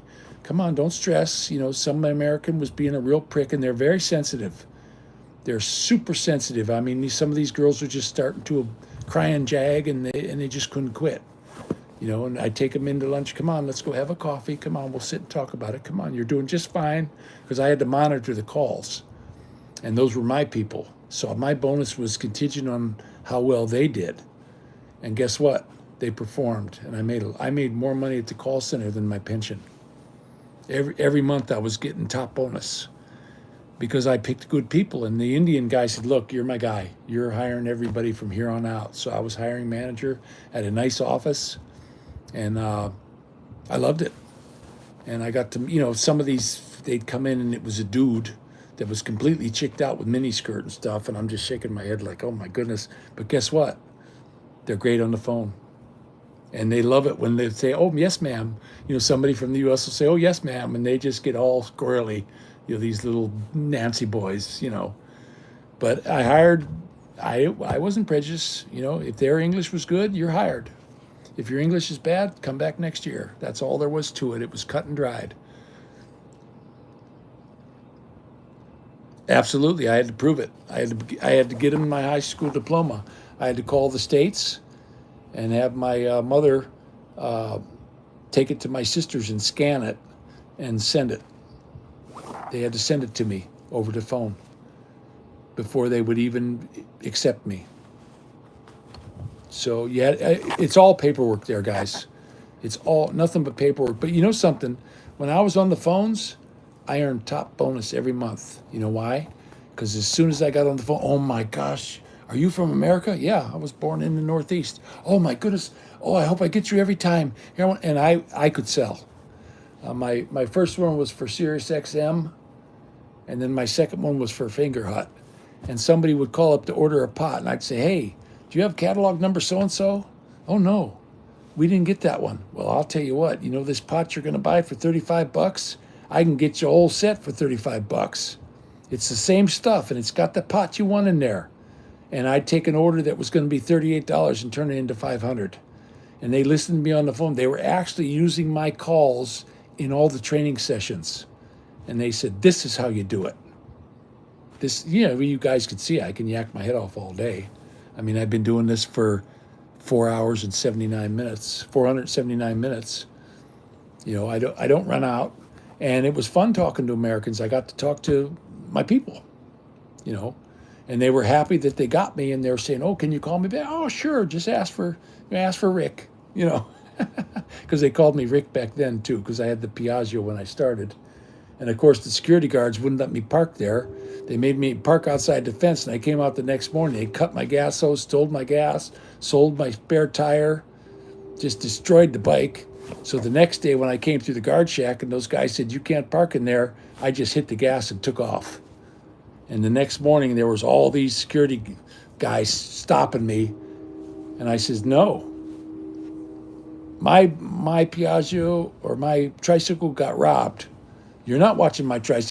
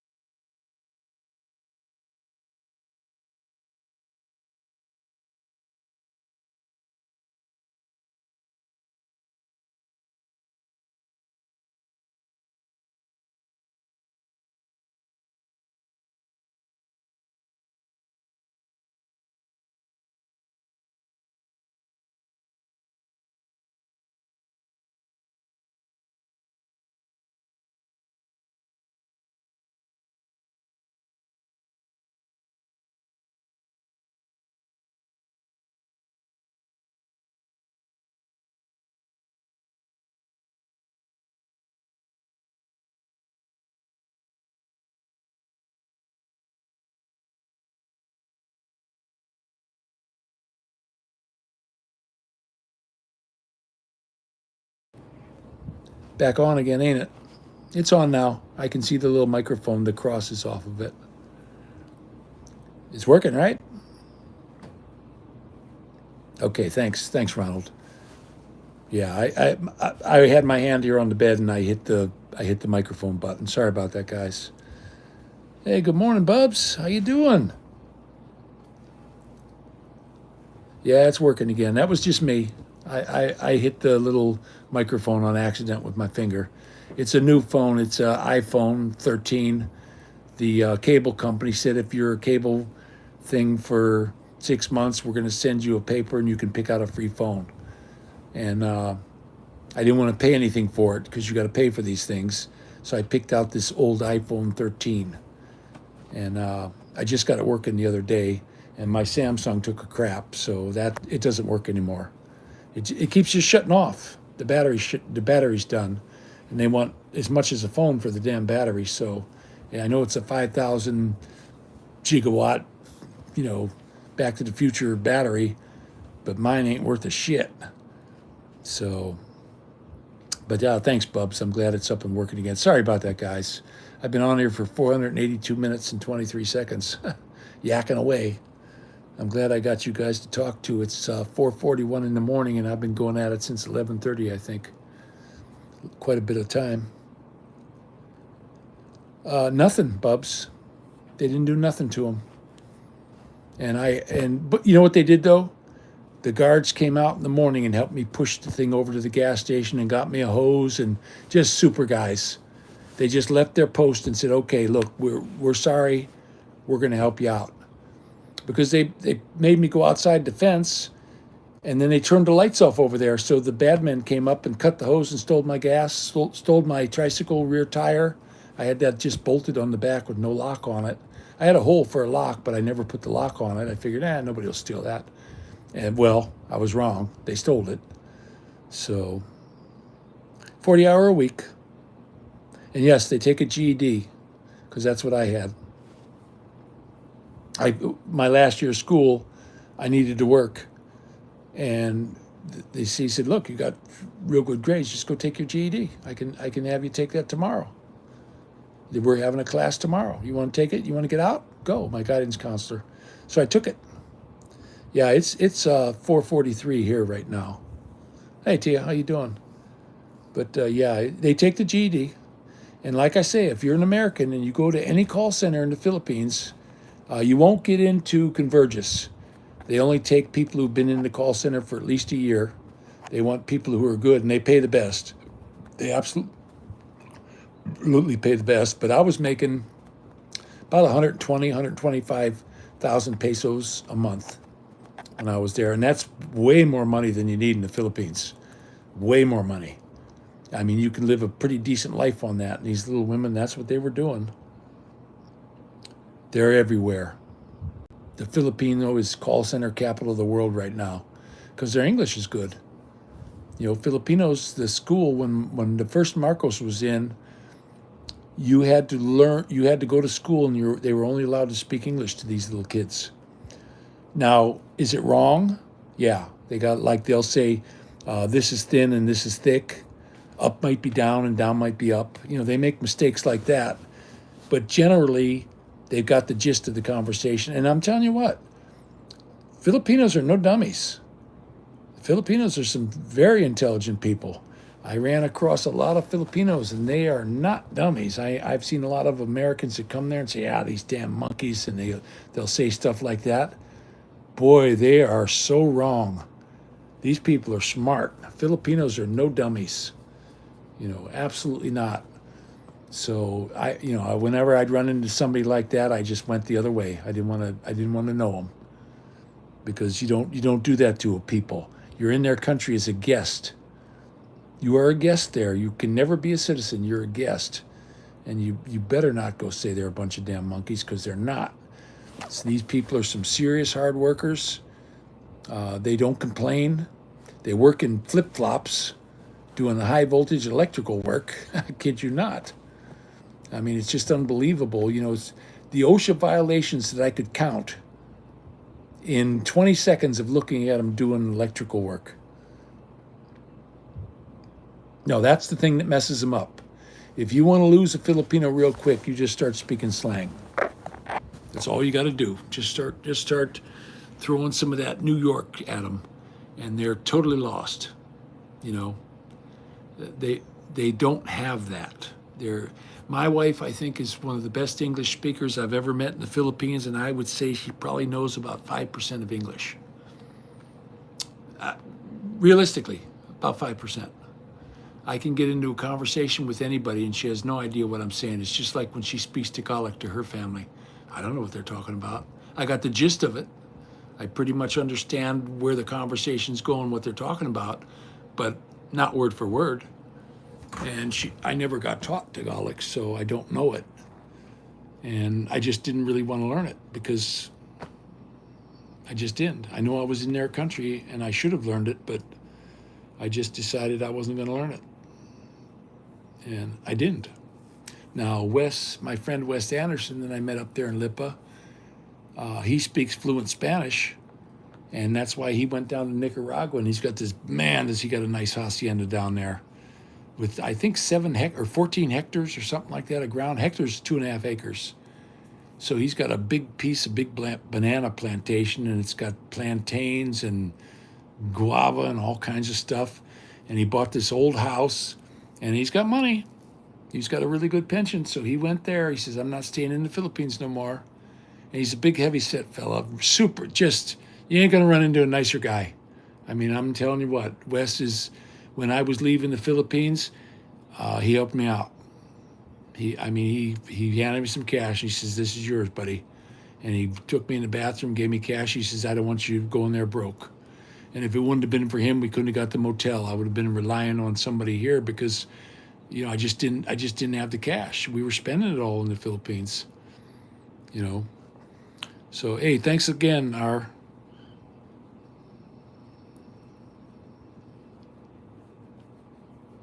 Yep.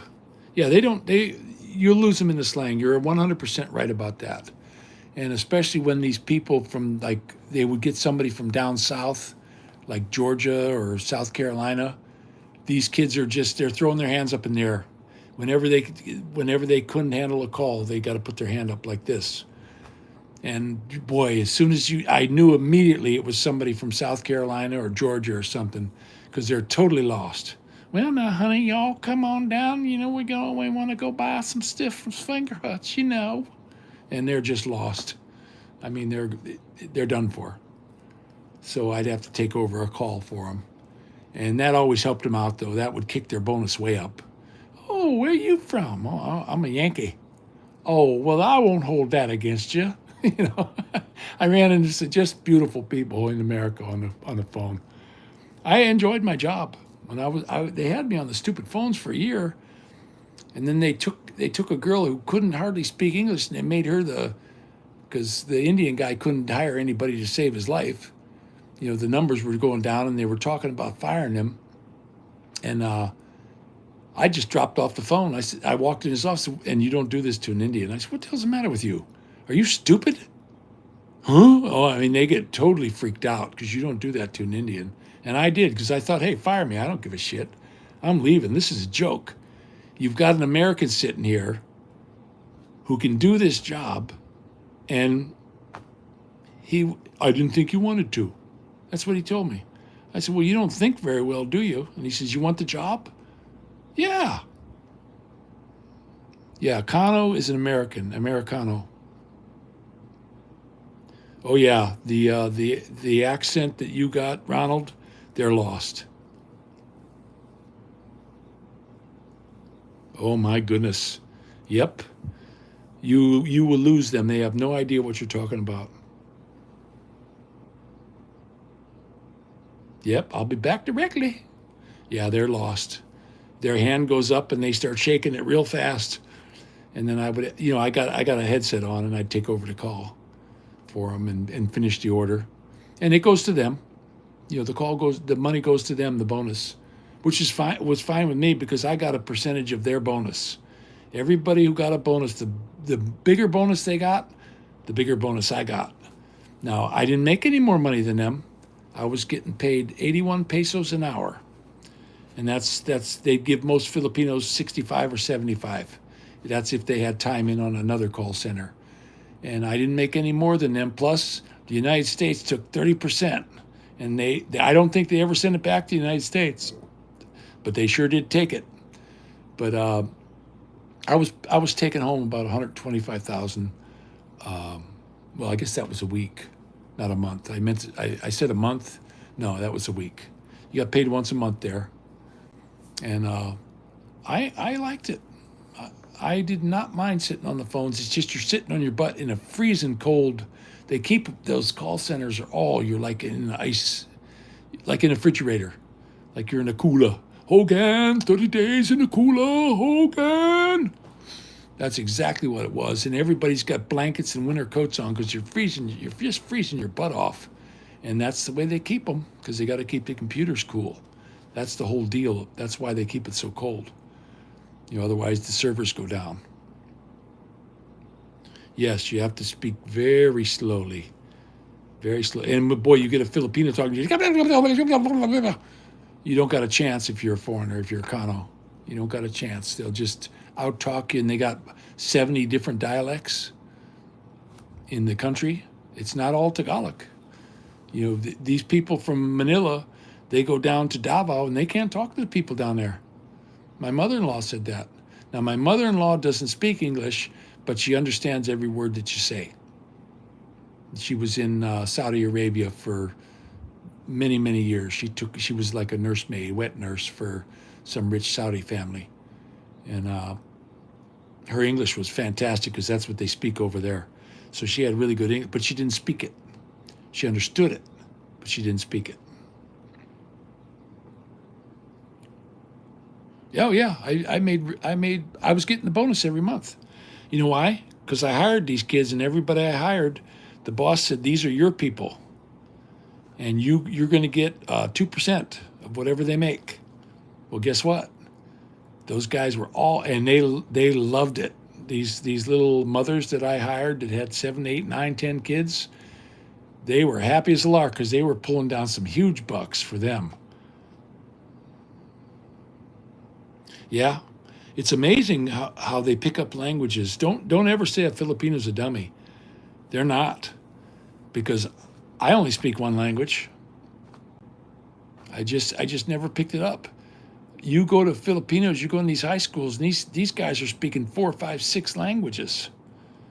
You know, I mean, they're no dummies. They're super smart. You know, if they apply themselves. But most of the guys, they just want to run around and be players and drive their tricycle. You know, or drive their jeepney or whatever. They don't really. They're not go-getters. The women are. The women are the go-getters. Yeah, Corey, I know. I know. They're amazing people. That was the thing that kept me there so long. Was just the people. But then when Duterte got in, it all turned around. It went from loving Americans to hating Americans. I mean, I got Filipinos jumping in my face. I'm coming out of a store, and I'm going to make a left-hand turn for traffic. So the guy stopped and let me out. And as soon as I went to pull out into my lane to go, there's a guy a jack wagon going the wrong way. And he's cussing me out like I did something wrong. He's in the wrong lane. That's my lane. I'm supposed to go that way. So,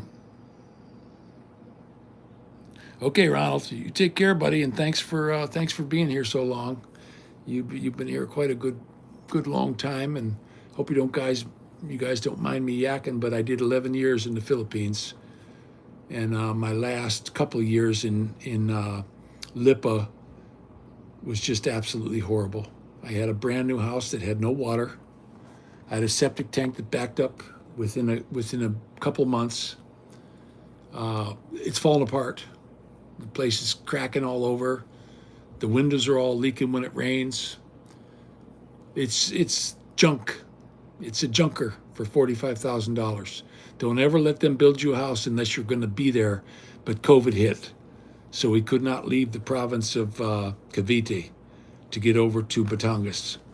They wouldn't let you cross the border because of this BS fake COVID thing. You know, a culling of the herd. And a lot of people didn't make it, guys, from that. And I can't understand why so many people didn't see through that. I did. I was like, what the heck are they talking about? You got no symptoms and you've got it? Give me a break. What are they trying to pull here? And I didn't take it. I watched Bill Gates on the TED Talk. Oh, if we do a good, really job with vaccines, we can knock it down 10, 15%. And he's talking about people croaking. Oh yeah, I got majorly rammed up the wazoo and twisted. That's why I think I got the Jimmy legs. You know what I mean? They jammed that thing up there and gave it a big old twist, and they're horrible. It was called the Meterland House Builders. You go down to Lipa, they build houses all over the island of Luzon. They'll build you a house anywhere. Don't get them. They're just absolutely worthless. Now, if they got a good foreman, you get a good house. It depends on who the foreman is.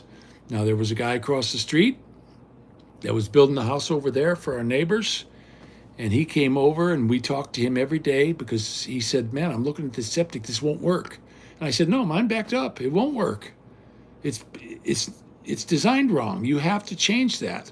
And he tried to get him to change it, and they refused to change it. Even though they knew ours was bad, and it had to be all dug up and smashed out and all this stuff. And he just changed it on his own. And that house, I'm telling you right now, was the best house that went up in development. Not mine. Mine's a piece of crap.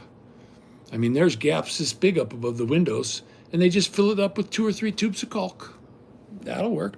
And that big window that's 10 feet, 12 feet up in my stairway, it's held in with 4 screws. I'm serious. 4. and you get a big wind, that glass is coming down. It's not going to stay.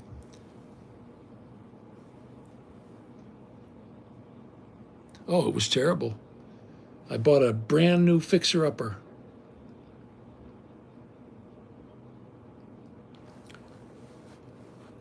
I'll answer that for him. He's from Dothan, Alabama. That's my buddy Ronald. I've been talking to him for, my goodness, Ronald, 3-4 years now. We've been on Messenger. We do phone calls, I would say every other week or so. We get into a nice conversation. He's like-minded, and I think he's a hell of a man. I can't wait to meet him, be honest with you.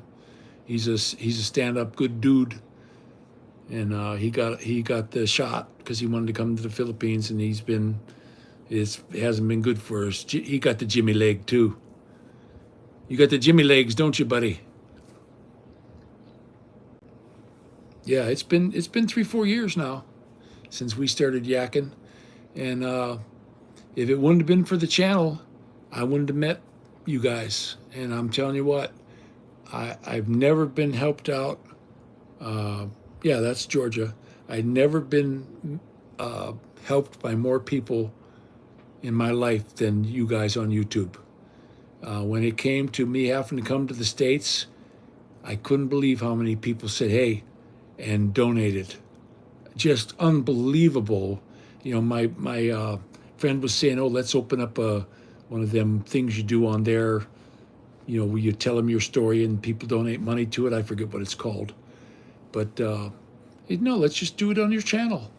And I started talking about it on the channel, and I'm telling you what, that money for the ticket came up real fast for Maddie and I. And Wes came through. Wes helped me out with like $900. He said, I don't want you getting there and being broke, buddy. And he just handed me the cash. He says, you're good. And what a hell of a fella. You know, just a super good guy. And when he went to work on his house down in Nicaragua, he gave me his Chinese motorcycle, the 650. And boy, you talk about a speedy bike. That thing was very speedy. And he let me have it the whole time he was gone. He wrote me a letter and got me a special thing in case if I got stopped by the cops. I rode that thing all over. But it was a scary bike, more scary than my bike I have now. I mean, it just was, if the tires were not perfect on air, it was very unstable. When he first came over and let me take it for a ride, I thought I was going to crash it. I went around the block and came right back, and the tire was down to like 8 pounds. And we filled up the tires with my pump, and then he was even saying, wow, this thing's really good now. I said, well, yeah, you got to put air in the tires, you know. But, yeah, something like that. I don't think it was OnlyFans.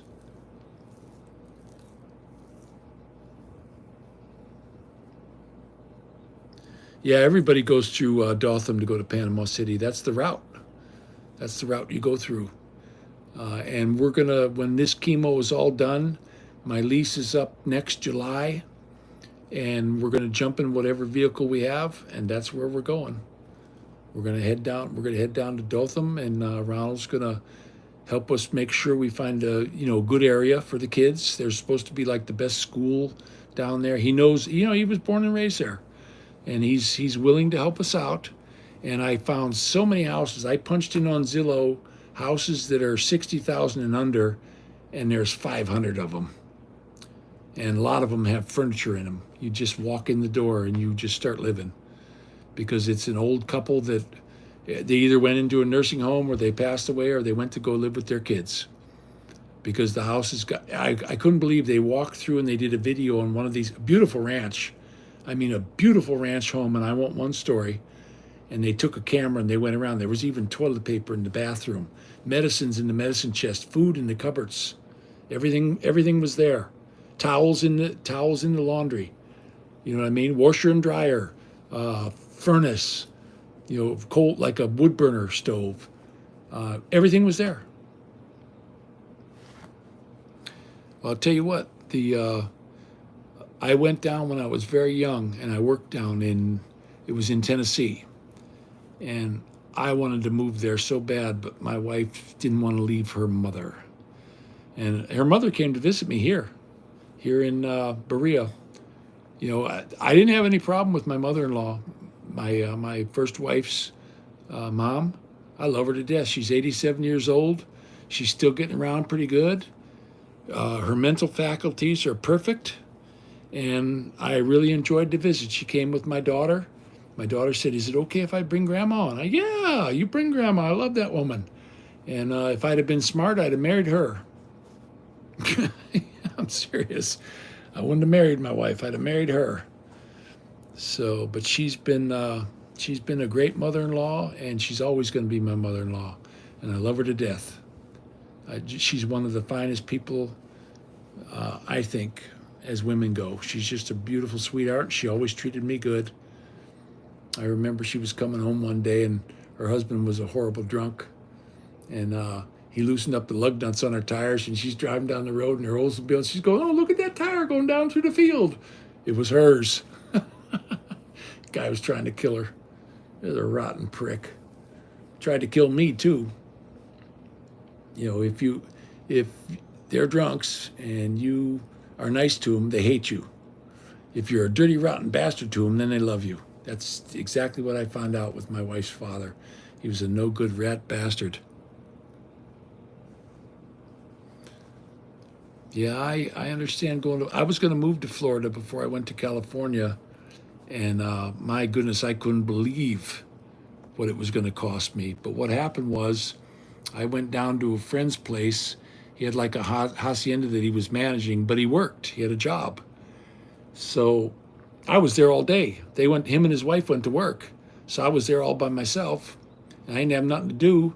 Well, he had a work closet with the keys. So I went on the thing and I opened it up, and everything was leaking. The water pipes were leaking.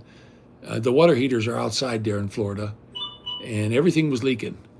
So here comes this guy, 6'8", same height as me, and he goes, "Who the hell are you?" I said, I'm Jim's buddy." "What are you doing?" I said, "Well, the thing was leaking. I don't know the owner, but I got nothing to do, so I figured while I'm here, I'm going to fix it." Well, here this guy was the owner. And he said, "Hey, would you like to work for me?" Because he had a whole bunch of these places all up and down the A1A. This guy was rich.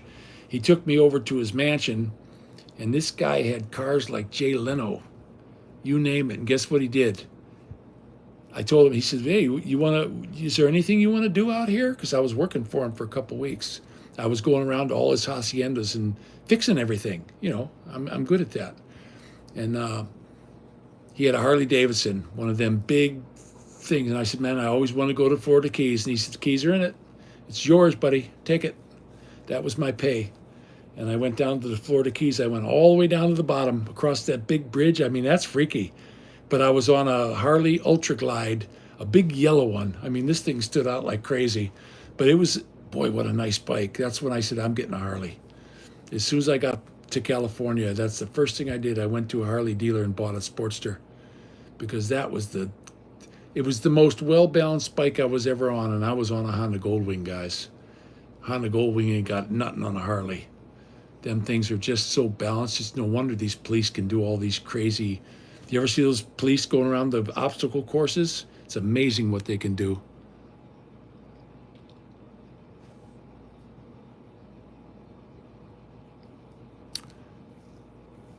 Yeah. Well, I was in Fort Lauderdale, and the fella down there was this big 6'8". His parents left him well off, only child, and the father, way back in the 40s and 50s, started buying these houses on the A1A and fixing them up, him and his wife. And they had the young boy, and he learned how to fix them up too. But he just was a rich kid now, because the rents there are ridiculous. You know, this was down by Pompano City or whatever they call it, where Rush Limbaugh lived and all the rich people. And I was in California, and they got all these wonderful cars out there, Lamborghinis and stuff, and they sit in the garage and nobody drives them. But that ain't the way it is in Florida.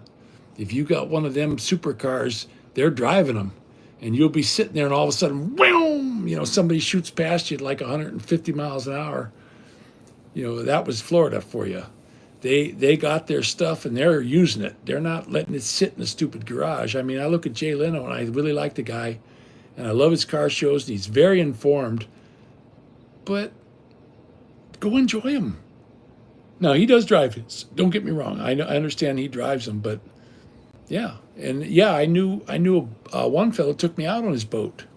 I just happened to be walking by, and I waved at him. I said, "Hey, how you doing?" He goes, "Hey, where you from?" And I said, "I was originally from Cleveland, Ohio." "Hey, yeah, I lived up there for years until I got smart," you know. And he had this big 38-foot fishing boat, and he took me out for free fishing, no charge. And oh my goodness, the gas he paid for that boat. It had diesel motors in it, and when he was filling up the tanks, it was like, I don't know, $700 or something like that. And he took me way out in the Atlantic and scared the crap out of me. And that guy lived in his boat. He was like remember Jaws? He looked just like that guy in Jaws, the guy who got ate by the shark. That's what he looked like. He was an old seaman, sea dog. That's what he called himself, the Sea Dog. And that's the name of his boat too, was the Sea Dog. And it was a nice boat. It was an old wooden one, probably from the 50s, but he was always keeping it nice and getting the barnacles removed, and he would take it in, and he just chartered fishing for people fishing. That's what he did for a living. And yeah, the guy was 70s, but he was in good shape, beautiful tan, and nice, super nice fella. I really ran into some nice people down in Florida. I couldn't believe such wonderful people I ran into down there. And yeah, he was living down there dirt cheap because there's no taxes on the water. And the property taxes down in Florida, forget it. I got my brother-in-law, when he split up with my sister, he went down to Tampa. And my goodness, he had a super good pension because he was like 40 years in the IBW. So, his pension was sitting around $10,000. That guy was broke all the time. He went down there, but just too expensive, way too expensive. And I was down there, and that was the year, I don't remember what year it was, but it was the year my sister had her first heart attack. And there was 4 hurricanes, one after another. And these people were partying, putting tape on their windows and boards up and singing songs and having fun. We're having a hurricane party. And man, when these storms came through, I was in that hacienda, and it's all glass. It's those little slat glasses for windows. And I'm thinking, man, get away from the windows. I mean, it was, and where my buddy Jim lived was all glass block. His apartment on the end of this hacienda was glass block. And it had a big courtyard in the middle. I mean, these places are beautiful. But instead of being one house, they made it into 4. So this guy had rentals. And these rentals were thousands of bucks a month. And you didn't like rent it for a year. He rented by the month. People would come down, okay, here, I got a place for you. And you took what you got. And, $1,500, $2,000 a month, $2,500. It depended on which one you were at. But we were right on the A1A. You cross the street, and you're on the ocean. And there you can drive your car on the beach. It's like Daytona Beach or something like that. I think that's the name of the beach I was on. And my buddy Jim, he played a big trick on me. He says, hey, I want you to go down to this restaurant down the beach. I'm going to walk up the A1A. No, walk down on the beach. Walk the beach. It's good for you. Take your shoes off and walk in the sand while I'm at work. Well, I got down there about a quarter of a mile, and it was the gay beach. And these guys had like 25 pounds on the bar, and they were hiking their legs up, and their buttholes were like this big. I'm not kidding you. You could have stuck a kibasi in there. And I'm like, oh my gosh. And then when I got home, he said, did you go down there? I went, yeah, I went down there. And boy, he had a big laugh on me. That was a gay muscle beach, and they were all like greased up, and oh my goodness. And they're lifting 25 pounds on the bench press. I guess it was a strain for them. But, they're wearing their little, like, what was that? Oh gosh, the guy who was supposed to come over from Bulgaria or somewhere, and he came to America for Pamela Anderson. Barat. They were in bathing suits like that. And I was like, oh my goodness. Just absolutely. And he got me good. But I'll tell you what, I went over to this bar for breakfast, and it was, you paid when you walked in, or, you walked in the door, you give them $5, and they had the most laid out breakfast bar you ever seen. All the fruit salad, eggs, you named it. Whatever you wanted, you just told the guy, hey, give me some of that Eggs Benedict, or give me some of that. And they put it on your plate. You didn't grab anything. It was all behind glass. They put it on your plate and slid it down to the end. And when you got down to the end, they did it by weight, $5. So when I was there, I went there every morning for breakfast, and yeah, I walked past all the gay guys with their big buttholes every morning because that place was really good to eat. And then that fellow that I was working on his haciendas, he knew that guy. That was his buddy, and he says, "Look, take care of him. No, don't charge him anything, okay? He's doing work for me." And the guy said, "No problem. I'll send you a bill." And after that, I ate down there every day for free. And I started going breakfast, lunch, and dinner. And boy, I'll tell you what, it was a restaurant bar, resto bar. And boy, I'll tell you what, I had some of the best ribs. The dude was outside cooking. I mean, he had hundreds and hundreds of ribs in that place. In the evening time, 5, 6 o'clock at night, you couldn't get near the cooker. This guy had they had a recipe for ribs, and it was a secret. And I'll tell you what, those are some of the best pork ribs I ever ate.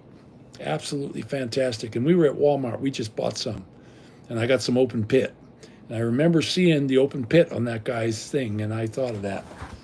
So, yeah, I've been to New Orleans too. When they had the flood down there, we went down there to work, and we had our guns with us, and they said, no, you can't go in there with your guns. So we turned around and went back home. We were going to help them with their electric because they were calling electricians from all over the country because everything was underwater. And they had to get up and running, and I was a high voltage electrician, so by then. And guess what? You're taking my guns? I'm leaving. We all turned around and left and went back. We went back to California. They said, you just go ahead and keep your job. They had the damn military there. We'll protect you. Oh, no, they can't. They were dragging people out of their houses, going in and taking guns. They were filling up vehicles with guns. Why were they taking your guns away from you? They're going to be looting, and there's going to be robbery. And they're taking your only chance of defense? Come on. What kind of government is that doesn't trust you with a firearm? So, yeah, they did, Corey. I'm not kidding you. These guys' buttholes were this big. You could have got a cucumber and poked it in there and not hit the sides. And they were like pulling their legs up to show you their gaping mauve. It was the most disgusting thing ever. And these guys were emaciated and sickly looking. I mean, I looked over at that and I'm like, oh my goodness, did I just see what I just saw? And it was on the beach from Fort Lauderdale, walking down to I don't remember the name of the resto bar, but it was right off the A1A highway from Pompano Beach. You pass Pompano Beach, and then as soon as you hit Fort Lauderdale, it was only a half a mile up, and there, boom, you're there. And I took a girl that lived in Pennsylvania. Her husband was riding his dirt bike, and he smashed his head open. And, of course, now he's a dribbling idiot. And she couldn't make it. She was from Florida, and she asked me to drive her down to Florida. And that's how I wound up down there and immediately had a job. I was like, man, I could dig this weather. And I went down to this construction site, and I talked to the guy for a little while as an electrician, and he said, you're hired. When you want to start? I said, I got to go back up to Pennsylvania and get my stuff. Don't take too long. You're hired. And then 4 hurricanes in a row. Well, I never saw that fella again. I said, heck with that. I ain't going through none of these damn hurricanes. Yeah, that was Katrina. We went down for Katrina because their electrical system was out. Everything was out. It was under feet of water. And that's what we did. We were going to identify and isolate and re-energize. That was the job, and the pay was like ridiculously high. And we all had our pistols on us and rifles and shotguns and stuff. And they're like, no, you can't go in there with that. You're kidding me. What are we going to do if they try to rob us? We're the military. We'll protect you. And we turned around in that van and went right back. We left. All that gas money to go there, and we didn't make a dime. Every one of us, by the time we got back, we were broke. We were all flat broke from the gas because, you're in a big truck that's getting 8 miles to the gallon. You got all your stuff. So, but it was huge money they were offering, but none of us took it. We're Pennsylvania boys. We hunt and fish, And I wasn't going in there. There ain't no way in a million years. I had my little 357 right in my tool pouch. And I also had a 45. I had a 6 Sauer 45 that I carried, plus my Beretta 9mm. You know, I was packing, boys. And I had a shotgun with, I had the first round in it was a pumpkin ball, and everything after that was double out buck. You know, and that's how I carried that thing around. It was a Remington, a little sawed-off runt, and we took them. We brought them with us because we heard stories, but the pay was like more than double, triple what we were making in California. So we said we're going, but it didn't work out. We all of us went broke, and we went back crying to Mama. Yeah, you gotta carry a gun. I carry a gun everywhere I go. We went to Walmart today. I was carrying my 9. I'm gonna bust a cap. We used to go in California. I had a buddy named Link Luthier. He makes guitars, and he makes some of the most beautiful guitars you ever seen. B.B. King plays his guitars. His father taught him. And a guy named Rich, a Filipino guy who was a policeman for years. And we had Bust a Cap Hunting Club. And jackrabbits are fast. They're lightning fast. And that's how we hunted them, with a 9mm. And I got a couple. I wasn't as good as those guys. And then one time I went down there, I brought my Ruger cap and ball pistol. And I got one with that too. Took his head clean off. There's something about a round ball when it enters game. It's devastating, guys. It's way worse than a regular expanding bullet like they have today. Of course, they don't fly as straight, and you can watch them go. But when they impact, it's nasty. If I was ever going to go down south and hog hunt, I would not bring a rifle. I'd bring a slug gun. And they're accurate. When I had my gun shop, this fella, his name was Brian, he came to my shop, and he gave me a brand spanking new Remington with the cantilever mount on it for the scope. And he gave me, I don't know, a couple hundred rounds of ammunition. And he says, how much would you charge me to sight this in? He said, that's all I want you to do. And I said, well, hell, I'll do it for free. You're going to let me shoot all this ammo? And he goes, yep. Okay, and he had all these different saboted slugs, all the different brands. And we got to the regular old Remington green box. And I had a 100-yard range set up. And I was popping holes this big at 100 yards. This thing was just dead on the money with the pumpkin ball, and had a rifled barrel in it. And I called the guy up and I said, these are your guys. And he goes, man, I can't believe that. Those are the cheapest ones in the Kmart. Because they had Kmart stores back then. And he let me, I kept all the rest of the ammo. He said, no, keep it. I said, I got a whole bunch of ammo left, but man, this is the best stuff. And we had Cellar and Bellet, Sabot. We had all kinds of ammunition. And none of them were as good as that just round pumpkin ball with the rifling built right into the pumpkin ball.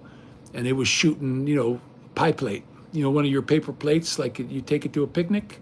I could put one in there across the river every single time.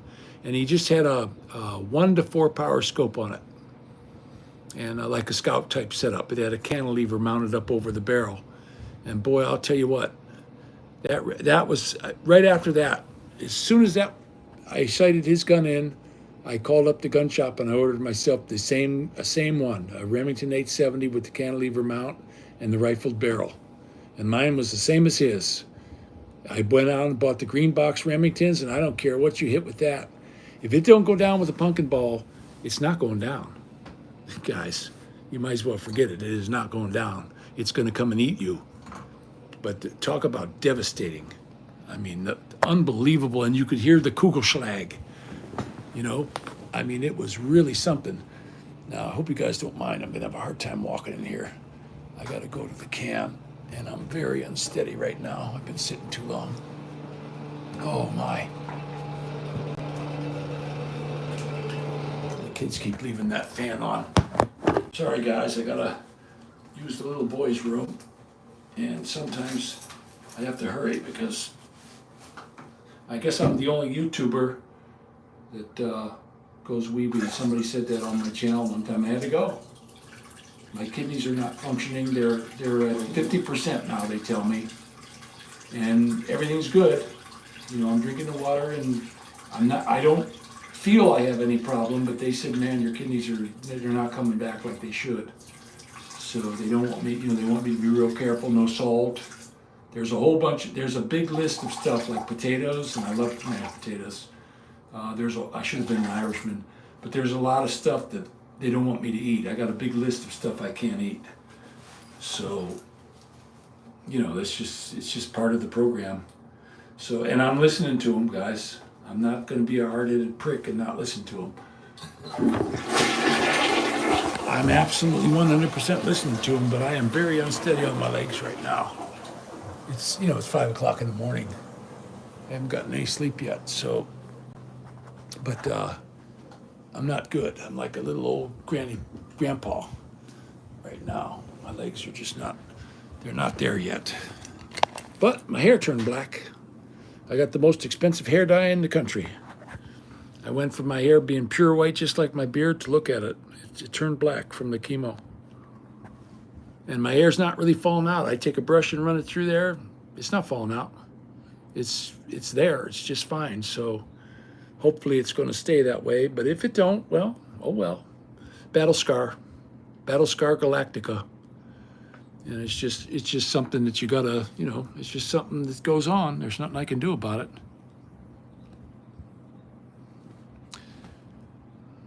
All right, Bubs. Thanks for popping in. Well, I'll tell you what, though. That I went down there before Katrina on a vacation one time. That is Sin City, guys. It's no wonder it got washed out like it did. That place got cleaned out because basically, I did not enjoy it. It had like a lot of these Brazilian women, with the monstrously big butts, doing their dances in the streets and, playing their trumpets and all this kind of stuff. And for this Mardi Gras thing, they called it. I didn't like it. It was loud, it was obnoxious, and it's just not my cup of tea. I didn't want any part of it. I thought it was a beautiful part of the country, though. Don't get me wrong. I love the buildings, but, call girls are hollering at you, come on, and all kinds of stuff like that. And I'm just not into that. That's not my bag. But I thought it was a really cool place to go. You got to go there. But yeah, I was when I went there, I probably was 30, 31, something like that. And there's good looking women down there, but most of them were prostitutes. And they had humongous butts, like they were from Brazil or something. Like they put injections in there or swallowed a beach ball or two of them. I don't know. It was just ridiculous. I mean, it wasn't even normal. That's how stupid it looked. It like defied gravity. But and a lot of people that were like obese. I couldn't believe. I went down there and I was just shocked. It was like the Philippines. I was in the Philippines in 70s, late 70s, and you could go around for a year and you'd maybe see one fat person, just one. And maybe it was a mayor's wife or somebody, or the mayor, somebody who was very well off, and they were fat. And everybody else was just, Filipino, thin, good looking. And when I went back, oh my goodness, they're on the American diet. And there's just so many girls that should weigh 100 pounds or 250. I mean, just tons of them, just flab hanging off of them. And it's the high fructose corn syrup, guys. I read a big article on high fructose corn syrup. It's a super sugar, and it triggers something in your brain that says you're not full, so you keep eating. And these food companies know that. They want you to overeat. And the doctors are all in on it. They're not there to get you better. They're there to sell you medicines, and they keep you on the edge of death until the end of your days. I truly believe that. So, okay, sorry, the thing locked up. I don't know if my picture went out, but there's a little thing popped up that said it's locked. But yeah, I thought that was a cool town, New Orleans. And it was, like I say, you wouldn't get me to live there or anything like that. That just was not me. I didn't want no part of that place. And I said, boy, one day this place is going to get cleaned out. And Katrina happened. Okay? That's exactly what happened. So it's a real shame, but that's they made their bed down there, and they had to swim in it, I guess.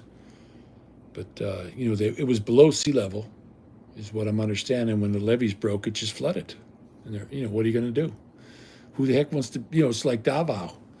That's right at sea level. Every time there was a big rain or a storm surge, you were knee deep in water at the call center because it was right on the water. It was only maybe 500 feet from the ocean.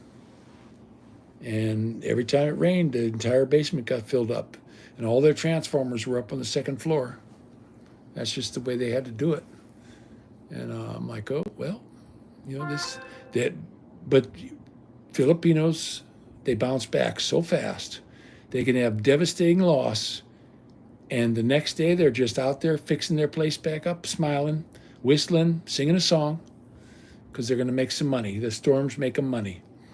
And that was something that really impressed me when I first got there, was the Filipino people, because that happened when we were in our first house. And it's just like, water off a duck's back. They went with the flow. Hey, that's what it is. Yep, that's exactly what happened. I watched it on the TV, and when they called for electricians. I mean, they were calling for electricians like crazy, and we answered the call. But then there was the Army guys, and they're give up your firearms. The hell you say? Give them up or you ain't going in there. Okay, bye. And we left. We turned around and we headed back to California. Just ain't no way in a million years I was going to go in there without a firearm. I'd have been dead meat, and the gators would have ate you, because I guess those things was everywhere. And what are you going to do to protect yourself against them? That's Gatorland. Heck with that. I don't want to get eaten by a big lizard. I saw that one where that queen, or she was a princess from England, and she was swimming in the water, and all of a sudden this big thing came up and grabbed her, and they spun her in circles, and they found her carcass underneath a tree root. The damn thing came up out of the river and got her. Some security she had, but the gator got her. That's on YouTube also. But yeah, that was. I watched the water coming in, and we were all going, "Oh boy!" All their electric theirs, most of it's underground. So we said, "Boy, we're going to get and definitely corrupt there." It seemed to me like you weren't in America. Is what I felt like. It's like you left America and you were in another country. And I couldn't understand half the people when they were talking. I don't know what language they were speaking, but it wasn't English. It was some kind of a mixture of French and English, I think. And when you had that Bobby Boucher on the foot, when that egg head shaped guy was on, I can't think of his name now, Saturday Night Live guy, and he was the football player. And they had the assistant coach. That's how some of them people were talking. I couldn't understand a word, but I'll tell you what, they had some good food. They did have good food out around that area, because before we left, we were all hungry, and we stopped into this, like a mom and pop restaurant, and they were happy to see us, just super happy to see us. A black couple, and their kids were all like waiters and waitresses and stuff. And I ordered the one called the Crawdad jambalaya, and it's their shrimp is what they are, but they're crawdads. I guess they're not really a shrimp. And boy, I'll tell you what, that was good. It was super spicy, but man, you couldn't stop eating it. And they gave you, as soon as you were done with one bowl, they brought you another one, no charge. Just it was part of your meal, until you're full. You ate until you were full. And boy, we didn't get far up the road. We all just said, hey, you know what? We pulled over behind the bridge, and I was in a van. I just crawled in the back and fell asleep. All that driving, you're driving across the country from California. But that was a raw deal. Them Army guys ruined it for all of us. They're the only ones allowed to have guns. Screw you, you pricks. Yeah, the hunting and fishing, that's why I want to go down to Alabama. When I lived in Pennsylvania, I was always squirrel hunting, rabbit hunting, fishing, bluegills in the ponds and stuff. And I love bluegill. That's one of the best eating fish I ever ate. Poor man's lobster, I call it. And I had a farmer, he had 2 ponds in there. And he told me, anytime, I went up and banged on his door. And he goes, can I help you? And I said, yeah, I was wondering, are you the owner? And he goes, well, I'm living here, ain't I? You know, like you down my asshole. You know, he was fed up with the people on his ground. And I said, I'm wondering if I could take my boy over here and fish. And he goes, you're asking? I said, yeah. You the owner? And he goes, yeah, I'm the owner. Yeah, you're welcome to fish anytime here you want. He says, you're the first person who ever asked me. Every night I go out there, there's 50 people out there fishing in my bluegills. You know, and a bluegill, you put a bluegill in a farm pond, you ain't got no other fish because they eat every other egg in the place. But we could fill up a 5-gallon bucket with bluegill like in half an hour, my boy and I. Boy, we had fun. And you don't need a regular fishing pole. You need a bream pole. All it is a stick with 4 feet of string on it and a hook. That's it. That's all you need. And you just drop that in at the shore around dark, and bang, you got a hit. And we were pulling out some monstrous big bluegills. This guy had the first pond was like a 2-acre, and the one in the back was about an 8-acre, farm pond. And just loaded with bluegill. And that's, like I say, that's my favorite fish, even more than tilapia in the Philippines. It's my favorite. And a buddy of mine, Jim, the one I went down to Florida and stayed at his place, he showed me how to skin them and how to fillet them out of the meat with you got to have a good one. Lake Pontchartrain, yeah. And yeah, it's brackish. It's salt water and regular. It's brackish water, but nice fish in there. And boy, what a lake. I went down there. I was just like, oh, man, that's where I wanted to be. And my wife just said, no. She was like, no. I said, oh, man, I want to move down to Tennessee. No. My mother is still alive, and I'm staying here. I said, yes, so my mother's alive, too. I don't live my life for them. This is us. This is our family. Let's go. It's beautiful. Come on, just spend a week down there with me. You're going to love it, too. No, I won't. Just nasty as could be, so it never happened. I should have just got up and left because they wound up doing that anyway. Or I didn't get up and leave. I had the police come and put me out of my own house. And they wouldn't do nothing. They wouldn't do anything to stop it.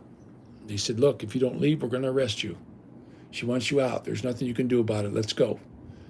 And I did all their gun work for free. Bastards.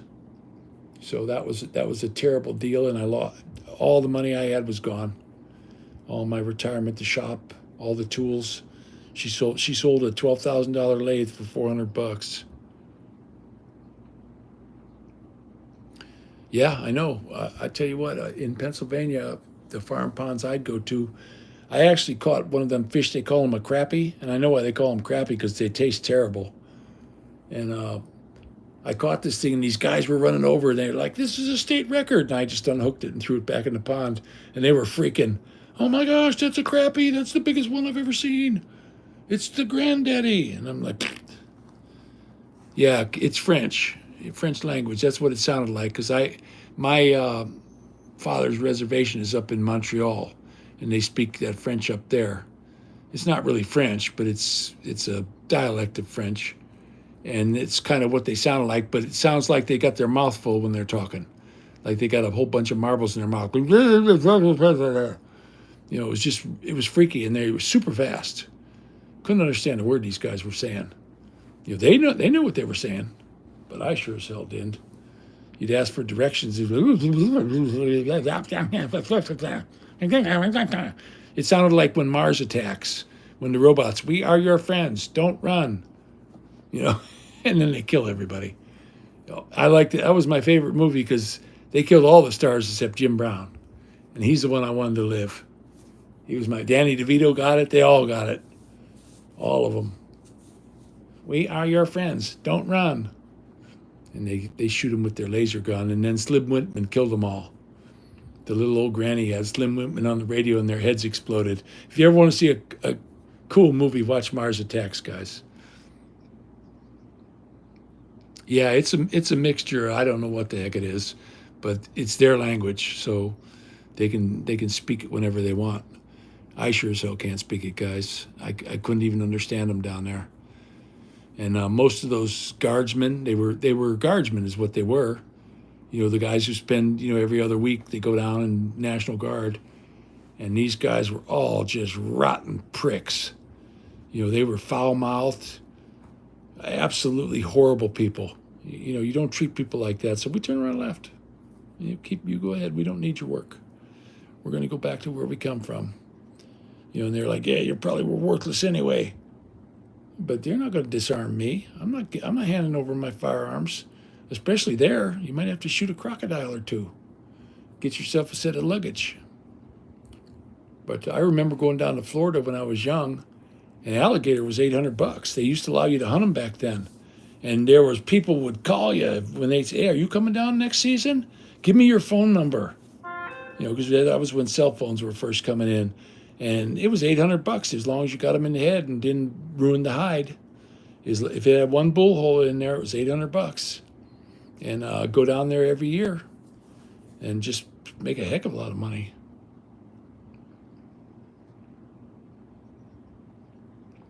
Yeah, they don't speak American, just like people from Mexico don't speak Mexican. It's Spanish. But yeah, it was something. It was something to go down there. But cool people. When I was in Lawrenceburg, Tennessee, I got a job. The first job was a dealership, and it was one of the dealerships where the guy was getting draws from the banks. So you'd work a week, and then you'd be off 3-4 days, and then you'd go back to. They'd call you up, go work again, and it was like a Buick, GMC, Chevrolet, Pontiac dealership. And then this guy, they called him Cigar. He said, man, you're up from Ohio. And I said, yeah. He goes, well, you're one hell of a worker. I'm starting another job here next week. You want to stay on? I got invited to stay on, and I did a strip mall, where we were just setting panels. It was like, it was a mall, but you were outside under an awning, and it was on both sides. And it was, oh my goodness, they called it Quarter Mile or Golden Mile or something like that. And it had all these little shops, flower shops and all this, and every one of them had a 100 amp panel in there, or 200 amp. I think we were putting 200 amp square D panels, and we had to pull all the underground, and I'm really good at that. I'm really getting good at putting the hoses up where they're supposed to go, right in the wall. I had a knack from that from the beginning.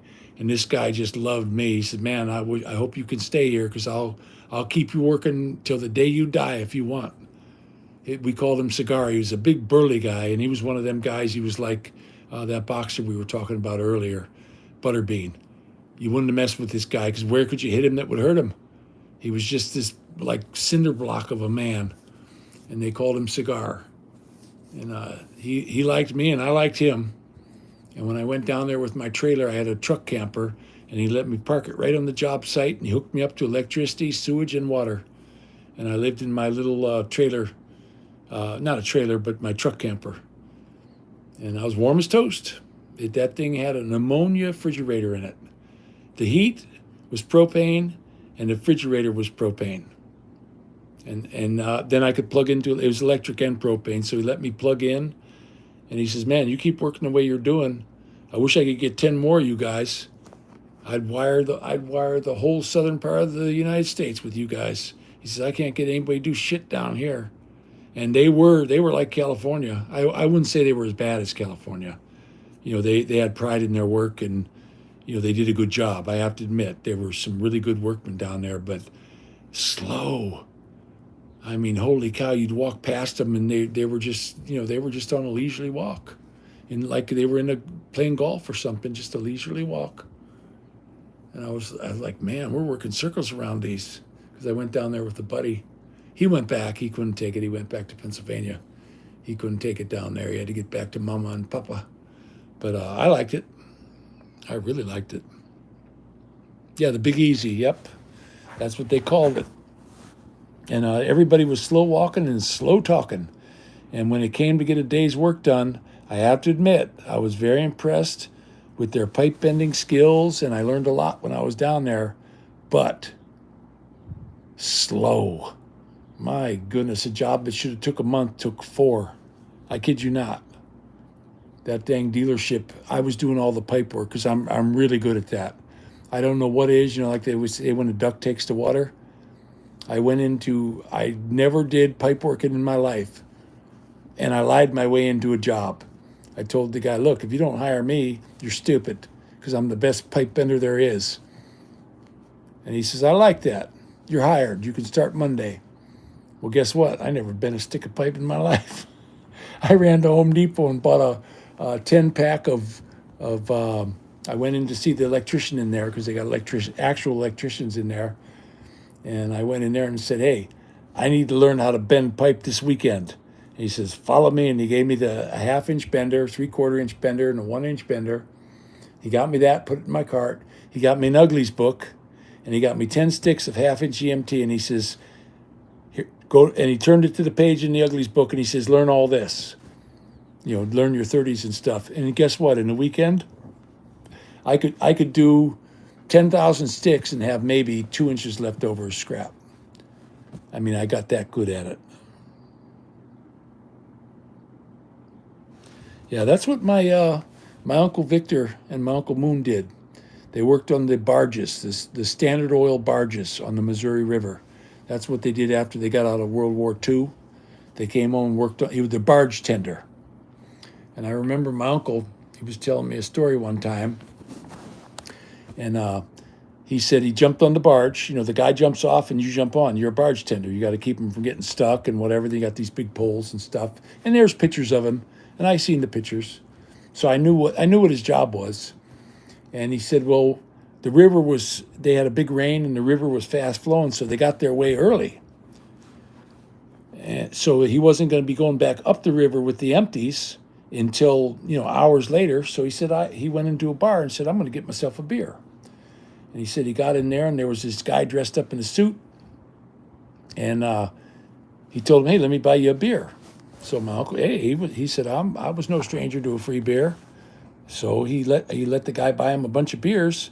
And the guy told him, he says, hey, I'd kind of like to go out in the alley with you and I just want to touch your penis. It gives me an electric charge. This is the stories he's telling me.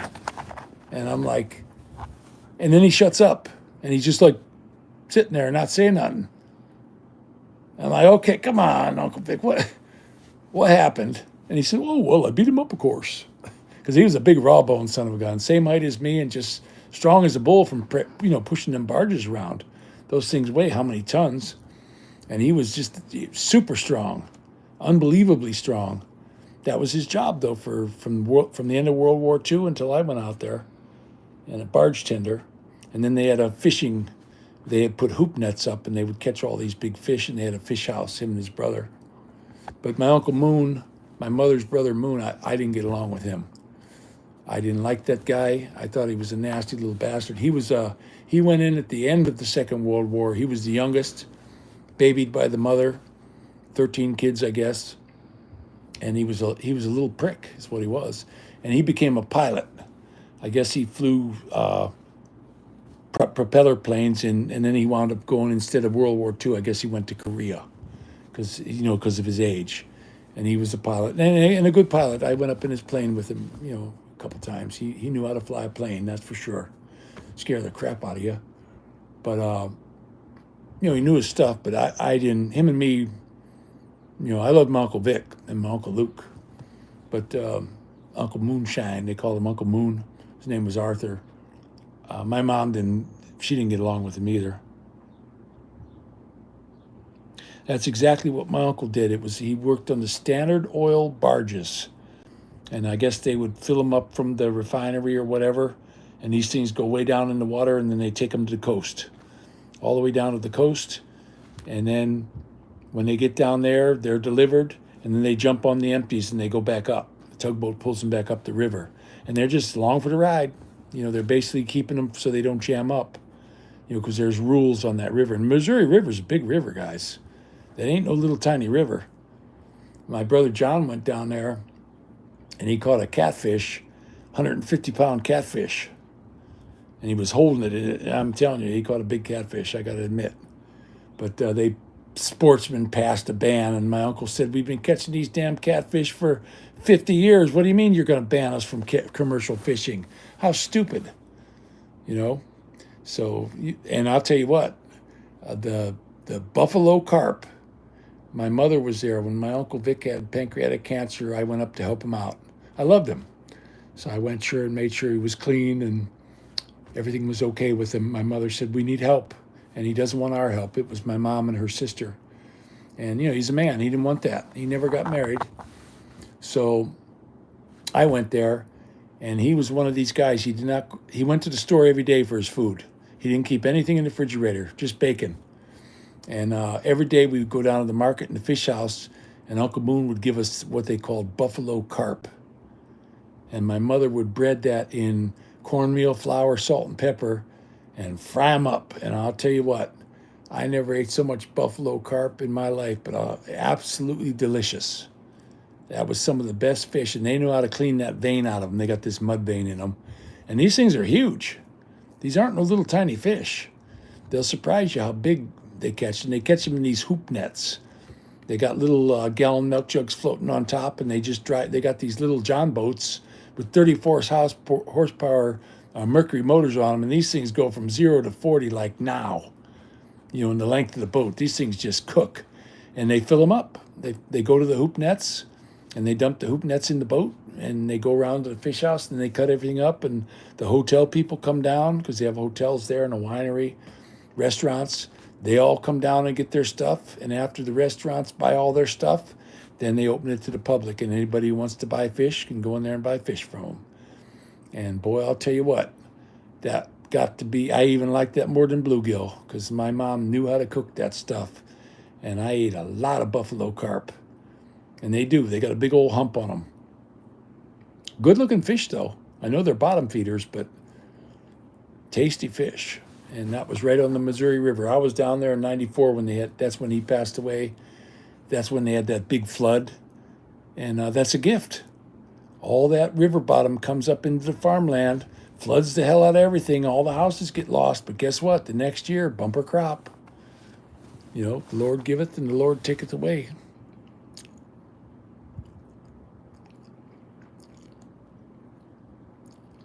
Yeah, I got you, Corey. I definitely got you on that one. Like Reagan said, you know, the worst words you can hear is word from the government. We're here to help. Yeah, they're going to help themselves is what they're going to do. You know, it's just absolutely horrible the way the government treats people. And I don't want no part of them. I see a cop or anything, I'm going to hide behind a telephone pole. I don't want nothing to do with them. I watch these videos on YouTube of how they're abusing the citizens. I mean, they're absolutely abusing. They're narcissistic pricks, most of them. And they say, oh, yeah, but there's good cops. No, when you got a bad cop doing bad things and supposedly good ones are standing there watching them, there's no good cops anymore. Andy Griffith died a long time ago. But I got this. My little daughter bought me Twizzlers, and I'm a sucker for these. I know I shouldn't eat them because of sugar, but I'm gonna have a couple of them. They're really good. I've always been a sucker for licorice. Tyrants, exactly what they are. I just got a big old piece of my own hair, or somebody's hair, in the bag. But it's unbelievable.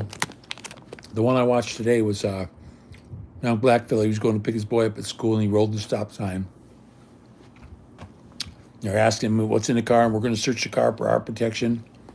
Heck with the Constitution. And they said, get out of the car. We're going to smash the window. It's going to go like this. The guy said, no, I'm afraid to get out of the car. So they went over and smashed his window. Cost him $1,000 to get his car back. They don't care. They have no humanity. They're horrible people. Well, I'll tell you what, my uncle, I know he did that. He told us that he fished off the barge. And then when he got down there, he could sell the fish. You know, go stop into these little gas station restaurants and sell the fish. And they were all ready to take them, too. Because all them guys were doing it back then. And they drank all kinds. Oh, he was drinking beer all day. That was a man who liked his beer. He had a woman that he fell in love with after World War II, and he was going to marry her. And she got a brain tumor, so she refused to marry him. And that was the woman for him. And she lived 30 years. And he went over to see her all the time, but she wouldn't marry him. She said, "You need somebody who's going to be alive for you." And she lived for 30 years. So that was his woman, and he wasn't taking anyone else. That's the one he told me he wanted. And she was pretty. She was a good-looking woman. And then what happened was, he was going down the road, and one of his friends, the wife had a baby, and she died in childbirth. So he had the baby by the ankles and was going to beat his head up against a tree. He was a farmer, German fellow. And he just happened to be coming along in his truck. He goes, "What the hell are you doing?" "My wife's dead and I can't raise a child." And they don't think nothing, that's Holocaust and all that stuff. They don't think nothing about killing a baby, even his own baby. So my uncle said, "Well, give him to me." And that was Donna, his daughter. Now that guy was a little tiny 5'2". Donna's 6'4". So it's not hereditary height. I guess it's what you learn. Because she was a big chick. And just a sweet doll. She married a guy named Bob. Every time I go to Missouri, they live right next door to my Uncle Vic. Up the road. Not next door. They don't have next door there. It's a half a mile. And just super nice. My Uncle Vic, after the war, that was his war buddy. And he rented the place and he never gave the guy a dime. He lived there all the way till he died. And then I was talking to Donna's daughter. I keep in touch with them a lot in Missouri. It's in Herman, Missouri. And I guess the house burned down. And so he didn't make it. "Hey, Faye, I've got a green cup in here." Huh? "I have a green cup in here." Oh my goodness, you're still up? "Yeah, I'm still up. I'm talking to the folks." And something, I'm really glad you guys are hanging on and listening to me babble. I'm tall, so I guess I'm the Tower of Babel now, but I enjoy this. I enjoy talking. I finally had a good day yesterday. I mean, I was just getting so wore out from this bone cancer, and I was kind of at my end, guys. I just was like, "Oh man, this stuff ain't working. This is gonna kill me." And my brain was just going in a million directions, and not good direction. And this is helping me. I'm telling you what. Yesterday, I got my little daughter got a bicycle, and I got the most beautiful smile. My little boy got his bicycle replaced, the one that got stolen. So he was just all grins, and they jumped on him and were riding up the street. So they're all happy. And Moon's got a bike. Moon's got a red one, Maddie's got a blue one, and Dorothy's got a purple one, like a lavender. So they're all happy, and I got her a 24-inch because she's big. She's real tall. She's taller than her mother now. And so I got her a bike. I got it. I had it shipped over here from Walmart. Her bike was $98, and Maddie's was $78. And I had, I had it all put away hidden in my little stash. And I had to get it. He lost his bike, and it wasn't his fault. Moon left the garage door open, so he got his bike stolen. And I can't blame Maddie, because Maddie was real careful with the garage door, and it had one of them clickers that opens it. Well, Moo, when you go to this garage door, if you walk through that beam, the door starts coming down, and as soon as you walk through the beam, the door goes back up. And he didn't catch that, and he came in the house. And then when I said, "Hey, the garage door's open," and we looked outside, and Maddie's bike was gone. So somebody stole it. And it was one of the kids. There was a little kid that lived there at the apartment. The mother divorced the father, and then she got this other guy who was a very nice guy. I used to talk to him in the morning, real nice guy. Well, he didn't care about that kid. He wasn't allowed to. If the kid was doing something wrong and he went to discipline him, the mom got all over his case. So he said, I'm not going to do that. I'll just, that boy, and the kid, you know what he was doing? He was filling up a bucket with mud and coming down and dumping it in front of our door, banging on the door, and then he'd dump his mud and run down the hallway.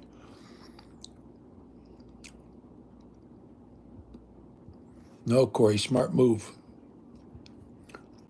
I have my daughter's going to be 11 in August, and then Matthew is 9, and Mumu is 7. So every 2 years we had one, and my wife had to have C-section. So, you know, and we got her the good one, the one that goes horizontal instead of vertical, so it didn't cut her up too bad. But I was amazed. I got to go in there and watch her pull Dorothy out, and then I thought, wow, she ain't going to make it, because she came out all purple. You know, she was purple, and they immediately, the nurses grabbed her and took her into this room off the operating room, and the doctor said, just go. And Faye was awake, and they were have to sew her up. There's all kinds of stuff they got to do to put her back together.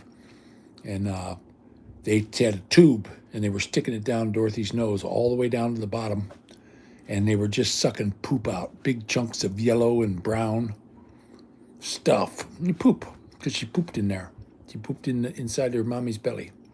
She pooped on my back, too, when she was about not even a year old. So she got us both. But what a joy to carry around. I had this, and it wasn't a back sack, it was a front sack. And I used to turn her around so she could see the world. And the first year I didn't work. We just walked around everywhere, and I had the motorcycle. I took her everywhere I went. She was my little baby doll, just like a little doll at the store. And happiest little baby. There's not a picture that she has where she's crying, not a single picture. Every picture, she's got a big old smile on her face and just a well-adjusted, happy girl. And she's gorgeous, guys. She's just, I look at her sometimes and I just think she could be Miss Philippines if she wants to be, or Miss America. Of course, they're picking big fat guys now to win. You just had one down in, I think it was Alabama or somewhere. And this chick was probably, 200 pounds overweight. And they had all these beautiful women around her, and they gave her the most beautiful. And I'm like, what blind guy voted her in? Or him, whatever it was. It had kind of like a 5 o'clock shadow. I don't know what it was. Jaundice, huh? Jaundice. Okay, yeah, yellow. The Billy Rubin isn't. Same thing. All my kids had the same thing. You just put them in the sun. They found that out in Italy. These kids would get jaundice.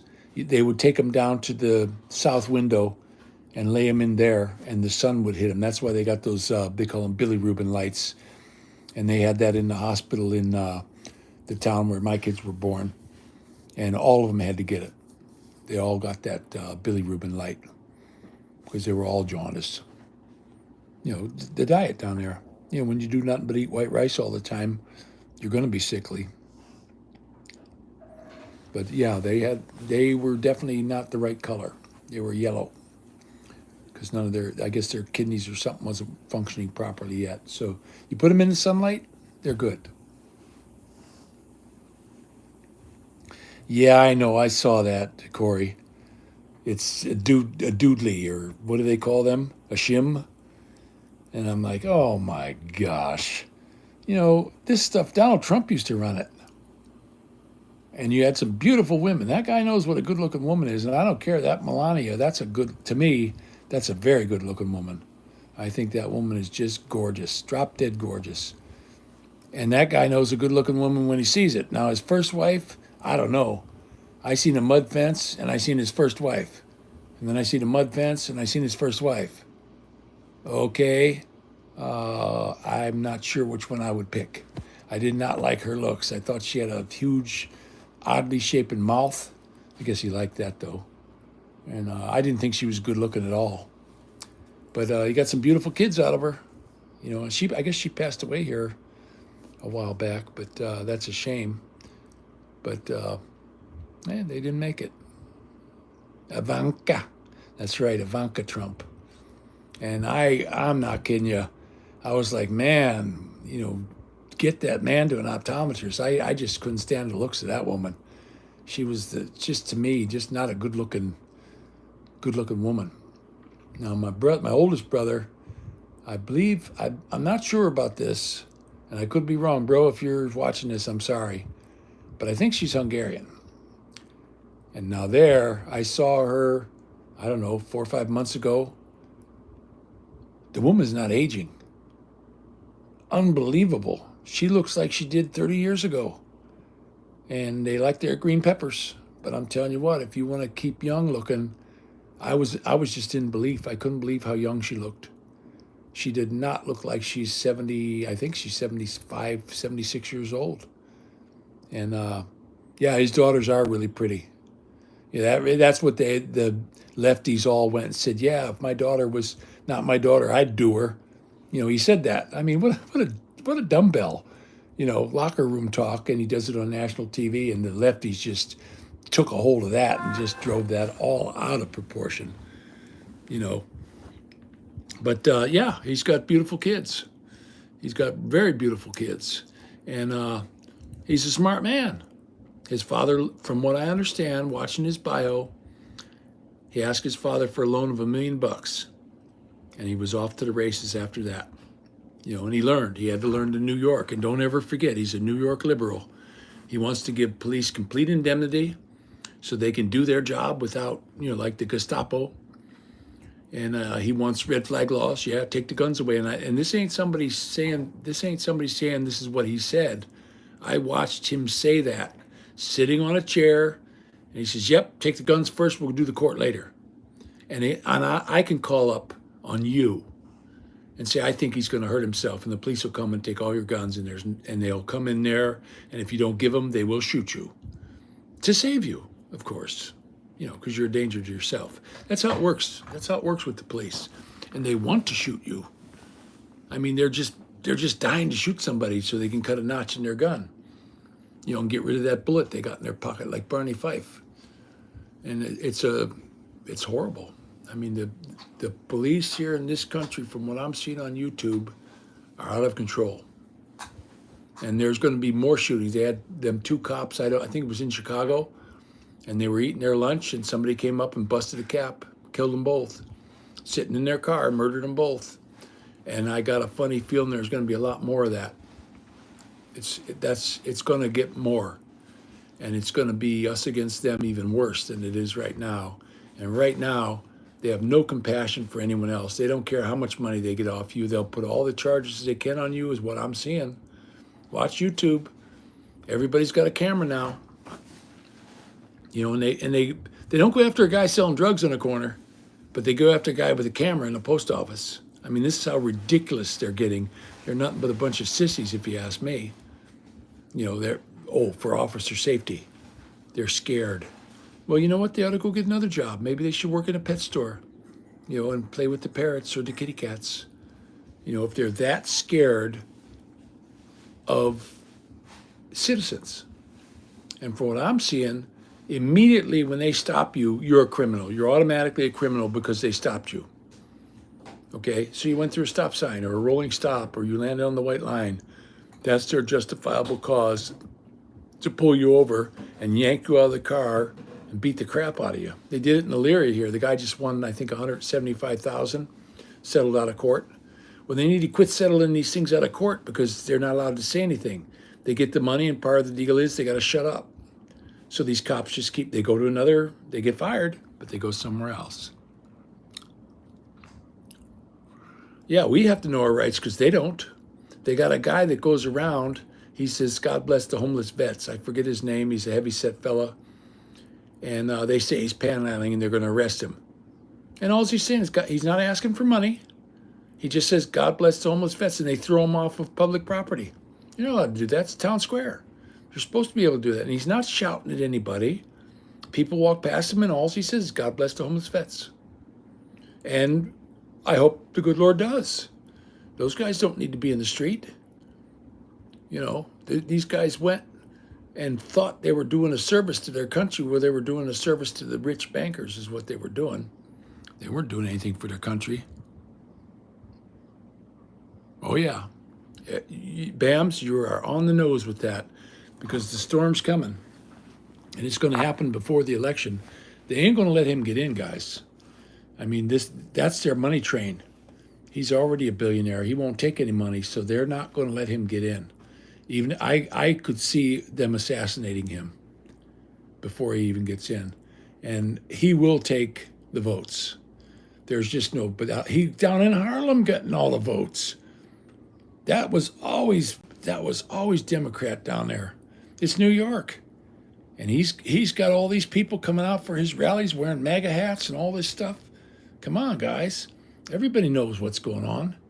We're getting hosed. We're like the Canadians, hosers. We're getting hosed by these people. And these crime families that are in there for 30, 40, 50 years. You were supposed to be a citizen's politician. 2 terms and get out. The president's got 2 terms and he's got to get out. Get out. You don't just switch your job to another, lobbyist or whatever. And these guys become, look at, there was a fellow on YouTube I was watching, and he said he's got the best stock tips in the world right now. And he went from having, he said he had in his bank account about $800, and now he's a multimillionaire. And they said, well, how'd you do it? He said, I just put my money on everything Nancy Pelosi did. Guy from California, from up in her area. So every time she made a stock change, he got wind of it, and he did the exact same thing. And now he's a millionaire. Insider trading, they sent poor Martha Stewart to jail for lesser than that. And these guys, they're not going to do anything. I would, Corey. Absolutely. Hey, Bubs, cool, man. Thanks for hanging around, buddy. I really appreciate it. And I'm glad you guys don't mind me babbling. I'm just yakking away. I'm feeling good. Right now, underneath my right shoulder blade, I got like a massive bruise. It felt like I got kicked by a horse, but it's nothing compared to what I was going through the last week or so. It's really sore, and I'm stretching it. I'm stretching it while I'm sitting here. And I can feel the muscles, the muscles are working, but gosh dang, guys, I was in the soup last week. I really didn't think I was gonna make it. I was thinking, man, this is it. This stuff ain't working. Look at me. I couldn't even stand up. I go to stand up and my legs just gave out. I couldn't stand up. I went down when I went down to the ground at the gas station, I could not get up off the ground. These 2 big burly guys that were in a construction truck getting gas came over and hoisted me up because I couldn't get up. I told them, guys, I can't get up. And one guy was pulling on my arm trying to stand me up, and I couldn't get up. I had no strength in my legs to get up. I had Jimmy legs. And I'm glad those fellows was there. I wanted to buy them a 6-pack, but they just jumped in their truck and left. They went to go home. But super nice people, just super nice to help me out. My riding days are over, guys. They're pretty much over. That's all at least with that bike. I want to ride, but that bike's just not for me. I can't hold it up. It's too tall and it's too top heavy. I mean, I love it. Once you're rolling on that bike, oh man, that thing is just nimble. It's quick. I don't care what anyone says. It's only a 651 cylinder, but it moves me along as fast as I want to go. You hit the gas, my little daughter was wee. I could hear her in the back going wee. She was having a blast on it because she likes when I zoom it. And she hangs on. I mean, she's not going anywhere. Maddie, he almost fell off. I was riding him all around here when it was just him and I. And I'm not kidding you. He fell asleep. I caught him one time. He fell asleep and fell off the side of the bike, and I caught him with my left arm. And had to pull over to the side because he nodded off while he was on the back of the bike. So it's not a Harley. It's a Kawasaki KLR 650. 1 cylinder, 650. It's the bike they go around the world in with the doohickey and they won't fix. They're going to break. But I had a Buell Ulysses when I was in California and a Dyna Fat Bob motorcycle. And the Fat Bob, I got it home. I put it in the garage. And I got a company called NHRS from New England. Sent me, I called them up and I said, hey, I want to make the fastest street bike I could possibly make. and they said we can build you the thing, and it was $18,000 for everything. I paid $18,000 for the bike, and I put $18,000 into it, and I had an 8-second machine, 8 seconds in a quarter mile. Not me riding it, a little Japanese chick I let take it on the strip, and that thing just dug in and went. I had custom made wheelie bars. I had it kept picking the front end so much, I extended the rear end by 4 inches and the front end by 6 inches. And then that baby held the ground. And the tire came from Japan. It said, Dunlop qualifier, like the stock tires they put on, but it wasn't a Dunlop qualifier. It was a drag slick. And that thing, when it gripped, it's just boop, boop, boop, and you're doing 150 miles an hour, 8 seconds. 8.2 was the fastest run that was on that bike. But I got that Kawasaki KLR, and when I rode it home, I thought, man, this is the bike for me. But when it starts going over, I can't stop it. Even right after I got it, I was riding with my brother, and he says, hey, we're going to be going down this steep hill. You going to be okay? And I said, yeah, I'd probably be okay. Well, as soon as we stopped at the stop sign, it's all gravel there. It's the bottom of a hill. And my foot hit the gravel, and boom, I went over, and I got stuck. My brother had to pick up the bike just so I could get my leg uncaught. Burnt the hell out of my leg. Like, hey, that's what I did the other day. I don't know if you could see that, but I burnt the hell out of my leg on the pipe. It's not the bike. Even though I'm real tall, you're sitting way up in the air on that bike. I mean, if you get hit on that bike, you're gonna have a better chance than on one of these real low ones. But it's bad. Oh, thanks a lot, Corey. Thanks for subscribing. I'm not monetized anymore. They don't pay me anyway. They keep telling me they owe me $4,800 and some dollars from 5.5, almost 6 years of doing this, and I've never gotten a dime yet. So they're gonna keep that money. It's like the government in Forrest Gump. They said it's $1 million wound, but I never seen a dime of that money. I guess the government keeps that, I guess. So YouTube did the same to me, and they supposedly take like 30% out of it. Like if somebody sends you a super chat, they get 30-40%. Rat bastards. So I ain't into that. So I just said I'm not monetizing any of them. I don't click it and do anything anymore. You guys don't need to see their crap commercials anyway, so I'm just going to leave it go. And I appreciate you being there, and I'm going to go ahead and let you guys go. I've been yakking at you for 575 minutes on the live, and thanks for sticking with me and just listening to me yak my stupid brains out. But I do feel really good. I feel like I did 6-7 months ago. It's turning around. I was just hurt everywhere. I'm going to do this stem cell. The way the doctor explained it, it's going to be like, he says, we've won the battle. Now we're going to go and carpet bomb the stragglers, mop up crew with your stem cell. And they're going to be using my own cells, so there's no chance of rejection and all this stuff that they're talking about. And they gave me this big, like a phone book to read about it. And when I got home, I sat down and I read the whole thing straight through. And whoever wrote it for somebody like me, who's not a doctor. It's written for us guys, the people who have it, not the doctor. Because it's in plain English, pictures, and that the doctor I have over there at the VA, he also explains everything that's going on very clearly. So, I'm scared, guys. Don't get me wrong. They said this can kill you. It can wipe out your immune system, and you might not get back. There's a chance of that. But this nurse Nancy that I went to talk to after this Dr. Hoover is his name. Said we haven't lost anybody in years. So, you're in good hands. This is what we do. This is all we do. The whole 3rd and 4th floor is dedicated to stem cell. The whole floor of this hospital. And that's all they do. You come in there with your arm lopped off from a chainsaw, sorry, they send you out the door. Unless they want to gather some of your stem cells. So, they were good salesmen. I was scared and I was going to say no. And when they explained to me everything that was going on, I sat back and said, okay, something? I got it. A good salesman, because I'm going to go ahead and get it done in the end of July or the beginning of August. We're waiting for the insurance.